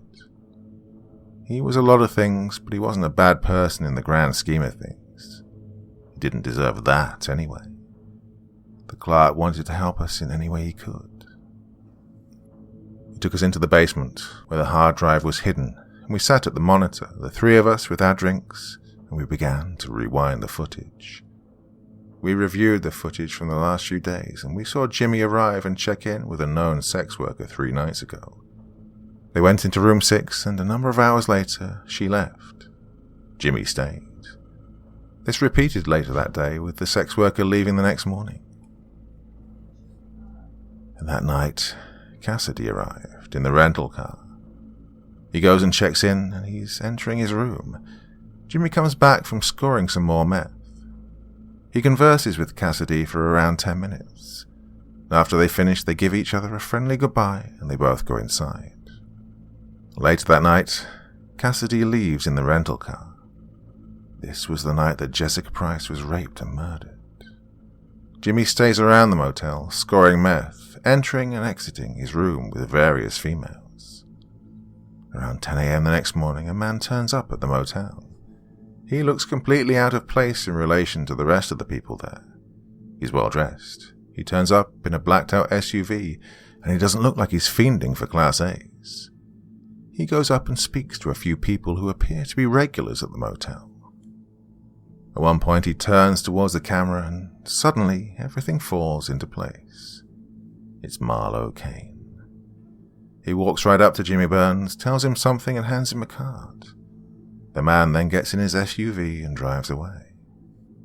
Well, without audio, it's damn near impossible to be certain this is how it went, but I'm pretty confident. Cassidy arrived at the motel, knowing he was less likely to be reported for acting suspicious than he would at a more respectable establishment. And here he met Jimmy Burns, who would have likely had suspicions about Cassidy himself. Cassidy, not a drug user, nor was he there with any women, and most importantly, he turned up in a rental car. Now, tourists do not stay at Crystal Heights. However, his suspicions were not confirmed until Morgan Price learned of his daughter's rape and murder. Cassidy's MO was always to rob his victims after the murder. He'd use the cash to fund his activities, such as paying for the room or car valet. I believe Price, having learned his daughter's possessions were taken, assumed the attacker was a tweaker, a sex-addicted meth head brutalizing his baby girl, and all for the contents of her purse. Jessica Price was, ironically, training to be a lawyer. Promised a retainer representing her father's criminal associates, no doubt. She would have likely had plenty of cash on her person. Her father would automatically assume that someone would take the cash straight to Crystal Heights for an evening of bump and grind. Given that the motel was run by a rival organization, it would be the best bet for someone who committed a crime against Morgan Price to spend the proceeds at a rival's patch. He sent Marlo Kane to the motel to scope it out, spreading the word that anyone with information on the perp would be heavily compensated. Knowing Jimmy Burns knew everything about everyone in that neighborhood, he would have been one of the people Marlo intended to speak to. Cassidy arrived back at the motel later that day at around 12 p.m. You can see him on camera being approached by Jimmy Burns almost immediately. Jimmy seems to be asking questions about the rental car. Again, with no audio, it's hard to tell what was actually said, but Cassidy seemingly offers an explanation. The two converse a little more before Jimmy nods and starts to point out towards the road. He seems to be giving directions. We worked it out that he was pointing in the direction of the car wash. Cassidy enters his room, lightly washing off the violence from last night. Around 2 p.m., Cassidy leaves his room in fresh clothes, gets in the rental car and leaves the premises, heading towards the car wash. Almost immediately as he leaves the parking lot, Jimmy Burns pulls out the card in his cell and dialed a number. Shortly after, Jimmy leaves his room and gets into a cab. This is likely when he went home to meet us. Later this evening, Marlo Kane's SUV pulls back up into the parking lot again and he makes a beeline for room 7. He finagled the door lock with some sort of device and let himself in. Shortly after, Kane leaves the room and starts to peer through Jimmy's window. When he doesn't see him, he takes out his cell and makes a call, presumably to Jimmy. But then he turns and faces toward the camera. We all gasped. It wasn't Kane, it was Cassidy, in Kane's car and wearing his clothes. Our mouths were as wide as our eyes. I dropped my whiskey all over the floor in shock. Holloway shook his head in disbelief. He honestly looked horrified. Kane was apparently the baddest of the bad, and we really don't think he handed over his ride and threads willingly. Holloway then jumped up and made a call to Detective Walsh and Detective Michaels, requesting them to be on the lookout for Marlo Kane's SUV. We were able to give them the license plate now, with it being on this tape. We reviewed the tape some more, and as expected, Jimmy Burns arrived back at the motel around 6 p.m. When he does, Cassidy is waiting in the SUV. The SUV flashes its lights, and Jimmy immediately walks up to the Range Rover with that same deranged excitement and climbs into the passenger side. A few tense moments pass before Cassidy emerges from the driver's side. He makes his way around to the other side, takes a quick look around to make sure no one's looking, opens the door and drags an unconscious Jimmy the short distance from the vehicle to room number 6. He doesn't come out for another 2 hours. When he does, he gets back into the vehicle and drives away. 2.5 hours later, me and Holloway drive into the parking lot. We thanked the clerk, who eventually told us his name was Andy. We thanked Andy for his cooperation and showing us this footage. He told us we were welcome, but in return he begged us not to sequester the footage for evidence. Holloway assured him he didn't have to worry about that and that we wouldn't drop him in it with the CCTV's owner. We shook hands and he urged us to get the bastard who murdered Jimmy Burns and Jessica Price. I promised him we'd do our best and we left. I couldn't help but feel bad for Andy as Holloway just lied to his face. Because if we caught Cassidy, that CCTV is evidence that he killed 2 people. It would most certainly be sequestered. Although that was a mighty big if. We walked out into the parking lot and reconvened at our vehicles. Holloway inhaled a sharp hit of cold, brisk midnight air into his lungs through his nose and sighed it out heavily through his mouth. God, it seems like for every step forward, we get knocked 2 back, I complained, pinching the bridge of my nose with my thumb and index finger. Well, I've suffered from migraines all my life. Nothing new there. But there's a special type of migraine that hits me once in a while. A real humdinger that gnaws my senses and makes me want to tear my eyes from their sockets. I've only ever had 4 of them in my life. The first was the night the swarm kidnapped, tortured and killed a federal witness, a surveillance operative and an innocent 10-year-old girl. The second was the night Bill Johnson died of cancer. The third was the night Robert Cassidy escaped from Florence prison. And this was the fourth. Hey, come on. Let's not fall apart here, James. Now, let's look at the bright side. We know the vehicle he's driving. We know he's on the move. At least now we know that Marlowe Kane isn't on the trail too, he said with a wink and a slight giggle. I couldn't help but smile at his twisted sense of humor. Holloway was definitely an optimist. I could tell why he was so well liked by the people he worked with. My department has the plate. We set up multiple checkpoints leaving the city. He's trapped, man. We just need to wait for the call and then we can move in, so I think you should go back to my room and get some rest, I interrupted with a sarcastic grin. Yeah, but when I mean rest, I mean like actual sleep, like a normal person, he suggested in a bantering manner. I scoffed through my smile. I can't remember what normal feels like, but I'll try, I promise, I assured him. Well, I got some things I need to put in place to make sure Cassidy doesn't get too far. So if there's any developments, I will call you, he said in a high school girlfriend mocking tone. I couldn't help laugh. First time in years. Well, we were opening our car doors and climbing in when I had an epiphany. I whistled and got Holloway's attention. He looked over at me, raising his eyebrows, signaling that he was all ears. Hey, I don't meet many people in our line of work that I truly respect. I think I've only met 2 in my 24 years as a federal agent. But now I know 3, I confessed, genuinely. Holloway smiled. It meant a lot to him to know that. He began to ask what on earth brought this on, so I interrupted him. The agent, the one who Cassidy killed. I told you he was my best agent and a long-term colleague. Well, what I didn't tell you was that he was also my best friend. We came up through Quantico together, but went our separate ways for a number of years. Eventually, we both joined the Cassidy Task Force in Behavioral Sciences. We brought him down together, including a few others. He's the best agent the Bureau could want, and he was the best partner I could need. I sighed heavily. I just wish I'd told him that before he...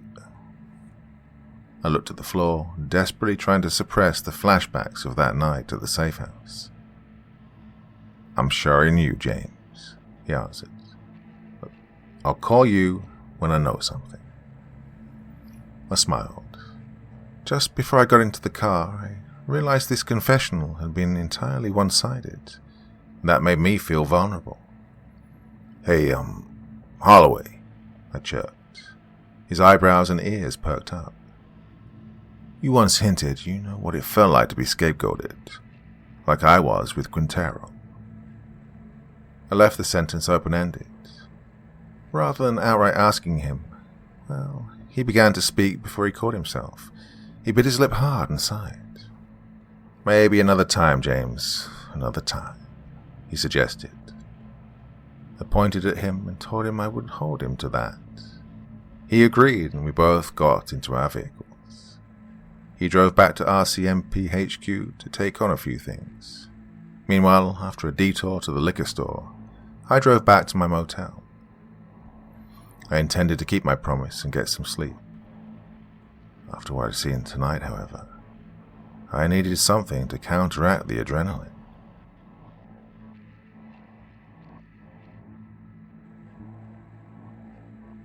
Part 3. The hotel was especially quiet this evening. I walked up to the front desk, and the godsend I now knew was Ramos had kept his promise and left me a new key at the reception. I made my way up in the elevator. I pulled the change from the liquor store out of my pocket and had it ready to tip him. was around $25. I know that some psychiatrists may say I'm trying to get rid of my guilt about what happened to Quince by being charitable to some poor, unfortunate Mexican teenager and his family, but, well, it's either that or more booze. I'm more than comfortable with my choice. The doors opened, but Ramos wasn't there tonight. I assume that's why he'd left the key for me. I slid the card in and waited for the lock to snap. I pushed open the door and walked into the darkness I'd become accustomed to. I flicked on the light, waiting for the flint in the bulb to illuminate the room. I anticipated the gory images of Robert Cassidy and his victims covering my walls, the dead milky eyes staring vacantly at me, asking me why I'd failed them. Except, that wasn't what greeted me. It wasn't the image of Robert Cassidy. It was Robert Cassidy. Good evening, Special Agent Rodriguez. It's been a while, hasn't it? Or should I call you ex-Special Agent? Inspector? Whatever the fuck it is you do these days. Cassidy sat, his legs crossed, in the armchair in the corner of the room. He had scars, faint around the eyes, nose and mouth, all from that night in Texas. He had some new wounds too, though. Marlowe Kane hadn't gone down quietly by the looks of it. He fiddled the point of his knife into the gaps of his teeth, as if using it as a toothpick. Jimmy Burns was a big talker. Fat tongues tend to get stuck in between the canines, he informed me. Didn't know if he was being serious or joking. Not sure I wanted to either. Began to slide my hands towards my pocket to reach my phone. Oh, come on, Agent.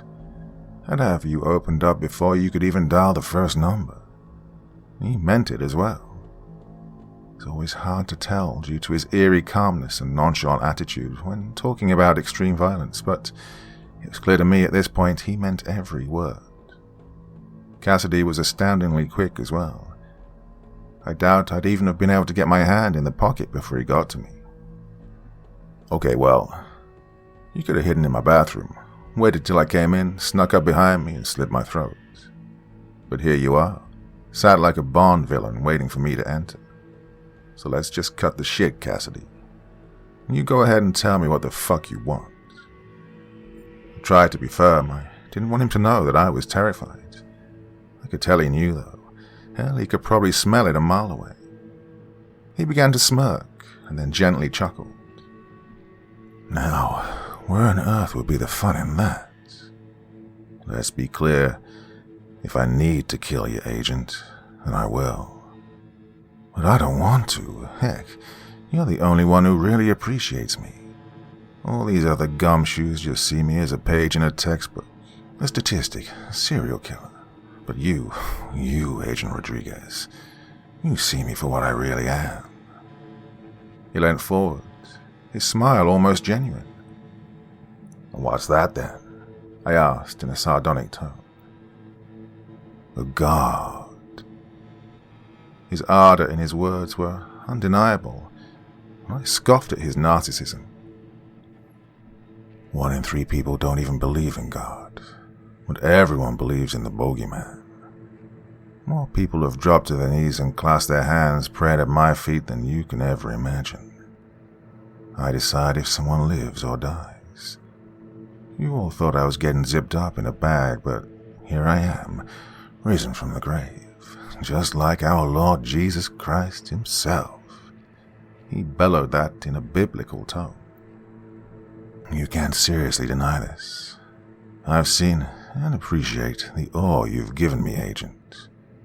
And that's why you're alive right now. My world is so much more fun with you in it. Cassidy had stood up at this point. He began to saunter around the bed towards me. I didn't feel threatened. He could have killed me at any point up until right now, and he hadn't. I didn't really buy his yin and yang story. He needed me for something. I just didn't know what. Cassidy walked right up to me, his face mere inches from mine. His eyes never flickered. They simply stared directly into mine. He blinked a couple of times before simply saying, "Phone." and holding out his palm. Like a teacher asking a student for his chewing gum, and he grinned as I began to comply. "There's a good boy," he said in his patronizing tone. He took the phone, placed it on the table, and slammed the point of his knife through its center, 3 times for good measure. I gave him a look of contempt. He scowled and replied with, "You can get a new one on eBay, Agent. Dry your eyes." "So, what do you need from me, Cassidy?" "Well, my activities in Winnipeg have led to somewhat of, shall we say, a complication," he said for lack of a better word. "Jessica Price," I scoffed. "Yeah, you missed your due diligence there, didn't you?" I couldn't help but grin. Cassidy tried to hide his anger. He couldn't, though. He put his face close to mine once more, his eyes dead, his mouth level, his pupils dilated. I couldn't help but grow weary. "James, I do not seek out my victims. Trying to find the right fit, and they seek me out. The right ones are drawn to me. Do you think I creep around under interstates and in alleyways, waiting for some meth-fueled hooker to flash her scabby tits at me, right before I slit her from shin to chin, twist her up in some horrifying way, make her scream so loud that the children the state took from her hear her cries? Absolutely not. All my victims are special to me. The way they walk, the way they dress, the way they talk, the way they carry themselves. I could walk past 99 women in a day and feel nothing. Not a thing, but then, if that special 100th woman I see, well, if she catches my attention like Jessica Price did, oh, so elegant, so cultivated, so deliciously aesthetic, then there's really no alternative. His gaze never left me. His eyes became intense and wild as he went through the list of attributes of Jessica Price. I could tell he was reliving the event. "But now, her father knows it was you. He's got his moles out looking. Not that he needed reminding of this." Yes, moles. You mean like the refined Mr. James Burns? I bet he was almost ready when you found him, was he not?" Cassidy's mouth flared into a sinister grin as the pride of his actions rose to the surface. I looked at Cassidy, the confusion obviously on my face from wondering how he knew, as he grinned once more. He did that a lot. "I saw you and that other gumshoe arrive. I saw you all run into the steam. Oh, I couldn't help but wonder what he was like when you found him. Please tell me. I'd love to know." He wasn't really asking.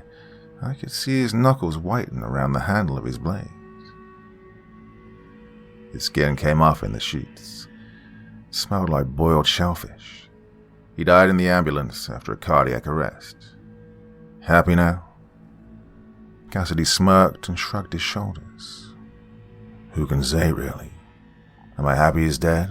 Of course. Do I regret him being a factor in the first place? Of course, but hey-ho. What will be, will be." "How about Marlowe Kane? Where is he? Dead?" I asked sharply. "What do you think, Agent?" Cassidy asked, provocatively. I shook my head in disgust. "Oh, come on, Agent, don't give me that. That one was straight-up self-defense. Although it did work massively in my favor, I must say. With his phone, clothes, and car, it was all too easy to get hold of Jimmy and tell him to meet me for the payoff," Cassidy said, gleefully. "And despite all this fun, my time in Canada has reached its end, I think. Too much hassle here with the Mickey Mouse Mafia after me, as well as the old Mounties, so I've decided to ditch the car rather than return it. Marlowe, luckily, had a spare jerry can in his SUV. Imagine that. I needed to get rid of Marlowe as well, so 2 birds with 1 stone sort of situation." He shrugged his shoulders as if to say, it's all too easy. "See, Agent, I mostly have the divine powers I speak of because I said there shall be no car, and there will be no Marlowe. And then I said there'll be light, and there was light. I looked up on the light, and all the light was good."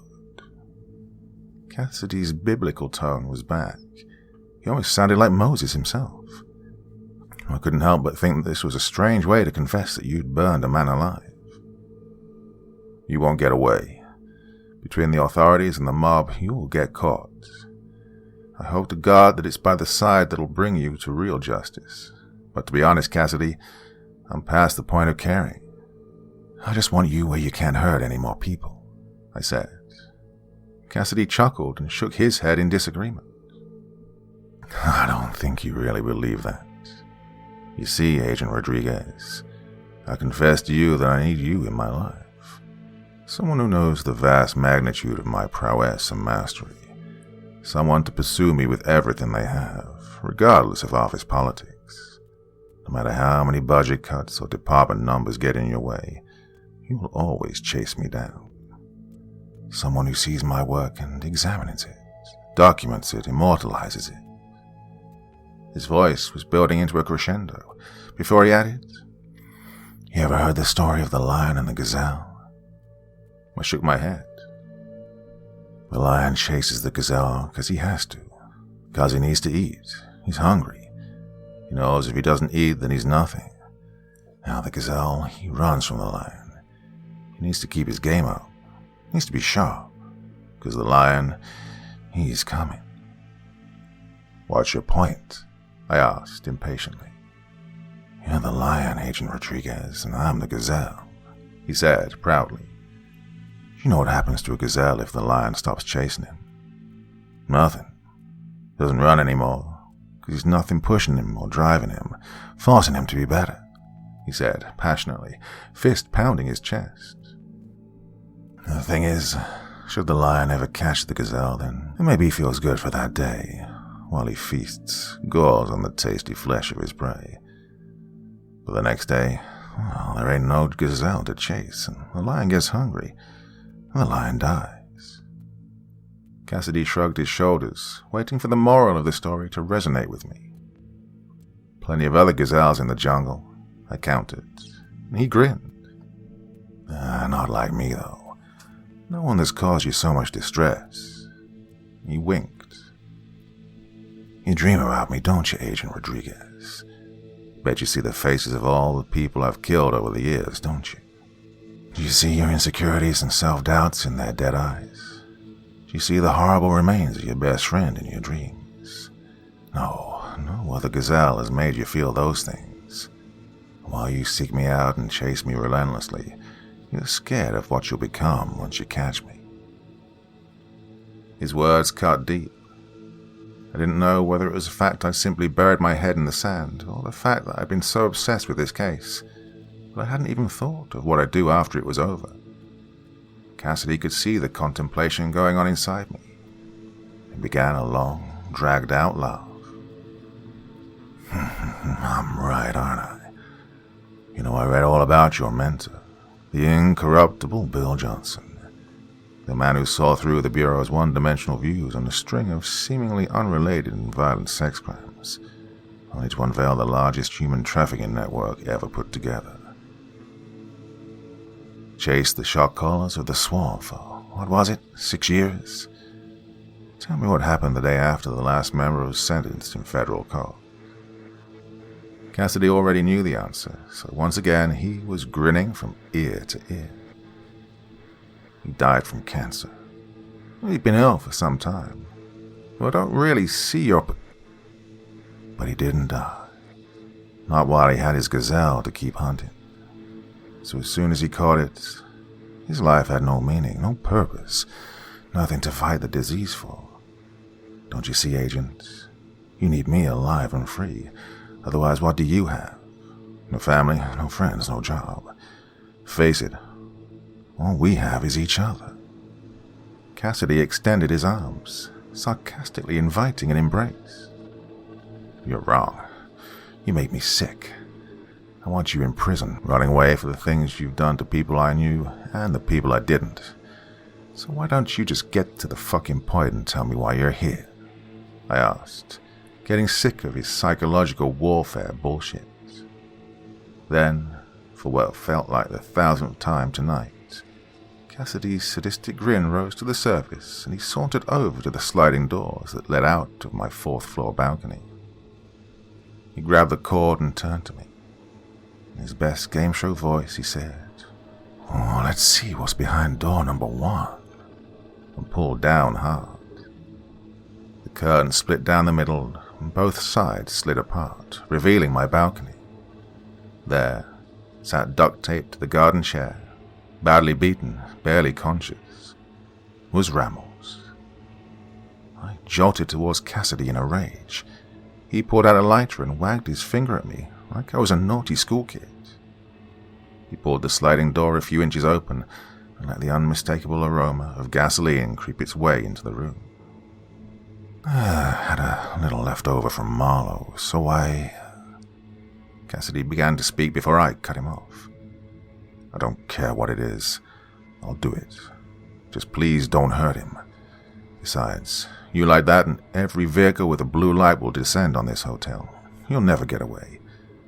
Whatever you came here for, I'll do it. But only if you spare his life. Please, I'm begging you," I pleaded with Cassidy, something I thought I'd never do. You're no fun. I thought I'd at least get to set him a little on fire to make you play ball, but fine, let's roll," Cassidy said in a spoiled child's voice. "Okay, so you'll agree that I'm one of, if not the, most wanted man in Canada here. I've got a car outside, but it's useless while I drive it. At the border, they'll likely have my picture, and it'll all end nasty for both parties. However, if a decorated federal agent who's been assisting the RCMP rocks up to the border, claiming he's heading back to the States, well, that's much less likely to arouse suspicion." Cassidy held up a pair of keys, jiggling them with his fingertips theatrically. In that moment, I desperately tried to think if there was any way Cassidy knew we had the license plate or the fact Marlowe Kane was dead. No one, including Cassidy, was aware of the secret CCTV recordings at the motel. There was no way he knew it. It'd be a gamble, but it'd be only a matter of time before the vehicle was spotted. "Okay, let's go. You make a call from a payphone en route to the border saying you can smell burning coming from room 421.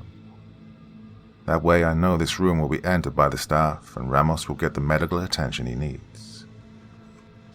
I laid my demands at Cassidy. "No," he said bluntly. "When we're in Minnesota and only when we've crossed that border shall I make the call. No hold-ups. We could be in the States in a couple of hours. He'll live, don't worry. If I wanted him dead, he would be. So stop bargaining for petty requests and stop wasting my time, Agent," he demanded, handing me the keys. "Oh, and, you think of trying anything smart like, say, alerting any unarmed hotel workers, I'll gut them where they stand. Just to fucking spite you. Their blood'll be on your hands, Agent Rodriguez." His eyes widened as if asking me if I understood his threats. I nodded to confirm that I got the message. Cassidy dragged the chair in from the balcony, Ramos's dead weight causing the chair to leave heavy drag marks in the carpet as Cassidy hauled him into the bathroom and closed the door. "Shall we?" he invited, signaling with his head for me to get walking. We headed down the hall, making sure we weren't seen. Cassidy opened the fire escape by pushing his backside against the bar. One hand on my shoulder, one hand on his knife, resting the sharp tip against my liver. As he put pressure on, forcing me forward down the fire escape, the blade began to pierce the skin, and I winced in pain.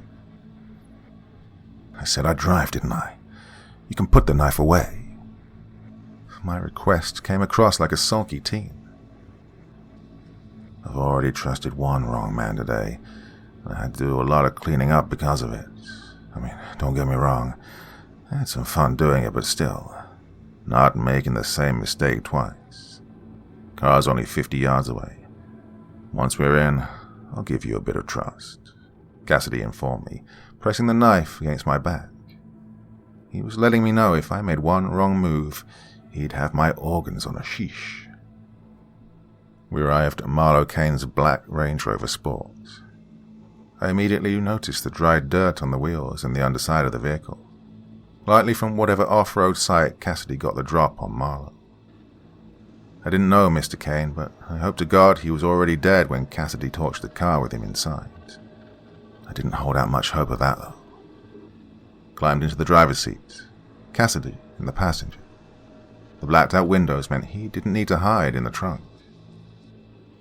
Right, towards Highway 59. When we get 5 minutes from the border, I'll get out and lay in the trunk. Now, you're probably thinking, I'll just give the border agents a little signal and they'll arrest silly old Mr. Cassidy while he's snuggled up in a ball.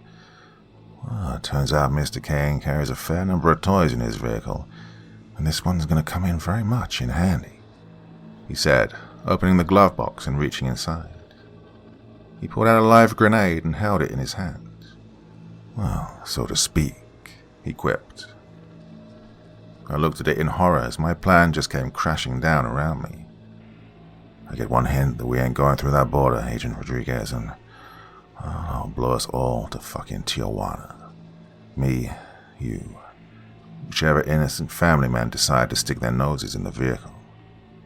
So it's in your best interest that we get through, he said, seriously. He placed the grenade carefully back in the glove box and closed it. He pointed to the road with his knife. I complied and began to drive towards the interstate. Panic had set in. I tried not to show it, but I couldn't help but catastrophize about what would happen if my plan worked. If a set of RCMP or Winnipeg PD officers pulled over our car, if I couldn't stop him before he reached inside that glove box, then more innocent people would die. But still, I told myself there was a chance I could. He may gut me as promised, but I wasn't sure if I cared. As long as I knew it was his last kill as a free man, and it would be totally worth it. As long as we didn't make it to the border, I had a chance. However, as Cassidy and I began to make our way out of Winnipeg, I noticed he was directing me a slightly longer route. I'd be following the satellite navigation instructions only for him to tell me to take a left or right and reroute back to the shortest way. I had a really sinking feeling of what he was doing. Can we just stick to the route? I want you over that line so Ramos can get the help he needs. I fished for an explanation of the diversions, but his reply broke my spirit. Just do as I say. I want to avoid the traffic cameras. For all I know, the police are trying to track down Marlowe Kane after he showed up at that car wash, impersonating a police officer. And for all I know, Morgan Price has reported him missing. Cassidy pouted a frown as he brainstormed. I looked at him. My disbelief was clearly apparent, as Cassidy couldn't help but grin. Oh, that hurts. It really does. I thought you, of all people, would know I'd have everything thought through, just in case I needed to leave town quietly. I mean, did I think I'd have Tony fucking Soprano gunning for me? Hell no. But life is funny like that, I guess. He smiled off into the distance, clearly amused at the irony. You're just being paranoid, I claimed, trying to hide my distress. Last we saw Marlowe Kane, he was alive. No body turned up. If anything, RCMP think you're in the rental car, trying to get it cleaned and head back to wherever you've been hauled up for the past 6 months. I'd know. That's the profile I gave them. Trust me, this car is the last place they think you'll be, I said confidently. I stared forward, watching the roads. I had a sudden realization that Holloway had asked Detective Walsh and Michaels to set up checkpoints on the city limits. I began to prepare myself to snatch the grenade when we got to it, but at the same time trying to keep the look of a man not plodding away in his mind. However, it quickly became clear we'd now left Winnipeg and were out in the empty countryland of Providence Trucking Highway 59, just outside Ile-des-Chênes. We encountered no checkpoints and had avoided all the traffic cameras. Nothing to stop the vehicle and nothing to flag the license plate and alert Holloway's team to our whereabouts. I groaned internally and tried desperately to think of a plan B. It was at this point I noticed time had gone by and Cassidy hadn't said a word. This wasn't normal. so I turned. He was staring right at me. He wasn't grinning, he wasn't smiling. He was scowling. His eyes were squinted. I could tell he was weighing me up. Amy Edmonds confessed to me that Cassidy would often give her these stare-downs when he suspected she was up to something. Something, you want to tell me, Agent? He asked intensely. Like what? I asked, trying not to stutter, mumble, or any obvious sign of lying. We were probably another 15-20 extra minutes, if that. Your little Mexican friend got a bit of a pasting, but you, a decorated federal agent for 30 years, surely knew his injuries weren't life-threatening. Yet here you are, desperate for this vehicle to pass a traffic camera, volunteering all sorts of information about profiles in RCMP's investigations. That's not like you. His eyes became more and more hard as he became more and more convinced that I was deceiving him. I looked around. We were in the middle of nowhere. There was no way out. I sighed heavily. The Royal Palisades Motel. The criminal gang who run their drugs and women there, they put in a CCTV system that records. If the cops come knocking, the clerk tells them the cameras are just for show. But there's a private hard drive in a back room. They have it so if any rival gang members give any of the dealers or pimps trouble, then they can ID them. They can also keep an eye on their own, too. Cassidy slammed his fist on the dashboard firmly. I don't give a fuck why some meth-peddling bikers want to play a big brother. What was on that film? Cassidy said, and his eyes told me he was furious. Everything. We knew you checked in there, the night you killed Jessica Price. We knew you told Jimmy Burns about the car wash. We knew you killed Marlo Kane. We knew you painted yourself as Marlo Kane so you could lure and kill Jimmy Burns.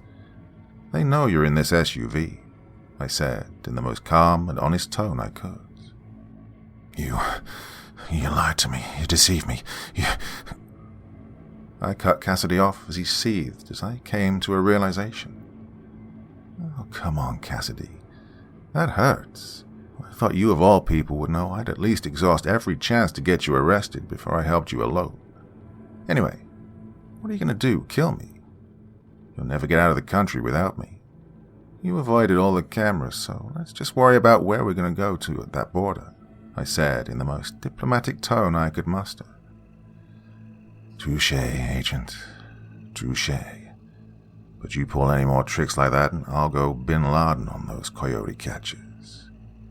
He smiled, a little impressed with my response. His joke was distasteful, but he was deadly serious nonetheless, and I had no reason to doubt him. To pass the time, maybe you can fill me in on something, Cassidy inquired. Sure. What do you want to know?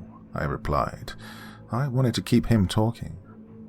The more he was distracted, the more I could try and think of a way out of this. No one gets the drop on me. No one. Especially not a twitching meth head like Jimmy Burns. So I've been dying to know. Just how did he follow me to that car wash? As far as I could tell, he had no vehicle. There were no cabs on hand either. It's really been puzzling me. So what did the footage show him doing? Cassidy's tone was one of genuine puzzlement, sounding borderline impressed. Well, his question threw me, though. I was so distracted I didn't even notice the pair of headlights in the distance rapidly approaching our rear. Sorry, really don't know.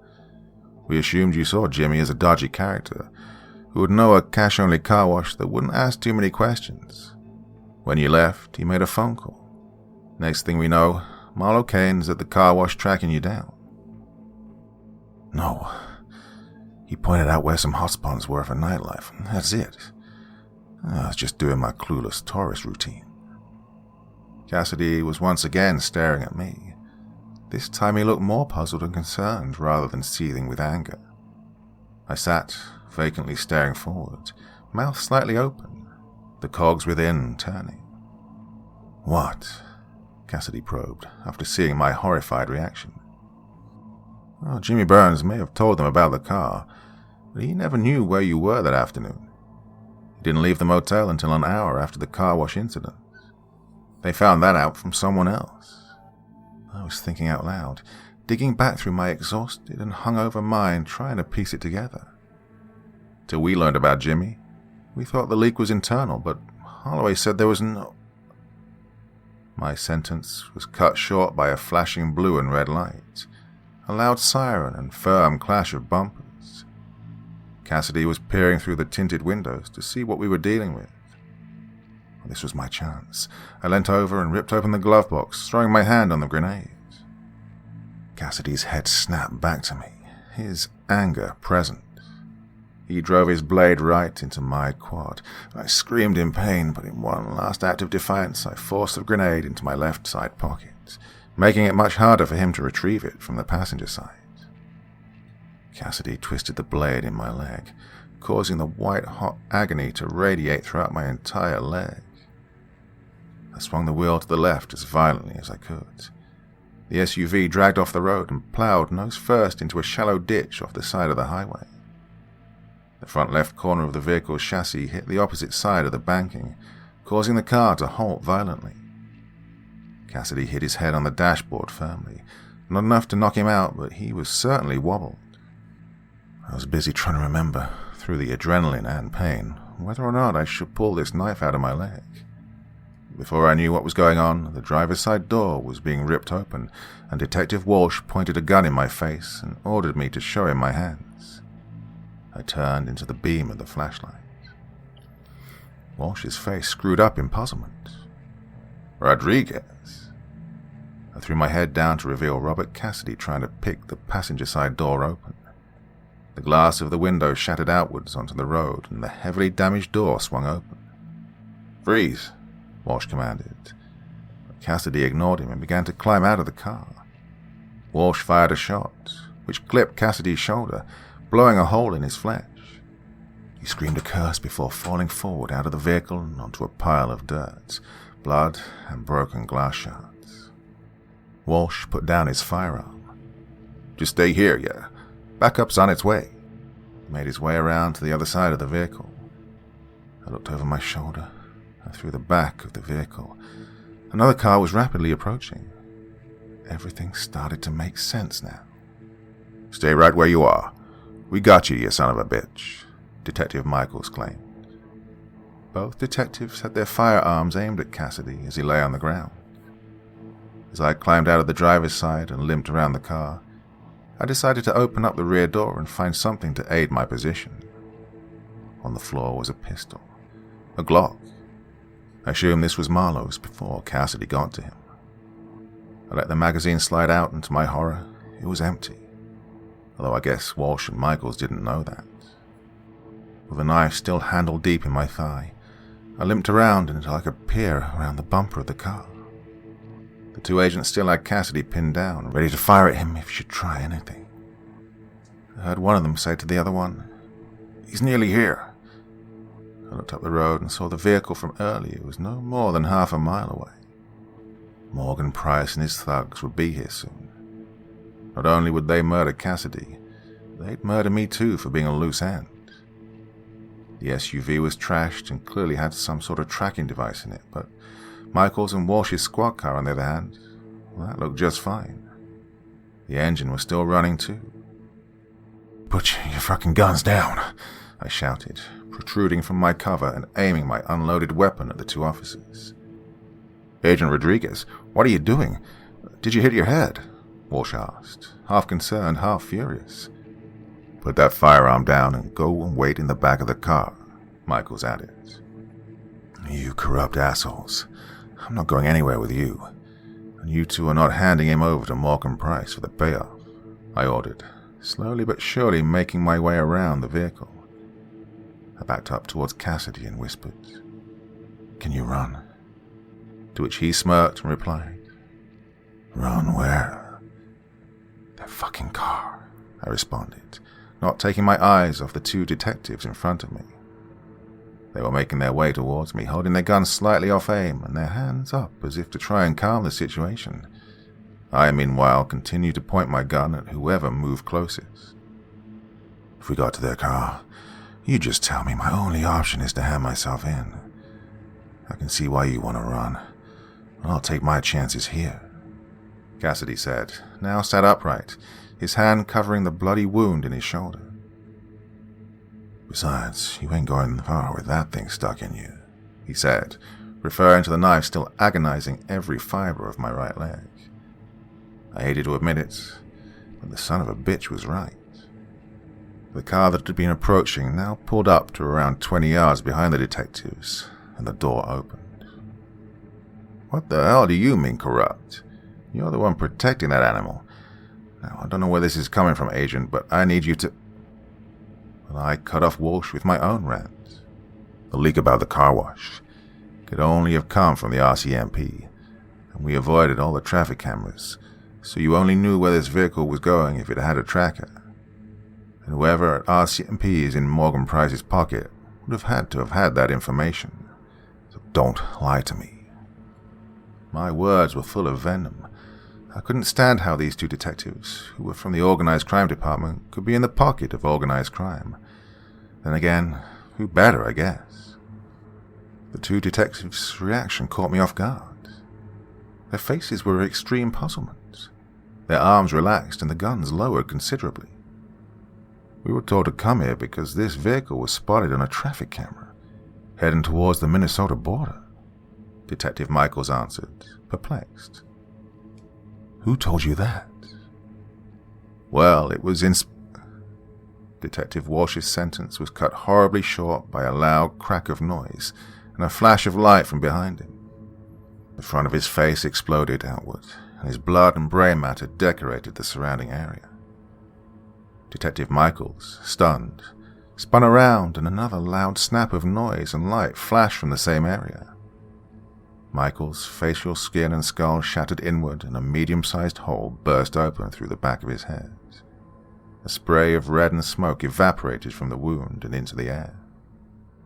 The two bodies remained limp, but standing, for a few brief seconds before they collapsed to the ground in their respective heaps, revealing to me Inspector Holloway.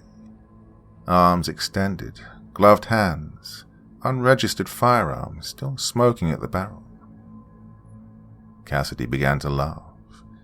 Hard to tell whether it was at me for being so stupid or how much my jaw had hit the floor. Holloway walked right up to him and stomped his boot into his face hard, knocking him into semi-consciousness. "Shut up," he instructed. "Oh, you son of a bitch," I screamed. I pulled the trigger in a moment of blind rage.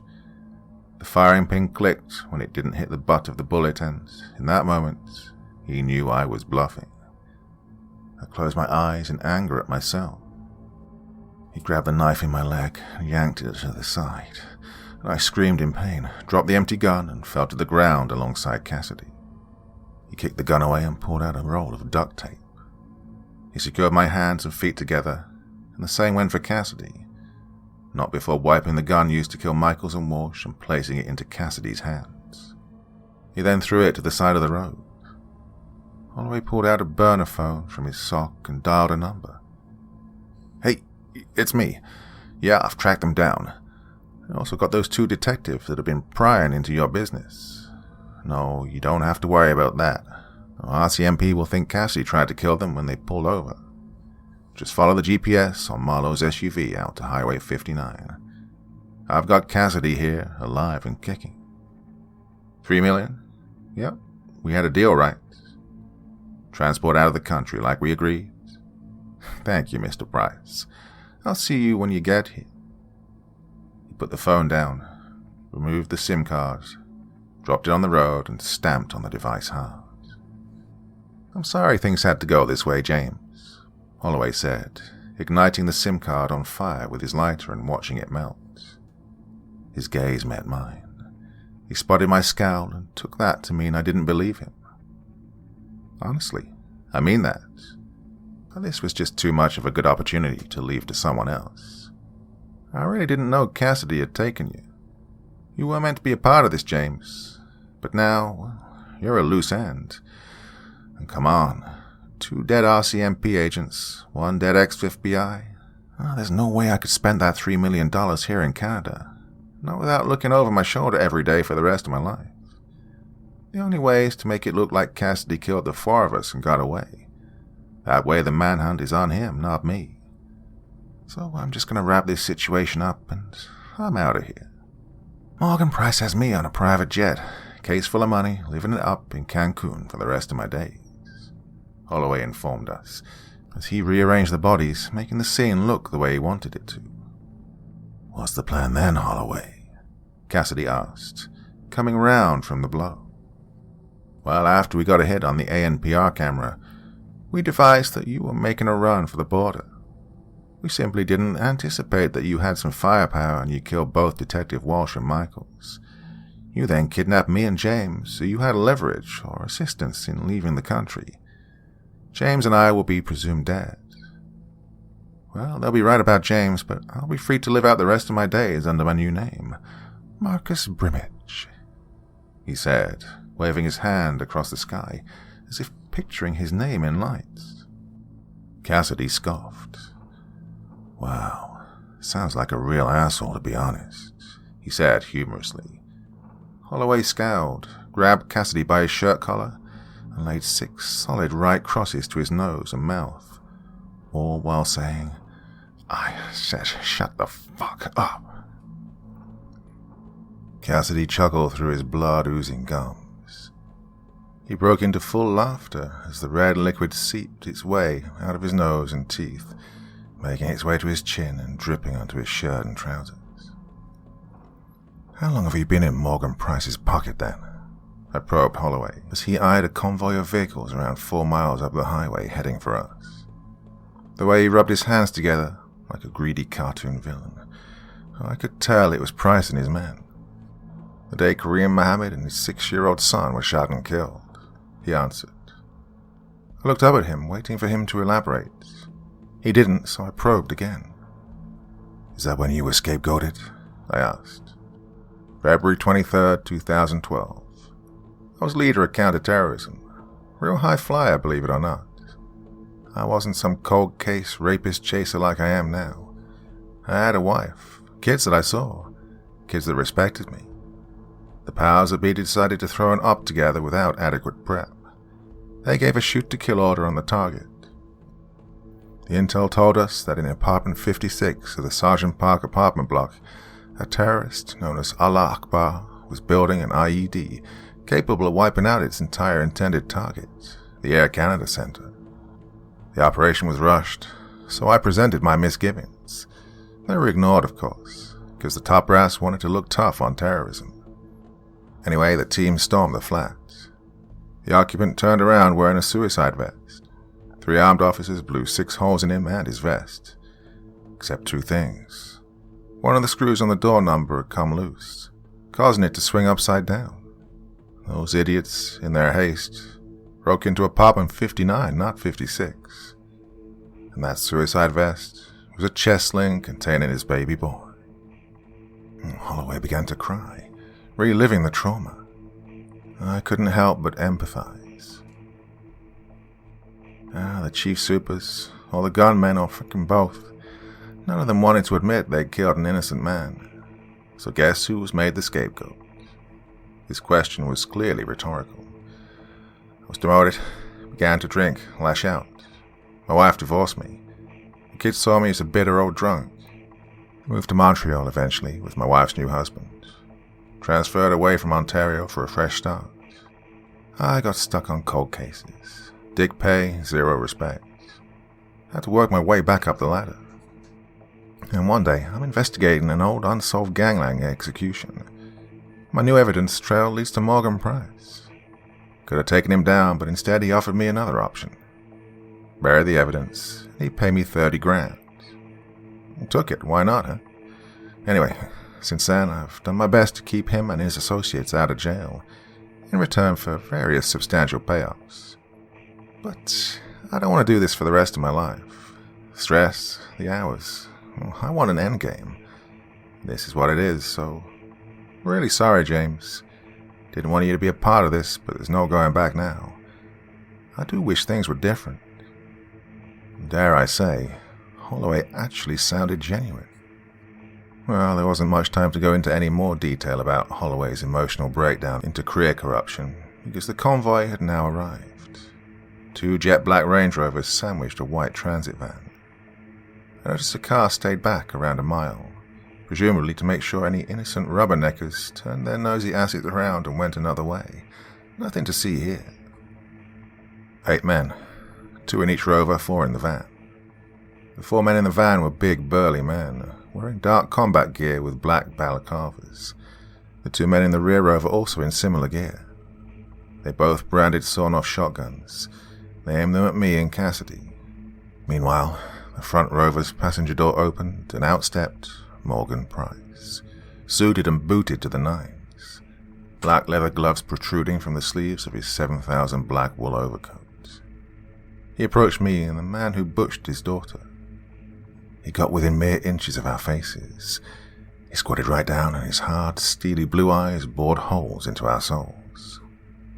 Well, Inspector Ramos, or should I say, ex-Special Agent James Rodriguez. The man who botched a manhunt that led this man, Robert Cassidy, right here to Canada, he said coldly. Mr. Price, if I could just have a... My sentence was cut short by his rock-solid forehead slamming into the bridge of my unprotected nose. The bone shattered and the blood exploded onto my mouth and chin. Price's breathing was heavy with rage. I could tell I was in as much shit as Cassidy. Crazy logic, really, but grief does things to people. And Morgan Price wasn't exactly stable to begin with. As I nursed my wound, the driver of Price's SUV was already out of the vehicle and opening up the rear left side passenger door. He took out a large duffel bag and a brown envelope. He walked up to Holloway, who had an anxious look on his face as he stared at Morgan Price's intimidating physique hunching over my bloody body. He wanted out of here as quick as he could. He didn't want to see what they'd do to me, and he wanted to forget about all the terrible things he'd done here tonight. Well, $3 million would certainly go a long way to helping with that. Price's driver was an extremely distinguished and well-postured individual. He spoke in a very posh English accent. Inside the duffel bag, you will find 50 million Mexican pesos, roughly equating to 3,071,000 Canadian. Consider the surplus payment for the collateral damage, the man said, looking around at the 2 dead detectives. You'll also find in your envelope your boarding pass for tonight's flight with Mr. Price's private airline. You'll find a new passport, visa papers, birth certificate, and other relevant papers, all of which are under your new name of Marcus Brimage. We trust you shall be able to provide your own transport and accommodation once in Cancun, he added.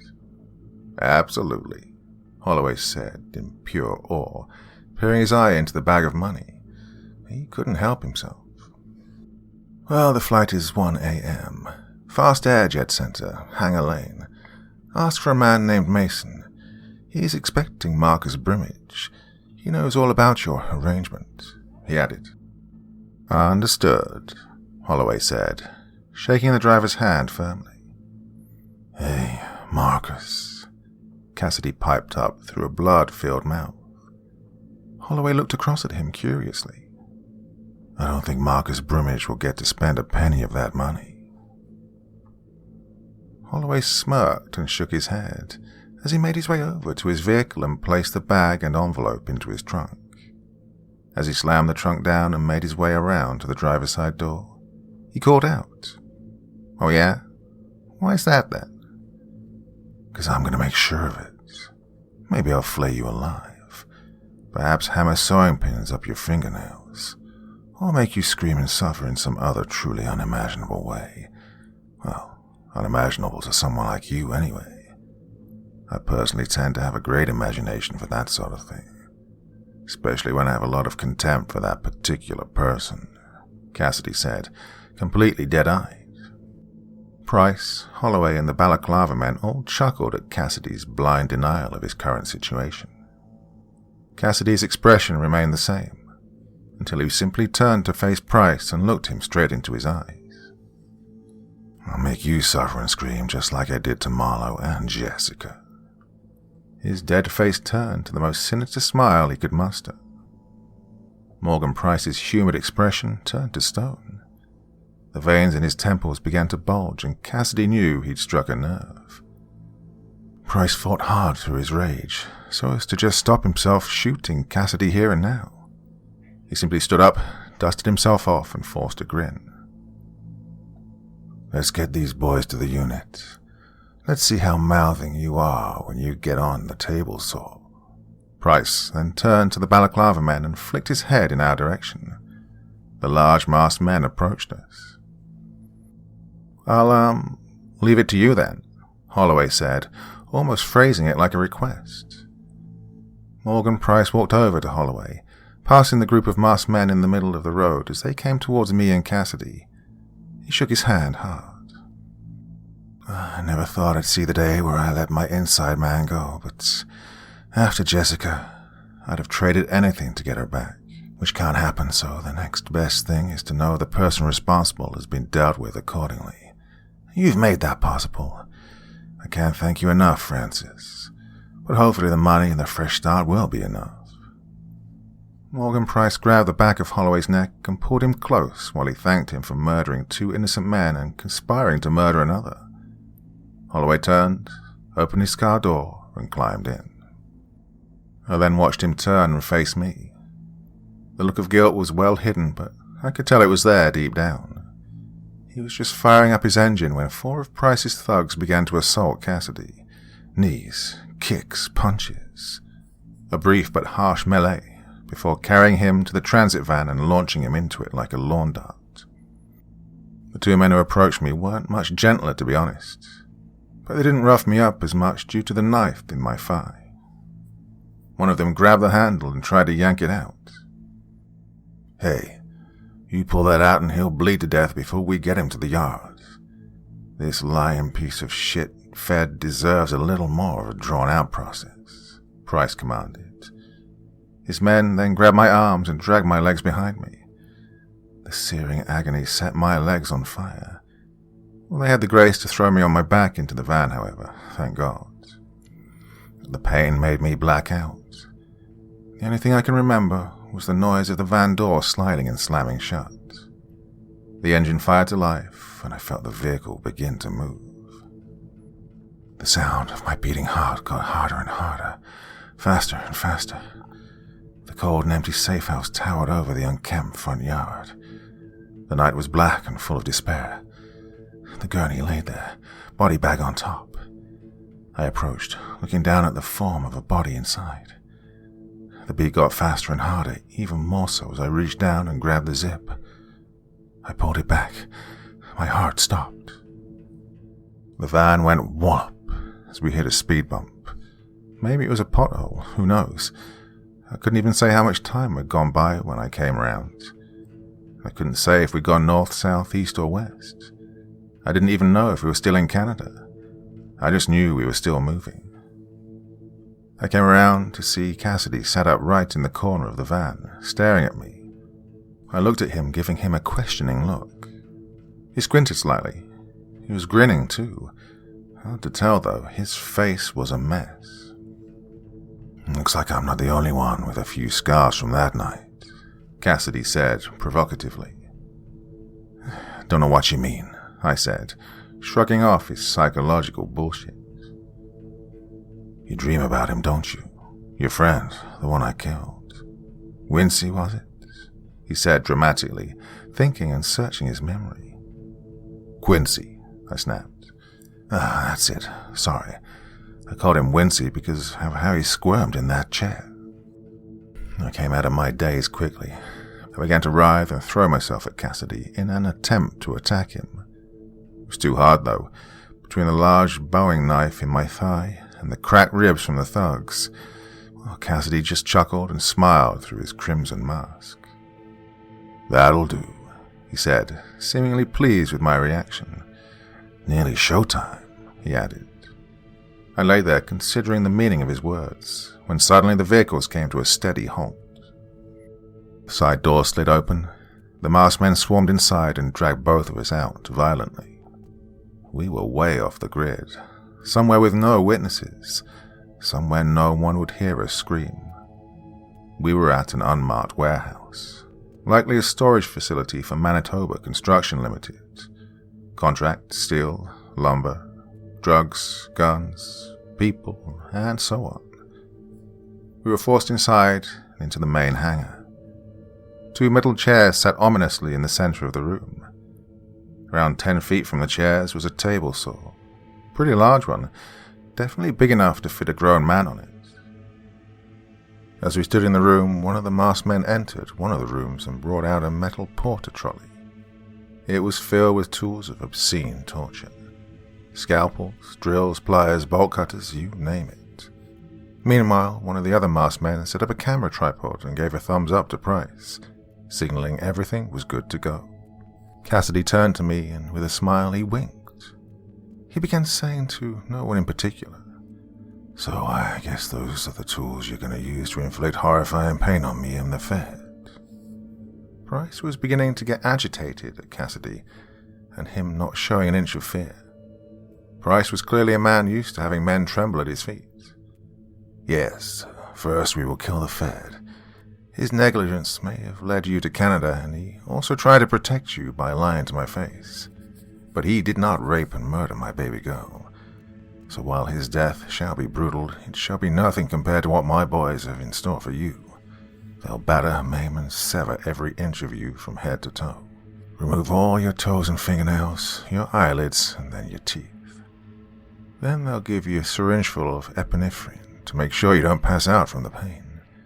Oh, I want you to feel it when they strap you to that table and saw you in half, balls first." Saliva spewed into the air as Price growled his words at Cassidy's face. "Not bad. Very well thought out. Honestly, bravo. Especially the adrenaline idea. Oh, I wish I'd had that on hand when I killed Agent Rodriguez's partner. I melted his face with a blowtorch, you see. The soft touch only went and died from the pain. Yeah, I looked it up afterwards. Circulatory shock, they call it. Honestly, you learn something new every... Shut up, you evil son of a bitch." My rage had taken over. I'd had enough of this sociopathic brush-off of my best friend, and his death being spoken about like it was a DIY experiment. I launched at Cassidy with no regard for the situation or my condition. I hit him with my shoulder, and we went to the ground. My hands were still tied, but our feet had been cut loose to help them move us around. I wrapped my legs around his torso and began to headbutt the back of his head. In my fit of anger, I completely lost my mind, blocking out the agony in my thigh, before going all Mike Tyson and sinking my teeth into his ear. Well, the group of men were chuckling at our tussle on the floor. It probably did look amusing with no hands involved. I didn't think so at the time. I just really wanted to hurt him. Price snapped at his men and told them to split us up. The men raced over, pulled us apart, and dragged us over to the chairs. They sat us down, arms behind our backs, feet taped to the chair legs. Price walked up to the camera tripod, looked down its lens, and simply said, "Jessica, I'm sorry I couldn't protect you from this man, but I promise I will make him suffer. This is for you, baby girl." He then turned to us both and said, "As much as I'd love to be the one to mutilate you and destroy you both for your parts in this, I'm a target for law enforcement, and should anything ever come back to me, well, I have motive. I need to make sure I am far, far away from this. I need a watertight alibi should anything come back to bite me. Well, no one should ever find your bodies. A man like me didn't get where he is today by taking pointless chances. This recording, though, means that any time I think of Jessica, I can watch this. Give me some real comfort, at least, knowing you got what you deserve." Price's words had some real venom behind them. As he was talking, though, I glanced over at Cassidy, trying to see if Price had succeeded in getting a fearsome reaction from him. He just sat there grinning, twitching and tensing his upper body and manipulating his joints in a strange, rhythmical manner. At first I thought he was having some sort of convulsion, until I saw it. The bullet wound in his shoulder was now bleeding extremely badly. It wasn't that bad before, a mere flesh wound. I didn't understand why the wound now looked so fresh and open, but then I peered down at his hand. It was contorted so his palm was facing up. In it had just landed a small but very sharp piece of glass. I had a mini flashback of Cassidy rolling around in the glass and dirt on the side of the highway. Him sitting up, his hand firmly covering the wound, applying plenty of pressure. "Oh, I have to agree, Morgan," Cassidy chirped. Price eyed him with malice, the rage once again building. "I wish I had used a camera, especially with your Jessica, because the fun I had with her, I'd love to see that again, and again, and again." Morgan Price flipped out. He stormed towards Cassidy, got right into his face and began choking him hard with his bare hands. His intimidating and towering physique completely engulfing him. He was shaking him hard, frothing at the mouth. "You sick fucking monster. How about I kill you right fucking now?" Cassidy, through a constricted larynx, managed to reply. "You will? Well, you little fucking bitches will. Believe me, it's much more fun to do it yourself." Morgan Price's grip relaxed, and it was at this point that I realized he'd broken him. Price turned to the men and screamed, "Bring him to the frickin' table saw. I'm gonna do it my fucking self." He seethed with wild eyes. The masked men knew not to question, and they rushed over to Cassidy. Morgan Price's large figure stepped back from him.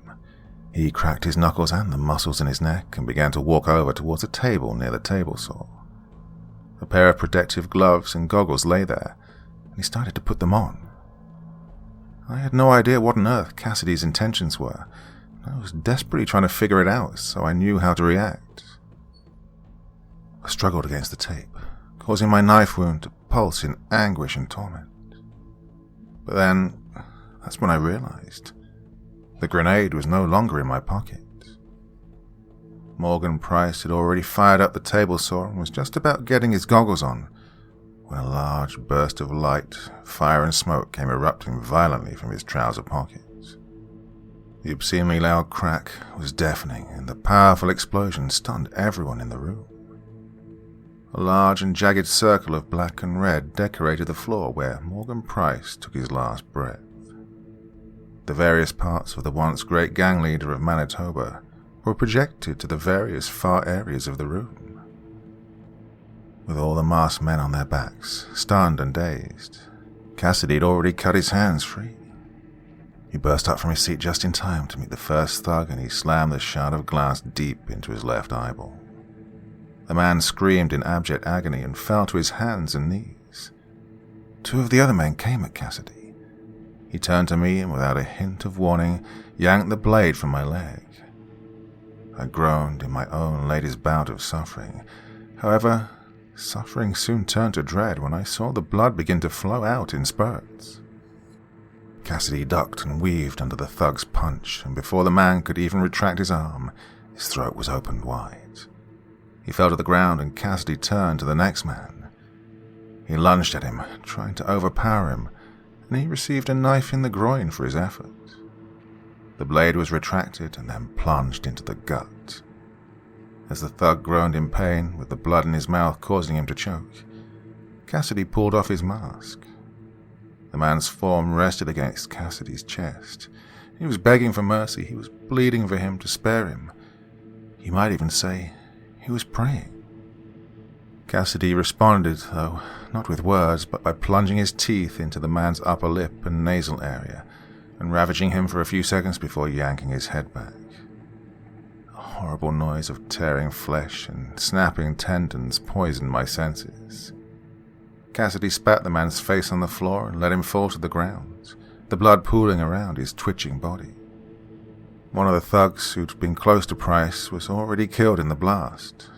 His body was sat up against the saw machine, the back of his head oozing brain matter against the sharp edge of the table. Cassidy noticed this was one of the men who was carrying a firearm. He sauntered over, almost like a giddy child wandering to play on the swings or the slide next. He yanked the shotgun from the man's limp hand. One of the remaining two thugs came stumbling through the pale smoke in an extremely jaded state. Cassidy cocked the shotgun and blew the man's head clean apart. All that remained was a charred and mangled lump of flesh just above the thug's collarbone. I'd seen enough brain matter by this point to last me a lifetime. Cassidy was cocking the gun and now eyeing the man he'd blinded with the glass. He was desperately writhing for the exit. Cassidy slowly sauntered over, like a lion stalking the wounded buffalo, and with no warning stamped down hard on the man's elbow. The arm hyperextended and the bone came bursting through the other side. The man screamed even louder. I didn't think that was possible. Cassidy then raised the knife and drove it down hard through the back of the man's kneecap. Again, the man really surprised me with the volume of his cry. Cassidy, with his back to me, began to pull the man's mask off. In my woozy state, I managed to do a bit of maths. 4 men in the van, 2 in the car. 6 men. Oh, shit. 1 left. I began to panic and look around. I noticed behind me a dark pile of a man on the floor, beginning to rise, using the shotgun as a crutch. The man began to stumble towards Cassidy, waved away the smoke to clear his view for a shot. Cassidy was too busy asking the man on the floor questions to notice he was now in this man's sight. Maybe he got in my head and I did need him to feel like I had a purpose, or maybe I just believe in the justice system and wanted Cassidy to serve time for his crimes. But either way, I decided that this wasn't how I wanted it to go. I lunged to my right, with what might I had left in me, and forced the chair to fall to its side. The loud sound of clattering metal on concrete, as well as what verbal warning I could muster, was just enough to register with Cassidy over the noise of the table saw, and he turned to see the man who I'd just knocked off balance. Cassidy's shotgun was already cocked and loaded, so he was favorite to win this duel, and he didn't disappoint. A loud pop and a flash of light exploded from the barrel. The man flew back around a foot or two, hitting the floor hard. The smoke rose off his chest that now looked like Oscar Pistorius' bathroom door. Cassidy turned his attention back to the man he'd crippled and blinded. Now, where were we?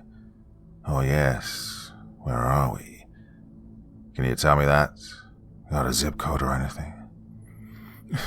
If I tell you, will you please let me go? The man cried, not knowing which wound to nurse with his one good arm. Of course, Cassidy answered flatly. West Kildonian Industrial Park, Unit 45. Now please, please, the man screamed, begging with his one good arm held up in surrender. Yeah, not so tough without your buddies and your scary masks, he sighed in disappointment. Amateurs. He dug in the man's pocket and pulled out a burner phone. He pressed a few keys on it before holding it to his ear. Yes, I'd like to report an explosion and gunfire up at Unit 45 on West Kildonian Industrial Park. Thank you, he said politely before he dropped the phone and stamped on it hard. The operator didn't even have time to respond. He turned back to the man who was sobbing and whimpering on the floor. Cassidy looked at an imaginary watch on his wrist and said whimsically, Police will be here soon. I'm not Google Earth or anything, but judging by where we are, I guess I've got around 15 minutes to spare, give or take. Best not put it to waste, eh? And with that, he violently grabbed the man by the collar and yanked him up and over to the table saw. He pinned him face down whilst reaching down to the control panel. He hit a few buttons until finally he found the correct one, which now caused the saw to start to make its way down the middle of the tabletop, right towards the man's face. But you said, he screamed in shock. I lied, you idiot, Cassidy replied, actually baffled that this man didn't see this coming. Cassidy yanked the man's hair back slightly, causing the circular blade to connect with his face, head on.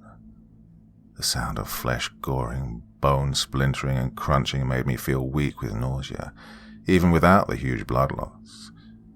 Finally, the sound of brain and blood spluttering through the split in his skull and spraying around the room was a cue for Cassidy to hit the emergency stop button. He walked away, leaving the man with his head still caught up in the blade, holding him in place. Cassidy now began to approach me with a knife. I gave him the most defiant look I could.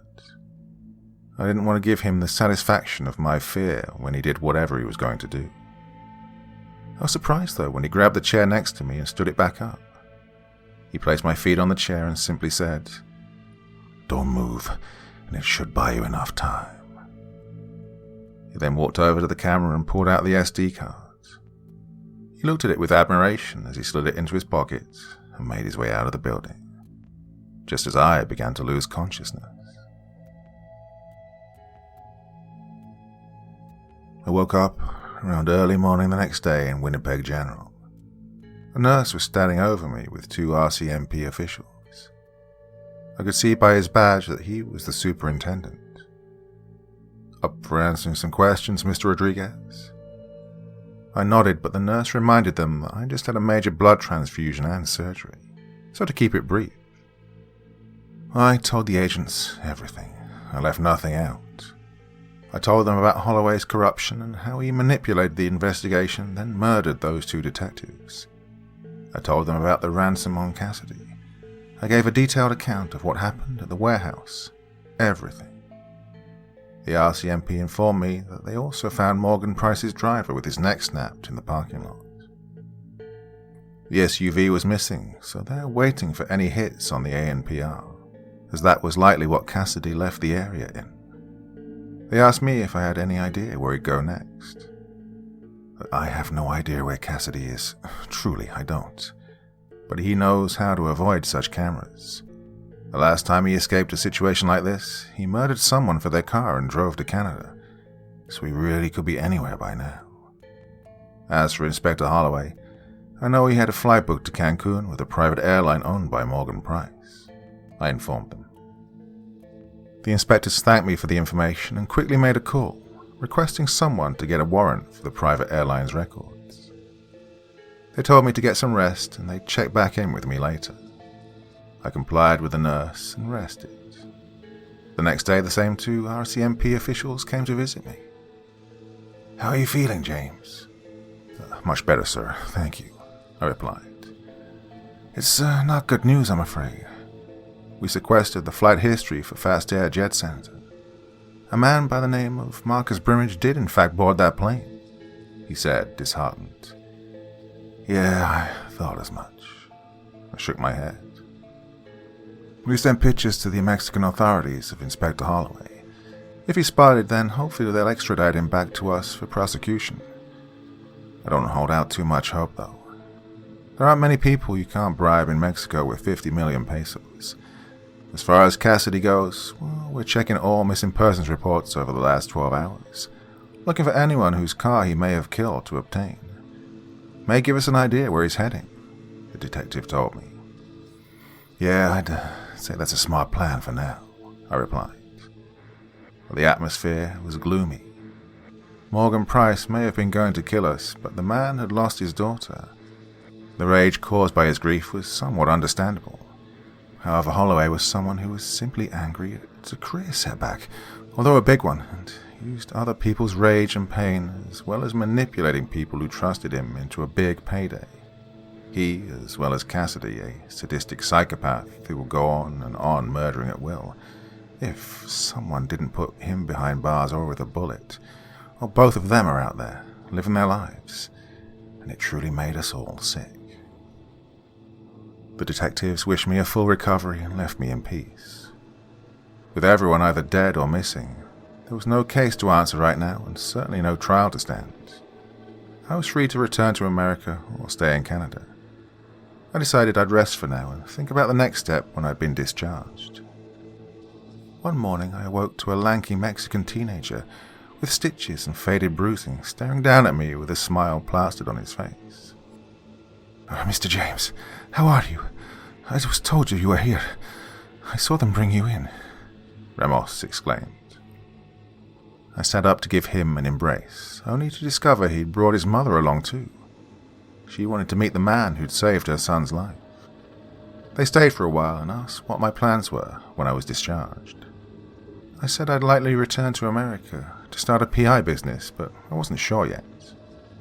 The mother, whose name was Anna, wrote their address down and told me if I was ever to return to Canada, I'd have a bed and warm meal any time I needed it. I thanked them for their kindness, and they thanked me for caring like no one else has. I left Winnipeg General after 5 days. I checked out of the hotel officially, although I was given a pretty decent discount for saving one of their staff from being burned alive, and on account of the fact I'd been in hospital for the most part. I packed up my stuff and my files and was on the next flight back to Texas. As the plane ascended into the sky and the vast land of North America became very, very small, I couldn't help but wonder where on that patch of green Robert Cassidy was hiding.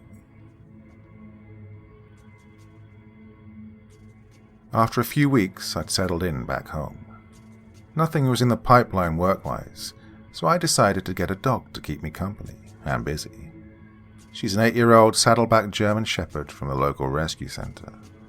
Her name's Elsa, and she's given me something to get up for in the morning, literally.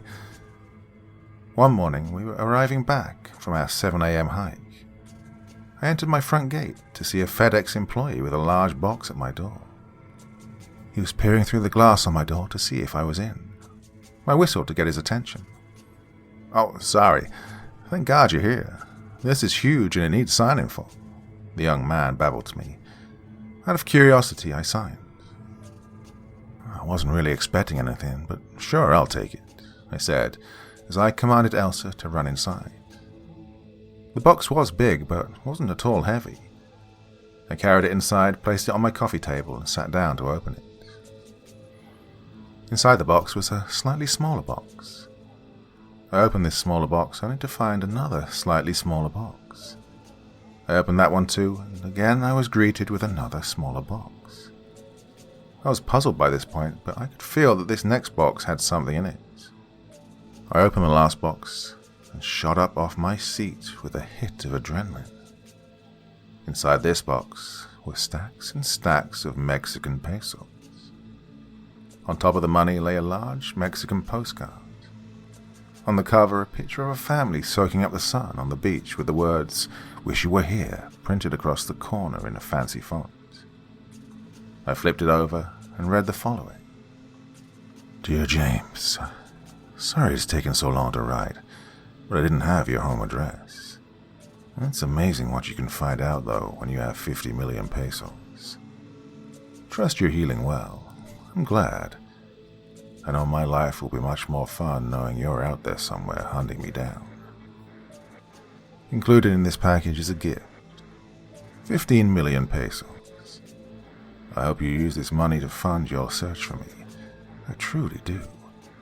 Life has become boring for the gazelle without his old friend the lion chasing him down. However, I imagine this will be forwarded to your little Mexican friend in an attempt at cleansing your soul. Do you still see old Wincy when you close your eyes at night? Or is it me that you see when you wake up alone in the dark? I hope it's not so long until we meet again. Perhaps you can answer that in person. Tag, you're it. From your old friend, Marcus Brimage."